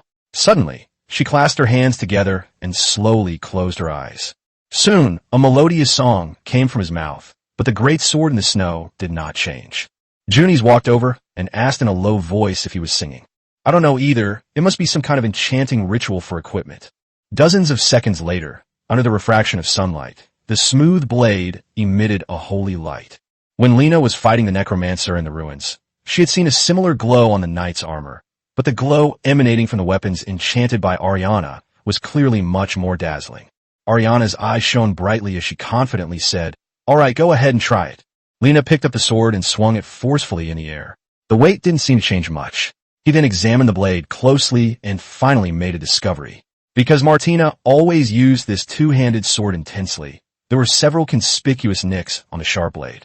However, after Eliana's enchantment, the nicks on the blade actually became slightly smoother. So all you can do is repair our equipment? Lena raised an eyebrow and asked in return. This enchantment was not quite what he had imagined. Ariana put her hands on her hips and said very seriously, "You can try using magic on him and see what happens. Martina, be the target." Martina immediately ran over, took her great sword, and began to swing it. "Just hold it still. I'll try hitting this sword with the water ball tree." No. Lena raised her staff and fired a water ball. The water ball, which should have been aimed precisely at the target, was deflected by an invisible force and crashed into a pine tree nearby. Reiner had seen this effect on both goblin priests and necromancers. Each time an attack is launched, one of the dominoes on the priest goring will shatter. The necromancer was too far away to see if there were any triggering conditions. If you enchant your armor, will the wearer become immune to magic damage? Lena's eyes lit up. He saw Ariana's value. Warriors like Martina, though protected by armor and not easily harmed by physical attacks, are easily threatened by magical attacks from monsters. During their escape, the necromancer burned half of Martina's body, which made Lena change her mind. How long does this effect last, and how many magic attacks can it withstand? It depends on when I enchant it. If not attacked by magic, the enchantment will gradually dissipate over 15 days. Ariana's pointed ears twitched, and she said with a hint of smugness, "If you take me with you, you can enjoy free equipment enchanting services. How about it? Are you tempted?" 081, the elf Lolita's mother. In episode 81, Lena watched Martina holding the greatsword with obvious affection and, after a moment's thought, said, "Miss Ariana, you're hired." Hired? A hint of doubt flashed in his eyes. It meant that I was willing to travel with you, but in exchange, you would have to enchant our equipment in your spare time. Ariana hugged her staff and beamed with joy. I know. Lena looked up and around at the pine trees. But you have to let your parents know about this first. I don't want to cause any unnecessary trouble. Eliana pouted again. I'm not a child. I don't want to be mistaken for a child trafficker. Although Ariana was reluctant, seeing Lena's resolute attitude, she clasped her hands together and closed her eyes. A moment later, Nora's cat ears perked up, and she said, Master, something is coming. As soon as he finished speaking, a gust of cold wind blew, and a white figure appeared in the middle of the snow. Another elf. She wore a thick white robe, and her hair was the same light blue color as Eliana's. Her deep eyes seemed to have the power to see through people's hearts, and she looked like a young girl. Unable to guess her exact age, Ariana ran towards her, threw herself into her arms, and began to act coquettishly. Mom, I want to go on an adventure with them. He turned around and proudly introduced her to Lena. Lena, this is my mother. Serena is the most skilled stargazer among them. Lena didn't understand what he meant, but seeing that Serena was also holding a staff, she guessed that the stargazer might be a magician or similar profession among the elves. As soon as Ariana finished speaking, Serena took the initiative to reintroduce herself. Hello, my name is Serena. Hello, my name is Lena. Serena didn't seem like the two elves we met yesterday. She seemed quite polite. Serena remained silent, looking down at Ariana in her arms. Go see the world and broaden your horizons. That's a good thing, but I hope you'll wait a little longer. No, there aren't many humans left in this world who can speak Elvish. If we miss this opportunity, who knows how long we'll have to wait. Eliana raised her head and said in a serious tone, her joyful expression like that of a primary school student about to go on a spring outing. After a long silence, Serena slowly spoke. You can go on your adventure after you've learned human language. I can't wait any longer. I want to go out for a walk right now. Selena fell into deep thought again and looked at Lena once more. Mr. Lena, would it be convenient for you to take him on a trip with you? Ah, I can pay you the corresponding compensation. Anna crossed her arms and grinned from ear to ear. That's so convenient. If I want revenge, I'll have him enchant my equipment as a substitute. Okay, then I'll leave Ariana in your care for a while. Go ahead and tell me. She turned and walked into the forest. A gust of wind blew, and her figure disappeared. The teacher said that Lena really wanted to learn this sophisticated way of entering and exiting. Ariana looked up at Lena and smiled, saying, Oh, you're done talking? Take me with you. Lena nodded. Now that all the obstacles have been cleared, there was no reason to refuse him anymore. Having another person would just mean having one more mouth to feed. Well, by the way, you just said your mom is the best stargazer. What is a stargazer? They are warriors who are very skilled at using various kinds of magic. Not only can they enchant equipment like I can, but they can also unleash terrifying long-range attack magic. Are there any other professions? Yes, my dad is a tough guy. He's agile and a resilient warrior. Before I was born, he had single-handedly killed an earth dragon that threatened the forest. Is there anything else? There are also whisperers. Those are very patient individuals. Their weapons are bows and arrows and daggers. They're skilled at reconnaissance and surprise attacks, and some races can even become invisible during the day or at night. Lena thought about the two elves she had seen yesterday. The one with the green hair and the male one should be the whisperer. Are there only 3 types? Yes, roughly these are the 3 types. If you see me accidentally trample on the flowers or grass, will you cause me trouble? I've heard about your situation. Some of the more traditional tribes people do that, and they'll cause you trouble for strange reasons, but young people under 500 years old are usually more open-minded. I would force humans to cherish and protect plants. Oh, then I'm relieved. Lena led him to sit by the fireflies, then took out a piece of black bread and handed it to him. Look, this is what we usually eat. Eliana looked down at the black bread in her hand, then squeezed it hard. Seeing that it was as hard as a rock, she looked up at Lena and asked, Is this edible? His gaze was fixed on Martina, who was wolfing down her food. He tried to imitate her by taking a bite of the edge of the black bread, but his bite force was too weak. After struggling for a long time, he only managed to leave a row of neat teeth marks. Ariana held up the black bread and waved it back and forth in front of Lena. Is this really edible? If you can't chew it, cut it thinner. Lena used a dagger to slice the black bread thinly for him before handing it to him. Eliana frowned after taking only one bite. It's both sour and salty, not tasty. As soon as he finished speaking, the black bread in his hand suddenly disappeared and appeared on Martina's mouth. Although they didn't speak the same language, Martina seemed to realize that Ariana didn't like black bread, so she did her a small favor. So what do you elves usually eat? Wild fruit? Mushroom? Nut. Good fish are eaten in a rather refined way compared to most people in the world. After all, poor peasants usually ate wild vegetables or stewed beans to fill their stomachs, and they might not even be able to afford black bread.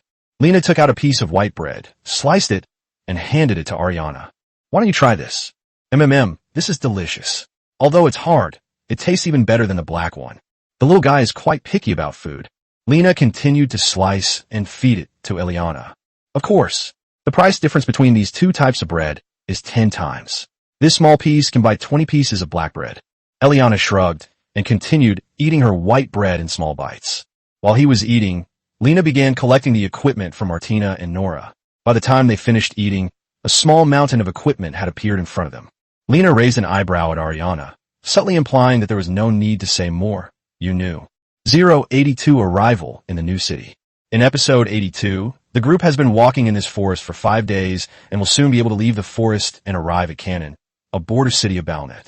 Lena turned to Junies and asked, "What if your brother comes looking for us? If he really comes looking for me, there's nothing I can do. I can't hide from him forever. Let's see if we can talk. I might need you to do me a small favor. Can I help? How can I help? You'll find out then." Just then, an extremely cute whimpering sound came from behind him. Ariana was holding Junies tightly around the waist, a hint of unease flashing across her face. According to him, this was the first time he had ever left the forest. "You might as well just go home now, so you don't end up crying later." Ariana stretched out her staff and gave Lena's bottom a hard shove, puffing out her cheeks as she said, "I'm not a child anymore. I won't cry." The group continued on their journey, and the surrounding trees gradually became sparser. Occasionally, they would encounter hunters hunting nearby who did not seem surprised by the arrival of outsiders.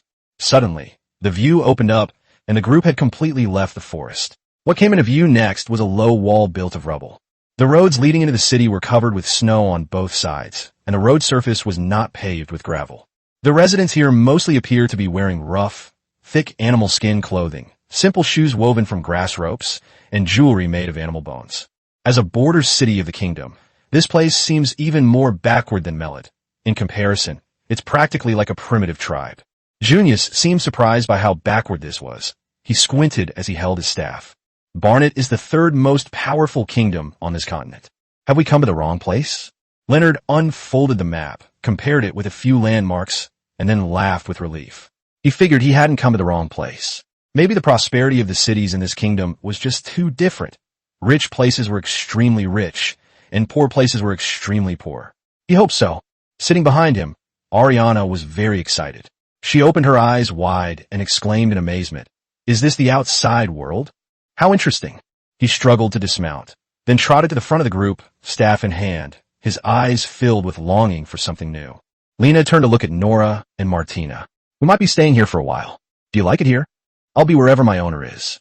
Martina was about to speak when he cut her off, and in the end she could only angrily curse. "You cunning Nora, you've already won over all my favors." When the two locked eyes, Lena could almost smell the tension between them. Just as the two were about to continue arguing, Lena decisively rode her horse between them. "Sigh, all right, stop arguing. We've traveled such a long way. Let's find a place to rest later." The two animal-eared girls both exclaimed yes in unison. But soon a new voice drifted over. It was Nora's turn today. She was really lucky. She got all the good things. "I hope to find a place to stay as soon as possible. I haven't taken a bath for several days, and I need to clean myself up." Hearing their thoughts, Lena's lips curled slightly. It seemed she needed to find a place to live as soon as possible. He grabbed Ariana with both hands and put her behind his back. "Come on, let's go into the city and take a look." Lena led the group into Cannon. Since it was winter, there were hardly any people on the streets. Lena wandered around the town for a while, before finally finding a place that looked like a tavern. There were quite a few bearded diners sitting at tables eating stew, and a faint smell of alcohol permeated the air. As the group entered the tavern, their gazes naturally fell upon the women behind Lena.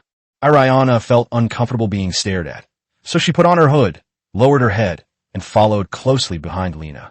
"Rena, where's this place?" "I hate this tavern, a place for gathering intelligence. If you arrive in an unfamiliar town, the first thing you should do is go to the tavern and ask about the area." The tavern owner was well informed and had many connections. "I'm thinking of renting a spacious room to rest for a while. I might be staying here temporarily for some time." This sounds really interesting. Lena caught a glimpse of a corner of the tavern where some unusual travelers seemed to have gathered. Seeing the middle-aged man sitting behind a counter with a densely packed notice board, Lena roughly understood. She turned to Junies and said, "That seems to be the local adventurers guild." After observing for a while, Junies nodded in agreement. "Lena, you asked first, I'll go take a look." Lena struck up a conversation with the tavern owner and found out about a 2-story cottage on the outskirts of town with a total of 5 small bedrooms, which perfectly suited their needs.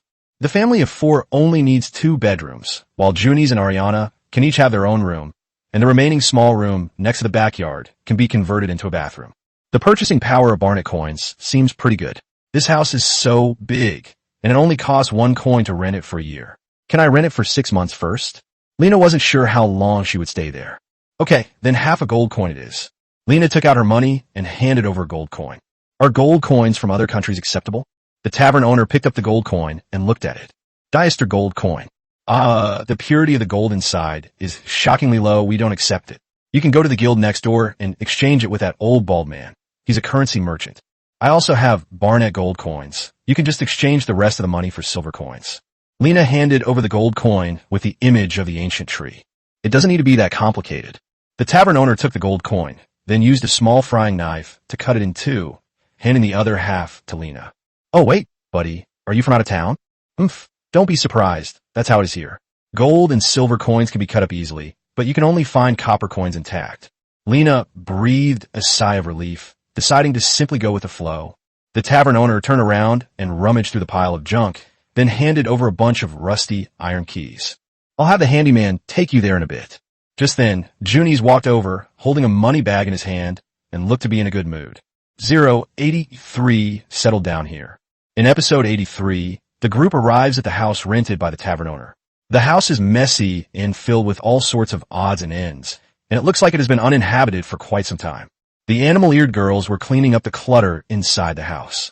Lena helped while listening to Junies' explanation. I had heard about this method of dividing money before. Some small vendors didn't know how to convert the exchange rates of various currencies, so they simply cut it off in one go. Gradually, this method became popular in places like Barnet. However, each gold coin can only be cut into a maximum of 8 pieces. Any smaller pieces will not be allowed to circulate in the market and must be recast into a single piece by a blacksmith before it can be used again. Junies changed his money bag, which was full of these repeatedly cut pieces of gold and silver coins. Lena sighed. He still preferred intact gold and silver coins. "Do you want to share an apartment with us?" "What kind of shared accommodation?" "This house is very spacious.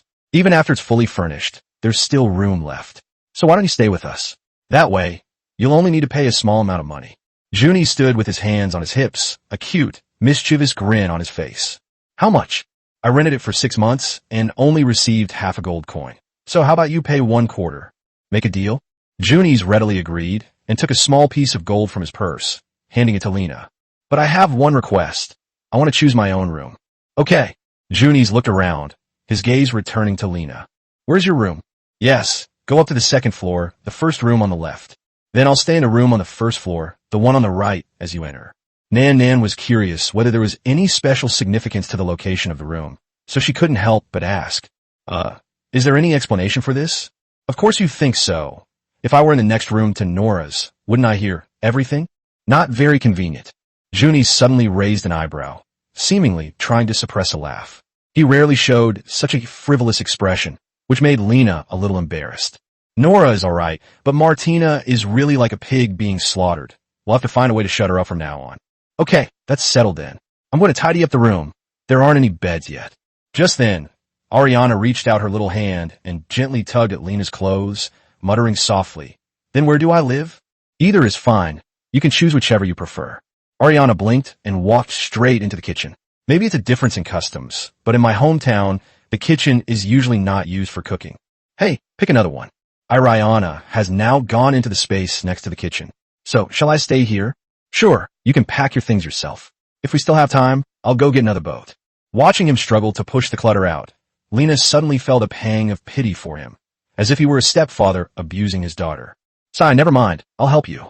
Lena quickly moved the clutter from her room to the living room on the 1st floor and then helped her sweep away the dust in the room. Ariana stood obediently to the side, holding her staff, and after the cleaning was finished, she timidly said thank you.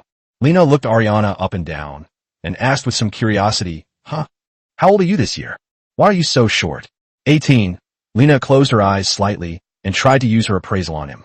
The assessment is complete. The current companion's quality is unknown.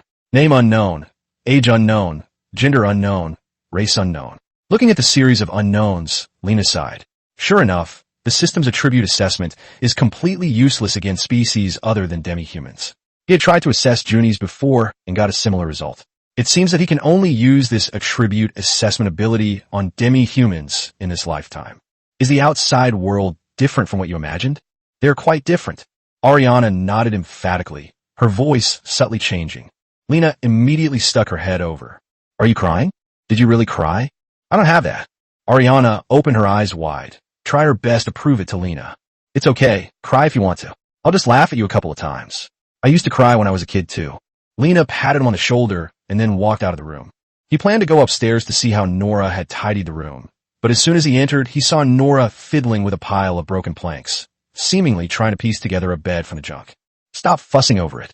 Let's go to the market here and see if they have any wooden beds. If not, I'll just use the grinding method to make a stone bed. For Lena now, it's not difficult to make something square out of rocks. Nora's paused for a moment. Okay, then let's use the time bed. Let's not waste money. The owner seems to be a bit strapped for cash lately, so it's better to save some. The sleeping place will do. He was absolutely right. After giving Junius a sum of money and buying 3 horses, he really didn't have much money left. The person has been delivered, but this damn system is still delaying issuing the reward. Lena reached out and rubbed her cat ears, squinting her eyes as she said, sleeping in bed for too long might cause rheumatism. What is wet? It's all right. The owner can just put out 2 more blankets. Let's make do with this for now, and we'll get a better bed when we have more money. Okay, I'll go pack my luggage first. You can rest for a while, director. Okay.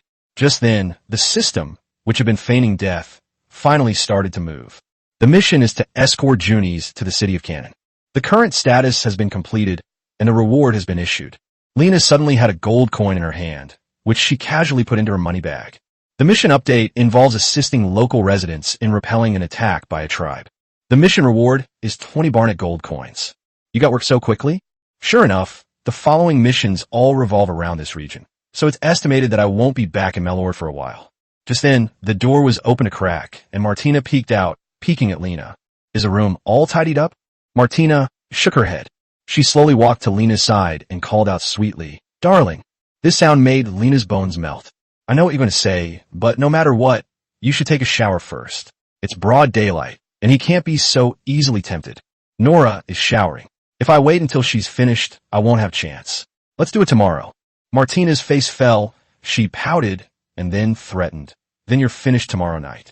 084, let Nora hunt wolves alone. Episode 84. Master, it's so cold. In the early morning, Nora snuggled in Lena's arms, and Giorgio was unwilling to get out of bed.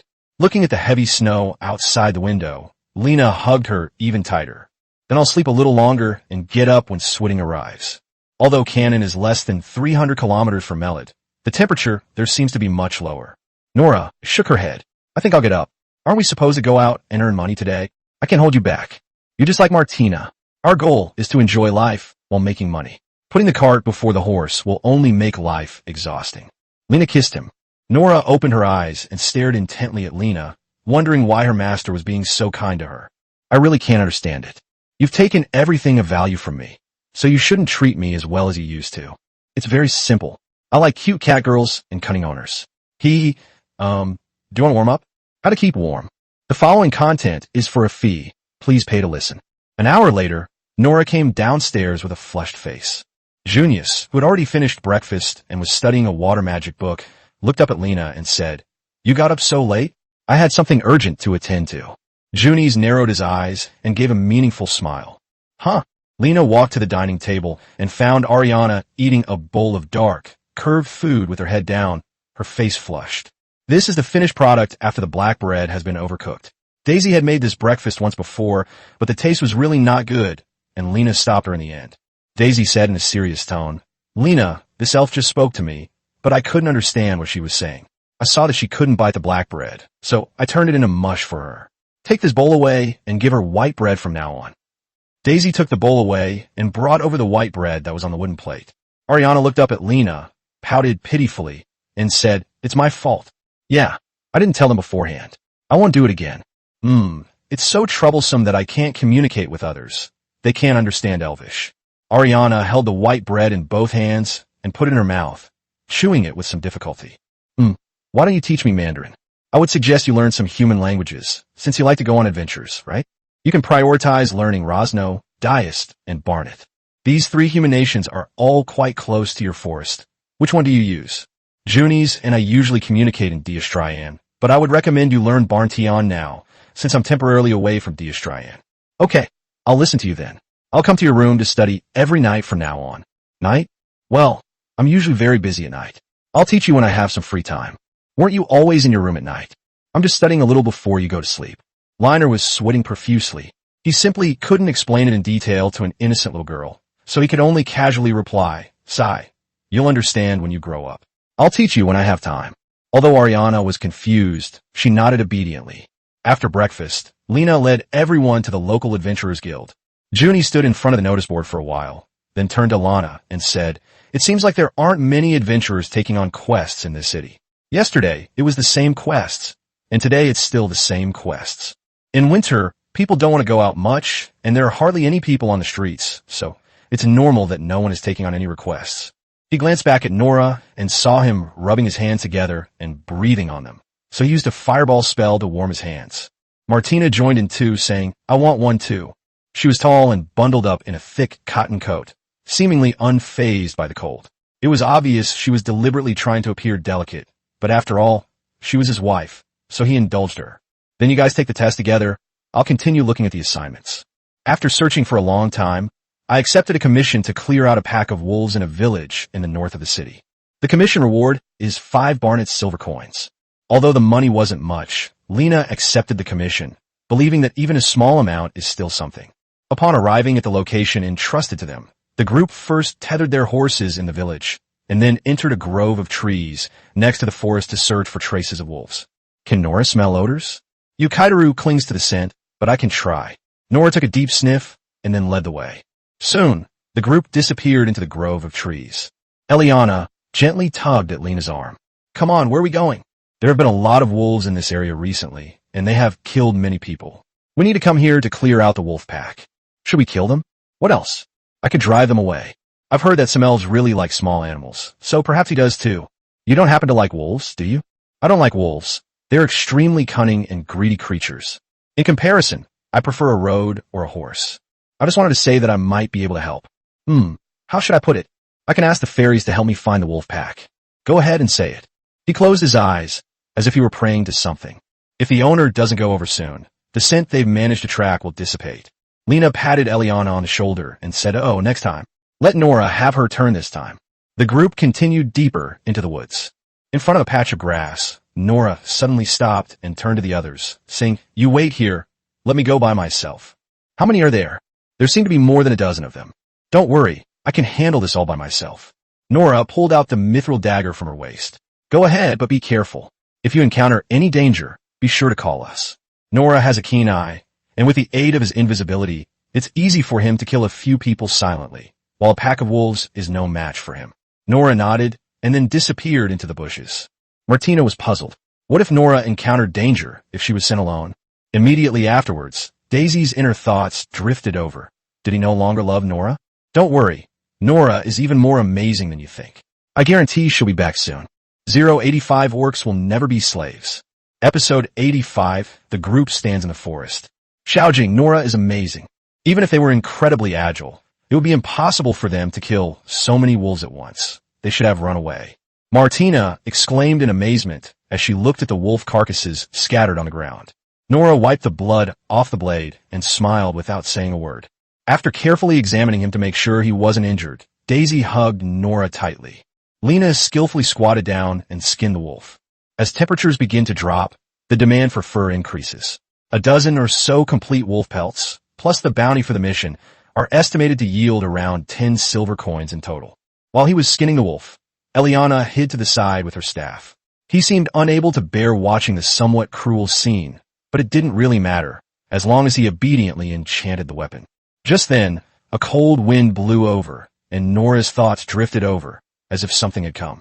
Lena turned to look at her. Nora was closing her eyes and sniffing the surrounding scents. Suddenly, she opened her eyes, looked at Lena, and then ran over to take Lena's hand. Master, come with me. You stay here. I'll be right back. The two men disappeared into the bushes and went into stealth mode.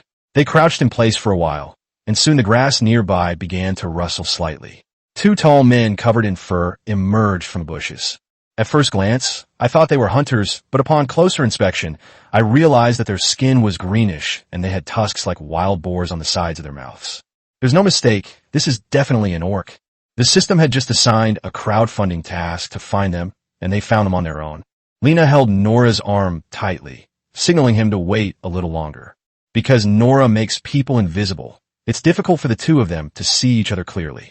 Sometimes they're too close to speak to each other. To facilitate communication, Lena devised a few instructions. When his condition was unclear but he could relax, she would pat his arm. When they encountered danger and were poised to strike, she would hold his arm down. And when they were about to take action, she would poke his arm 3 times. 2 orcs walked past them, completely unaware of the danger lurking nearby. They are still communicating with orcs. Are you sure there are wolves here? This is human territory. It's not time to attack yet. We should stay away. Fools! By the time we arrive, the wolves will have already run away. You're such a coward. I was afraid that if we revealed our whereabouts and humans discovered us early enough to set traps, we'd be in trouble. Stop. There are people ahead. 2 orcs crouched down in front of Lena and began to observe her, glancing furtively down the forest path. There are 4 humans. No, there's 1 human, 2 demi-humans, and 1, an elf. The orc buck looked particularly excited, widening his eyes as he tried to observe more closely. Another, slightly thinner orc asked in confusion, "Where are the elves?" "See that little guy? That's the elf. I remember the sin of elves. Let's go back then. Elves are not to be trifled with." "You useless coward. Go back to drinking your mother's milk." The priest said that even spirits have places they cannot see. You were scared by just 1 elf? Look at those women with their fair and delicate skin. They make my mouth water. Buck licked his lips, looking exceptionally greedy. Don't say that. I'm just worried. What should we do next?" "I'll do as you say. Once we get close, we'll throw the rope out, grab 2 of them first, and then we'll each kill 1. That tall woman in armor. Let me deal with you, and the other little dwarfs. If you dare to let humans escape and cause us to miss our chance in battle, I'll have my father kill you." "Okay, I'm ready." Seeing that no other orcs were following behind, Lena gently poked Nora 3 times, then suddenly appeared behind them. Nora pierced the throat of one of the orcs, who collapsed to the ground, writhing in agony. Before he could recover, Buck shattered the kneecap of the last orc in that battle. He staggered and fell to the ground, looking at Lena with some fear. Cunning and despicable humans. "I must tell you the truth. When will you attack the town? Tell me, and I'll spare your life." Lena conjured a sharp blade at the tip of her staff. The orc was stunned. He stared blankly at Lena, amazed that a human could speak their language. The fear in his eyes vanished in an instant, and he reached for the short-handled axe at his waist. "Call out." Lena instantly severed his right arm with her blade. The orc fell to the ground, howling in pain, and reached for his waist with his remaining left arm. Lamlin didn't hesitate and dislocated one of his hands. "Kill me. I won't say a word." That's a tough nut to crack. Truly admirable. If they were robbers, they probably would have spoken up already. I overheard their conversation and thought this guy would be a coward, but he's not going to back down at all. Lena noticed that the orc seemed to be secretly glancing at the stones on the ground, and realized that he was probably trying to commit suicide. Without hesitation, she cut off his 2 legs and prepared to hand him over to the local soldiers so that they could interrogate him properly. "Come here quickly." Martina took the lead, carrying more than a dozen bloody wolf skins as she ran over. When she saw the orc who had turned into a human stick and was still cursing, she was first startled, then kicked the large green-skinned monster twice. This isn't called a green-skinned monster. This is called an orc. They're smarter and stronger than Armed Forest. This should be quite difficult to deal with. Junies also squeezed through the bushes and came in. "Orcs? Have you ever seen it? I've heard that they live in the coldest, northernmost part of the continent. How come they're here now?" "I don't know. Let's stop the bleeding first, then take them back to the soldiers here for interrogation. I just heard them say that there seems to be an upcoming attack on Cannon." Junies looked on in astonishment, his eyes widening. "Lana, can you still understand orc language? Didn't I tell you this before?" Lena poked the crimson dragon's breath into the snowdrift, trying to remove the bloodstains from it. "I thought you were just bragging." "Oh well, you speak Elvish, so it's normal that you can speak Mandarin. Let's send it back to the city first, and I'll definitely study you properly when I have time." 086 Repelling the Orc Attack. In episode 86, the orcs actually captured an orc. The surviving orc killed that beast. Lena dragged the orc's mangled body back to the city with a rope, attracting the attention of many people on the road. Reiner dragged the orc in front of a soldier. It's up to you. They're going to attack this city. Interrogate them as soon as possible to avoid missing the opportunity and causing incalculable losses. The soldier carrying the long-handled axe took the rope, nodded slightly, and expressed his deep gratitude. What is your name? Lena? Adventurers traveling to this city often visit taverns when they have nothing to do, and if they receive any rewards, the tavern owner can transfer them to them. The soldier nodded blankly. I made some money today, and I'm going to exchange it at the Adventurers Guild. On the way, I'll stop by the tavern to see if there's anything good to eat so I could buy some to treat Nora. He really did a great job today and couldn't help but kiss Nora's cheek. Just then, Ariana reached out and tugged at Lena's sleeve, saying seriously, Lena and the others just said they were planning to attack the town. Yeah, what's wrong? We need to be on high alert. If the orcs discover that their companions are missing, they may launch an attack prematurely. It's true, the orcs have been attacking us a lot in recent years, and after suffering heavy losses, they haven't dared to provoke us again. So I know that Nora perked up her ears as soon as Ariana finished speaking. Hearing the stirring bugle call, the group raised their heads in unison. One by one, fiery stones were falling from the sky onto the town. Eliana raised her staff high, and a deep blue defensive barrier rapidly unfolded with a complex magic circle. Boulder after boulder crashed into the town, causing the earth to tremble incessantly. The city walls, built of rubble, were completely vulnerable, and a large breach was smashed open in just a few blows. In an instant, screams filled the air. Ariana's defensive barrier was struck by a boulder, and the burning stone turned into dust the moment it passed through the magic circle, hitting several people in the face. Its barrier only flickered a few times, but did not disappear. Ariana gritted her teeth and persevered. Thankfully, the Staneffish had stopped. Here they come. The orcs are charging. Let's run. Lena looked at the breach in the city wall, where several orcs had already rushed in, roaring savagely before charging toward the crowd. The next moment, a thick earthen wall rose rapidly from the ground, quickly blocking the gap. It was Lena who made the move, but some short, dwarf orcs riding black wolves still managed to jump onto the city wall. Armed with spears, they moved in large groups, swiftly dispatching the soldiers on the rubble-covered city wall. Bessie, you and Eliana find a safe place to hide and try to avoid fighting. Yes, wait for me, I can help. Elia was dragged away by Daisy before she could finish speaking. Martina, you can look around as much as you like, but be careful not to stray too far from us. Good. He put on his helmet and ran straight out. Soon he spotted a tall and strong orc. He thought they would have a close fight, but Martina just fainted and killed the orc warrior who had shown a weakness. Soon, soldiers wearing chainmail and wielding long-handled axes rushed to the city wall from all directions to provide support, and the situation was quickly brought under control. Junies asked Lena, "What should we do?" They did not appear to be disorganized. In that case, there should be a commander giving orders in this battle. Let's see if we can find Roar and kill him. Lena created stone steps, then climbed the city wall and saw several low-slung construction vehicles driving out of the woods. Junies chanted a spell and fired a fireball at them. Although the orcs pushing the cart were engulfed in flames, the engineering vehicle remained unharmed. Looking at the water droplets in the middle of the wheel tracks, Junies suddenly realized that the construction vehicle had seen water before. In this cold weather, if the wooden wheels were frozen, it would behave itself. It's okay, just keep an eye on the people burning and don't let them push the cart near. Nora tugged at Lena's shoulder and pointed to several flags standing tall deep in the forest. Horns blared, and orcish banners swayed gently.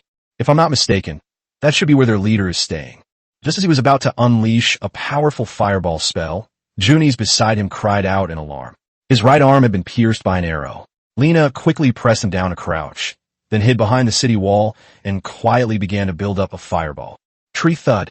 The city gate was being rammed by construction vehicles. The rubble wall beneath their feet was shaking, and stones were constantly rolling down. Lena disregarded the Plant Protection Association's elves, suddenly raised her head, and shot a fireball, larger than half her body, toward the place where the flag was fluttering. As the fireball in view shrank, a few seconds later, a powerful explosion occurred in the forest. He missed a little, but the towering vortex of flames burned the pile of flags to ashes in just 5 seconds. Lena crouched behind the city wall, peeking out with half her head. It was the first time she had directly experienced the power of her current all-out attack. Wow, That's really powerful. The range must be at least 200 meters. Almost an entire forest turned into a sea of fire. If those two elves find out, he'll definitely be in trouble again. Just then, the dull bugle call sounded again, but unlike the previous excited and impassioned sound, this time it seemed somewhat listless. Lena noticed that the orc soldiers were starting to flee in disarray. She threw down her axe and slunk back into the forest. The forest fires were extinguished at that moment, and a layer of dew fell from the sky, completely putting out the fire. Lena noticed that the surrounded orc soldiers almost without hesitation used their axes to slit their own throats, their decisiveness suggesting they felt no fear whatsoever. The soldiers erupted in a roar of fervor and began to embrace each other in celebration. Martina returned to the group, her armor stained with orc blood. These orcs are actually quite clever. Martina raised her head, a hint of smugness in her voice. They're so weak, Deadpool can take them down effortlessly. Lena looked around and saw many corpses of the city's guards lying on the ground. It was simply because he was too strong. It took several human soldiers to attack and kill one orc warrior, but Martina went over and killed them all without even blinking. Just then, Junies, who was standing to the side, suddenly collapsed onto Lena without warning, his face deathly pale. 087 Lord of Cannon. You should be alright in episode 87, right? Lena sat on the ground holding Junius, looking at his pale face with slight worry. The local female doctor in Cannon applied bright green herbs to Junius's injured arm. Orcs will poison their arrows, and if left untreated, the poison will take effect quickly. However, applying herbs and resting for a few days will cure it quickly. Orcs have been attacking our towns for years, and I have plenty of experience treating these kinds of injuries. The medic picked up the wooden crate and walked aside to begin bandaging the wounds of the other soldiers. Seeing this, Lena also joined the healing team. His hydrotherapy was more efficient than the female doctor's treatment, which drew repeated praise from the female doctor. You're really fast. You healed the soldier so quickly, without even needing stitches. Does this city have no magicians? The doctor shook his head and continued to bandage the soldier's wounds. Magicians? There aren't any magicians in our little town. Daisy and Ariana also returned, having disappeared somewhere, covered in dust and dirt. Ariana sat down next to Junies and then lay down on him. Hey, are you alright? It's alright, but I've used up a lot of magic. If I'm still not awake by tonight, don't forget to have Aunt Daisy feed me. Ariana curled up into a ball and then slowly closed her eyes. Martina, you and Daisy should take them back. It's too cold outside. Good.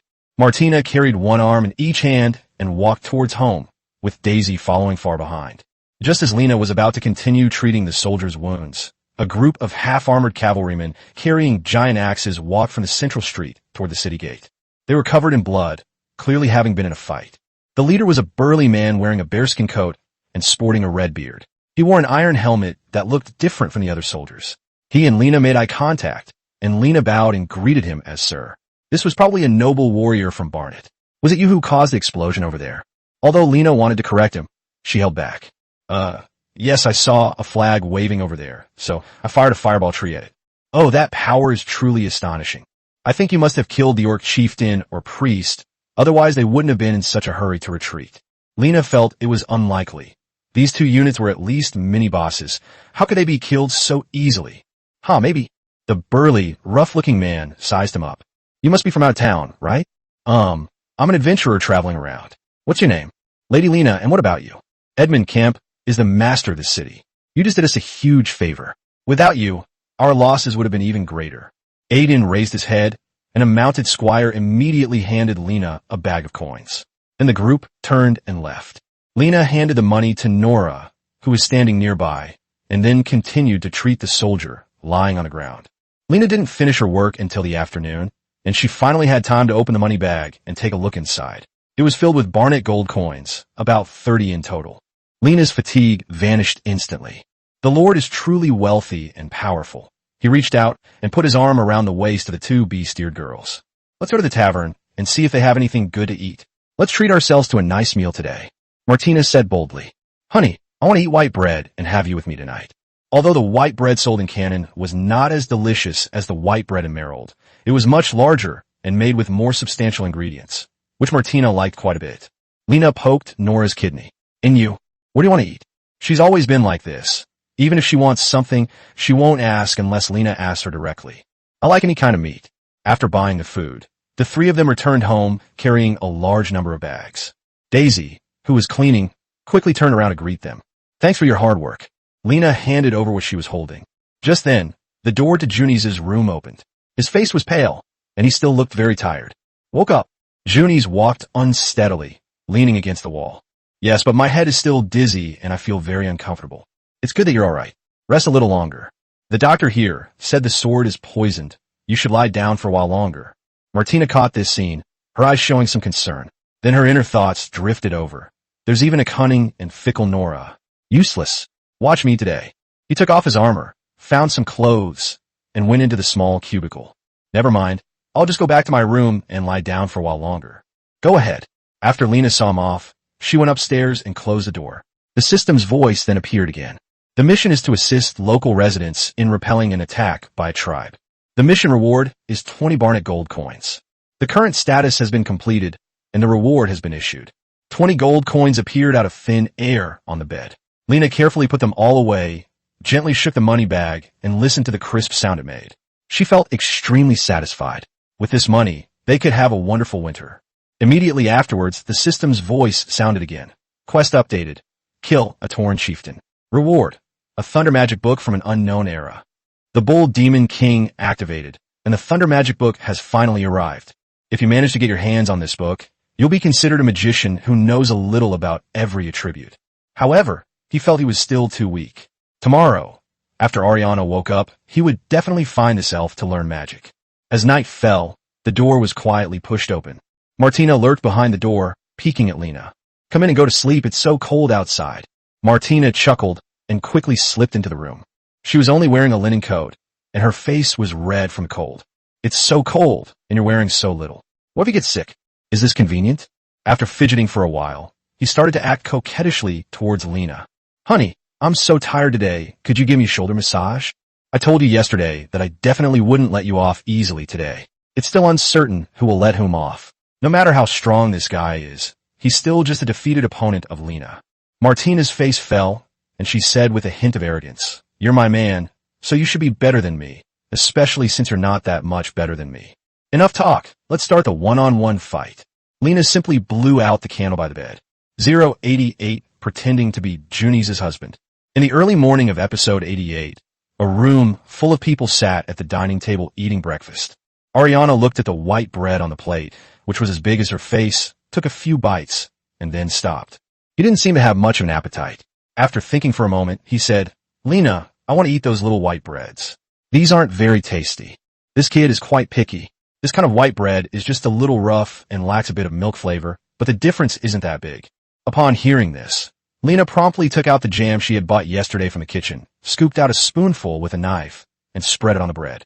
Ariana's eyes lit up, and she almost drooled. You didn't bring out such a good thing sooner? It smells so good. Here, have some more. Eliana took a small bite. The light in her eyes vanished instantly, and she said with a frown, it doesn't smell like it at all. It's so sour. Lena looked at Nora and Martina, who were enjoying their meal, and Juni's and Daisy seemed to like it quite a bit as well. I think I saw some honey next to the bakery yesterday. Oh dear. I'll buy some when I have time, or maybe I can go to the local doctor to buy some sugar. That would be such a hassle. Just as the group was enjoying their meal, the sound of horses' hooves came from outside the door, followed by a knock. Nora's ears perked up, and she tilted her head back to sniff hard before saying, Yes, it's the knights from last time. They've caught up with us. Juni's was slightly taken aback, but quickly realized who Nora was talking about. Should you hide? Oh well, there's no escaping it. You repelled the orc attack yesterday, and now there are probably rumors about you all over the place. After asking around a bit, he found out I was there too. Juni shook his head and then ate the last bite of white bread. Okay then. Lena got up and opened the door. Sure enough, there was Bates standing outside. His plate armor was dirty and covered in mud, indicating that the long journey had taken a toll on him. The two bodyguards behind him, in stark contrast to his calm demeanor, wore expressions of barely concealed anger. One of the guards was covered in mud, and his hair was cut into chunks. Nora previously mentioned that someone was following her, and that person must be him. Lena, you really fooled us. If I hadn't suddenly realized something was wrong, we might have actually run off to the South Asia West Temple. It was because he was too slow to react. Most of the common people had a very positive opinion of Melid. So how could there be such a big difference when y'all came to find him in person? If you think about it carefully, you'll realize something's wrong. Lena took a half step back. It's cold outside. Would you like to come in and sit down? Neo-air walked into the house without any ceremony and went straight to Junie's, who was sitting at the dining table. Their eyes met. The brother and sister, who had been separated for so long, did not exchange warm greetings as Lena had imagined. Instead, they were both eerily calm. Yul spoke up, saying in a very ordinary tone, "Come back with me." Without a second thought, Junie shook his head and refused to reply. "If I go back now, I'll never be able to get out again. The family needs you now, so I can't go back." Lena sat back down at the table, eating while observing the expressions on the two men's faces. June's was the same as usual, except that his face was expressionless. Suddenly, he glanced at Lena, and a bad feeling welled up inside him. Junius suddenly took Lena's arm and said to Yul, "This is my husband, Lena. He is knowledgeable and exceptionally talented. He will surely become the most famous magician on this continent in the future." Sure enough, but in order to cooperate with Junie's, he still gritted his teeth and continued to act, pretending to be very affectionate with Junie's and laughing. Two voices reached Lena almost simultaneously. She is indeed the master's woman, but she is different from other humans, so it is still acceptable. What? It's been submitted so quickly? I don't want another one. I don't want to only get my turn once every 3 days. Lena planned to explain to them later. This was just a lizard improvised by Junie's. Yul's lips twitched slightly, and he said coldly, "So you're starting to learn how to lie? You know I never lie or deceive people." Just then, Junie suddenly kissed him, but in an instant he pulled his body back. Martina lost her grip and dropped the white bread onto the plate. Kiss. Women are no good. They suddenly kissed each other in front of so many people. This time, Yul's eyes widened in surprise. This is no laughing matter. Junie's has already acted out the whole thing. Lena couldn't resist playing along, so she said, "I wouldn't say something like that carelessly. We love each other very much." Junie's nodded. Yul closed his eyes, seemingly lost in thought. After a while, he said, "Let's change the location. It doesn't matter where we go. Unless I die, I won't go back with you." The toddler's face darkened. He looked out the window and said, "You'd rather stay here in this place full of savages than come back with me? Of course, this is much more interesting than a dark and gloomy castle." The two looked at each other without saying a word and stood there in a silent standoff for a while. Finally, Yul suddenly got up and walked straight toward the door. 2 years, at most 2 years. If you still can't make a name for yourself here, then come back with me. 2 years have passed, and we've already had a child. Yul ignored him and left without looking back. Wow, your brother got swayed by you so easily. I knew I shouldn't have tried to stop him. Otherwise, do you think he could just take me back and I can escape halfway there? Then, the dining table fell silent. Nora and Martina ate large mouthfuls of white bread, pretending to be very busy. Lena squinted at Junie's and asked in a serious tone, "So from now on, you my wife too?" Junie's laughed and asked in a demi-human language, "Where's Mandy?" "I won't agree. I didn't say anything. It doesn't matter if only Lena likes me, as long as you like each other. I can't beat you, and I accept that I can't beat you." 089 Reiner, who is not human. After Yul left in episode 89, everyone finished breakfast and returned to their respective rooms to rest. Lena intended to lie in bed for a while and get up at noon, but Ariana came to Lena's room with her staff in tow. She seemed to have no guard against men, and when she saw Martina lying on the bed, she went straight to sit on Lena's bed. "What are you doing? Teach me Balnet. I want to become a great adventurer too," Ariana said seriously, her eyes full of longing. It was clear that she really wanted to go on an adventure. Seeing that he had ruined her plans, Martina reached out and pulled Ariana away, then pinned her down and bullied her mercilessly. "That wretched elf, ruining my plans. If you hadn't come, I could have had at least one more meal today." Eliana twitched her pointed ears and said with a grin, "Ouch, ouch, it tickles. What are you looking for in me? I don't have white bread." The two couldn't communicate in the same language and were constantly trying to communicate across different channels. After Martina had bullied her enough, she huddled in the corner of the bed, glaring angrily at the two of them. Lana tidied his messy blue hair and said softly, "You taught me something this morning, and I'll teach you something this afternoon." Ariana blinked. "I'll teach you something? What can I teach?" Lena pondered for a moment, recalling the defensive magic that Ariana had cast yesterday. He had personally witnessed the boulder crashing into it and turning into fine sand. It was the magic you used yesterday. "Teacher Liana, please teach me. That defensive magic is just too powerful. If he can learn it, perhaps Nora won't need to protect him anymore." Ariana's face flushed slightly, and she shrank back into the corner. "Oh, I can't teach you that. Only we elves can learn that." "Nonsense. How do you know if you haven't even tried it? What type of magic is that? I think I should be able to learn it. Ariana gently nudged Lena's chest with her staff, then moved back and leaned against Martina. That's light magic. You humans have no way to absorb light elements. So even if you learn the spells, you can't use them. Light magic? That's right. Junie's told me that magic only has 5 attributes, right?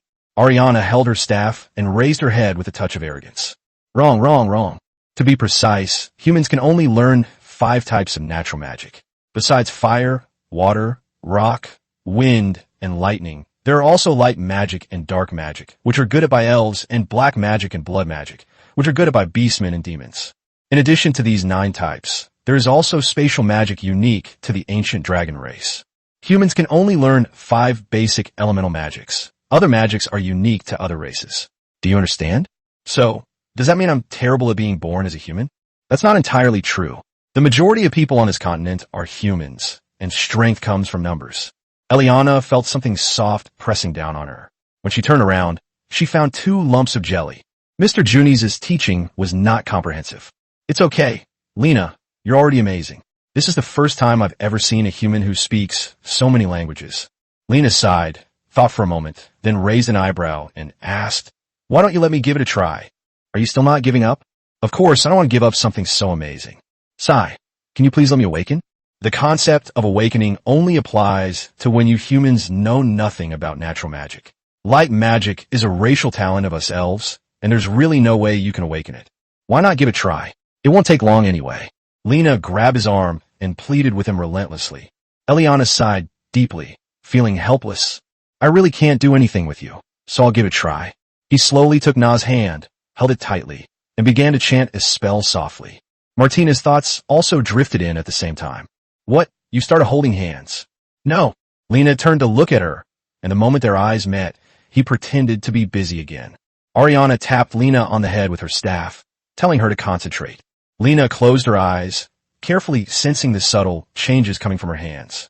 The magic crystal, located in the center of darkness and stretching as far as the eye can see, has been stained with all sorts of colors after absorbing various elements over this period of time.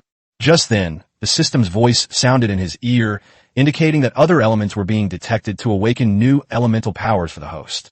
Just a few seconds later, the magic crystal, which was in complete darkness, was suddenly illuminated by a bright light. Then the light converged into a ball and entered the multicolored magic crystal. Here it comes. Okay, you can open your eyes now. He looked at Lena with a cute expression and patted her head comfortingly. So, you didn't see anything, right? It's okay. You're already pretty good. You should only need to know how to chant the incantation to use it, right?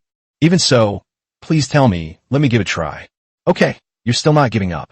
Fine, I'll tell you the spell, and you can try it yourself. He chanted the incantation softly, and Lana listened attentively, then pondered it on her own. With his exceptional talent, he quickly grasped the knack, and a faint burning sensation came from his palm. Ariana lay in Martina's arms, watching Lena with interest, and muttered, "Oh, Martina is so warm and comfortable. I'll sleep in her arms for a while, and you can scold me in the afternoon. Don't go to sleep yet. See, isn't this right?" Lena chanted a spell, and a magic circle quickly appeared in her hand. Immediately afterward, a deep blue defensive formation unfolded, completely enveloping it. Ariana stared wide-eyed, rubbing her eyes several times to make sure she wasn't seeing things, before letting out a surprised exclamation. Is that how you talk?" Eliana remained silent for a long time, just staring blankly. Lena suddenly shivered. She felt as if she were being watched by something. After a while, Eliana finally spoke. "Lena, you're not human, are you?" 090, the Lord's brother. In episode 90, Reiner arrives at an open space outside the city and practices magic with Junies using the spells he has just learned. This magic's defensive effect is simply amazing. Junius's fireballs would explode instantly upon hitting the barrier, leaving Lena, who was hiding behind it, completely unharmed. However, this move is not without its drawbacks, namely that Holland is too fast. After using it only twice, Lena's light element was completely depleted. However, according to Ariana's description, this thing is everywhere during the day, and as long as she absorbs it properly for a while, she will be able to use it again soon. "Martina, if you're a true brother, come and fight me." "Are you sure?" Martina squinted at Lena, looking her over with a hint of reluctance. "Oh well, even though he's always womanizing, it's not worth stabbing him. Oh well. Lena glanced at Ariana beside her and asked her to confirm. This can block whatever the user wants to block, but its strength depends on the amount of magic power. But if you get hurt, don't blame me. He's so strong. I can't guarantee anything. Lena hesitated slightly, but then suddenly felt a strange confidence and patted her chest, saying, "Come on, try to cut me. I can withstand it." Martina didn't hesitate any longer and drew her greatsword from her back. She quickly assumed a fighting stance, gripping the sword hilt tightly with her 5 fingers, her arm muscles bulging rapidly, and with a battle roar, the sharp greatsword slashed down fiercely. Lena seemed to see her great-grandmother for a moment, and in a panic, she took a step back. He clearly saw Martina's sword slice through the barrier. Had he not taken a step back, he would have truly murdered his husband. "Maddie, when you idiot don't even know how to withstand this little bit of force." Then Nora angrily ran over and smacked him twice on the head. Martina held her head, looking somewhat innocent. "Did Lena tell me to cut it? We never hold back when we spar with others. You idiot."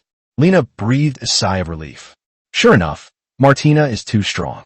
The greatsword was also enchanted by Ariana, so it can't be treated as a regular target. Just be more careful next time. Lena put her hands on her hips and glanced at Nora. "Hey, why don't you give it a try?" "Yes." Nora pulled out a dagger and first gently stabbed at the barrier. Seeing that she couldn't pierce it with her current strength, she added a little more force. After stabbing several times, Nora began to gather her strength and then suddenly thrust out the dagger. They remained unmoved by the demand for protective shields. "I can't break through it with my current strength." The mithril dagger was exceptionally sharp, and Nora's strength was no different from that of a normal person. Even a punch from him couldn't pierce it, so it could indeed block most physical attacks. Overjoyed, Lena hugged and kissed Nora, then hugged and kissed Martina. Immediately afterward, she instinctively prepared to make a move on Junies, who was standing beside her, but fortunately, he stopped her in time. Junies narrowed his eyes, a meaningful smile on his face, and deliberately spoke in the demi-human language. "Lena, are you still not satisfied?" Upon hearing this, Martina, who was standing to the side, immediately widened her eyes. The thoughts of the 2 animal-eared girls also came at the same time. "I expected it. After all, he's so outstanding, there's nothing I can do about it. He's been seduced by that woman. Oh well, it was just something he said on a whim." Junies chuckled a few times, reached out, and patted Lanlin's shoulder. "I already kissed you this morning, even if it was just on the cheek, but that's enough for now, isn't it?" Lena nodded, then looked at Ariana beside her, who was startled and immediately took a few steps back. "Hey, I don't want to. You guys can kiss." "I don't want to. Who said I was going to kiss you?" "I'm just curious. What have you been so focused on since just now?" "I just think you're not human. Although I know you didn't mean any harm. Why does it sound like he's insulting me?" "You're not human. I'm not even human. I am an elf, and I have never heard of a human being who can use the light magic of us elves. This can no longer be considered rare. If I told my mom or sister, they would definitely be shocked. Then please keep this a secret for me. I don't want too many people to know it." "Okay, Lena. Elf, could you tell me what this light magic is called?" "The radiant barrier is probably the defensive magic that we elves use the most. I've known this since I was little." Lena silently memorized the name. Although this magic is quite energy-consuming, it has the advantage of good defensive capabilities. After mastering it in the later stages, it can be cast without chanting, achieving an effect similar to instant casting. As for things like Holland, that's not a problem at all in Lana. All they need to do is absorb more light elements during the day. Just then, Lena caught a glimpse of a pair of warriors who had come out of the farm and were walking towards them. The leader, a red-haired man wearing a horned helmet, was carrying a heavy double-edged axe. He looked rather menacing and walked up to Lena, shouting, "You're Lena, aren't you?" The moment he opened his mouth, a strong smell of onions filled the air. "I am Lena, and who are you?" "Carrying McCampbell. You just met my older brother yesterday, and I witnessed your bravery firsthand." It turns out he was the Lord's younger brother. Lena glanced at the dozen or so warriors following behind him and asked, "What brings you here?" "We've located the orc tribe. They'll pay for what they did yesterday. I lost dozens of my brothers." Connor pointed to the dozen or so warriors behind her carrying the giant palace and shouted, "These are the strongest warriors in canon, but even with their support, I still need your help." Yesterday, there were at least 300 orcs in charge of attacking the town, but they only had a dozen or so people. Weren't they just sent to their deaths? "Sigh, sir. We are too few in number, and it's easy for our attempt to steal a chicken to fail. That's why I need your help. You cast a powerful spell on their tribe, and then we'll run away." "Ha ha ha." Lena fell into deep thought. To be honest, she wasn't short of money right now. With nearly 60 gold coins, at the current level of consumption, it would be enough for her family to live on for a year or two without buying equipment. But if she wanted to develop here long-term, she would definitely need the help of these nobles. She would just consider it doing them a favor and expanding her network. 091 attack on the Orc tribe. Why did you bring women and children along in episode 91? We don't need women and children to fight. They should stay in safer places. Kana glanced back at Junis and Ariana, a hint of doubt flashing in her eyes. Don't worry, sir. They're all very powerful warriors. Lena turned to look at Ariana, who was as small as a potato, taking tiny steps closely behind her. Her short stature and childish face really made her look like a little kid. Since it was his first time on an adventure, he was happily humming a little tune and would inexplicably hop around a few times while walking. You really couldn't tell that he was 18 years old. He was obviously just a kid. Eliana looked up and met Lena's eyes. Why are you staring at me? She said. You're as short as a potato. Eliana puffed out her cheeks and angrily poked Lena's waist with her staff. You're the potato. You definitely said that yourself. Hey, he still figured it out. If he were as foolish as Martina, he might have believed it outright. I suggest you drink more milk. No, don't drink it. Drinking will make you grow taller and more feminine. So people won't call you a child anymore, really. Nonsense. When have I ever lied to you? Starting the day after tomorrow, I will buy you a glass of milk every morning, but in exchange, you need to teach me the magic of the elves. This radiant barrier is incredibly useful. I suspect Ariana might be hiding some even more powerful magic. I must take advantage of her continued interest in the outside world and steal as much as possible from her. Just as Lena was lost in thought, Eliana suddenly stretched out her staff and gently poked his waist twice. Am I lacking in femininity? No doubt about it, not at all. Hee hee, what kind of femininity does your kid need? Come on. Enraged, Ariana raised her staff to strike him, while Lena quickened her pace slightly to keep up with Kana. Sir, what are your plans? The plan, of course, is to harass the Orc tribes and make them pay for what they did yesterday. More detailed steps? For example, where should we infiltrate from, and where should we retreat from after achieving our objective? What should you do if you encounter other situations along the way? There are no more details. If you're discovered, fight. If you can't win, retreat. Lena turned to look at Junis behind her, and both of them fell silent. Does Lord Aiden know about this? Of course, I told him about it yesterday, and he agreed. Lena fell into deep thought. Sir, could you let me take a look at the map? I'd like to know where the Orc tribe is, or can I offer some better suggestions? Of course. Connor handed over a leather map, which Lena unfolded and examined carefully. This map centers on Cannon and marks out all the surrounding environment.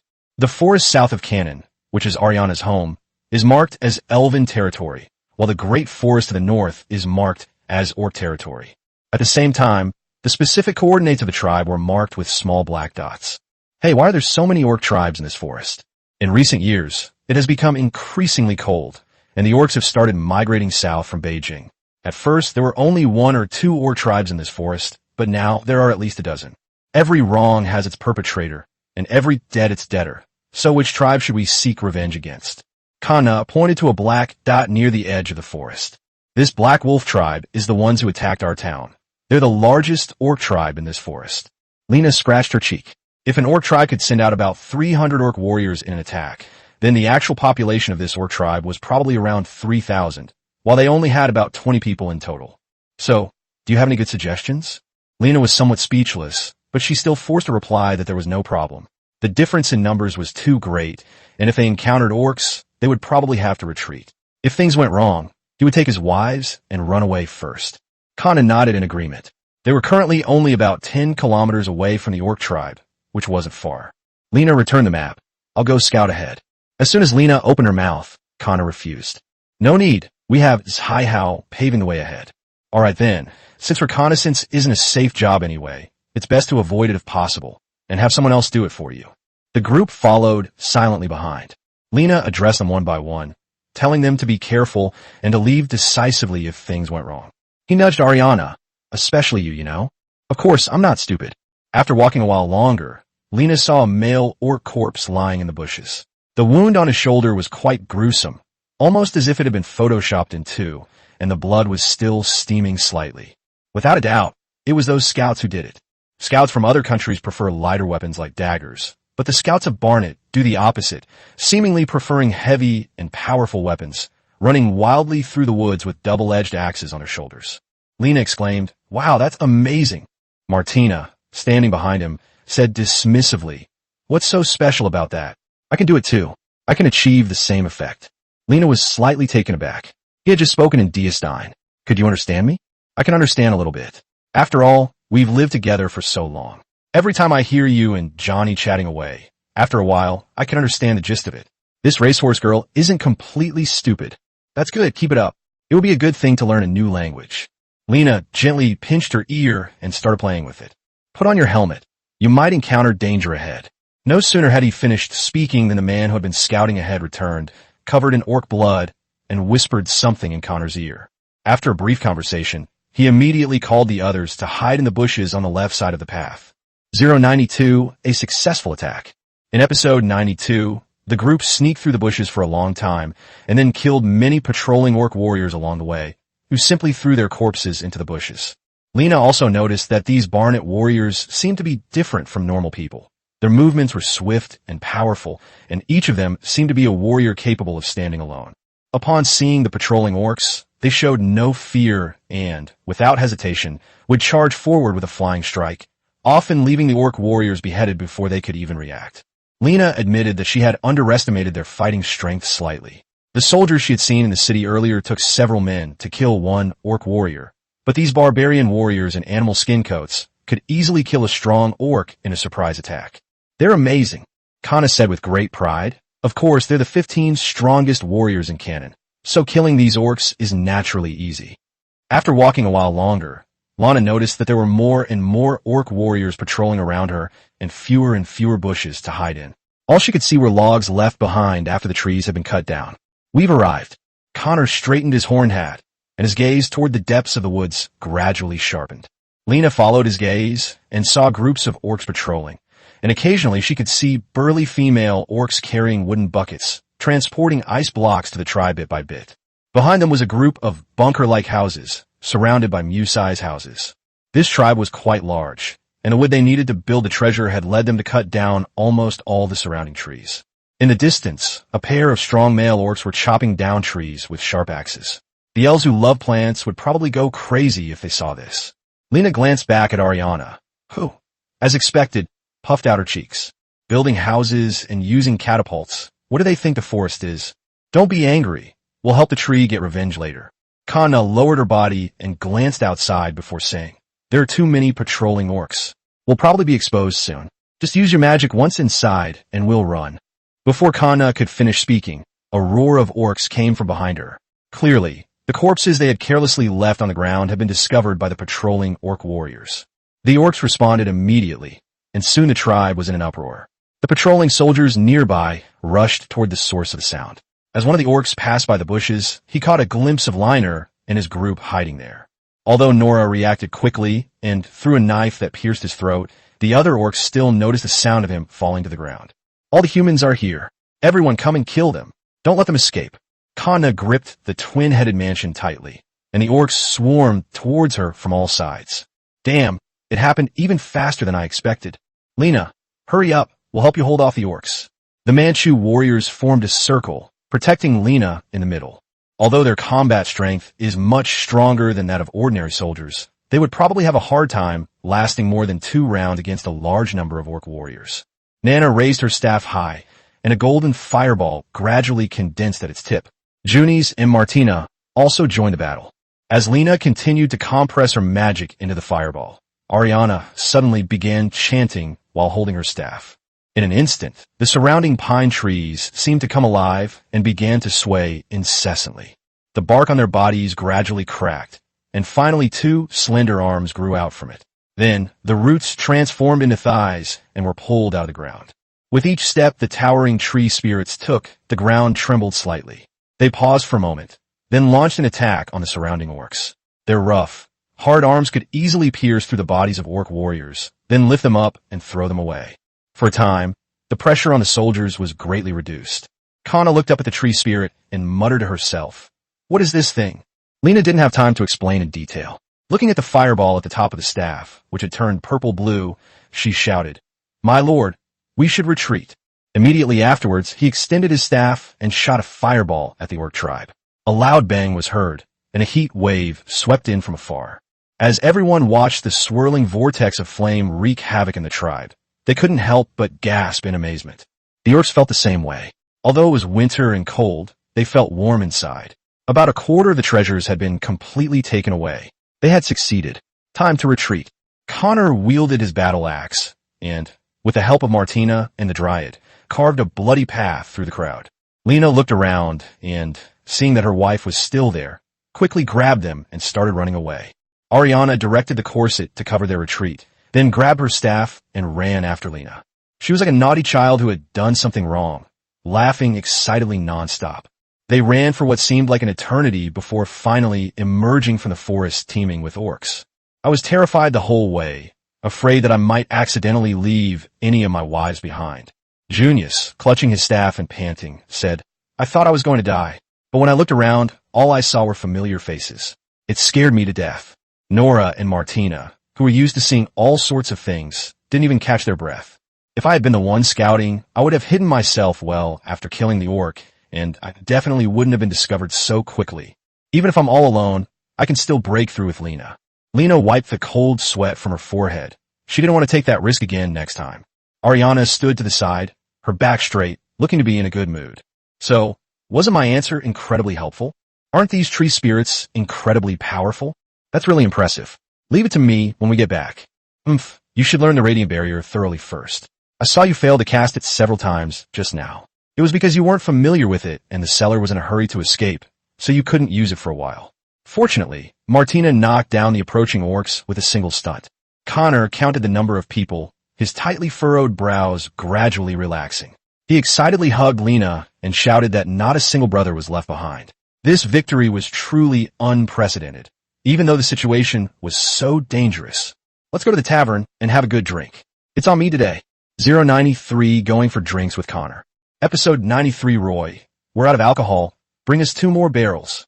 Connor, standing on a chair and holding a tombstone, shouted at the tavern owner. The warriors were shouting and laughing in the tavern, sometimes singing in groups, sometimes wrestling, their joyful voices filling the air. The reserved Lena, sandwiched among them, seemed a little out of place, but to avoid spoiling the fun, she would occasionally join in with a few shouts and then raise her glass for a drink.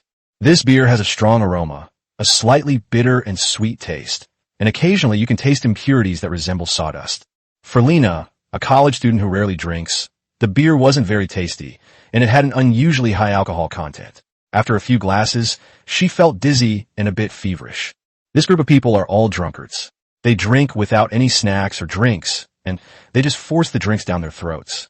Junie swayed and hooked his arm around Lena's shoulder, then picked up a wine glass and shoved it into his face. "Lena, drink up. Why did you stop?" The beer here is really delicious." He was drunk, and it was obvious that he couldn't hold his liquor. "Drink less. You're already this drunk." Lena snatched his glass and placed it on the table. "This town isn't exactly safe either. They should always be on guard. He and Junies need to have one of them stay alert at all times." "It's okay, I still have you. Martina will carry me back later." Junies picked up his glass and took another big gulp. Lena sighed, ordered several servings of stewed beans, and had Martina and Nora eat them.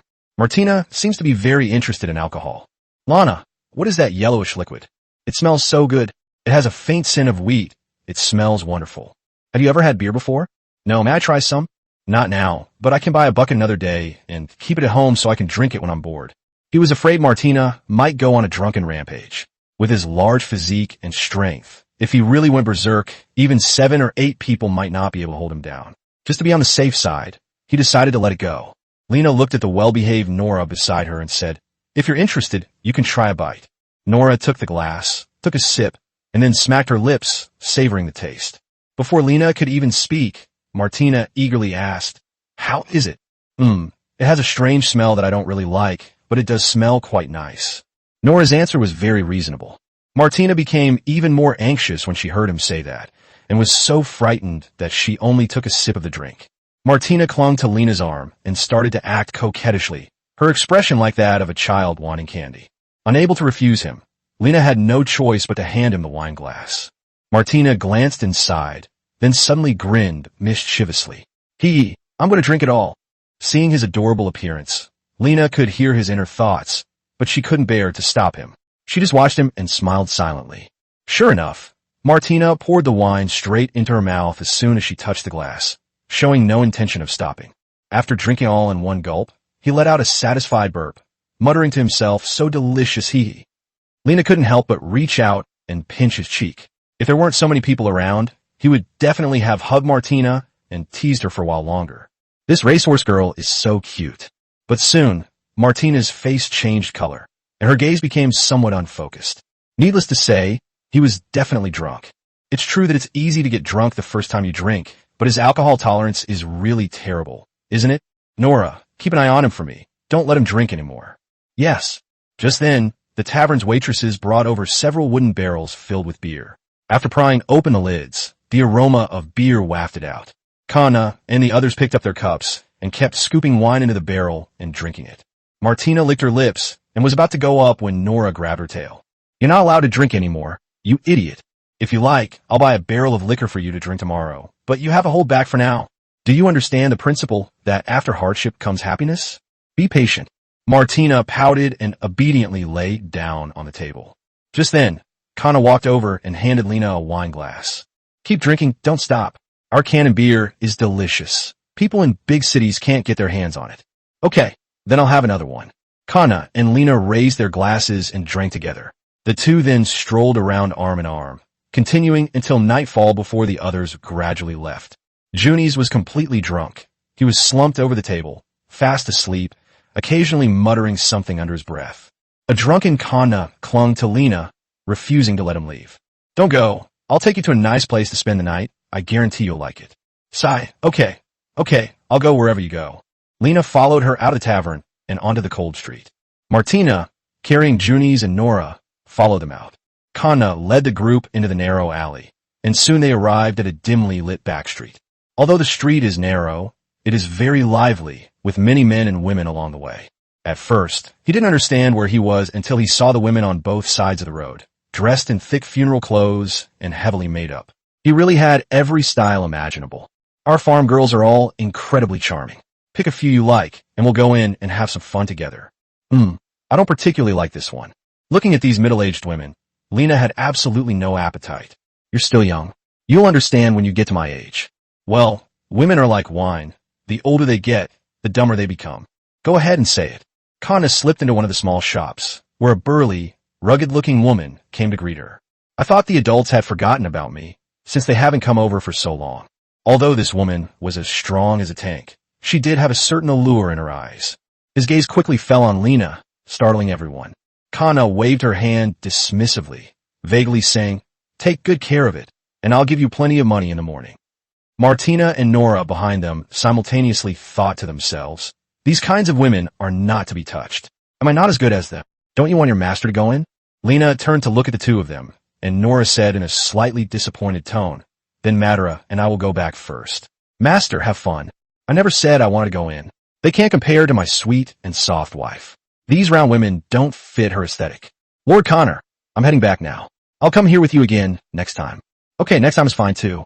Seeing that he had vomited all over the ground, Lena quickly took a few steps back, said a brief goodbye, and left the back street with the others. 094-8 Gentle Trap. Why do you walk so unsteadily in episode 94? Seeing Martina walking ahead unsteadily, Lena supported her shoulder. This guy's alcohol tolerance is really too low. He was like this after just one drink. Lena drank much more than him, but her head only felt slightly dizzy, and she could still walk in a straight line. When the wind blew, I felt like my body was floating. Seeing that he was about to fall, Lena quickly reached out and caught him. "Sigh, never mind, I'll carry Junies. Don't fall. Here you go."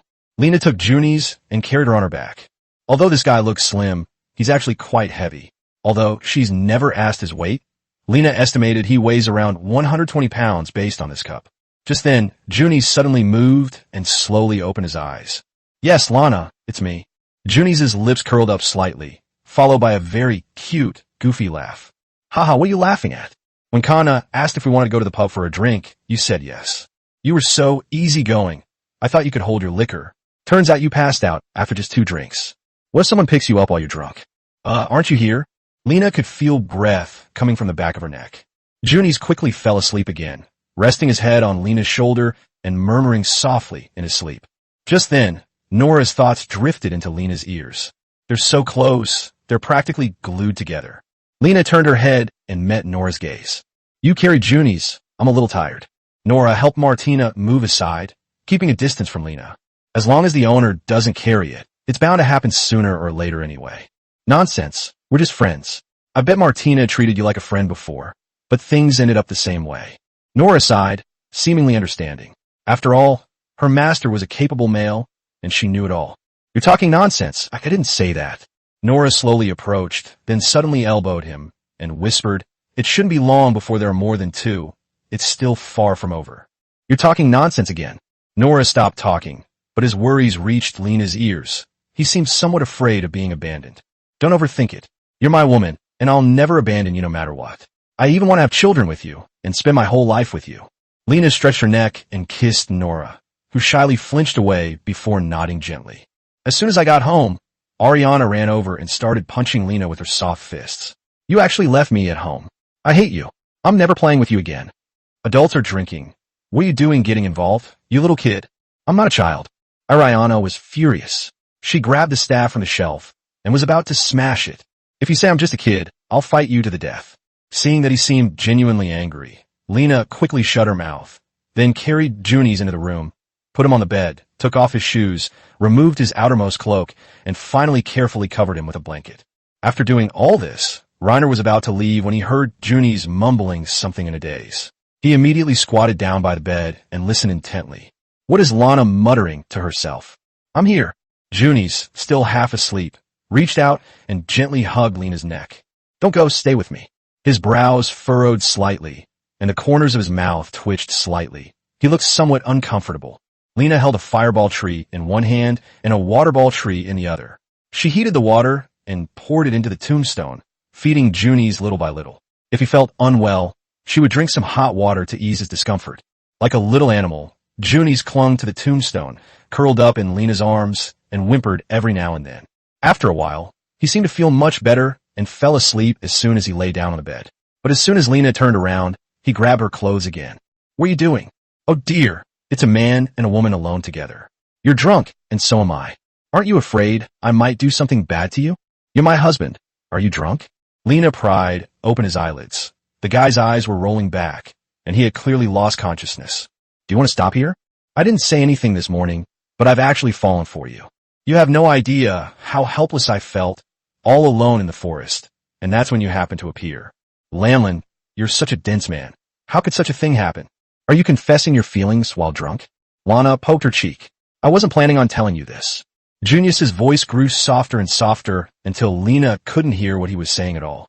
He suddenly struggled to sit up, grabbed Lena's shoulders tightly, and then launched a surprise attack, awkwardly kissing her. The smell of alcohol is so strong. Just as Lena was savoring his sweetness, she suddenly heard a strange sound, followed by a nauseating taste in her mouth. Yes, it's like a fountain constantly spraying out 8 treasure porridge. Nora and Martina rushed over and, upon seeing the scene before them, both screamed in unison. Oh, Junies, I hate you. After finishing breakfast, Junies, who was sitting at the table reading a book, said something. Holding his staff, he asked in confusion, What's wrong? Do you remember what happened last night? I don't remember. My head still hurts. I should have known better than to drink so much. Junies rubbed his forehead, picked up his water glass, and took a sip. I only remember that I was drinking, and then I don't remember anything else. Did you throw up? No wonder the blankets on the bed had been changed, and there was a faint sour smell in the room. I'm so sorry to bother you. I hope I didn't throw up on you. I will never forgive you. Just recalling this scene is painful. Oh, I'm so sorry. Where are the dirty clothes? Let me wash it for you. You didn't vomit on my clothes?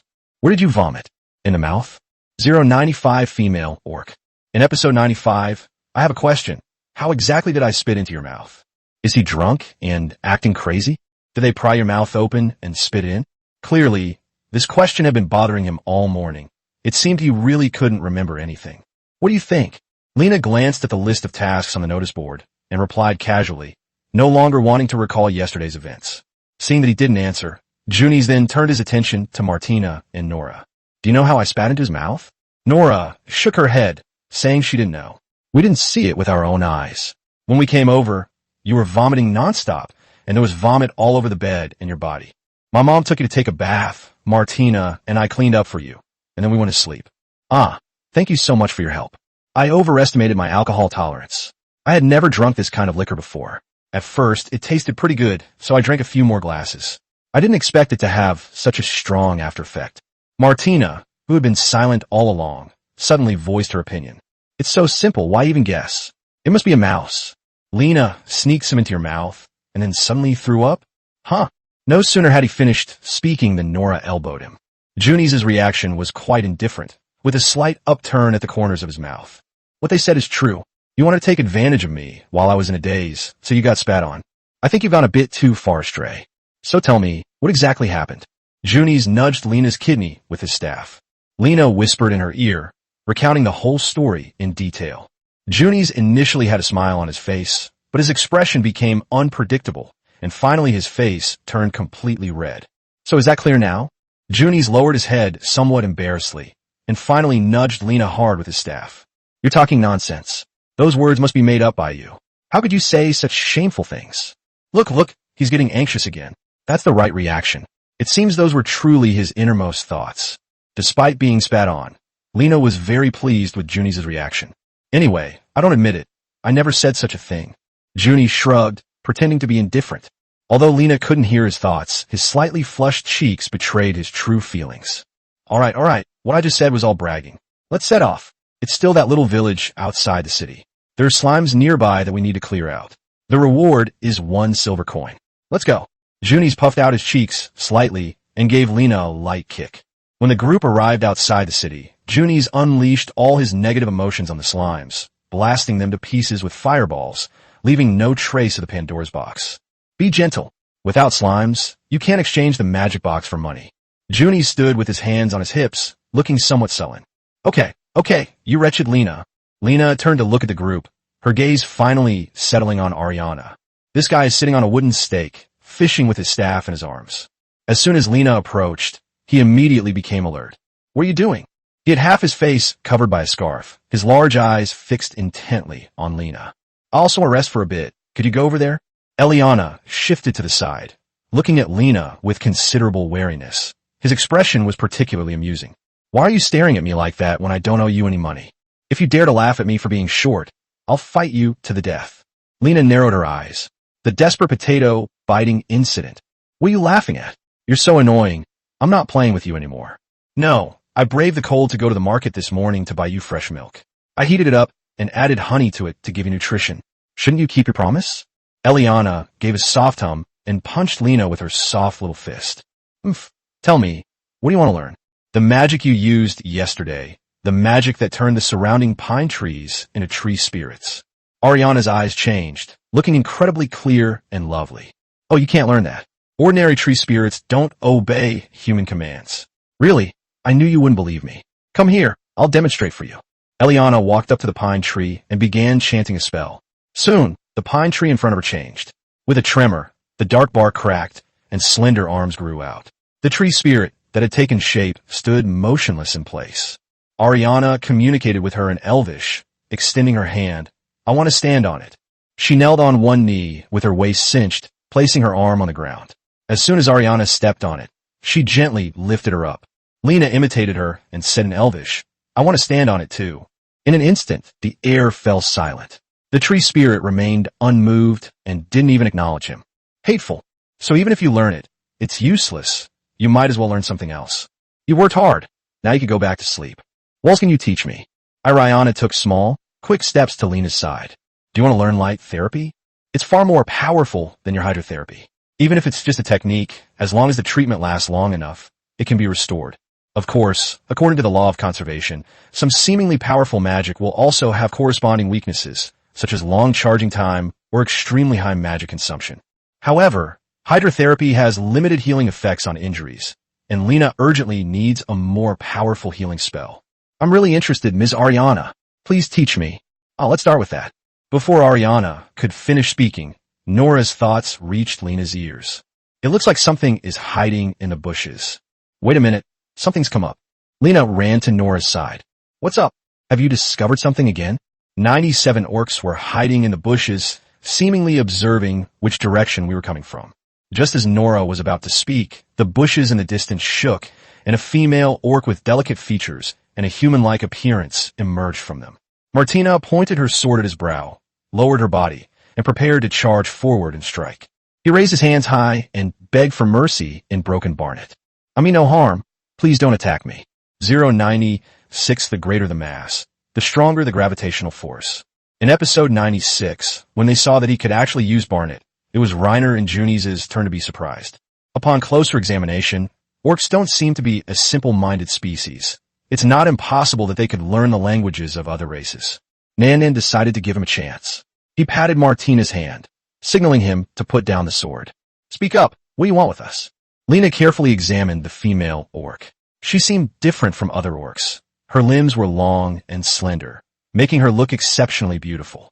The 2 lumps of fat on her chest were even more suffocating and even larger than Martina's. He was really hungry. He could tolerate looking at Zongnasees, but why was he even eyeing the orcs? Although this guy was indeed quite handsome. Lana glanced at Martina, and their eyes met. It's not what he thought. As we all know, the larger the mass of a sphere, the stronger its gravity, and it's quite normal for it to attract our gaze. Moreover, Lena only glanced at it a couple of times and didn't have any inappropriate thoughts. Although the slender woman in front of them had a great figure, she was slightly less attractive than Nora and Martina in terms of looks alone. With a perfect score of 100, Nora can get 90, Martina can get 85, but it can only get 80. If you change the skin to white and remove the 2 small fangs that are slightly protruding from the lower jaw, it should be able to improve to 85 points.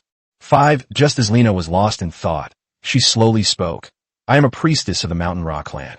We are enemies of the Black Wolf clan. I saw your heroic performance in the battle yesterday. I hope to cooperate with you to defeat the flying wolf soldiers and drive them out of this forest. His Baliti was not fluent at all, and Lena needed a short time to understand him, while Tunis was in even more pain, needing even longer to comprehend his meaning. Are the orcs going to kill each other? I don't know. Let me see first. Seeing that they didn't react, the thin woman in front of them fell into self-doubt. He muttered to himself, don't they understand what I'm saying? That shouldn't be the case. Just use Orcish. I can understand it. The orc woman in front of him was startled at first, then her eyes widened. You can speak Orcish? That's right, what's your name? Lake Funeza. I'm a half-orc. My father is an orc, and my mother is a human, so my appearance is different from most orcs, and I can speak human language. It turns out it's a hybrid. No wonder it looks different from those female beastmen. It's clearly more beautiful. My name is Lena. Lena introduced herself, then waved to him, and said goodbye. Let your companions come out. Fiona paused for a moment, then said to those behind her, come out, everyone. As soon as he finished speaking, the orc warriors emerged one by one from the bushes, carrying short-handled axes and looking quite frightened. A slightly older orc spoke up, saying, Theo, let's go. Humans are treacherous and untrustworthy. Let me handle this. The tribe is at a critical juncture. If we don't seek help, death awaits us. The orcs fell silent. According to Eliana, orcs are mostly hostile to humans and elves, and they will never ask humans for help unless they are in dire straits. Fiona raised her hands and slowly walked towards Lena, finally stopping when they were about 3 meters apart. You just mentioned wanting to cooperate with us. How exactly would you like to cooperate? The Black Wolf clan is the largest clan in this forest. They are brutal and bloodthirsty, posing a great threat to both humans and beasts. I hope we can work together to drive them out of this forest. Besides that, what other benefits are there? If you agree, our mountain clan is willing to live obediently in this forest for the next 20 years and will no longer infringe upon your human territory. Lena looked at him, unsure of how to begin. There are only 5 of them, so they definitely can't be of much help. We need to go find Kana. He's probably lying in some woman's arms right now. Where's your tribe's chief? Perhaps we need to meet in person. Lena glanced at the orcs in front of her and slowly began to speak. Fiona sighed again, seemingly somewhat saddened. A week ago, I was killed in a battle with the Black Wolf clan. Now, I'm the only one left with the most prestige in the tribe. Without the chieftain, this orc tribe is likely to perish soon.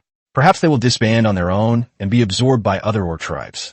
Lena beckoned to Fiona and said, come with me. I'll take you to the person in charge. Fiona had just nodded when an orc dragged him back. Don't believe him. Going to their city is like courting death. Once they leave our protection, these humans might change their minds. They're the most cunning and treacherous of all. There are a total of 7 orcs, 6 of whom are guards. If I wanted to, I could kill you all in less than half a minute. Even if you try to run away, it won't help. We're not here to fight. I'm willing to go with you. Lena took off her black cloak and handed it to him, then covered her face.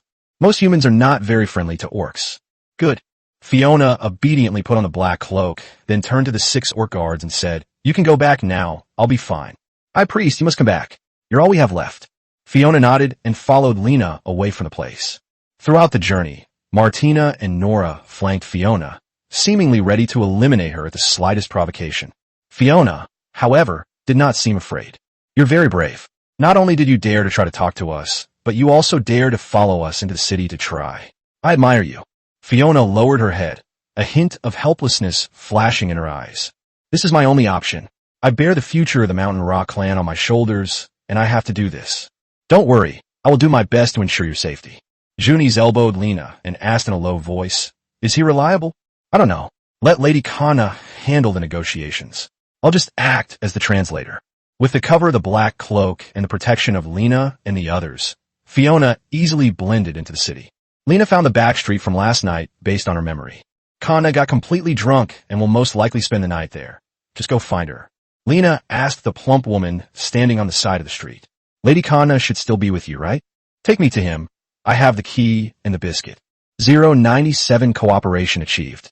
In episode 97, Lena, along with Fiona, followed the woman to a spacious and luxurious room. She pushed the door open, winked inside, and went in to find Kana lying in the middle of the bed, fast asleep with her arms outstretched. She was holding 2 naked women on each side, and it was clear that she also had 2 steel kidneys. It's almost noon now, and he still hasn't gotten up. He's clearly been working hard all night, fueled by alcohol. Nora and Martina looked at this with disdain. Perhaps hearing someone enter the room, he pulled his hand out, rubbed his sleepy eyes vigorously, then sat up slightly to look at him, and asked indistinctly, "What brings you here? Didn't you say you didn't like the women here?" I really don't know why you like skinny women so much. Women who can have children are the ones who bring you the most joy." Kana kneaded the woman beside her with her rough, large hands. Lena was speechless for a moment. Their aesthetic tastes were too different. She really didn't feel anything for this kind of middle-aged, obese woman. Moreover, Nora wasn't skin and bones. After several months of recuperation, he had gained some body fat. She's slim where she should be slim, and curvy where she should be curvy. That's the perfect look. Lena shook her head and said, "I have something important to tell the adults right now, rather than looking for women." The important thing is that Kana got serious. She forcefully pushed the 2 women on either side of her, signaling them to leave. After they left, he sat up in bed. "Go ahead and say it." Lena reached out and pulled down Fiona's hood, revealing her green skin. Fiona lowered her head slightly and said humbly and politely, "Greetings, sir. I am Fiona, the priestess of the mountain warriors. I have come here with a request." Kana, who was still half asleep, instantly woke up. Without even putting on his clothes, he went straight to walk his bird, picked up the battle axe placed by the bed, leaned closer to examine Fiona, and then asked Lena, "Did you catch another orc? He can even speak our language?" Fiona took a few steps back in fear, instinctively hiding behind Lena. "We didn't catch him. He came to us willingly, saying he wanted to form an alliance with us. Tell us the details."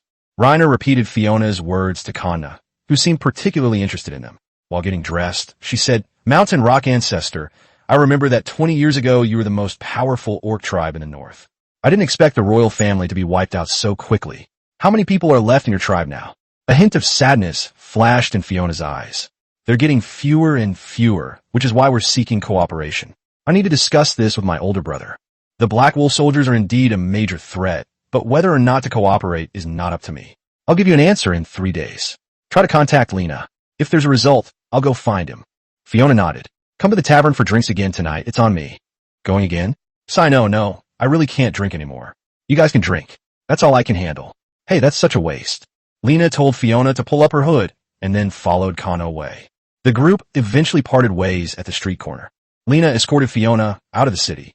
As soon as they reached the grove north of the city, 6 orc guards emerged from the bushes one by one, their gazes towards Lena still filled with vigilance. "You can go back now. Regardless of whether there's any news or not, I will come back in 3 days." Lena slung the staff over her shoulder and then yawned listlessly. Fiona nodded, said a brief farewell, and led the orcs away. Watching his departing figure, Martina murmured to herself, "So it turns out orcs fight amongst themselves. That's really unexpected. This should be normal, right?" Different clans have different traditions and beliefs, just like us humans. Wars occasionally break out between different countries, let alone these orcs. Judging from Kana's reaction, the orcs of the Mountain Rock clan probably haven't attacked humans. If they could cooperate to eliminate the warlike Black Wolf clan, it would be a good thing. Junis nodded in agreement. Why did Lena nudge Eliana next to her? Has this orc soldier ever attacked her elves? Ariana fell into deep thought. After a brief moment of reflection, she shook her head. Well, basically only Black Wolf is left-handed. Apart from his mother, no one else dares to mess with us. Elf. Lena shrugged and continued killing slimes in the vicinity. After completing the quest, she led the group back to the city. 3 days later, there was a knock on Lena's door in the morning. Aiden and Kana stood at the door on horseback, followed by a pair of Balnet warriors. Before Lena could even greet me, Aiden, expressionless, took the initiative to lead me to the orc. I wanted to talk to him. Although they were brothers, he gave off a completely different vibe from Kana. His words were concise and powerful, yet always exuded a subtle air of authority. Connor, on the other hand, was much more approachable. It seemed that she could become friends with someone just by having a drink with them. Sir, please wait a moment. Lana directed everyone in the room to put on their gear, then led the way, and they soon arrived at the meeting place agreed upon with Fiona. As they approached, several orcs, led by Fiona, emerged from the bushes. The warriors of Balnet instinctively raised their axes, and the orc guards also raised their weapons, only putting them down when Fiona stopped them. Aiden also said coldly, "Put down your weapons. Don't move without my order." He and Connor dismounted. Then he turned to look at Lena. "Come with me. Let's go somewhere where no one is around to talk." Lena went with them alone, acting as a translator for Fiona, who wasn't very fluent in Balnet.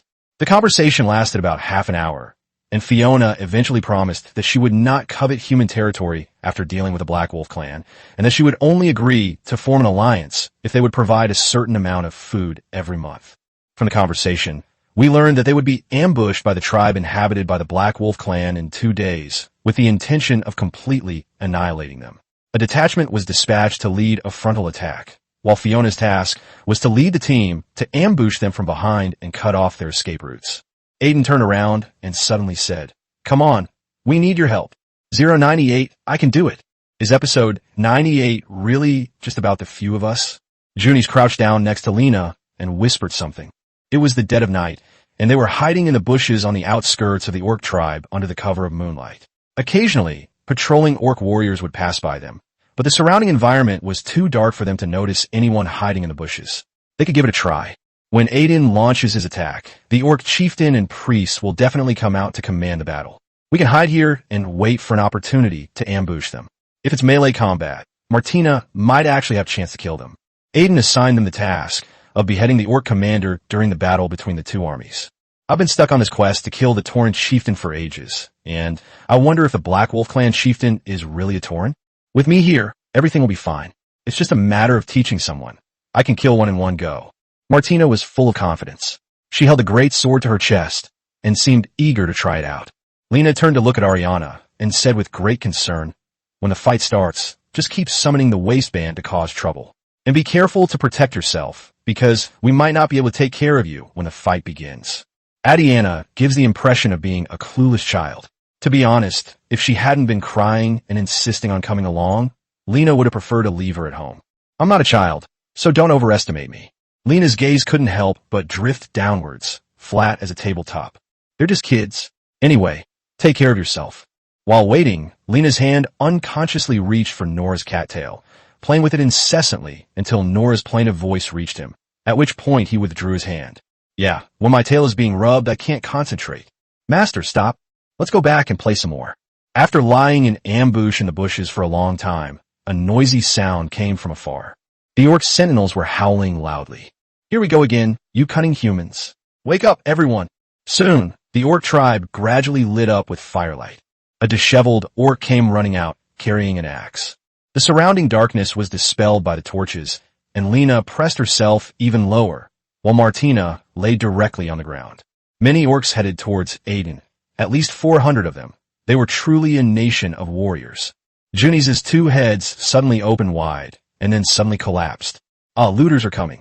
The raiders he was referring to were orcs riding black wolves. These guys are incredibly fast and always manage to launch surprise attacks. Lena squinted and peered out through the gaps in the leaves. Just then, A raider passed right in front of her. The wolf seemed to have spotted Lena, and suddenly stopped in front of the bushes, sniffing around.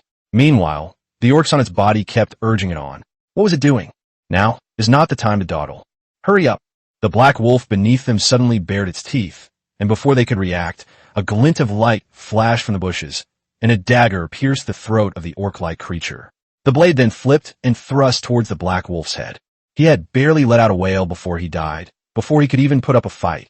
Nora dragged the bodies into the bushes, and Lena skillfully released a stream of water to cover them.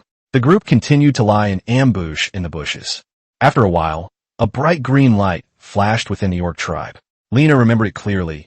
It was the light of fell energy.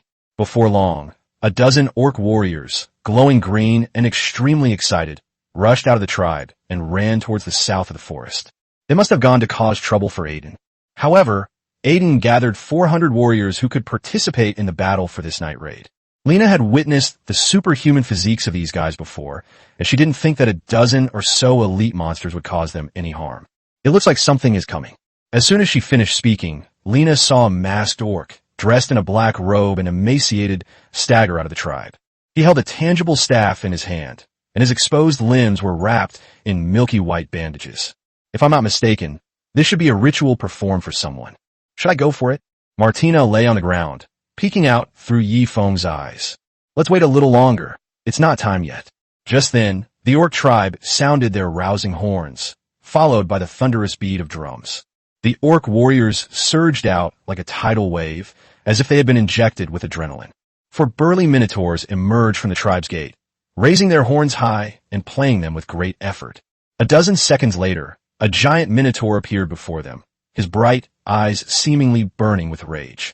His upper body muscles bulged, and a seemingly heavy bronze bone hung from his waist. Needless to say, this was definitely his mission objective for this trip. Kill the Minotaur chieftain, and you'll get a lightning magic book. Just as Lena was lost in thought, she suddenly felt a slight stinging pain in her eardrums. Thump, thump, thump, thump, thump. The Minotaur chieftain kept beating the drum, and with each heavy drumstick strike, Reiner's heart would pound. The thoughts of the two beast-eared girls also came at the same time. What kind of weird sound is that? It hurts my ears. Should we fight that guy? They both seemed very frightened. It appeared the drumming had a mental effect. Since Nora obtained the magic eye, his mental attribute has increased from D to B. If it were before, he probably wouldn't have been able to endure such torment. Junies, Ariana, are you two alright? They are both mages, so their magic resistance should be higher than that of the beast-eared girl. They seem to have no reaction after hearing the drum beats. The sound of the drums made me a little uneasy, but it had no other effect on me. I was uneasy but had no other effect. As they drew closer, Lena spoke up, saying that most of the orcs were on the front lines, and Martina and I would deal with the Torn Chieftain later. Nora, find a way to kill the orc priest. Junies and Eliana, you two can help out when the opportunity arises. If possible, help me hold off those 4 horn-blowing minotaurs. If Martina, Nora, and I finish our tasks, we'll come and help you as soon as possible. Okay. Lena glanced down at Martina, who was sweating profusely and seemed somewhat afraid of the Minotaur chieftain. Lena, as if coaxing a child, began to encourage him. Madina, you are the best warrior among us. The mere Torn chieftain is nothing but an ant in your hands. You can definitely kill him. Even if you can't beat him, it doesn't matter. I'll always be behind you. The encouragement worked, and Martina's resolve grew stronger. She gritted her teeth and said, I can do it. 099 Eliminate the Torn chieftain. In episode 99, Martina charged forward with her shield raised, knocking 2 minotaurs to the ground. He unleashed a battle cry and swung his great sword at the Torn chieftain, but the chieftain nimbly dodged it. At the same time, the heavy iron hammer transformed into a powerful weapon, easily knocking Martina back from the digital realm with a single strike. Despite its enormous size, this creature is remarkably agile. Lena realized she had underestimated his strength and was careful not to give him an opening. Lena unleashed a fireball to try and suppress him, but the uncharged fireball was utterly insignificant to him, barely producing any smoke when it hit him. The chieftain extinguished the flames on his shoulder and mocked in Orcish, "Is that all you've got?" Martina roared as she charged forward. Although her attacks were swift and powerful, her speed was always a bit lacking, and the Minotaur chieftain was always able to easily parry them. He's strong, but still a bit weaker than me. The Minotaur chieftain raised his hammer and made a slight feint. Martina, nervous, gave herself away, and was kicked away, rolling several times on the ground until she crashed into a pine tree and came to a steady stop. The Tauren chieftain wanted to attack again, but was briefly suppressed by the water sprite's shot by Junius. Annoying flies. He bent down, grabbed a clump of mud, and threw it precisely at Junius's face, interrupting his corpse magic. The surrounding pine trees came to life, and they moved their heavy bodies to attack the other 4 bull-headed guards who were carrying horns. Although the tree spirit was strong enough to overwhelm ordinary orc warriors, it was still slightly outmatched by this strong and powerful Minotaur warrior, and was knocked to the ground in 2 rounds. Fortunately, they were located in a forest, and Eliana was able to continuously awaken the tree spirits. I will help you with the ritual, and begin chanting the incantation. A dazzling fireball formed at the tip of the staff. Just as he pointed the staff at Elia, a mithril dagger pierced his chest, and the fireball vanished in an instant. When the priest's eyes turned green, it seemed he still had a backup plan. Nora gave him no chance, stabbing him twice in the heart and once in the head. Even so, the priest did not die. His fallen body rose again in an extremely bizarre posture, only to be stabbed several times by Nora and die completely. Seeing that they were still in the lead for the time being, Lena focused all her attention on the Minotaur chieftain. Martina ran back, but she was on the defensive and her movements were much slower, perhaps because she had been injured in the previous attack. While Martina was engaged in combat with him, Lena continued to draw her blade and shot it at the chief. The blade, which would normally cut tree branches in 2, left only a wound on her leg that revealed the bone.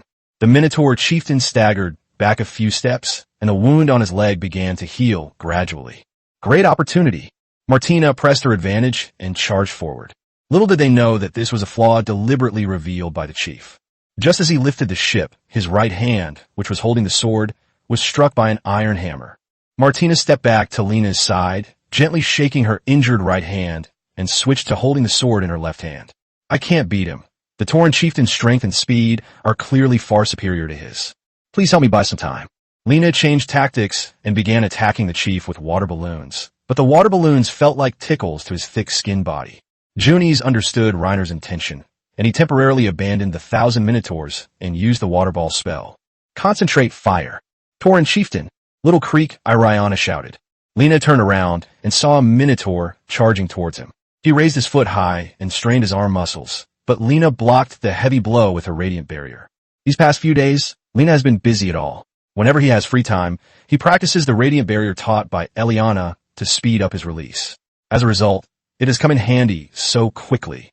Taking advantage of the Minotaur's retreat, Lena briefly gathered her strength and used her blade to slice off his head. When she looked back at Martina, she found that the Minotaur chieftain had grabbed her arm, spun her around a few times, and thrown her into the depths of the forest. After a while, a pine tree in the distance fell down. Chief Madida the Minotaur set his sights on Lena. Take care of yourself first. The human system's voice also sounded a warning in my ear. You are being watched by the Tauren chieftain. The Minotaur chieftain, his legs bulging with veins, charged towards Reiner like a flying arrow. At the critical moment, Lena used Earthquake Tree in his path of charge, instantly turning the waterlogged mud into a swamp, and the menacing Tauren chieftain was instantly trapped in it. The more he struggled, the deeper he seemed to sink. Realizing the situation had reversed, the Tauren chieftain hysterically roared that the despicable humans would resort to underhanded tactics. You're being long-winded. Lena let out a long sigh of relief, her heart still pounding. Seeing Nora approach, Lena glanced back and saw that the orc priest was dead, his head cut off, and the remaining 3 wounded Minotaurs were also lying on the ground. The battle should be over, but the Tauren chieftain, stuck in the quagmire, is still struggling and seems to have found a way to get out of the mire. Seeing this, Lena added water to the swamp while using Earthquake Tree, and the Tauren chieftain was eventually swallowed up by the mud. That's it. What a troublesome guy. Martina limped over, carrying her greatsword and looking around. When she couldn't find the Minotaur chieftain, she asked in exasperation, "Where's that bull?" Lena pointed to the swamp in front of her and buried her alive. Martina pouted, plopped down on the ground, and began to rest. Junius, Eliana, how are you two doing? Well, it's all right. Junius is washing the mud off his face. Me too. Ariana walked over, carrying her staff. Lena turned to look at the orc tribe in front of her, where a group of orcs with tan strips of cloth tied around their arms had already rushed in. They are orcs, the mountain warriors, and this area will soon become their territory. Just then, a familiar voice came from behind. Lena, you've already killed their chief. It was Kanna, followed by several warriors, all covered in orc blood, clearly having just gone through a fierce battle. Well, it took a lot of effort. He's quite impressive. It's the first time he's seen Martina fall to the bottom in close combat. Haha, you still managed to take care of it. I've always believed in your abilities. Kana nodded and burst into laughter. How are things over there? The casualties weren't too high, thanks to you holding off their chief. Without a commander, the orcs picked up their weapons without any strategy, relying solely on brute force to charge forward, and soon began to rout. The Black Wolf clan is now finished. All the men have died on the battlefield, leaving only a group of women and children in the tribe. I'll leave the rest to my older brother. Let's go have a drink. Just then, Martina's thoughts drifted into Lena's ears. I'm so weak, I can't even beat this guy. I have to find a way to become stronger. Lena turned to look at Martina, who was deep in thought. 100 Magic Tailor-Made for Martina. In episode 100, Lana opened her eyes only to find that the person lying next to her had changed. He clearly remembered that it was already late at night when he came back from drinking last night, and the person who should have been resting with him was Martina, but now the woman sleeping next to him was Nora. Oh well, it's all the same anyway. The kitten opened its big eyes and carefully observed Lena's face. Its inner thoughts slowly came to mind. My master is so handsome. The more I look at him, the more I like him. I want to bite him. Seeing Lena open her eyes, he closed his own and kissed her. After a long while, the two slowly separated. Good morning, master. I'm feeling a little dizzy. What are you doing in a room? I was planning to wake you up, but you suddenly hugged me, so I slept in the blankets for a while too. Lena reached out and rubbed her lower abdomen. It's been 4 months since we bought Nora. Now she has a thin layer of fat on her stomach and is no longer skin and bones. I've gained weight. Nora was slightly taken aback, then said shyly that she had been eating too well and had never gone hungry since following her master, so she naturally gained weight. If my owner doesn't like it, I'll eat less from now on and lose weight again. No need, just stay healthy. It's more comfortable to hug someone if they're a little chubby. You can decide for yourself about this. No matter what, I love you. Nora responded softly, her face turning red again. Even though they've been together for so long, he still blushes with shyness whenever he says something slightly mushy. So cute. Where's Martina? Nora reached out to help Lena fix her hair, her tone very gentle. She got up earlier than me and seems a little unhappy. Master, would you like to go and see her? She's probably unhappy because she didn't win the fight against the Tauren chieftain last night, so she's upset about it. Last night, when I went to the bar with Connor to celebrate, he was sullen and unmoved even when his favorite beer was placed in front of him. I'll get up and go take a look. Lena got dressed, got up, and went outside, where she found Martina doing push-ups on the ground, while the petite Eliana sat on her to add weight. His right hand was still wrapped in bandages. What are you doing? Your hand is injured, and instead of resting properly, you're messing around with it. Martina looked directly at Lena and said very seriously that it didn't hurt as much anymore, so don't worry about me. No way, you're my woman. If I don't worry about you, who will? Lena wiped the sweat from her forehead, took her hand, and led her to the dining table. What wronged you? Tell me, so I can be happy. He said he hadn't been wronged, but his true feelings honestly reached Lena's ears. I'm still too weak. Lena is so much better than me. I don't want to hold him back. Sure enough, it's the same old story. The Tauren chieftain stats are off the charts.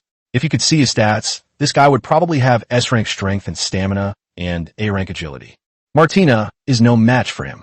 Take a good rest these next few days, and I'll teach you something amazing later. Something powerful? A glimmer of hope flashed in Martina's eyes. Lena nodded. He figured the Minotaur chieftain was dead, and the rewards should be distributed by now. He would learn some powerful techniques from the Thunder Magic book, and then pass them on to Martina. After all, would she be happy as long as she could improve her strength? After finishing breakfast, Lena returned to her room alone. She sat on the bed and coughed twice, frantically hinting to the system. You know what I mean? The task is done. Shouldn't we arrange some rewards? Soon, the system's voice rang in my ears. Mission accomplished. Slay a Tauren chieftain. Mission complete. Rewards have been issued. A brand new, dark purple book appeared on the bedside table. Lena picked it up and eagerly began to read it. This book is written in Daya script and does not appear to be particularly old. Note that this spell book was written 5,000 years ago by an elven stargazer skilled in lightning magic. The original text was in Elvish, but for easier reading, this system has translated it into Dais for you. Snow, can I translate? Whether it's Elvish or not is irrelevant to me. You speak Elvish, but what about Macdi? He wouldn't. Oh, I see. Thank you so much for your thoughtfulness. But Martina doesn't speak Daya Stellar either. This sentence completely shut down the system, and the lightning magic book in his hand disappeared instantly. When it reappeared, the text on it had changed to demi-human language. Lana's lips curled up slightly. Then she shook her head. Hee, is it possible that although he can speak demi-human language, he is illiterate? The system has silenced me again. Fine, I'll use demi-human language then. Thank you. He turned to the first page and began reading the table of contents, skimming through the magic spells before selecting a few that sounded incredibly powerful to study in detail. Soon, he found a lightning magic he liked. The lightning forging technique can draw lightning to the caster, strengthening their body and granting them superhuman strength, endurance, and speed. This magic can not only greatly increase physical strength, but also enhance the caster's resistance to physical and magical attacks. Furthermore, once this magic is cast, it lasts until the magic power is exhausted, without the need for additional casting in between. For Martina, this magic was practically tailor-made for her, because when he fights, all he knows is how to chop people down, and he completely forgets about magic. He learned how to use a blade, but he was never seen using it in actual combat. Lena carefully flipped through the pages and saw, in large, eye-catching words on the last line. While the lightning armor technique can strengthen the body, overuse can damage the caster's body, and the duration of its use must be strictly controlled. There are even side effects. Lena silently closed the book, suddenly feeling that this spell wasn't so suitable for Martina anymore. This guy gets easily angered, and if he gets carried away, he will never control the timing of his spells. But if he uses this move as his trump card, it might be worth a try. Before giving it to Martina, he had to learn the magic himself, and then try it out for her. He would only give it to Martina if the side effects were within his acceptable range. Lena opened the book again and began to read it carefully with her eyes wide open. 101. The Studious Martina. Episode 101. Lena, my hand is healed. You said you would teach me something amazing, so teach me now. Martina came looking for her excitedly. For the past 2 days, Lena has been studying magic in her room. She has already mastered the basics of lightning armor and has even completed the most basic experiments. He used it continuously for 3 hours and felt as if every inch of his skin was being pricked by needles with unbearable stinging pain. The longer it is used, the more serious the damage to the body becomes. He couldn't give the magic to Martina completely. After racking his brains for several hours, he came up with a censored version of the Lightning Nail book. Although the physical benefits are not half of the original, it is safer. At least after using the castrated version of the lightning injection, he did not feel any physical pain. Of course, I keep my promise. Hurry up and put on your gear. Once we're out of the city, I'll give you a quick demonstration. It's red. Martina was as happy as a child, cheering as she ran out of the room. Half an hour later, Lena led the group to a snowy area outside the city. Martina, carrying her greatsword, looked at him expectantly. Lena chanted a spell briefly, then gently turned her fingers. A thunderous sound rang in her ears, and her body was enveloped in purple. She could clearly feel the electricity coursing between her body and her armor. The two beast maidens instinctively stepped back, exclaiming in amazement and clapping for Lena. Martina's eyes lit up completely. She looked quite impressive. This is merely a stripped-down version. It only enhances the physical body and has no defensive capabilities. Originally, they would completely envelop their bodies in lightning, forming a lightning armor that could block attacks. But that wasn't all. Lena slightly arched her body, suddenly lunged forward with terrifying speed, and then slammed her staff into the pine tree, smashing part of the trunk to pieces. If Lena hadn't used lightning armor, she could have only chipped off a piece of bark at most. Junius narrowed his eyes and exclaimed in amazement, "What incredible magic! It can increase speed so significantly." This magic not only increases speed, but also strength and stamina, and it can be used up in one cast until the lightning element is exhausted. I feel it's especially suitable for Martina. Before he could finish speaking, Martina ran over excitedly and shook Lena's shoulders vigorously. "Darling, I like this. I want to learn it. Teach me." Seeing his impatient look, Lena felt secretly pleased. He deliberately kept her in suspense and hummed, "Give me a kiss." Martina kissed her without thinking, and then licked Lena's lips. "Hey, you're drooling all over your face. Can you call me now?" However, this magic is a bit difficult to learn. Before you can learn it, you need to master 2 other types of magic. First, there's the simplest lightning strike spell, and then the slightly more complex incantation lightning spell. After learning these 2 spells, first use the lightning sequence spell, then use the lightning strike spell on yourself. The lightning will be stored in the caster's body in a special form, continuously stimulating the muscles and thus providing a strengthening effect. Actually, if you add a thunder tree, you can release the complete thunder armor, but the final step of discharging electricity will cause harm to the user's body. In short, the principle of this spell is to first use a lightning charge spell to turn the caster into a power bank, and then use a lightning strike spell to quickly recharge them. At this point, the leaked current can also be used to slightly enhance the body. The lightning technique, on the other hand, releases all the lightning within the body in a short period of time, thereby gaining a greater boost, but this discharge will shorten the lifespan of the power bank. Martina's mouth opened slightly, her eyes revealing a hint of wisdom, and then she nodded as if she understood. Do you understand? But it seems really impressive. Lena remained silent, figuring that teaching him the spell would suffice. Come over and memorize the spells. First learn the lightning strike spell, then learn the sequence lightning spell. When you need to use them, just reverse the order of these two spells. Good. Martina blinked hard. Lena told Martina the spell and let her figure it out herself. After a while, she asked again, "What's the name of this magic?" "Yes, it's called the lightning armor infusion technique. Full version." "What? Is there an incomplete version?" Martina blinked her big eyes hard. Her innocent look was truly endearing. Lena kissed him and continued to tease him. "Of course, I won't teach you anything incomplete or ineffective." "Okay, then I'll keep exploring." Martina tilted her head back and chanted incantations over the pine tree in front of her, while Lena sat down to rest with Ariana. She had been working on this magic for the past 2 days and had hardly rested at all. Now that she was relaxing, she felt sleepy.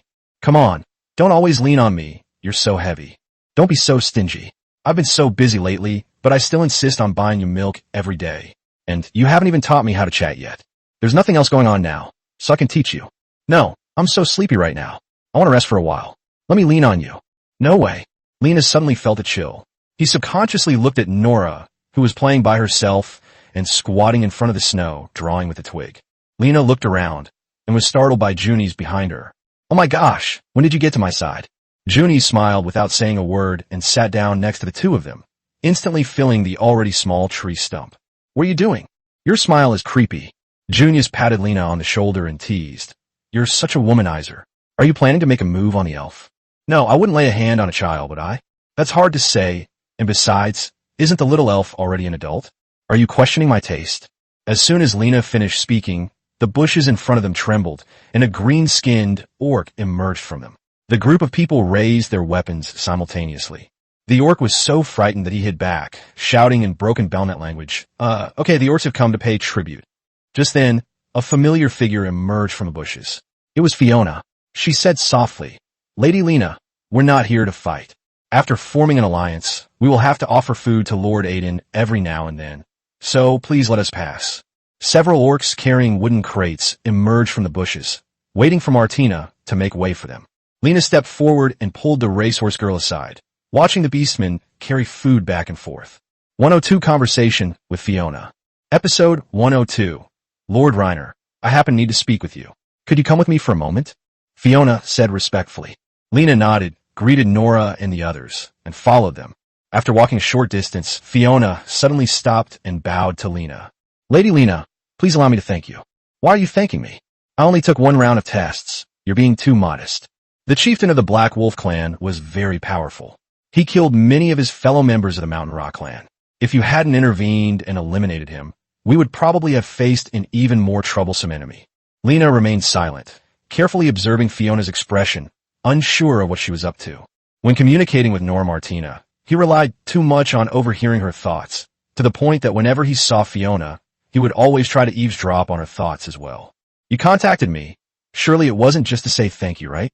Fiona nodded emphatically, and after hesitating several times, she said, "I would like to ask you for your help." "Yes, you're the most powerful human I have ever seen, and I hope to get your help. I want to unify the orc tribes in this forest. Now that we have absorbed members of the Black Wolf clan, our clan is stronger than ever before. I want to strike while the iron is hot and absorb the other clans one by one." Lena raised her head, signaling him to continue, saying that several of the chieftains of the soldiers were an obstacle to our progress, and that we needed to eliminate them so that the tribe could develop further. So they were hired to do the dirty work. With Nora's invisibility ability, assassinating an unsuspecting orc chieftain would not be difficult. Although Fiona's clan and Aiden are currently allied, they might break the alliance at any time, and helping him could potentially backfire. Although Lena didn't say a word, Fiona seemed to see through her thoughts, so she said softly, "Don't worry, at least for the next 40 years, we will not invade human territory. Lady Lena doesn't need to worry about becoming an accomplice of humans. I believe that peaceful development and trade among all races is the general trend, and it is in the common interest of both orcs and humans. If unfortunately a conflict arises with a foreign tribe, even if I have the advantage in strength, I would prefer to resolve the issue through peaceful, cooperative, and negotiated means. War is always the least efficient means of achieving a goal. No one is willing to shed blood and sacrifice. Words alone are not enough. I can't just believe your one-sided story, can I? How can I make you believe me? The human being? You've probably heard of master-servant contract magic, or at least have a basic understanding of it.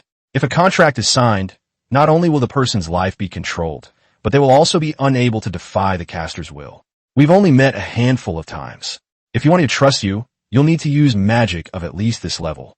Well, of course I won't restrict your freedom, but your behavior will need to be monitored by me. Although there's a risk that this will be manipulated by me, I will also help them from the beginning to the end. Want to gamble on the cost? The man lowered his head, struggled internally for a long time, and slowly said, "For the future of the tribe, I am willing to believe you, but to make sure you are not deceiving me, you need to do me a few favors first." Of course, no problem. So you really intend to hire me to assassinate them? If negotiations break down and no consensus can be reached, then this is the only option. The increasingly harsh living environment for us orcs in recent years is inextricably linked to those stubborn, conservative, and warlike chieftains who have passed away. Of course, Lady Lena, if you help me, I will not only sign a contract with you, but also give you corresponding rewards. As for payment, I heard that you teach people to be skilled in black magic and blood magic. Can you teach me those things? Ever since witnessing Ariana's magic, she has developed a strong interest in the magic of other races. Lady Lena, you are human. Even if you know the spell, you cannot use dark magic. Don't worry about that. I have a way. I'll just follow the example and have Fiona help him with his initial enlightenment. The system will definitely unlock a new magic for him. Alright, if Lady Lena can learn dark magic, it would be a miracle in a way, and I would be happy to be a witness to that miracle. After saying that, Fiona burst into laughter. She didn't take Lena's words seriously at all. I'm not joking. Want to bet that I can learn dark magic? I don't think I'll lose, since there's never been a precedent for this before. As a priest, I have basic knowledge of magic. So confident, huh? What if I actually learn it? Fiona shrugged dismissively. Then do as you please. Upon hearing these words, Lena looked her up and down. Honestly, this guy has a great physique. After thinking for a moment, Lena asked, "Do you have a man?" These words seemed to touch a raw nerve with Fiona. Her expression darkened slightly, and she shook her head with a wry smile. "I'm ugly. No male would be interested in me, and procreation is none of my business. I have an even more important mission, to think about the future of our gentry. What's wrong with it? Among orcs, your appearance is unique. They just don't know how to appreciate it. It's true, I've heard that humans don't like slender women either, but although my tribe members respect me, that's about it. Slim?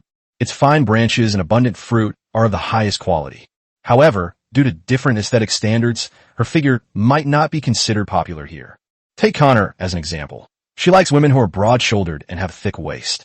If Fiona could remove the small fangs on either side of her mouth and turn her skin white, she would definitely be a beautiful woman. Lena said sincerely, "You're quite feminine." Hey, this is the first time in my life I've been praised like this. Lena, you don't need to say something so insincere just to save my dignity. I'm just telling the truth. Perhaps sensing that their conversation had veered off course, Fiona scratched her head and stopped revealing her true feelings. He turned to look away. Seeing the orcish caravan carrying the tribute getting further and further away, he quickened his pace to catch up. Let's leave it at that for now. I'll come see you again in the next few days. Goodbye. Lena waved goodbye to him. After Fiona walked away, the bushes next to her suddenly stirred. Nora poked her head out, with 2 golden leaves stuck in her hair. How'd you get here? I need to ensure my owner's safety. He said that, but he didn't really mean it. The master can eat anything, even a saint would be interested. However, that female orc was indeed quite beautiful. Junies, Ariana, and the female orc Nana knocked the leaves off his head and then vigorously rubbed his cat ears. What are you thinking about? Nothing. Nora suddenly opened her mouth and bit Lena's hand hard, then ran away in a flash. 103 Martina, almost blurry. Why hasn't Madina come to eat yet in episode 103? Normally, she would be the first to sit at the table whenever it was time to eat, But now even white bread couldn't tempt her. Nora picked up a chicken leg and put it in her mouth. This guy's been studying the lightning armor technique for several days now. During this time, he hasn't been eating or sleeping well, and he hasn't even taken a bath. He devoted all his energy to his studies, and it was clear that he had reached the point of neglecting sleep and meals in order to become stronger. Although Lena also loves magic, she doesn't reach his level. I'll go upstairs and calm down. Dai-Hope slowly got up. There was no need for him to think it over. It was rare for him to be so interested in something. As long as he didn't starve, that was fine. After lunch, seeing that Martina hadn't come down yet, Lena personally took 2 pieces of white bread upstairs. Just as I was about to knock on the door, I heard a series of mesmerizing laughs coming from inside the room. Ha! Lena knocked on the door and asked through the door, "What's wrong? Why are you suddenly laughing so lewdly?" Martina opened the door, and azure lightning bolts continuously appeared on her body. Her hair stood on end like a hedgehog, and her movements were so fast that they left after images. Without a doubt, he had already mastered the nerve version of lightning forging technique, learning this slightly complex magic in just a few days. It's clear that compared to Nora, its comprehension is actually quite good, considering that Nora hasn't learned the fireball spell yet. I can clearly remember the incantation perfectly, but for some reason I just can't use it. Honey, I've learned it, and now I feel like I have inexhaustible energy. He took the white bread, took a big bite, and mumbled, Quick, quick, let's go outside and spar." Lena wiped away her tears and pretended to be aggrieved, saying, You study magic so hard. Is it just so you can beat up your husband? A woman's hands are for conquering the world, not for beating men. He's so heartbroken. The worst part is, he probably can't beat this guy now. Before learning lightning armor, it might be possible to use earthquake tree to counter it and restrict its movement. But now, it's estimated that after a running start, it can jump more than 20 meters. The effect of earthquake tree on it is now unknown. Martina paused slightly, narrowing her eyes. It was just a friendly spar to test the effects. I must be stronger than anyone else so that I can protect you. Shouldn't I be the one saying that? In the afternoon, taking advantage of the bright sunshine outside, Lena led everyone out of the city, preparing to spar with Martina and test the strength of her newly acquired lightning forging technique. Martina kept giggling the whole way, and her thoughts kept reaching Lena's ears. She couldn't help but laugh at the thought of being able to torture Lena later. Lena glanced at him and couldn't help but tease him. "Do you really want to beat me up?" "No, I just wanted to have a friendly spar." But Xi and Sheng betrayed him directly. "We can give each other a good beating while we're sparring." Lena narrowed her eyes. Upon arriving at the destination, Martina planted her great sword in the ground and began warming up. He chanted a spell, then roared and unleashed the lightning armor. Junies exclaimed in surprise, pulled Eliana and Nora to sit on a nearby tree stump, and began to watch the battle with wide eyes. Nora took out half a piece of white bread from her pocket and began to eat it with relish. Then, as if remembering something, she instructed Madina, "Take it easy. Don't always hit so hard. Don't hurt your master." "I understand, I won't hold back." Martina retreated several dozen meters, creating distance between herself and Lena. "Step back a little further. Give me some time to react." Martina nodded and took a few steps back. The two were about 30 meters apart, and Lena felt that this distance should be enough for her to react to Martina's movements. Martina's smile vanished, and a chill instantly swept over her. Martina can be quite intimidating when she's serious, but unfortunately Lena already has a plan. Just thinking about what she's going to do makes her want to laugh. He was actually laughing. Could it be that he has some trump card that I don't know about? "You don't need lightning armor. I'm quite powerful now." Martina clenched her fists, striking a pose as if she were about to unleash her power. "This is unnecessary," he said to Junies, who was standing next to him. "You be the referee." "Okay." Lena silently recited the incantation in her mind, preparing to cast the spell. With Junius's command, he immediately cast an earthquake spell, while Martina vanished from the spot. Lena instinctively used her radiant barrier.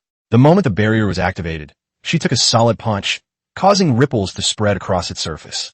She was almost punched right through by this guy's bare hands. Martina's movements were so fast, they were blurry. Lena's eyes could barely catch a glimpse of her. Steady progress. Fortunately, he was forced to take a few steps back. If he had gotten any closer, he wouldn't have had a chance to react. Moreover, Martina only used her fists. In a real battle, the radiant barrier would definitely not be able to stop his greatsword. The two have different physical strengths. Even when Lena used the lightning armor, she didn't reach such an amazing level. The difference is simply too obvious. "Val, so fast." Nora was completely stunned when she witnessed Martina's speed. Martina pounded on the barrier with all her might, and seeing that she couldn't break through it with her bare hands, she shouted in frustration, "You coward!" Lena was almost hesitant to remove the barrier. "Can't I just admit defeat? I can't beat you," Martina said angrily. "She's clearly unhappy. You're running away without a fight. Of course, I'm not going to let you be my punching bag, am I? We've only been together a short time, and you're already thinking of abusing me? You use this magic too, and we'll have a real, hard-fought spar. Sigh, then you should step back first. Don't attack me suddenly. You can only move when I'm ready. Don't beat me to death. We still have a contract." Martina nodded. Junies and Eliana covered their eyes. They couldn't bear to look anymore.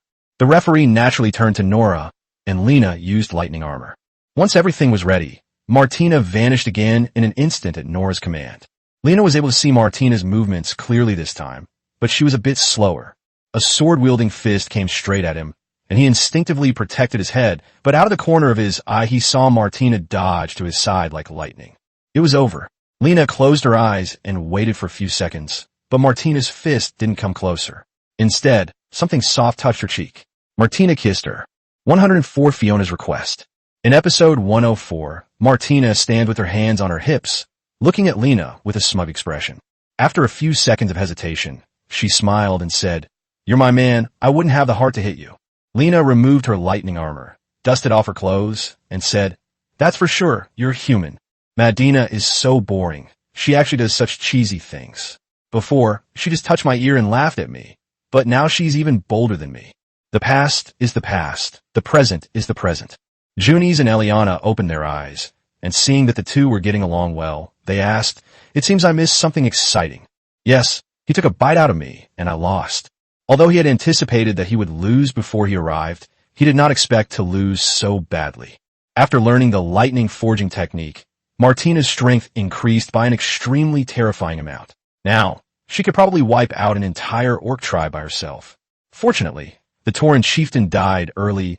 Otherwise, he would definitely have questioned his existence if he encountered Martina. Martina opened her arms and hugged Lena. "I am your woman, and my strength is your strength." Lena squinted at her. "This girl is getting more and more glib. You bullied me just now, but when we rest tonight, it'll be my turn to bully you." Martina's lips curled up slightly, and she said nonchalantly, "Whatever, I've been holding it in for days anyway." Just as the two were flirting, Nora heard a voice in her mind saying that orcs were coming. Nora walked over and patted Lena on the shoulder. "Master, your orc friend is hiding in the bushes. Should I bring him over?" Lena looked in the direction she was pointing. Fiona suddenly appeared and asked in confusion, "Lady Lena, are you sparring?" "Yes, he learned a very powerful magic spell, and I'll practice with him. Just call me directly. There's no need to make it awkward for the adults to be listening in the background." Fiona nodded, but he didn't speak, as if he was preparing something. Lena observed him for a moment, then said softly, "Just say what you have to say. I've been trying to unite the orcs lately, often trying to persuade them to join forces. But last night, a warlike soldier launched a surprise attack on our tribe under cover of darkness, and we suffered heavy losses." Fiona lowered her head and slowly said, "Lena, help me with this, and I'm willing to sign a contract with you and be under your supervision from now on." Lena fiddled with her hair, which was ruffled by the cold wind, and then asked, "So, how do you need my help?"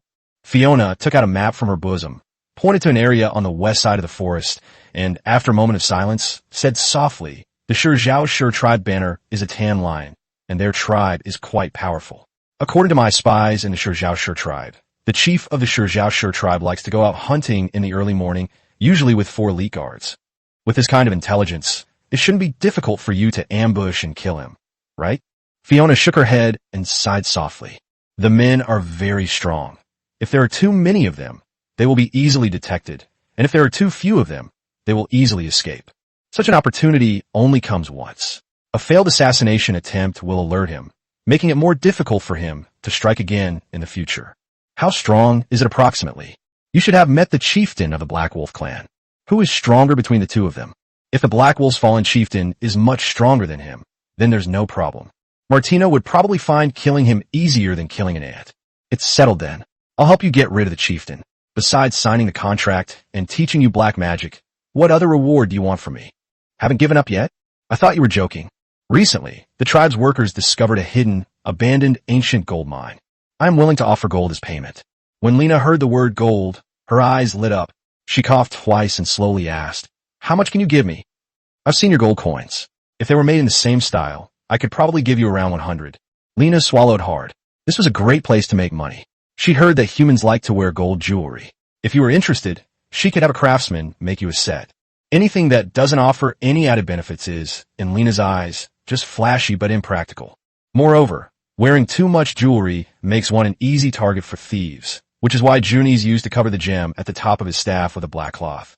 Forget about the jewelry. Actually, I'll use the gold the size of a Mebalaya coin as payment for hiring you as my black magic mentor. Still not giving up?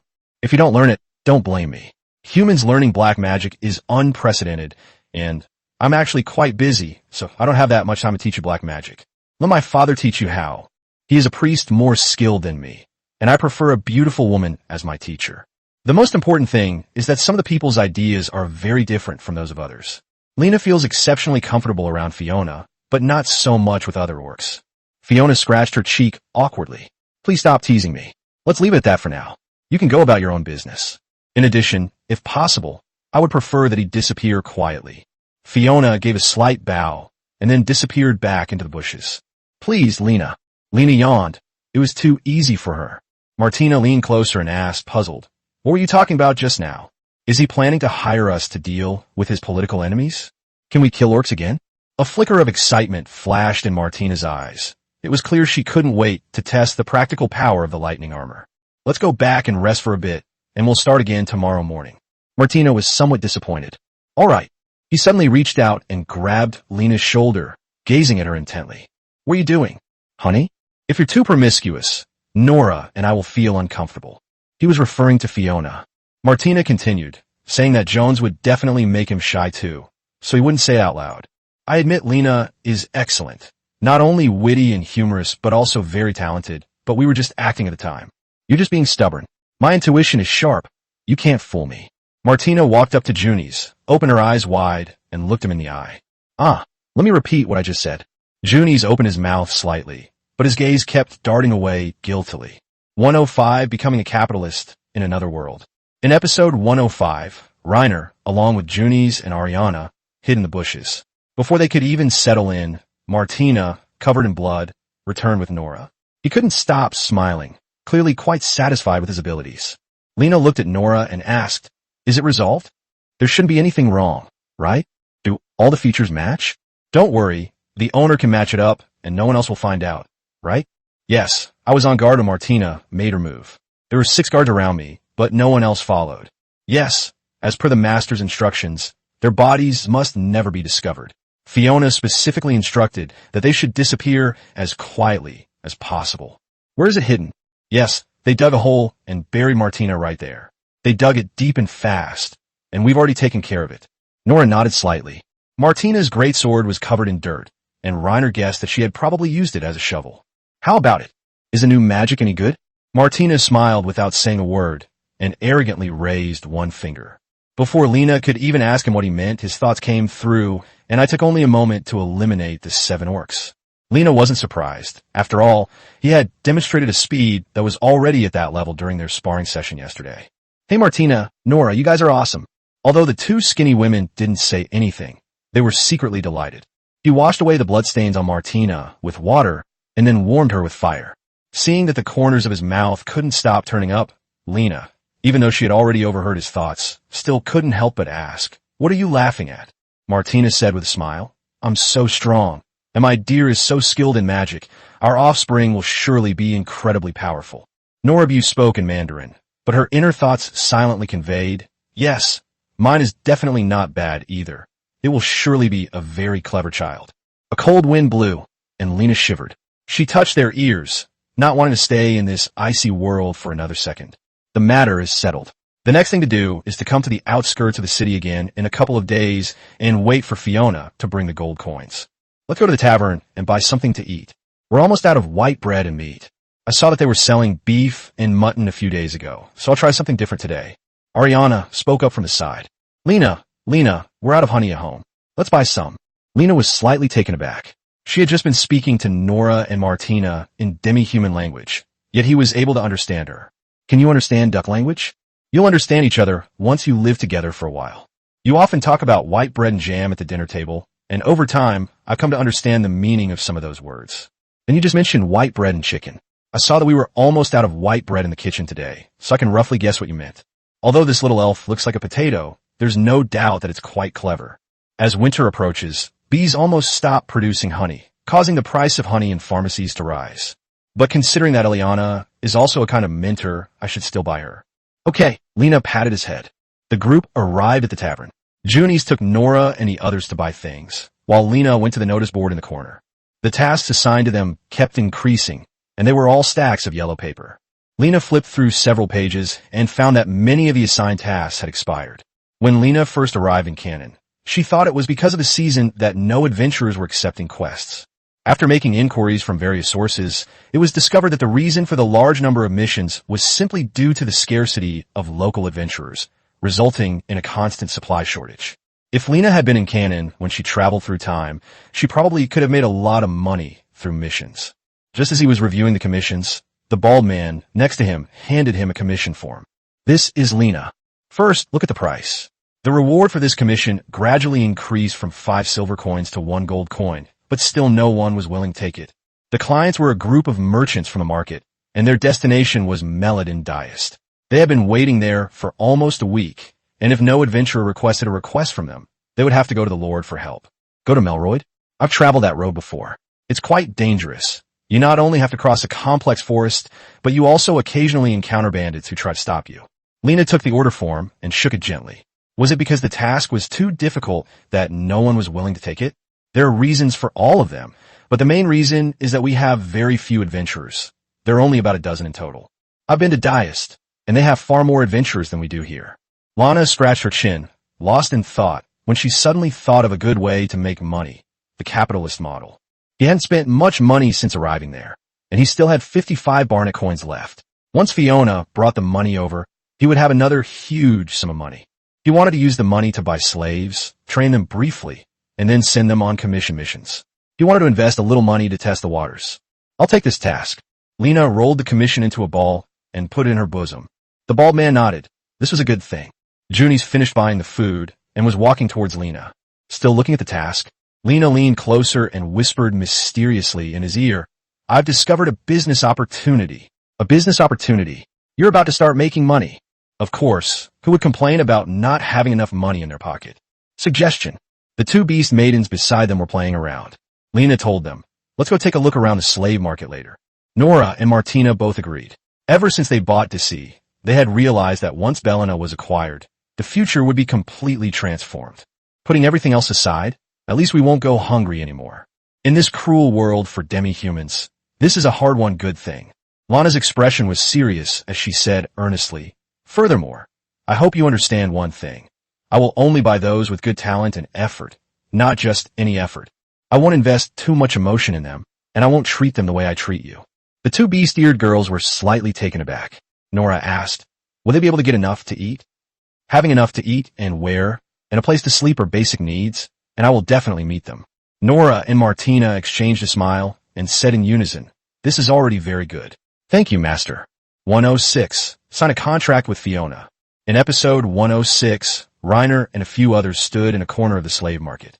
In less than half a minute, he had the idea of leaving. The slave market was small, and there were only a handful of slaves for sale. Most of them were human, followed by beastmen and demi-humans, totaling only a few. It was very cold, but they were dressed very lightly. The slave traders were afraid they would freeze to death, so they made them all sit around the campfire to keep warm. Lena really didn't want to buy other types of slaves, since that would render his slave identification system and newborn eavesdropping system useless. He would only buy high-quality demi-human slaves. Lena stepped forward and asked if these were the only few demi-human slaves. The slave trader turned to Lena, exhaled a breath of hot air, and said, we don't have any demi-humans here. Demi-humans basically only live in the southern part of the continent, and we can't catch them here. Lena was slightly taken aback, as this touched upon a blind spot in his knowledge. And what about these humans? How did they become slaves? Some were bandits, and others were prisoners of war captured during battle. The dealer pointed to a woman sitting in a corner, saying that she was sold because she was unable to repay her debts. Lena sighed. It seemed that the only way to select slaves was to head south. She had just accepted a commission to escort merchants, and she was determined to bring back as many demi-human slaves as possible when she returned to Mellet. Lena looked down at the listless demi-human slaves, used her appraisal skills, and found that they were all inferior slaves, basically useless to buy, and far from meeting the standards. Nora gently nudged Lena's shoulder and asked expectantly, "Do you want to buy it? Owner?" "No, there's nothing particularly powerful about them." "Okay," Nora said somewhat dejectedly. Lana led the group home, and the next day he came to the outskirts of the city again. Wanted to see if Fiona would appear, because tomorrow was the day to escort the caravan to Mellet, and the next time he returned to Cannon might be more than half a month later. After waiting for a short while, Fiona emerged from the bushes. "Lena, you're really quick." Her expression was complex, a mixture of gratitude and worry. Honor placed a heavy bag in front of Lena. When she opened it, she found it was full of gleaming gold coins, each coin adorned with ancient tree patterns. Judging from their appearance alone, they were clearly Barnet coins. "Where did this money come from?" "We built it ourselves. After saying goodbye to you the day before yesterday, I asked Lord Aiden for a mold for minting gold coins. From this moment forward, our tribe has officially integrated with humanity." After saying that, he turned to look at the orc guards responsible for protecting him. "You guys go back now. I'll come back by myself later." The orc guard glanced at Lena, then turned and disappeared back into the bushes. After they had walked away, Fiona glanced at Lana cautiously and whispered, "Let's go. I'll keep my promise and use the contract with you. I hope we can cooperate more in the future." Lena nodded, picked up the money bag, and handed it to Martina behind her. "The sacrifices you've made for the tribe are truly significant. It's all right. It's just me sacrificing myself. As long as our beast race can become strong, I'm willing to do it all." To avoid causing unnecessary trouble, Lena draped her black cloak over Fiona. "In fact, as long as the soldiers guarding the city see that the orc coming is me, they basically won't stop me." Lord Aiden greeted them. "I don't like attracting attention, so I'll just pretend. As far as I know, although you have formed an alliance, the common people here still have some degree of prejudice against you." "That's right. I'll listen to you." After entering the city, the group headed straight for the slave market.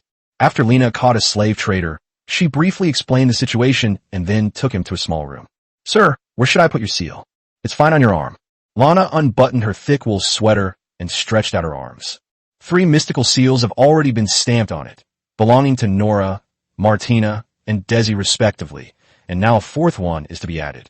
After the slave trader finished building, he looked down and sized up Fiona. "Where shall this seal be placed on your slave?" Lena pondered for a moment, then reached out her hand to him, asking him to leave for a moment, saying she would be right back. The slave trader looked puzzled, but still handed the seal to Lena, and then turned and left the small room. Lena asked him where he wanted to put the cover. "Choose an inconspicuous place, otherwise it might cause quite a bit of trouble if your tribesmen find out. Places that are not easily discovered." Fiona thought for a moment, then her face flushed slightly. "Don't overthink it. Can you let your woman help me cover up? It's not very convenient for you to come, so please feel free to do so." Lena handed the stamp to the most reliable Nora, gave her a few instructions, and then turned to look elsewhere. After waiting a while, Lena heard Fiona scream. When she turned around, he had become limp and powerless, while Nora was helping him straighten his clothes. Eliana, holding her staff, came closer and kept staring at Lena's muscles. "What, are you interested in me?" "No, I'm just curious what kind of aura pattern is on your arm." Each time a slave was bought, a new building had to be constructed. It was a system for controlling slaves. Ariana stretched out her cold fingers and poked the energy patterns on Lena's arm. Just then, the system's voice rang in his ears, indicating that other elements were being detected to awaken new elemental powers for the host. "Congratulations, host. You have unlocked the right to use an element." Nana hummed happily a few times, adding one more magical attribute